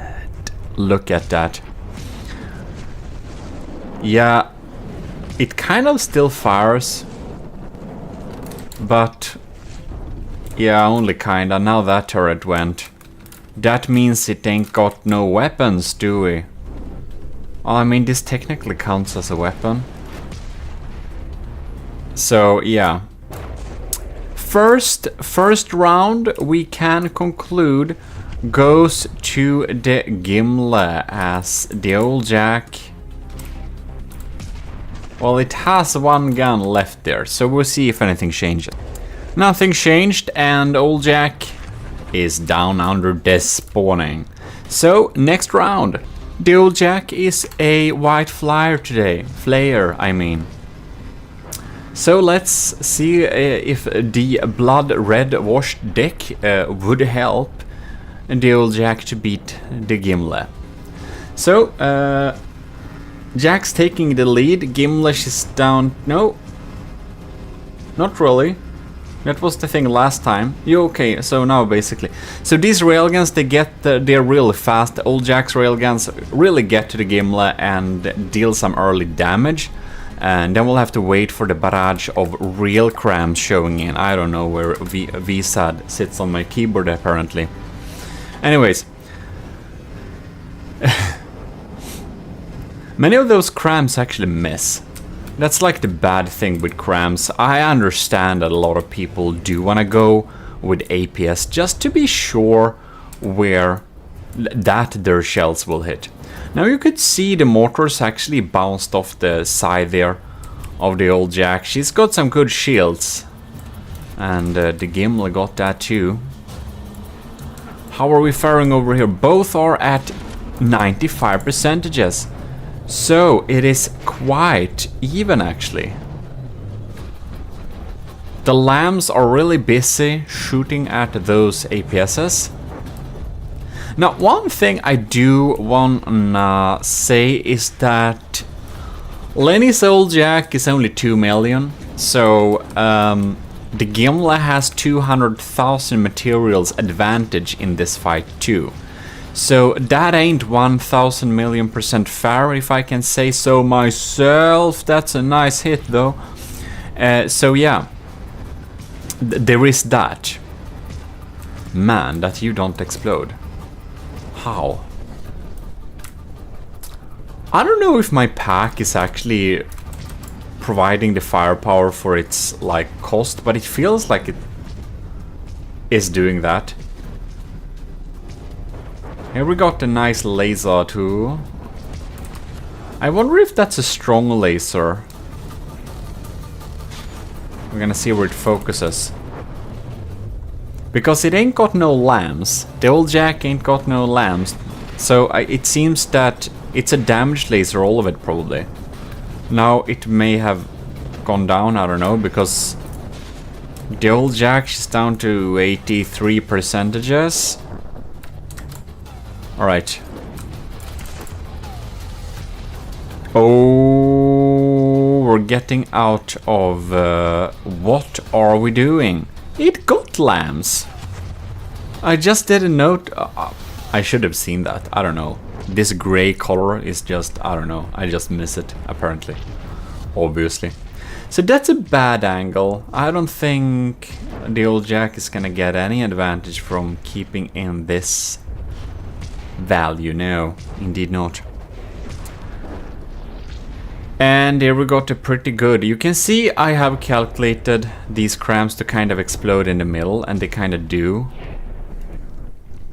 Because that's what I set them up to do. So, yeah. Those mortars hit or no?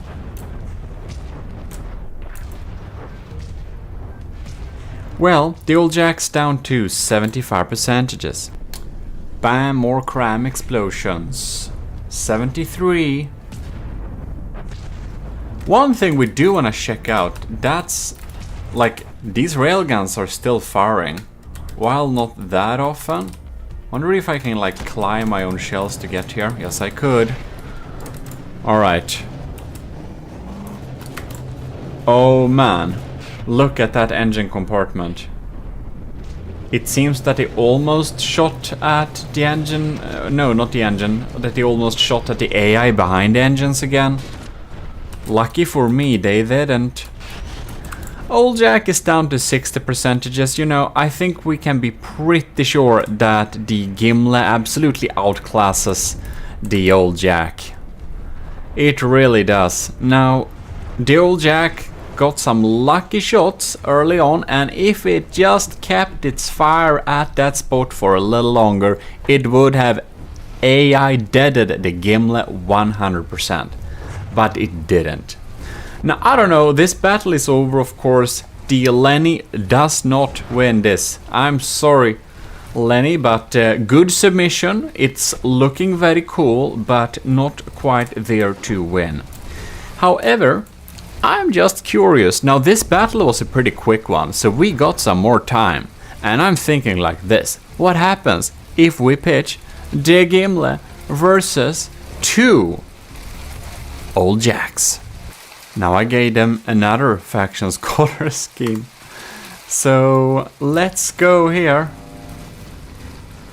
Did I forget it? No? There we go. So this is probably the original paint, right?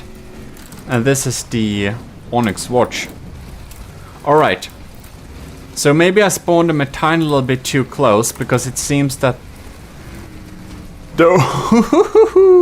Will they collide? Oh my god, that's so... Oh no, they did! Well, I don't think anything important was missed back there, so I think it won't affect the outcome of the battle. So I'm not gonna restart this one, because it was just like 1 meter of wood and wooden backed half layers of alloy.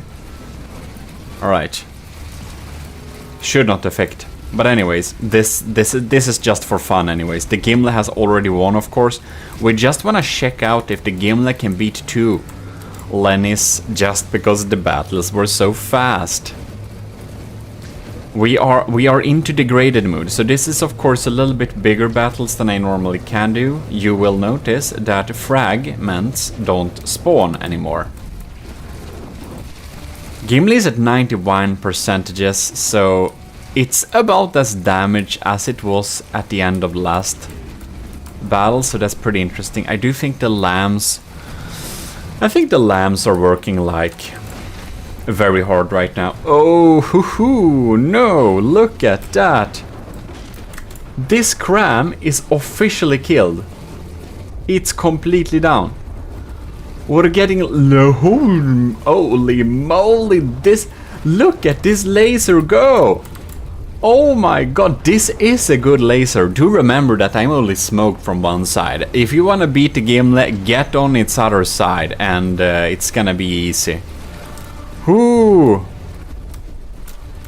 Alright, this laser is no joke. Look at it, it just melts through. And now we're getting behind the Super Davidos class turret. Oh, the barrels of the mortar are gone. It's trying to open it like a tin can. This ain't good for the Gimle at all. Or why don't you just aim for a target you can shoot at? Come on. Whoo! Oh lords. Oh no. This cram turret is completely gone too. Well, the old jack ain't a joke. That's very true. I do believe I haven't tried it, of course. We can try it if you wanna see it in the future. Just tell me in comments, but the DPS old jack would probably beat the Titan Slang and the Ragnarök any day of the week. It packs a real punch. Look at this. Look at that. Man, what does this damage even come from? That's probably armor piercing high explosive, which is an effective shell. Now we only have some ERA in one area, so we can only take that out there. No, look at that. Our laser turret has got stuck. Are you kidding me? That's so stupid. It's just stuck. That's so sad. I wonder how many of those shells our lamps actually will be able to take out. Look at that. Our cram cannons are kind of gone, are they not? Oh, we got this one is pretty damaged, but we seem to have, I don't remember if this one was damaged from behind. It is a little bit, yes. It seems to be functional though. I don't know if they work. We got the snipers, of course. Why do we have such lag? Oh, we got this. We got a shell, ladies and gentlemen. We have a shell. Anyways, I wonder if they're colliding with each other, because I wonder what these lag spikes are here for. Oh, okay. Oh yes, they are actually colliding. Well, that's not very smart. That explains. Probably should have spawned them with a little bit more distance. So yeah, those lambs are actually pretty strong. Not a lot of lambs can take out a cram shot from the Gimle. So I do believe that that they're doing a decent job. Oh, yeah, they're taking out the mortars too. That's some very powerful lambs, man. I'm wondering, like, if we legit have anything to shoot back with. We have our... oh, there we go. There we go. Did it do much? Maybe it actually didn't. We got our pack, but that doesn't feel like it's packing too much power. Not that our crams are packing much power either, because they're damaged. Very funny. The Gimle just passed the beautiful number of 69, so, well...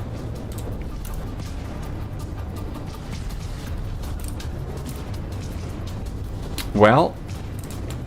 The old jacks are definitely damaged. They also collided and stuff, but I do think that two jacks will be able to deal with the Gimle very well.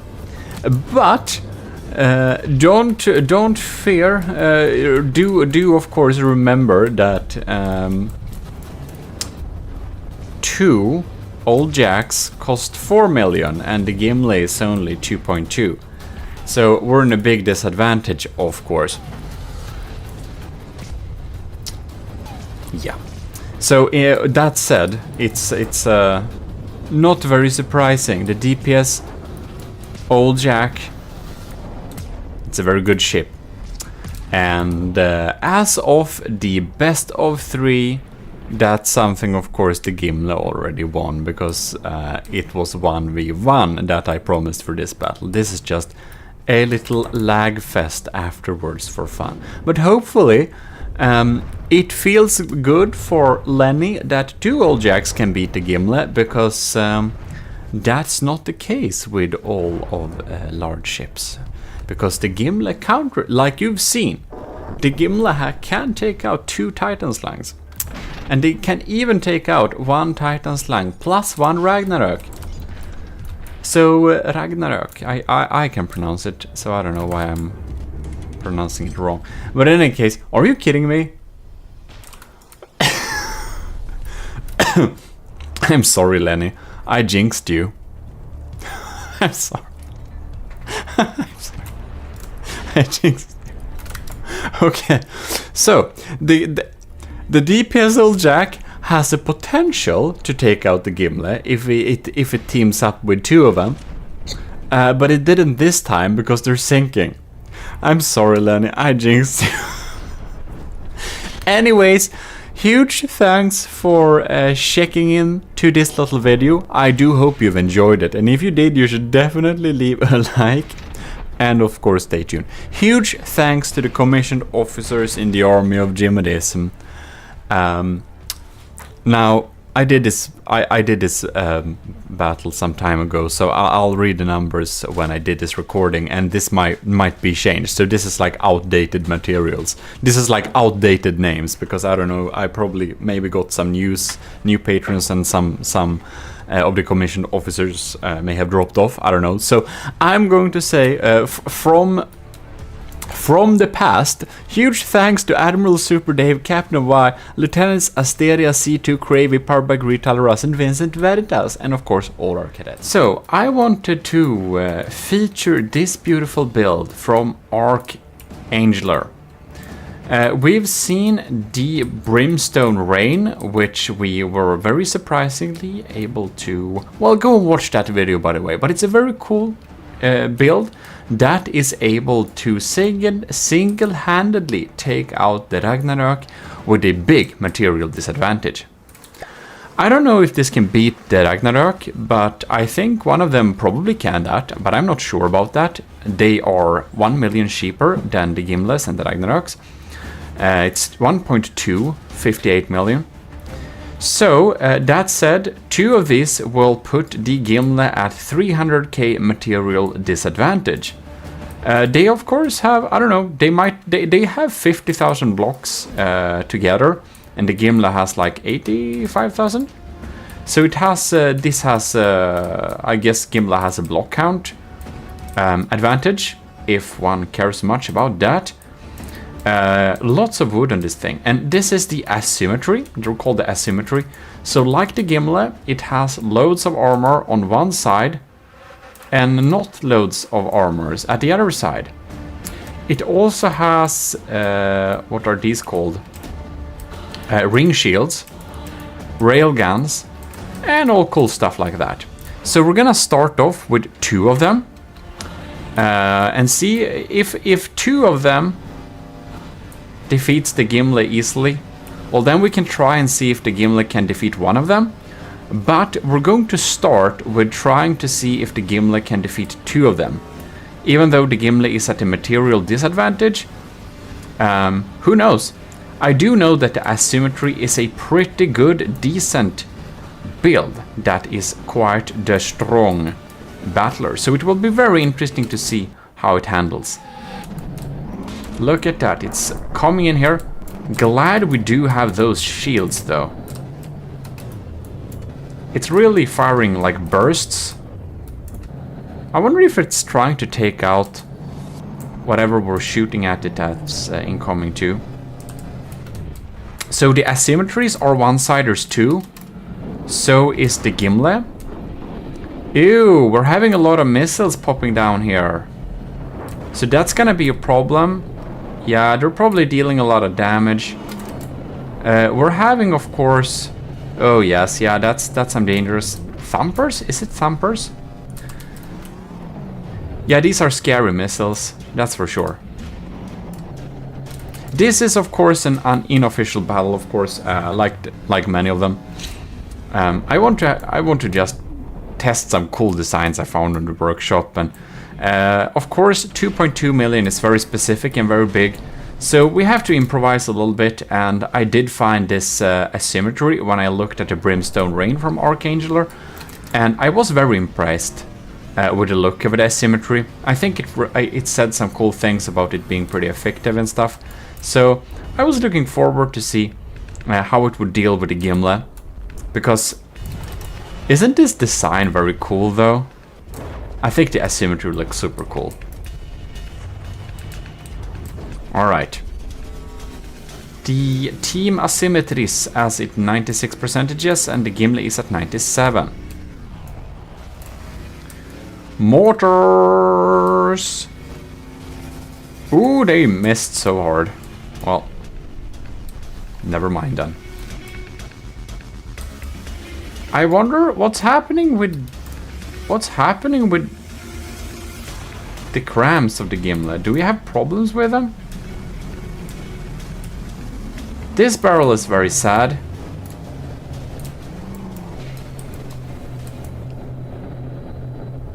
I was worried that our like AI or something was damaged, but I don't know. Let's see here. Why haven't we fired in a while, I wonder? Ooh, we're shedding turrets. Oh, now we fire. The game speed is at half speed too, so the reload is a little bit higher than it should be. Ooh! That dealt some damage! Well, we're disabling some of those missiles, that's for sure. Oh, I see. We have large missiles down there. Sandblasting. Yeah, wow, you can see they've dealt a lot of damage here. Turrets are still alive but damaged. This one seems to be completely out of the game. Has a very short barrel but unable to use it. Ew, damn! Well, we have one far away and one pretty close. Let's see here. I think they have the same type of setup as the Brimstone Rain. With I think this is Lua missiles. So they're a vertical launch, and after a while they're going to activate and start the trajectory like that. The trajectory is started. Interceptors are popping in here, but I do think they have a hard time of maneuvering this high up, maybe? I don't know. I don't know what we're doing, actually. Oh no, lambs are popping in there. But man, we can't take them on. We can't take them on. They're raining down like some crazy mortars. Yeah, that's dangerous. That's definitely killing turrets very, very well. Look at that hole going on here. Now this one, oh, where is... Oh, it's coming out on the other side, I see.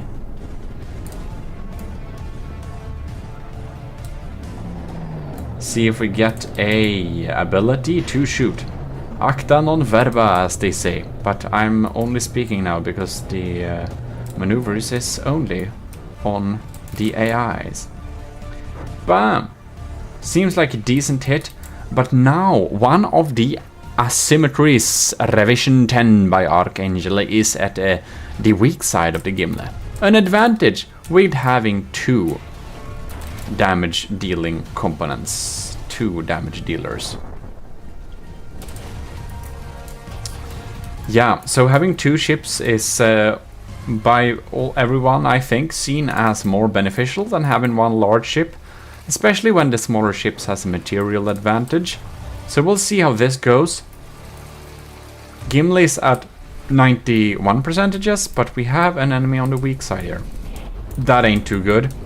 And I do believe that the diff gun's ammunition is probably running out, so I'm not sure we can deal with the incoming barrages of vertical launch missiles very well anymore. I do wonder what this thing is doing, however. Don't tell me it's running away from the battlefield. Ooh, that's a pretty good cram hit, isn't it? We can see the cram shells lobbing in there. Oh. Possible hit from the mortars too. Pax seems to... That was a miss, right? But the EMP seemed to apply damage. We got some big holes in the side here. I wonder... Oh my, that's the laser. The AI seems to be untouched for now. It's good. The other AI probably is too. I haven't seen anything not working. Also, I would like to give a huge thanks to the commissioned officers in the Army of Gmodism and the YouTube members for supporting the channel. Your support really helps, and if you want to join, you can join the channel or join the Patreon and support the channel if you want to contribute too. Yeah. Your help helps me make more videos, basically. That's that. So if you like more videos and you are willing and able, of course, to help out without it affecting your economy in a notable way at all, then you can consider it. What you in any case should very much consider is liking this video if you do enjoy it, so that others can find it too. You may of course dislike it if you didn't enjoy it, and it can be good, so I know in statistics, but it would be more beneficial if you told me why you didn't like it in that case. Otherwise it's just, okay, some random person didn't like this. I don't know. Oh man, these are 30mm. These are like 3 30mm cannons, I suppose. To deal with incoming. Oh, they're anti-crams. That's cool. I think it's time following the VLMs and see what's happening with them.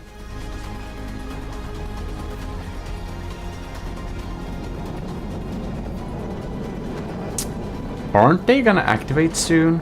They probably are.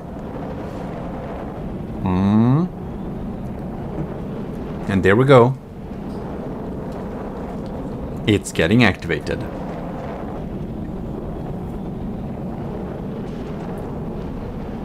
Interceptors popping in there. That one got taken out. Now we have some engaging this thing and the lambs. Oh, and they took him out. They took him out. Not that one though. That dealt some damage. Oh my. Look at that. Captain Y is sitting here and almost using, I don't know, his feet and back to not fall down there. Well, Captain Y has had harder situations and been missing in action, but always returns every time. No question about it. All right. Here we go. This one is a pretty big shell, and it is, oh yes, that is a good hit indeed. Man, how much parts can it shed? I don't get this. Are we... Is this some... that's probably not spin clipping, right? It's just that the turret was very tight in there, right? I think so. I'm suspicious because the Brimstone Rain used some aim point spoofing with a lot of tetras to fill up an area. So I don't know. It's different what different people think is cheese and not. So it's like very individual, like how people build their ships. You never know. I didn't check it much actually, since this is an unofficial combatant to the Gimle, especially as it's, you know, 2 of them, and we don't accept 2 official submissions for the Gimle battles. I would prefer it to be 1, because the Gimle is so easy to flank otherwise, and the Gimle is just not built to deal with that. So I think that flanking the Gimle intentionally is a very uncreative way to deal with the Gimle, because it's very obvious. A one-sider, well, of course you should get on the other side of it. But if you get yourself in a situation where you can submit 2 ships against something that you know will be a one-sider, then I would recommend you to have 1 ship that's a left-sider and 1 ship that's a right-sider, and that will almost certainly make it so that they will get at different spaces of the enemy. And yeah, and probably load that up with a lot of diff guns and stuff like that. You can probably deal. I think you could deal with the Gimle if you went to Gimle's weak side and just unloaded a crazy ton of revolting blast guns. I know they're called revolving blast guns, but they're a little bit scary and they make the system lag too much. But that's probably. I shouldn't give you tips about that, should I? I should. It's been long enough. Probably. In any case, there are many ways where you can trick or beat the Gimle, so it's just one of extremely many. We're getting missiles popping in here. Kill lambs. Oh! They could take him out. Can they? No! It went through. It went through. But didn't quite take out the Super Davidos. Gimle is still at 90%. Seems like all its turrets are still online. The main one at least. One asymmetry is at 70% and one is at 61%. So right now it's looking pretty decent for the Gimle. And it's popping in here. Anti-munitions. And it misses. Well, it's always anticlimactic like that. That one shot too low. Well, that's because the distance is a little bit too high. But it ain't 6,000 meters, that's for sure, because if it was, the asymmetries would get penalty points. But it has to be 6 meters and moving apart, right? No. This one looks like a better trajectory. There we go. That's some damage. 59%. I don't think this is dealing too much damage anymore, is it? Let's follow these ones. They're so tiny. Are you kidding me? That's the tiniest. It's armor piercing heads, solid. What is that base? That's a tracer and fins. 59 and 69. Yeah, I do think the Gimle will win this battle. Whoops. Alright. The Gimle is looking a tiny bit beat up. But right now it feels like it's really winning here. The AI is unscathed, which is good.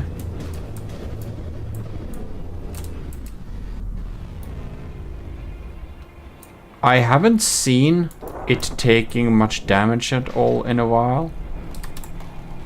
Yeah, we're gonna see if anything happens.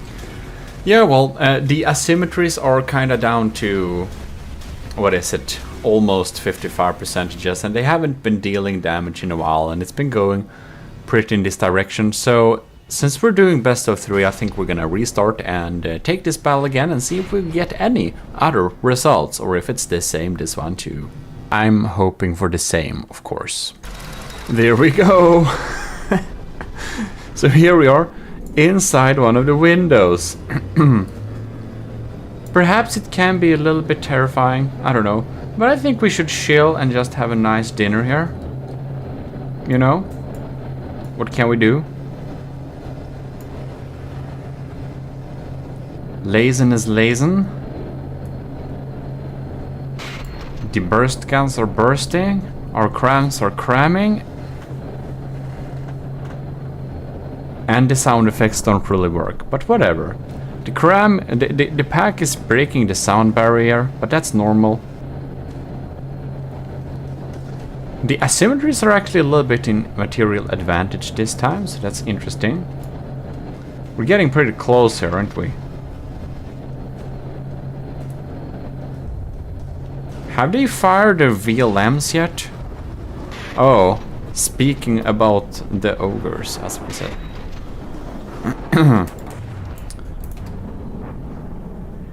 Well, I'm not sure I like that explosion.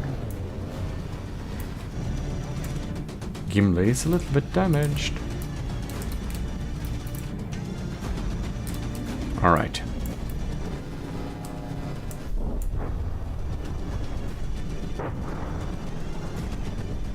It feels like they are never firing, but that's because the game speed is like half. And we are in degraded mood, of course we are. That was a decoy cram, damn it. Well,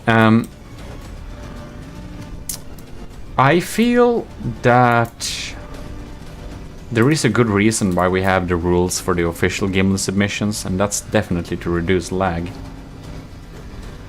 Bam! Can I get an explosion in here? Yes, we could. Incoming. Now the frags don't even render anymore because it lags so much. But yeah. I'm at least glad the stuttering isn't that bad, because the stuttering is the only thing that I think... Like, bad FPS is one thing, but stuttering for me is completely insufferable. Both are down into the 80s, and the Gimle is still at 96%. Well, maybe we actually will win this battle too then. Here we are at the other ship. It's still shooting and stuff. I think it has taken much less damage, but it is obviously damaged. I think it misses a couple of turrets, that's the issue. I wonder if the asymmetry also relies mostly on up props. I don't know. No, it has water pumps too. Never mind. So the water pumps only really lag when you're getting damaged. They're really weird. That's because they're pumping, you know, out water and stuff like that. So it makes sense. But the weird thing is, water pumps still lag even though you turn them off. So, yeah. It's weird.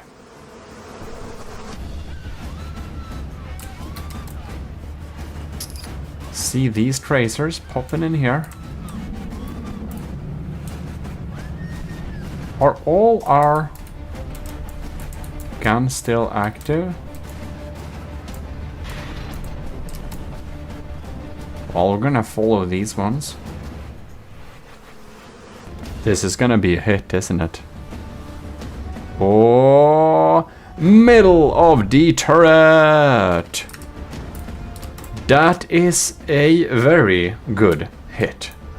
Amazing. If you could have like... Oh no, what happened? If you could have like thumbnails that is a GIF, that's something I would do. Now, what is happening now? They're gaining like penalty points. They're both at like 65%. Oh! Is it sinking, is it? It's really weird. Why was it... That's a weird... This thing is despawning. It doesn't... It didn't have... It must be AI dead then. And this one is also despawning? Wow. That was like quick. Interesting indeed. What happened there?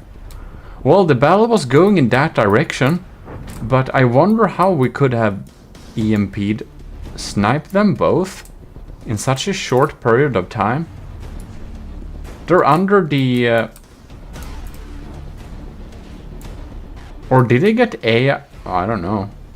They didn't went too far off. When we looked at it, it looked like, I don't know. Maybe it was some glitch or something. But I do think we've seen enough to conclude that the Gimle will probably win over the asymmetries most of the time. Because if we do a little pause here, even if that was a glitch, I don't think we would... I don't know if it was or if I just missed the good action, but never have the AI got nearly scratched. And as long as that doesn't happen, I don't see how the Gimle would lose this battle. So I do think we actually can conclude that the Gimle Army of Gmodism Gimle Battleship is able to take out 2 asymmetries revision 10s. Which is very good, I think. I'm happy, because I do believe that those are some pretty good designs. And we're here with another Gimle battle. So, it has come to my attention, or Borderwise is basically trying to build a new battleship that will be able to beat the Gimle, which is absolutely fantastic. I want to give him some motivation. So what I've done here is I prepped the battle with 2 Titan Slangs versus a Gimle. So as I also said in my battle, and as he pointed out when he also did a battle, and they got the same results, but go and watch one of them. Or both, that's better. And basically, the Gimle is quite a bit more expensive. It's almost 2.2 million. So the Gimle is actually 400,000 materials more expensive, almost, like 300,000 materials. Is that 380,000? I don't know. Something like that. The Gimle is 400,000 materials more expensive, and that's of course a very big, huge disadvantage. So to go down and show down the Titan Slang versus the Gimle once and for all, I thought that we should have the Mark 1 plus the Mark 2 versus the Gimle. Now I think that Borderwise's Titan Slang Mark 1 is actually better in many ways than the Mark 2, because its cram cannons are so much more dangerous. So, but instead of just trying one Titan Slang, the Mark 1 against the Gimle, because I do know that Borderwise thinks the Mark 2 it's much more competent, which it probably is. I just think the Mark 1 seems more dangerous because of the crams, but in any case, I'm gonna put them both against the Gimle. And if we do that, hopefully we can do a conclusive evidence which, if the Gimle is stronger or not. Now, I'm really hoping that the Gimle will win. I will be very disappointed if it doesn't, but this video is motivation in terms of if the 2 Titan Slangs win against the Gimle, it should be some good motivation of keep going and making better ships. If the Gimle manages to win over 2 Titan Slangs, the Mark 1 and the Mark 2, it should be some good motivations that the Gimle counters the Titan Slang so hard that a new ship really needs to be made in a different way. Now this will probably lag a lot, so we're just going to start the battle here. Look at that. We're firing. Oh, look. Ooh. That's some damage. That's very surface damage. Okay. Oh, looks like some stuff got damaged there. Alright, so the Titan Slang has some scary lasers. Now I gave them both a lot of materials. The Gimle battles only usually get 500 materials per each, but it's like some symmetric setting. I wanted both of the Titan Slangs to be fully packed with materials, so I just upped that material limit. Alright. Ooh, see there, see there. We can't really take on these crams. You can see it punched a hole straight through here. That's actually very dangerous. Okay, I'm feeling less like the battle with the Gimle against one of the Titan Slangs, the Gimle just dominated the battlefield so hard that I kind of thought that it would be. I thought it would be able to take on 2, but now I'm getting a lot less certain because because of these crams, they go through my defenses and they just need one lucky hit to take him out. Ooh, but the Gimle is actually in the lead material-wise. Okay, we're definitely in the graded territory. Don't tell me the Titan Slangs collide. No, they don't. Good. Bam! We got some explosions in there. It lags so much that I wonder if even frag works right now. This is a little bit beyond my computer's capacity, that's for sure. If I remember correctly, the Titan Slang Mark 1 can be sunken. I do hope that my sniper cannons targets the Mark 1. Because then we could take its engine power, because my sniper cannons are excellent at taking out stuff from beneath. Look at that. That's some serious damage. Now, there is also a big advantage of having 2 smaller ships instead of 1 big. So that should also be said. It is 1.8 plus 1.8 is math Gmodism. 3.6 is it? So yes, it should be 3.6, right? So 3.6 million versus 2.2 million this battle is. So Borderwise should have an advantage of 1 million and I'm sorry, 400, is it? I can't think and record and do multiple things at the same time, so I'm sorry, but it should be something like that.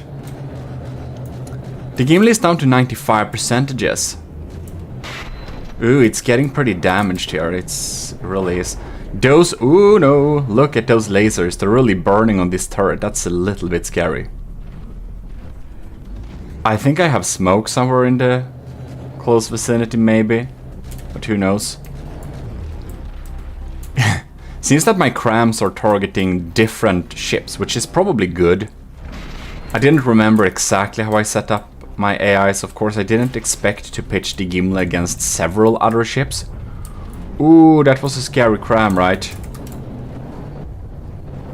I wanna check the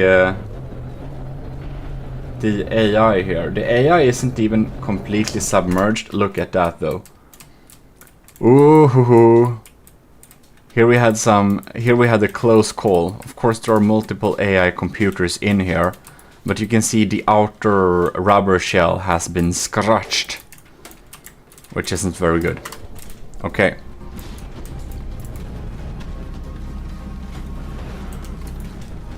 Right.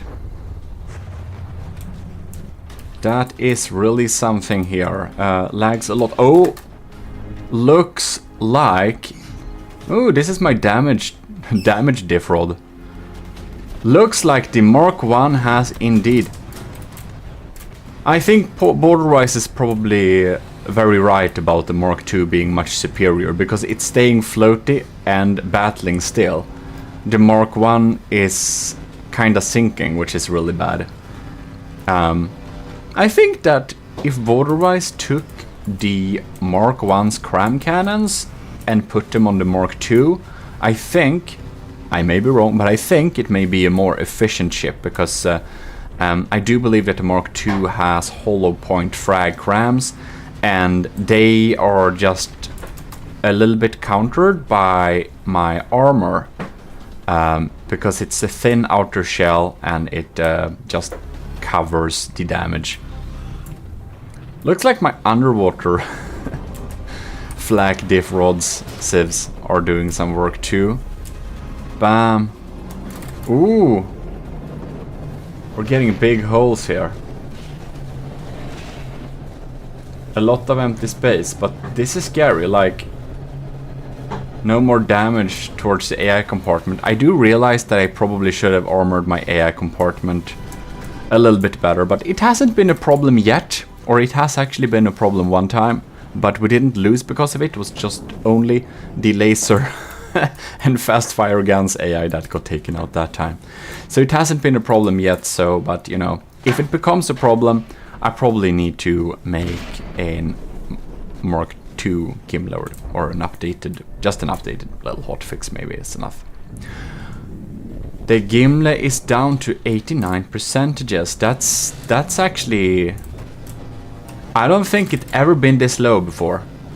But it's also outmatched in terms of materials a quite good bit. Bam! Was it 3.6 million versus 2.2? That should be 1.4 materials. That's like a BBS 5th season in difference. So that is a bit. But you can see the Titan Slang Mark II. This is the Mark I. It's still battling valiantly and it hasn't sunk.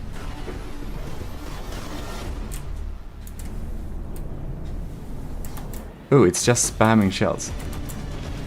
Interesting. So, the Gimle is at 88% and the Titan Slangs, which apparently means something with the snake in... what is it? Afrikaans Dutch, or I think it was, if I remember correctly. So, I was always confused why it was called the big snake, so there we know. Now we know.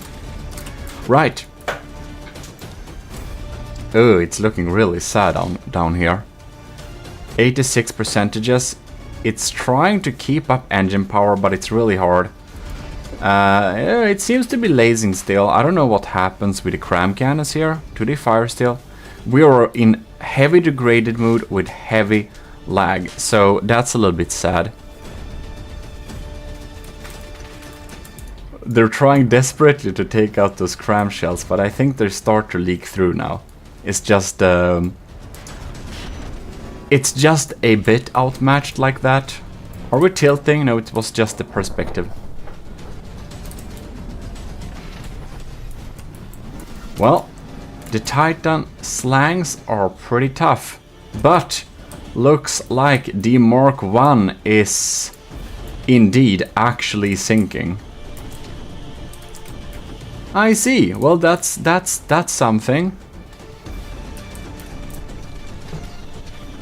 So yeah, the Titan Slang Mark I is catching penalty points because my rules thinks this is kind of submerged now, which it kinda is. It's also despawning because it's sinking now too, so that's that. And we go here. The Mark II is still alive, however, which is pretty cool. It's faring a lot better this time, since yeah, it's actually at equal footing now at with the Gimle. It's at 84% too.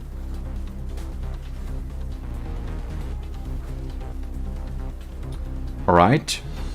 It's trying with its interceptors and stuff, taking out those crams, I believe. We're still... Oh, finally it caught 30 damage points, so it's DQ'd, which is good for me, because then I can focus all my weapon systems on the Mark II here. So, go Gimle, you defeated one of the snakes. But it's very equal in terms of materials right now, so it can go either way. And it would be fantastic if the Gimle is able to win this battle against two Titan Slangs, the Mark I and the Mark II to be specific. But it's also absolutely okay if it doesn't, because it is 1.4 million in damage, and I'm not assuming that I'd be able to win that. But the Gimle is also especially built to counter the Ragnarok and the Titan Slang. So, whoa, look at that turret go. So, it can work, because again, I did indeed have the Titan Slang and the Ragnarok in mind when building it. You know what? In this video, I'm actually going to pitch the Titan Slang Mark II and the Ragnarok against the Gimle. So maybe if they work in tandem, they will be able to defeat the Gimle. But I'm also thinking, you know what? It actually looks like the Gimle is actually winning this against the Mark I and the Mark II. Well, border-wise, I hope this is good motivation for you to build another type of design, because the Titan Slangs is probably not able to defeat the Gimle, even though it has a material advantage. However, the Mark I is kind of easily sinkable, so I'm actually thinking we're gonna put the Titan Slang Mark IIs. We're gonna have 2 of them, so that's like Titan Slang in qubits, or in cube, I don't know, in square, something like that. I think we probably can put that against the Gimle and see if we get the same result, because we did sink the Mark I using our sniper cannons, which was their intended use, by the way. It's intended to snipe people's engines that they put under the waterline, and I'm glad it works. I built a turret a while ago, so I already know it probably should have that effect, but I did forget that the Mark I of the Titan Slang was kind of weak against getting engine sniped. Right, so, wow, okay, Gimle wins this battle. We're gonna move on to the next one, which is gonna be 2 Titan Slangs Mark IIs. Titan Slang in cube against the Gimle. Okay, here we got it. Titan Slangs Mark IIs. Titan Slangs in cube versus the Gimle. And the horizon looks super weird, so it looks like the Gimle is an airship right now, which is it isn't. The 2 cram shells, oh no, I think we need to restart this battle. The Titan Slangs are having a retarded day, I do believe. They need to think a little bit harder on maneuvering right now. Yeah, let's restart this. I already feel the lag. The game will crash probably. Yeah, okay, no, never mind. Okay, the sideways distance of 300 meters was apparently too little. Let's try 500. I wonder if it's like 50-50, if it's gonna turn to the left or the right with the broadside AI. Oh yeah, I know. It's gonna turn to it's gonna turn to the center, because it's the location of the Gimle, and their anti-collision features aren't like good enough, because From the Depth AI is weird like that. They're pretty quick, the snakes here. I think we need to restart this thing too. Yeah, okay, never mind. That's oh look, it actually stopped. Look at that. It has a rubber tip. That's so smart. Border-wise, your rubber tip saved the day. It was no damage dealt. That's amazing. It stopped. The Titan Slang was really intelligent this time around. It actually stopped to avoid the collision. That's great. Okay, cool. I guess it will be getting back in action and selecting its course. Wow. The times that From the Depths anti-collision AI... Oh, look at that turret go! Amazing. Anyways, the times where the anti-collision thing in From the Depths for the AI works is pretty rare occasions, so I think it's pretty amazing that it can happen. Yeah. It's like, it's impressive. I get impressed every time 2 entities in From the Depths don't collide. That's how bad it is. Well, but we probably shouldn't connect some, you know, chat GPT general AI to From the Depths, because I do believe that From the Depths would evolve and find a way to make real machines of war and somehow conquer the world. So yeah, I think we should be happy with our not so smart AIs.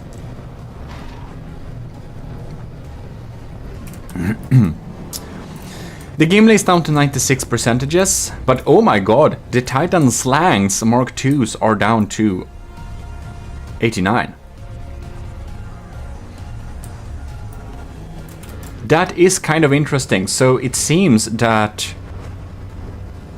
it's going well still for the Gimle.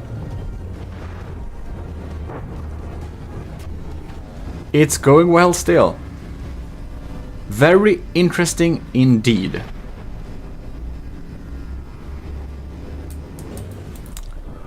Amazing. I must say that I'm glad that I built so many ships and got the more experience from building the battleships. It was so useful. I think it was so cool. When I built the Draconia, I tried my best and I tried really hard to make it as good as possible. And we got it to an equal footing with the Titan Slang, Mark 1 and Mark 2. And that's really cool. The Draconia's Mark 1 version is lost in the ether, so the Mark 2 version is the only one that exists on the workshop. But I tried really hard to make that killer baby seal actually do some action, and I did. But it could beat the Titan Slang most of the time, but not reliably. They were like very equal ships. So I'm very happy that I managed to put together a ship that does seem to beat the Titan Slang almost all of the time. But now I may have jinxed myself, because it seems that one of the Titan Slangs has moved over to the side of my ship that has no armor. Everything is easily accessible to take out from here. You can see it's just melting through. Oh no!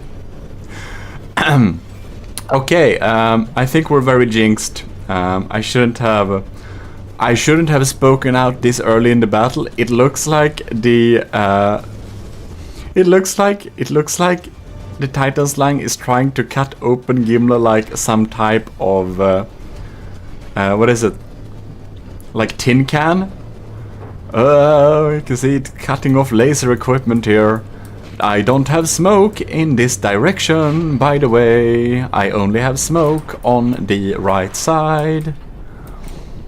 Okay, the Gimle is really sandwiched here. That's really bad. Looks like it's maneuvering. Gimle, she is maneuvering. The AI has evolved intelligence. It starts to use its broadside to get the Titan Slangs to the both side of the ship. I'm just kidding, that's just pure luck, but we can pretend it's trying to be intelligent. Oh, that was a scary cram there. Poor cut-off laser. Anyways.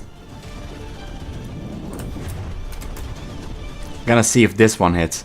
The Titan Slangs is at 80%. Oh, will it be? Oh no, it wasn't taken out. Now we don't render frags anymore. That's the lag we're having right now. I like those mortars popping down there. I don't think they did much, but oh, maybe they actually did, because the border-wise builds so, like, his turrets below the deck, they're just so thick.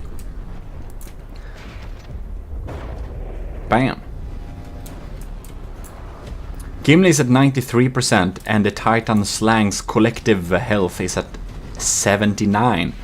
So we are in the lead, but there are also two ships. I think if the Titan Slangs can get to the other side of the Gimle and deal damage from the weak side, I think the Gimle will be having a very sad day. A very sad day. But right now, we're all good.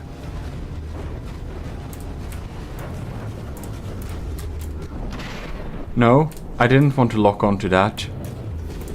I want to lock on into the golden hole here.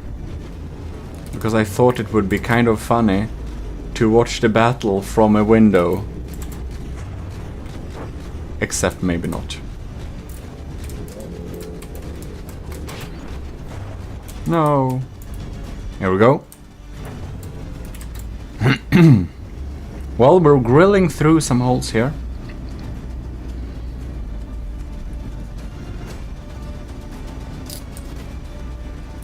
Which Titan slang is... Man! Many of the turrets are very damaged here. Look at this turret is gone. This turret is... turret head is gone. This laser is alive. We have some sandblasters, I think. This turret is very empty. This cram seems to be a-okay. Alright. Look at that. Oh, we had a cram incoming there. It hit that part. Well, I don't think this sniper is having the best of days. It has a barrel still. It kinda-ish has a barrel. That's pretty impressive. I don't know if it fires anymore. Well, we're shedding turrets.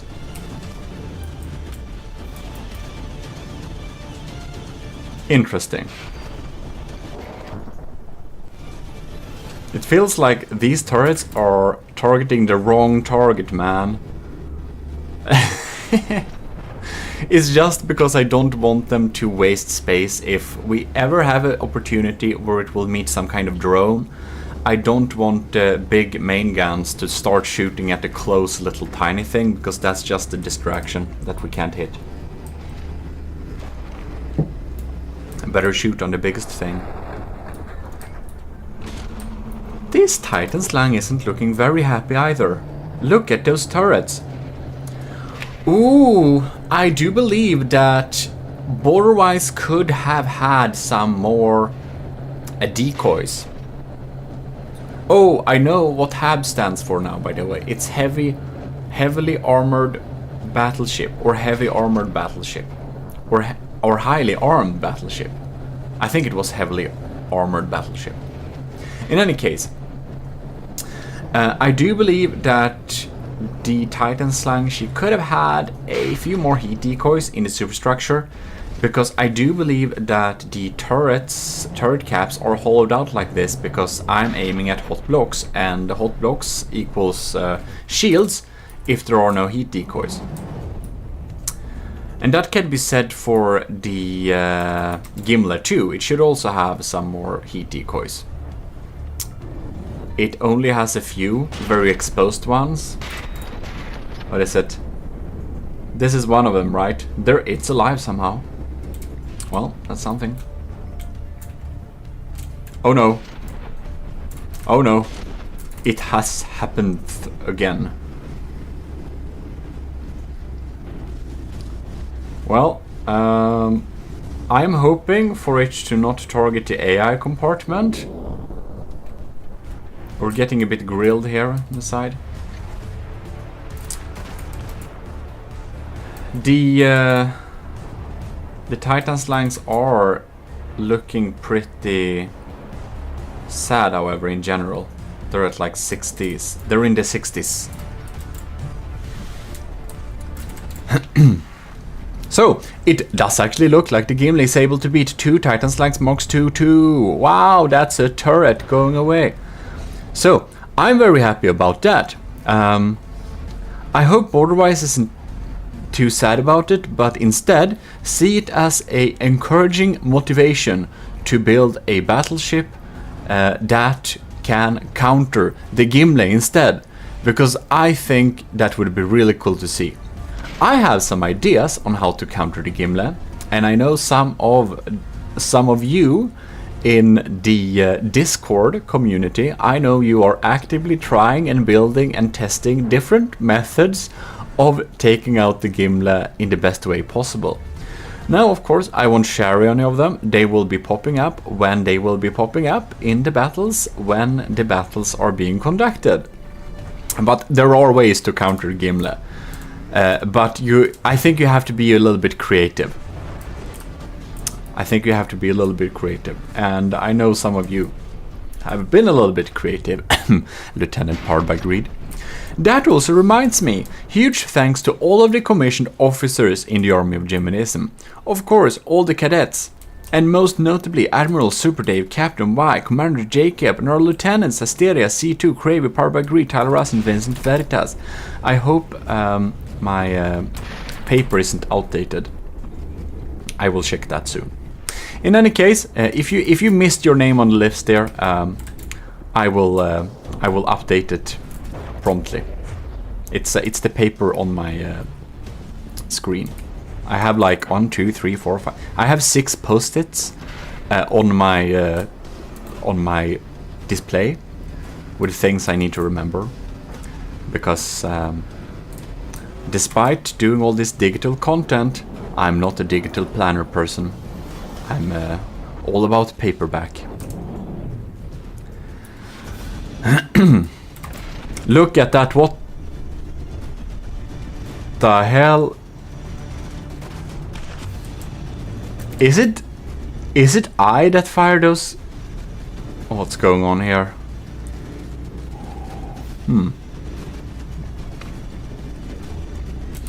That was really strange. Those crams seems to be working. Ooh! One of the Titan slangs is despawning. And the other one is about to despawn. I didn't jinx myself this time. I think we can... Okay, I can now safely say that the Gimle Battleship is able to beat 2 Titan Slang Mark IIs. They can beat Titan Slang Mark 1 plus a Mark 2, and I for some reason had it in my head that the Mark 1 was more dangerous, but I do believe that the Mark 2s were able to put the Gimle down to a lower percentage than the Mark 1 plus Mark 2 did. That's very amazing. Since I also built the Gimle to counter the Titan Slang and the Ragnarök and some other designs like the Turtle Lord, and you should look at these battles if you haven't seen them already, I'm thinking like this. The Ragnarök beats the Titan Slang any time of the day, but what if a Titan Slang Mark II works together with a Ragnarök, and they together work to take out the Gimle? Will they together be able, will Brenzu and Borderwise together be able to defeat the Gimle? And the Ragnarök is of course the same cost as the Gimle, so it is more fair in that regard. But yeah, let's check that out. Gmodism, do you realize you're probably being a little bit insufferable today? Here we have the Ragnarök together with the Titan Slang. Let's see if they can defeat the Gimle. So, excuse me if I'm being a little bit insufferable today, but that's because I have won too many battles right now. So, I think you understand. But of course, both the Titan Slang and the Ragnarök are really cool and good designs. They are well built, they have some weaknesses. I did try and counter them, and I may have succeeded. Now, I have no idea if the Titan Slang and the Ragnarök will be able to defeat the Gimle together. I think they probably should, but I will say this, these are good and scary designs. I tried so hard making the Draconia, and the Draconia is of course defeated by the Ragnarök and the Titan Slang. So I believe it's defeated by the Titan Slang like some of the time, and sometimes it wins. But every time we build a new battleship, we learn a lot of new things. And I do believe that if Brenzu would come back and make something more, probably can make a ship that indeed counters the Gimle. And will be very interesting to see what Borderwise comes up with in her terms of huge battleships that can hopefully defeat the Gimle. I also spent too much time on the Gimle. I did test it very much and I tuned it very finely. But the Gimle is actually... The Gimle is... I don't know what version the Gimle is. But it's not as insane as the Ragnarök. The Ragnarök is tuned to another level. I think it's like version 390 or something like that. It's completely insane. But it's also very well built, and the interiors of the Ragnarök are absolutely hilarious. Anyways, I'm really hoping that I will be able to defeat both of these ships. That would be so cool. Then I know that the Gimle can defeat ships. Oh my god. If it succeeds with that, it would be completely crazy, because then it means that the Gimle can kind of defeat ships that have twice the cost of itself. If it's relying on dense and APS. Now the Gimle has a much higher block count. I draw the line on block count for my official Gimle rules pretty high. But that's like different people do different limits. For me, block count doesn't cause so much lag, so it didn't make sense to have a harsh block count limit for me. But yeah, having more bulk is of course a good thing too. Having dense things can make you a little bit weak against crams or plasma maybe. Alright.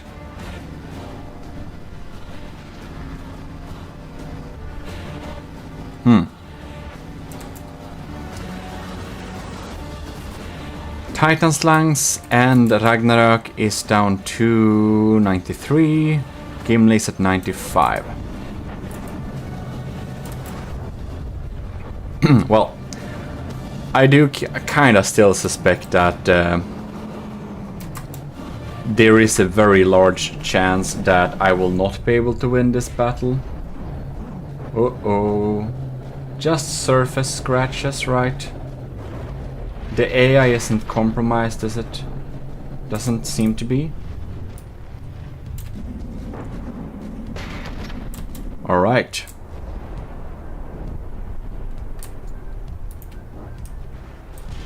Really keeping some distance here, man. Oh god, it's lagging so hard. Anyways.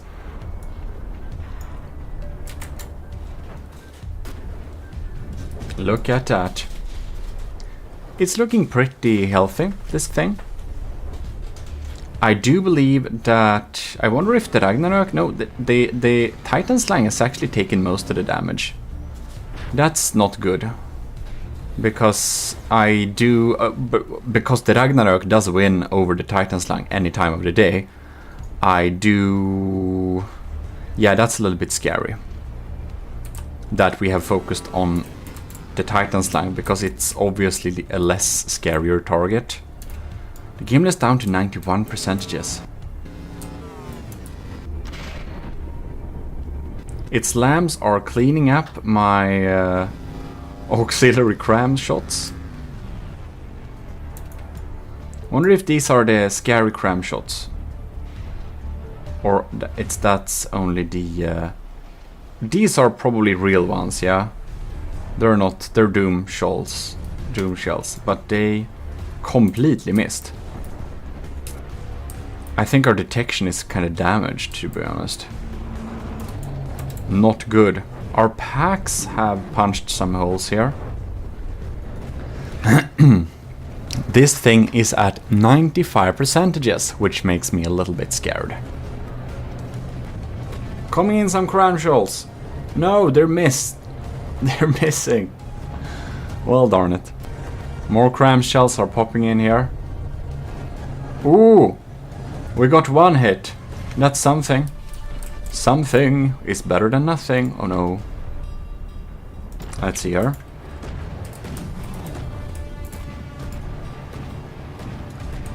Alright.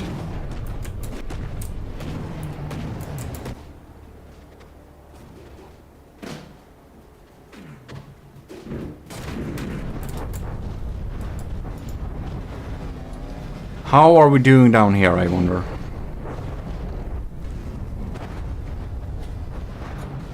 Ooh, this hole doesn't look good at all. Oh no. Are you kidding me?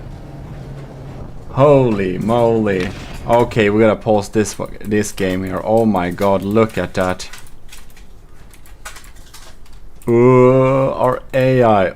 Oh my lord, this is so close. Oh my. That's the main AI, by the way. Alright, that ain't too good. Oh, All right. It looks like the Gimle is about to have a very bad day. Ooh, and the crams are going through there too. Yeah, we can see our engine compartment down there. Now I don't know what we locked onto. But man, look at this hole here. It's like the AI is not protected right now. The entire engine compartment that was in front of it has been taken out. I will need to remind myself that the Gimle is outmatched by almost 2x. So it's unreasonable for me to expect to win, but the battles has been going so good so far that I was hoping that the battle luck would continue. Is this a real cram? No, that was just a decoy. Well, that's what we're doing. So the Ragnarok is getting protected by the Titan Slang, who is this meat shield in the front. I do believe most of the Titan Slang's damage dealing systems is a little bit compromised.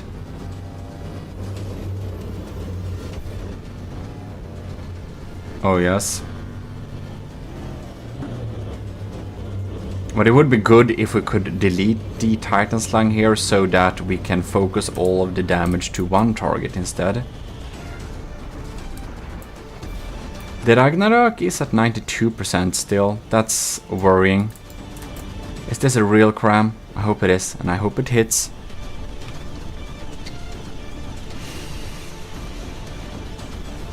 Wonder what game speed we're at. Ish half speed. Yeah, having two big battleships against the Gimle is a little bit too much. Especially with all of these water pumps, and we did not hit at all. But what happened with the Ragnarok? Did we accidentally AI snipe this thing? What's it doing? It's not keeping straight anymore. It doesn't have too few materials. Oh my god! I did not expect the Titan Slang to be the more resilient fighter in this fight. Because as said, the Ragnarok wins over the Titan Slang any day of the week. The Ragnarok is a very strong fighter. Oh, McWalrus. Sorry to disturb their mealtime, but we're having a better party in the Golden Hall. Not fast food. Why? It must be AI dead somehow. Okay, that's a plot twist. That's pretty cool. Now, however, the Titan Slang has snaked its way to the wrong side of the Gimle, where it can absolutely take out some important things.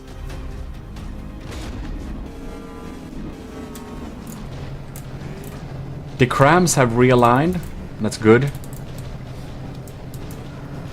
The Super Davidos. Fire away.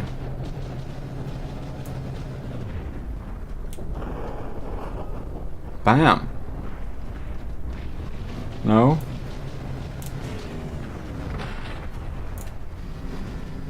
Okay, we're targeting different enemies there.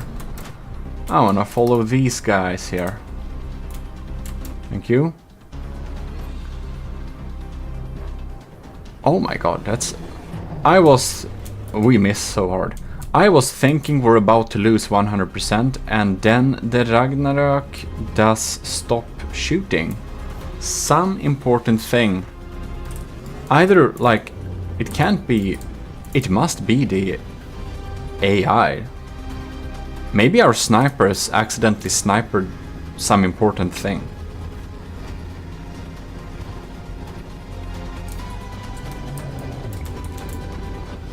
Well, the Titan Slang is the only thing fighting back right now.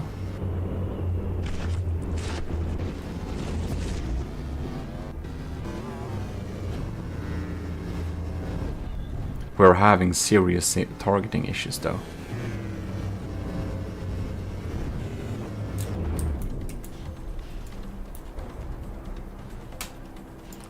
Does the Ragnarok still not fight? It's kinda sinking. And it's not fighting back. Very interesting indeed. Wow. If it has a weakness like that, I wonder if the Titan Slang Mark II, if it just switched its ammo to sabots, just have sabots. If the Titan Slang Mark II would have a Mark III version that's like has the Mark I crams and has only sabot shells, I think it could probably win over the Ragnarok if it's lucky. Because this thing is just dead fish by now. And the Ragnarok is indeed despawning. Yeah. I don't know what did it. It must have been AI dead. And here we have the Titan Slang at 77%, but most of its damage systems are indeed offline here. So it looks like, wow, okay. I'm obviously very happy about the outcome of this battle. The Gimle is able to defeat the Titan Slang Mark I plus the Mark II, the Titan Slang Mark II in cube, or no, Titan Slang Cube, Mark II, two Mark IIs, and the Titan Slang Mark II plus the Ragnarok 2022 version from Brenzo. So, I'm very, very happy about that, of course. That's super cool.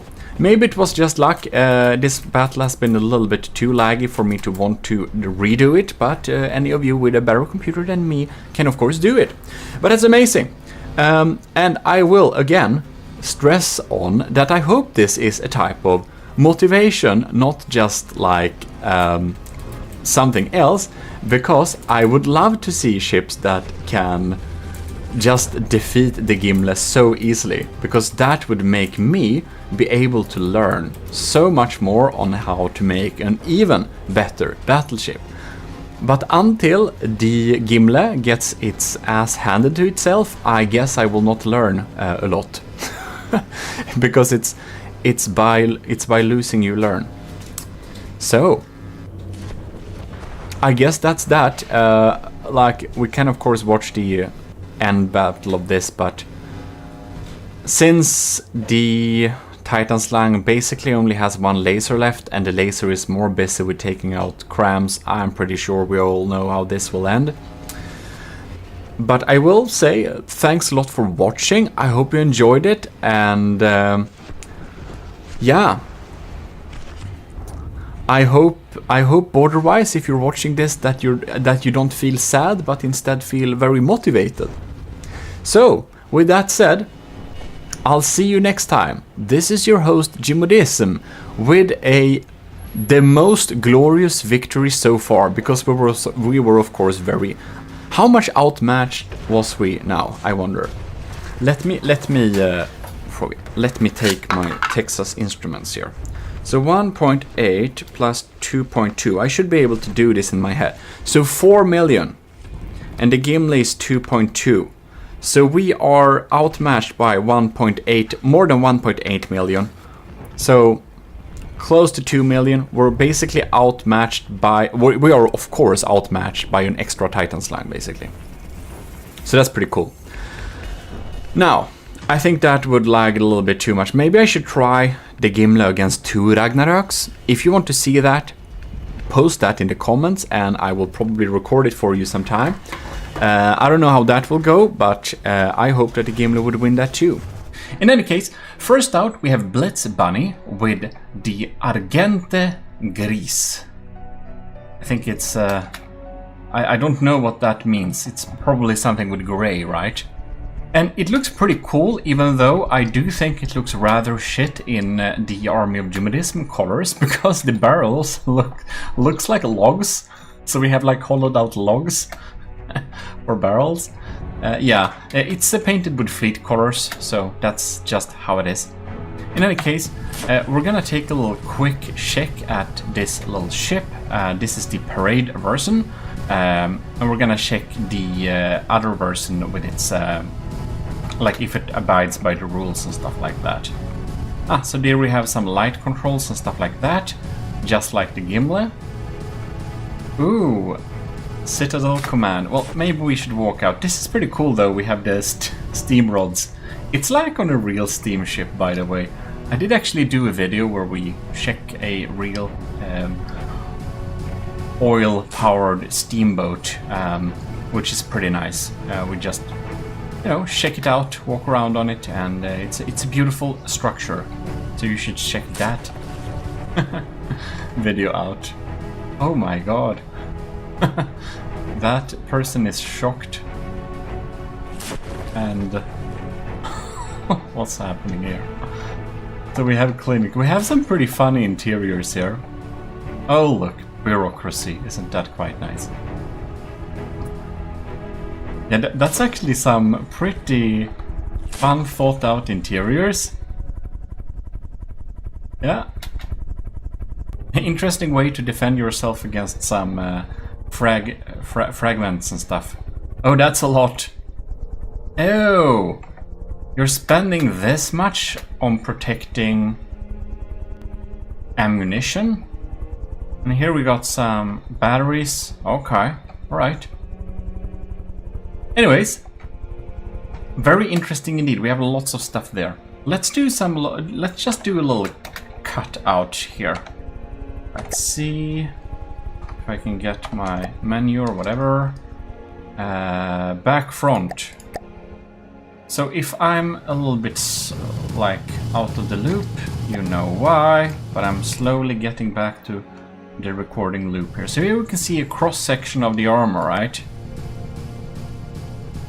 Yeah, pretty thick, solid armor there. I think it seems to be floating with passive float, so that's what everyone recommends.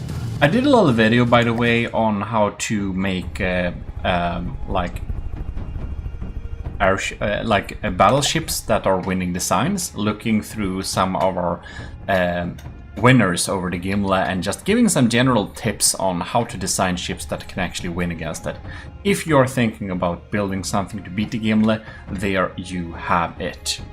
That particular video, I mean, of course. Well, let's check out the other areas here a little bit quickly. Citadel Command is here. We have guard posts.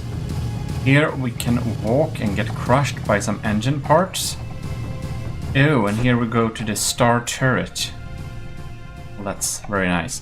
So we have loads of turrets going on here, as is customary for battleships.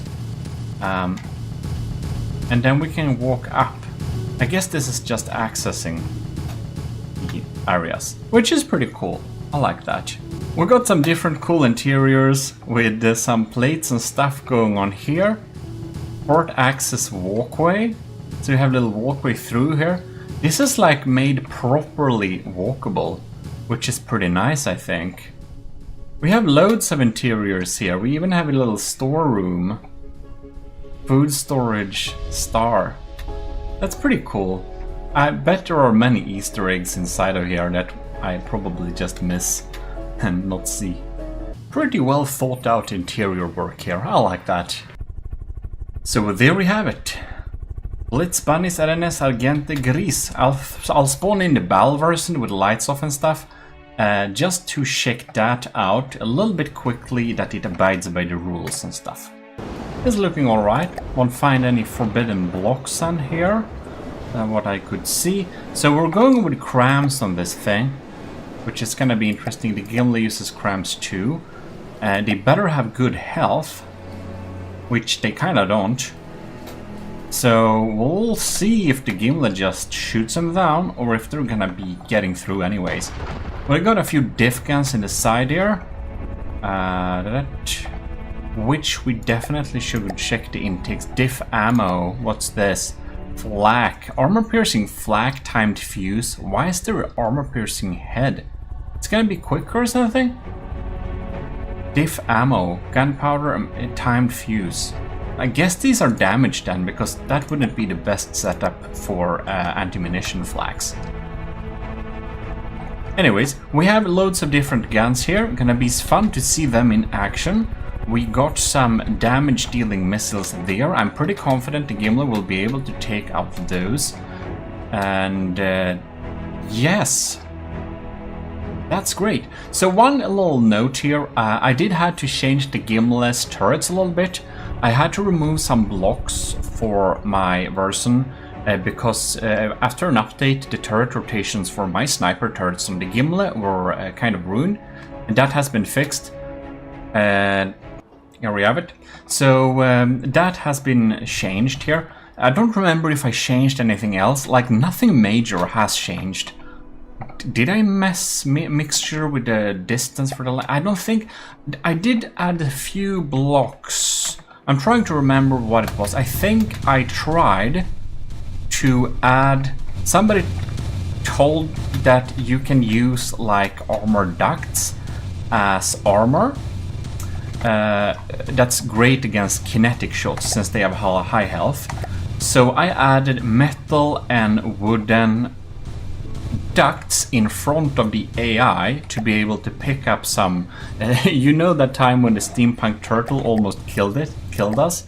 There had been other times like that too, and if you don't know that, you should definitely go back and watch those videos, because that's some real fun stuff. But anyways, a much weaker ship were almost able to shoot out the AI by just aiming at the right spot. And I'm hoping that adding these double ducts here can pick up that damage, so yeah. Very small modification. I hope you don't think that is some cheating, but yeah. There is a Gimle After Party version 2, which we're gonna battle this version against, which is gonna be pretty fun. But basically, that I have done, and well, yeah, I don't think that's too much adding. While I just fixed the turret, I might as well add that, since I thought about it a lot. I thought it was fun to do that, and well, this is also my tournament thing, so I guess yeah, no one else can disqualify me, and I think that's all that changed. Yeah, there is a really sad detail, however, and that is that all the projected images that was on the Gimle are gone, because there has been an update that has removed the projected links from things that are used via Discord, and that means a lot of my turrets don't have the projected AOG marks anymore. Which is pretty annoying, because I don't remember where all of those projectors are, and it just makes me tired to think about. But yeah, Discord made an update and now I don't see them, so yeah, that's that. Anyways, there we have what's happened with the Gimle. I do believe I updated the version and smashed it up on the workshop, so you can download the fixed version that doesn't have the sniper turrets being stuck. So that was the issue. Had some blocks there that kinda made them get stuck, since the turret rotation was kind of updated a bit. Anyways, we are going to go to battle. So, I did modify the rules a little bit. So I added 250k to materials, because the Gimle and another few ships have had the issue of running out of materials. And those battles has just been so tremendously boring to watch, so I just upped the material given a little bit. If anyone has extra space, they get some more material, because I don't want to see dead things float in the water.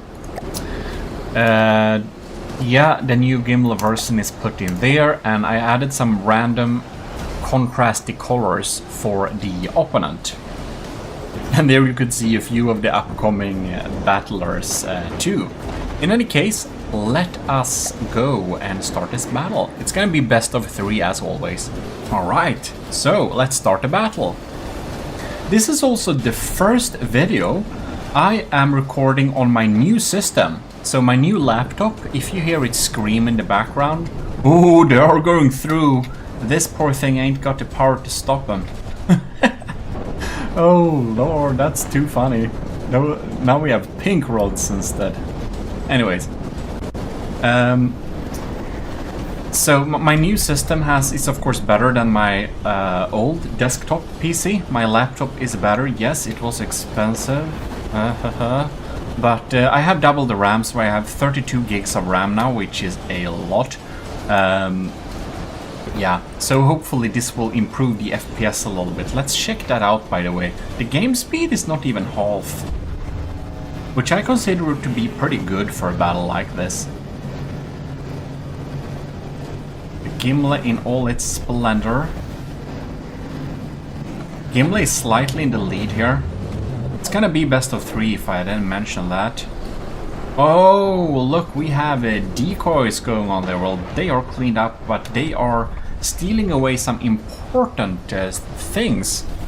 Since the flak rods are pretty precious, we only have like 5 per turret, and we don't want these crams coming in here. So, oh, Blitz Bunnies Argente Grise is shedding turrets.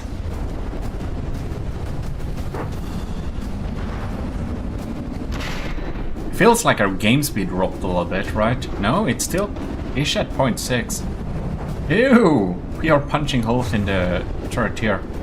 I'm pretty confident Gimle is gonna win this first battle. And that's not always telling for the rest of the battle, but it seems that the Gimle is leading pretty hard, so even though it's not telling for the first battle, I do suspect the Gimle will win all like the next battle too. It's to my eyes not an even fight at all, because the Gimle is still at 98.8, and I think Blitz Bunny needs to strike a really good crit hit to be able to hurt the Gimle at all. Because it seems that these crams, you can see them coming in there, they are taken out. You see that? The health of those cram shells are just not enough. Not enough at all. So yeah, that's interesting indeed.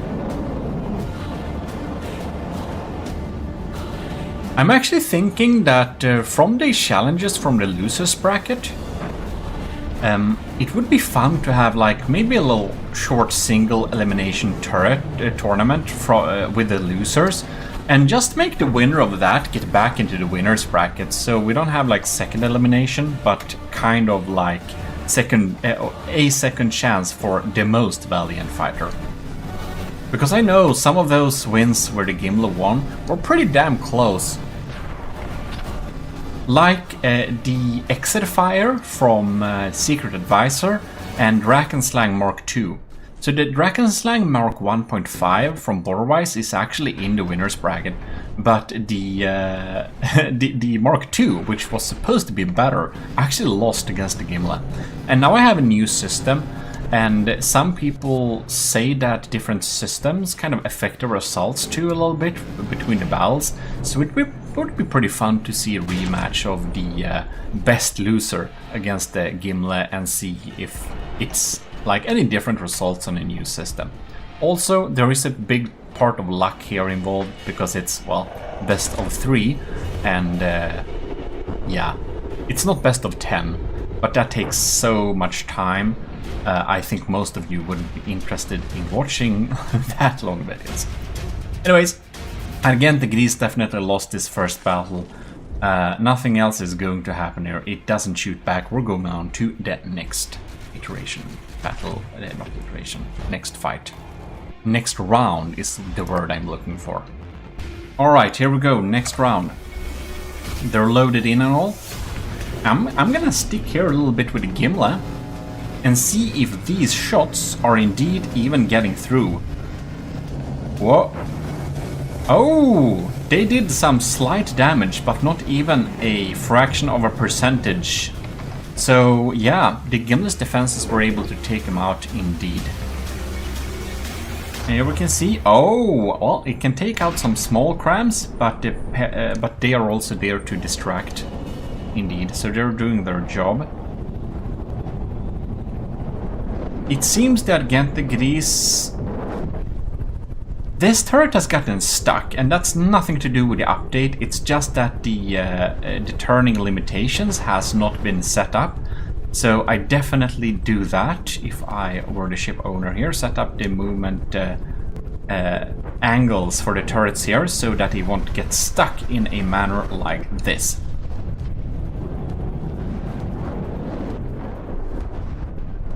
Oh. Whoa, whoa, whoa. Did you damage yourself? No, that's probably Gimle damage going on there. Alright.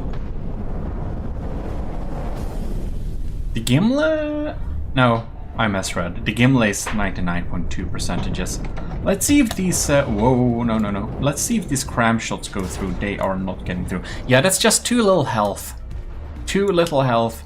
The Gimle has some pretty serious business invested in anti-everything. It's actually a little bit... That's not usually how I design things, to be honest.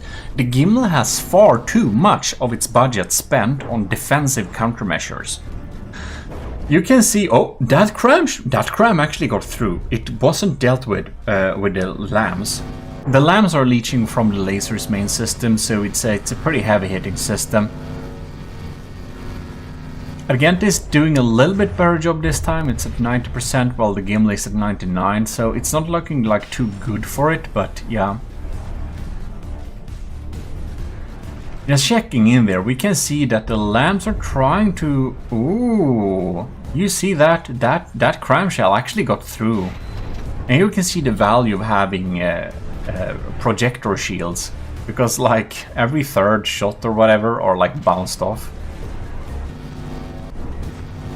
Anyways, 88 versus 98, so the Gimle is already at 10% lead, 1.2 minutes into the in-game battle.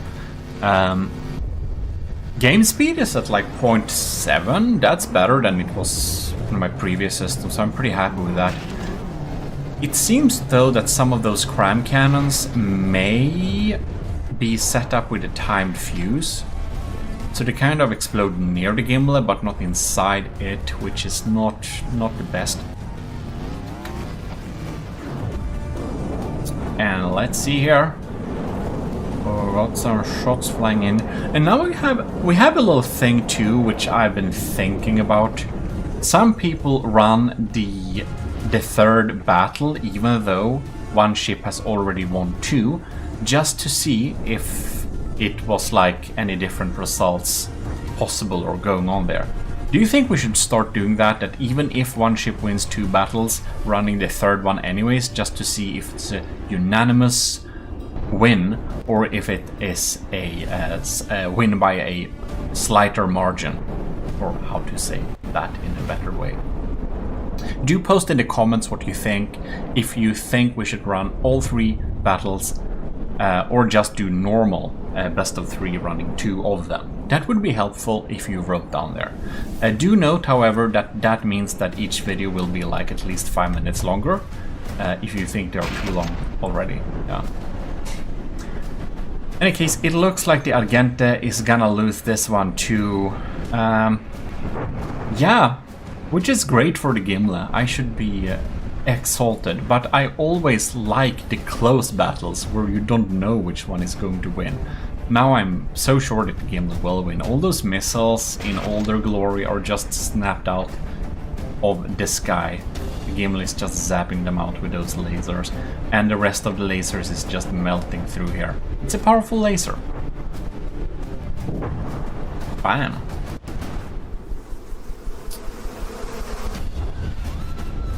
Look at that.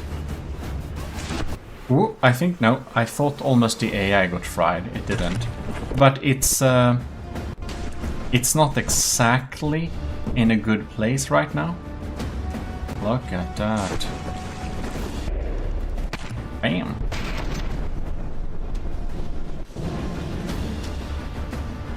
Yeah, okay, it's dead. Yeah, so just for fun, we're just continuing this little battle right here.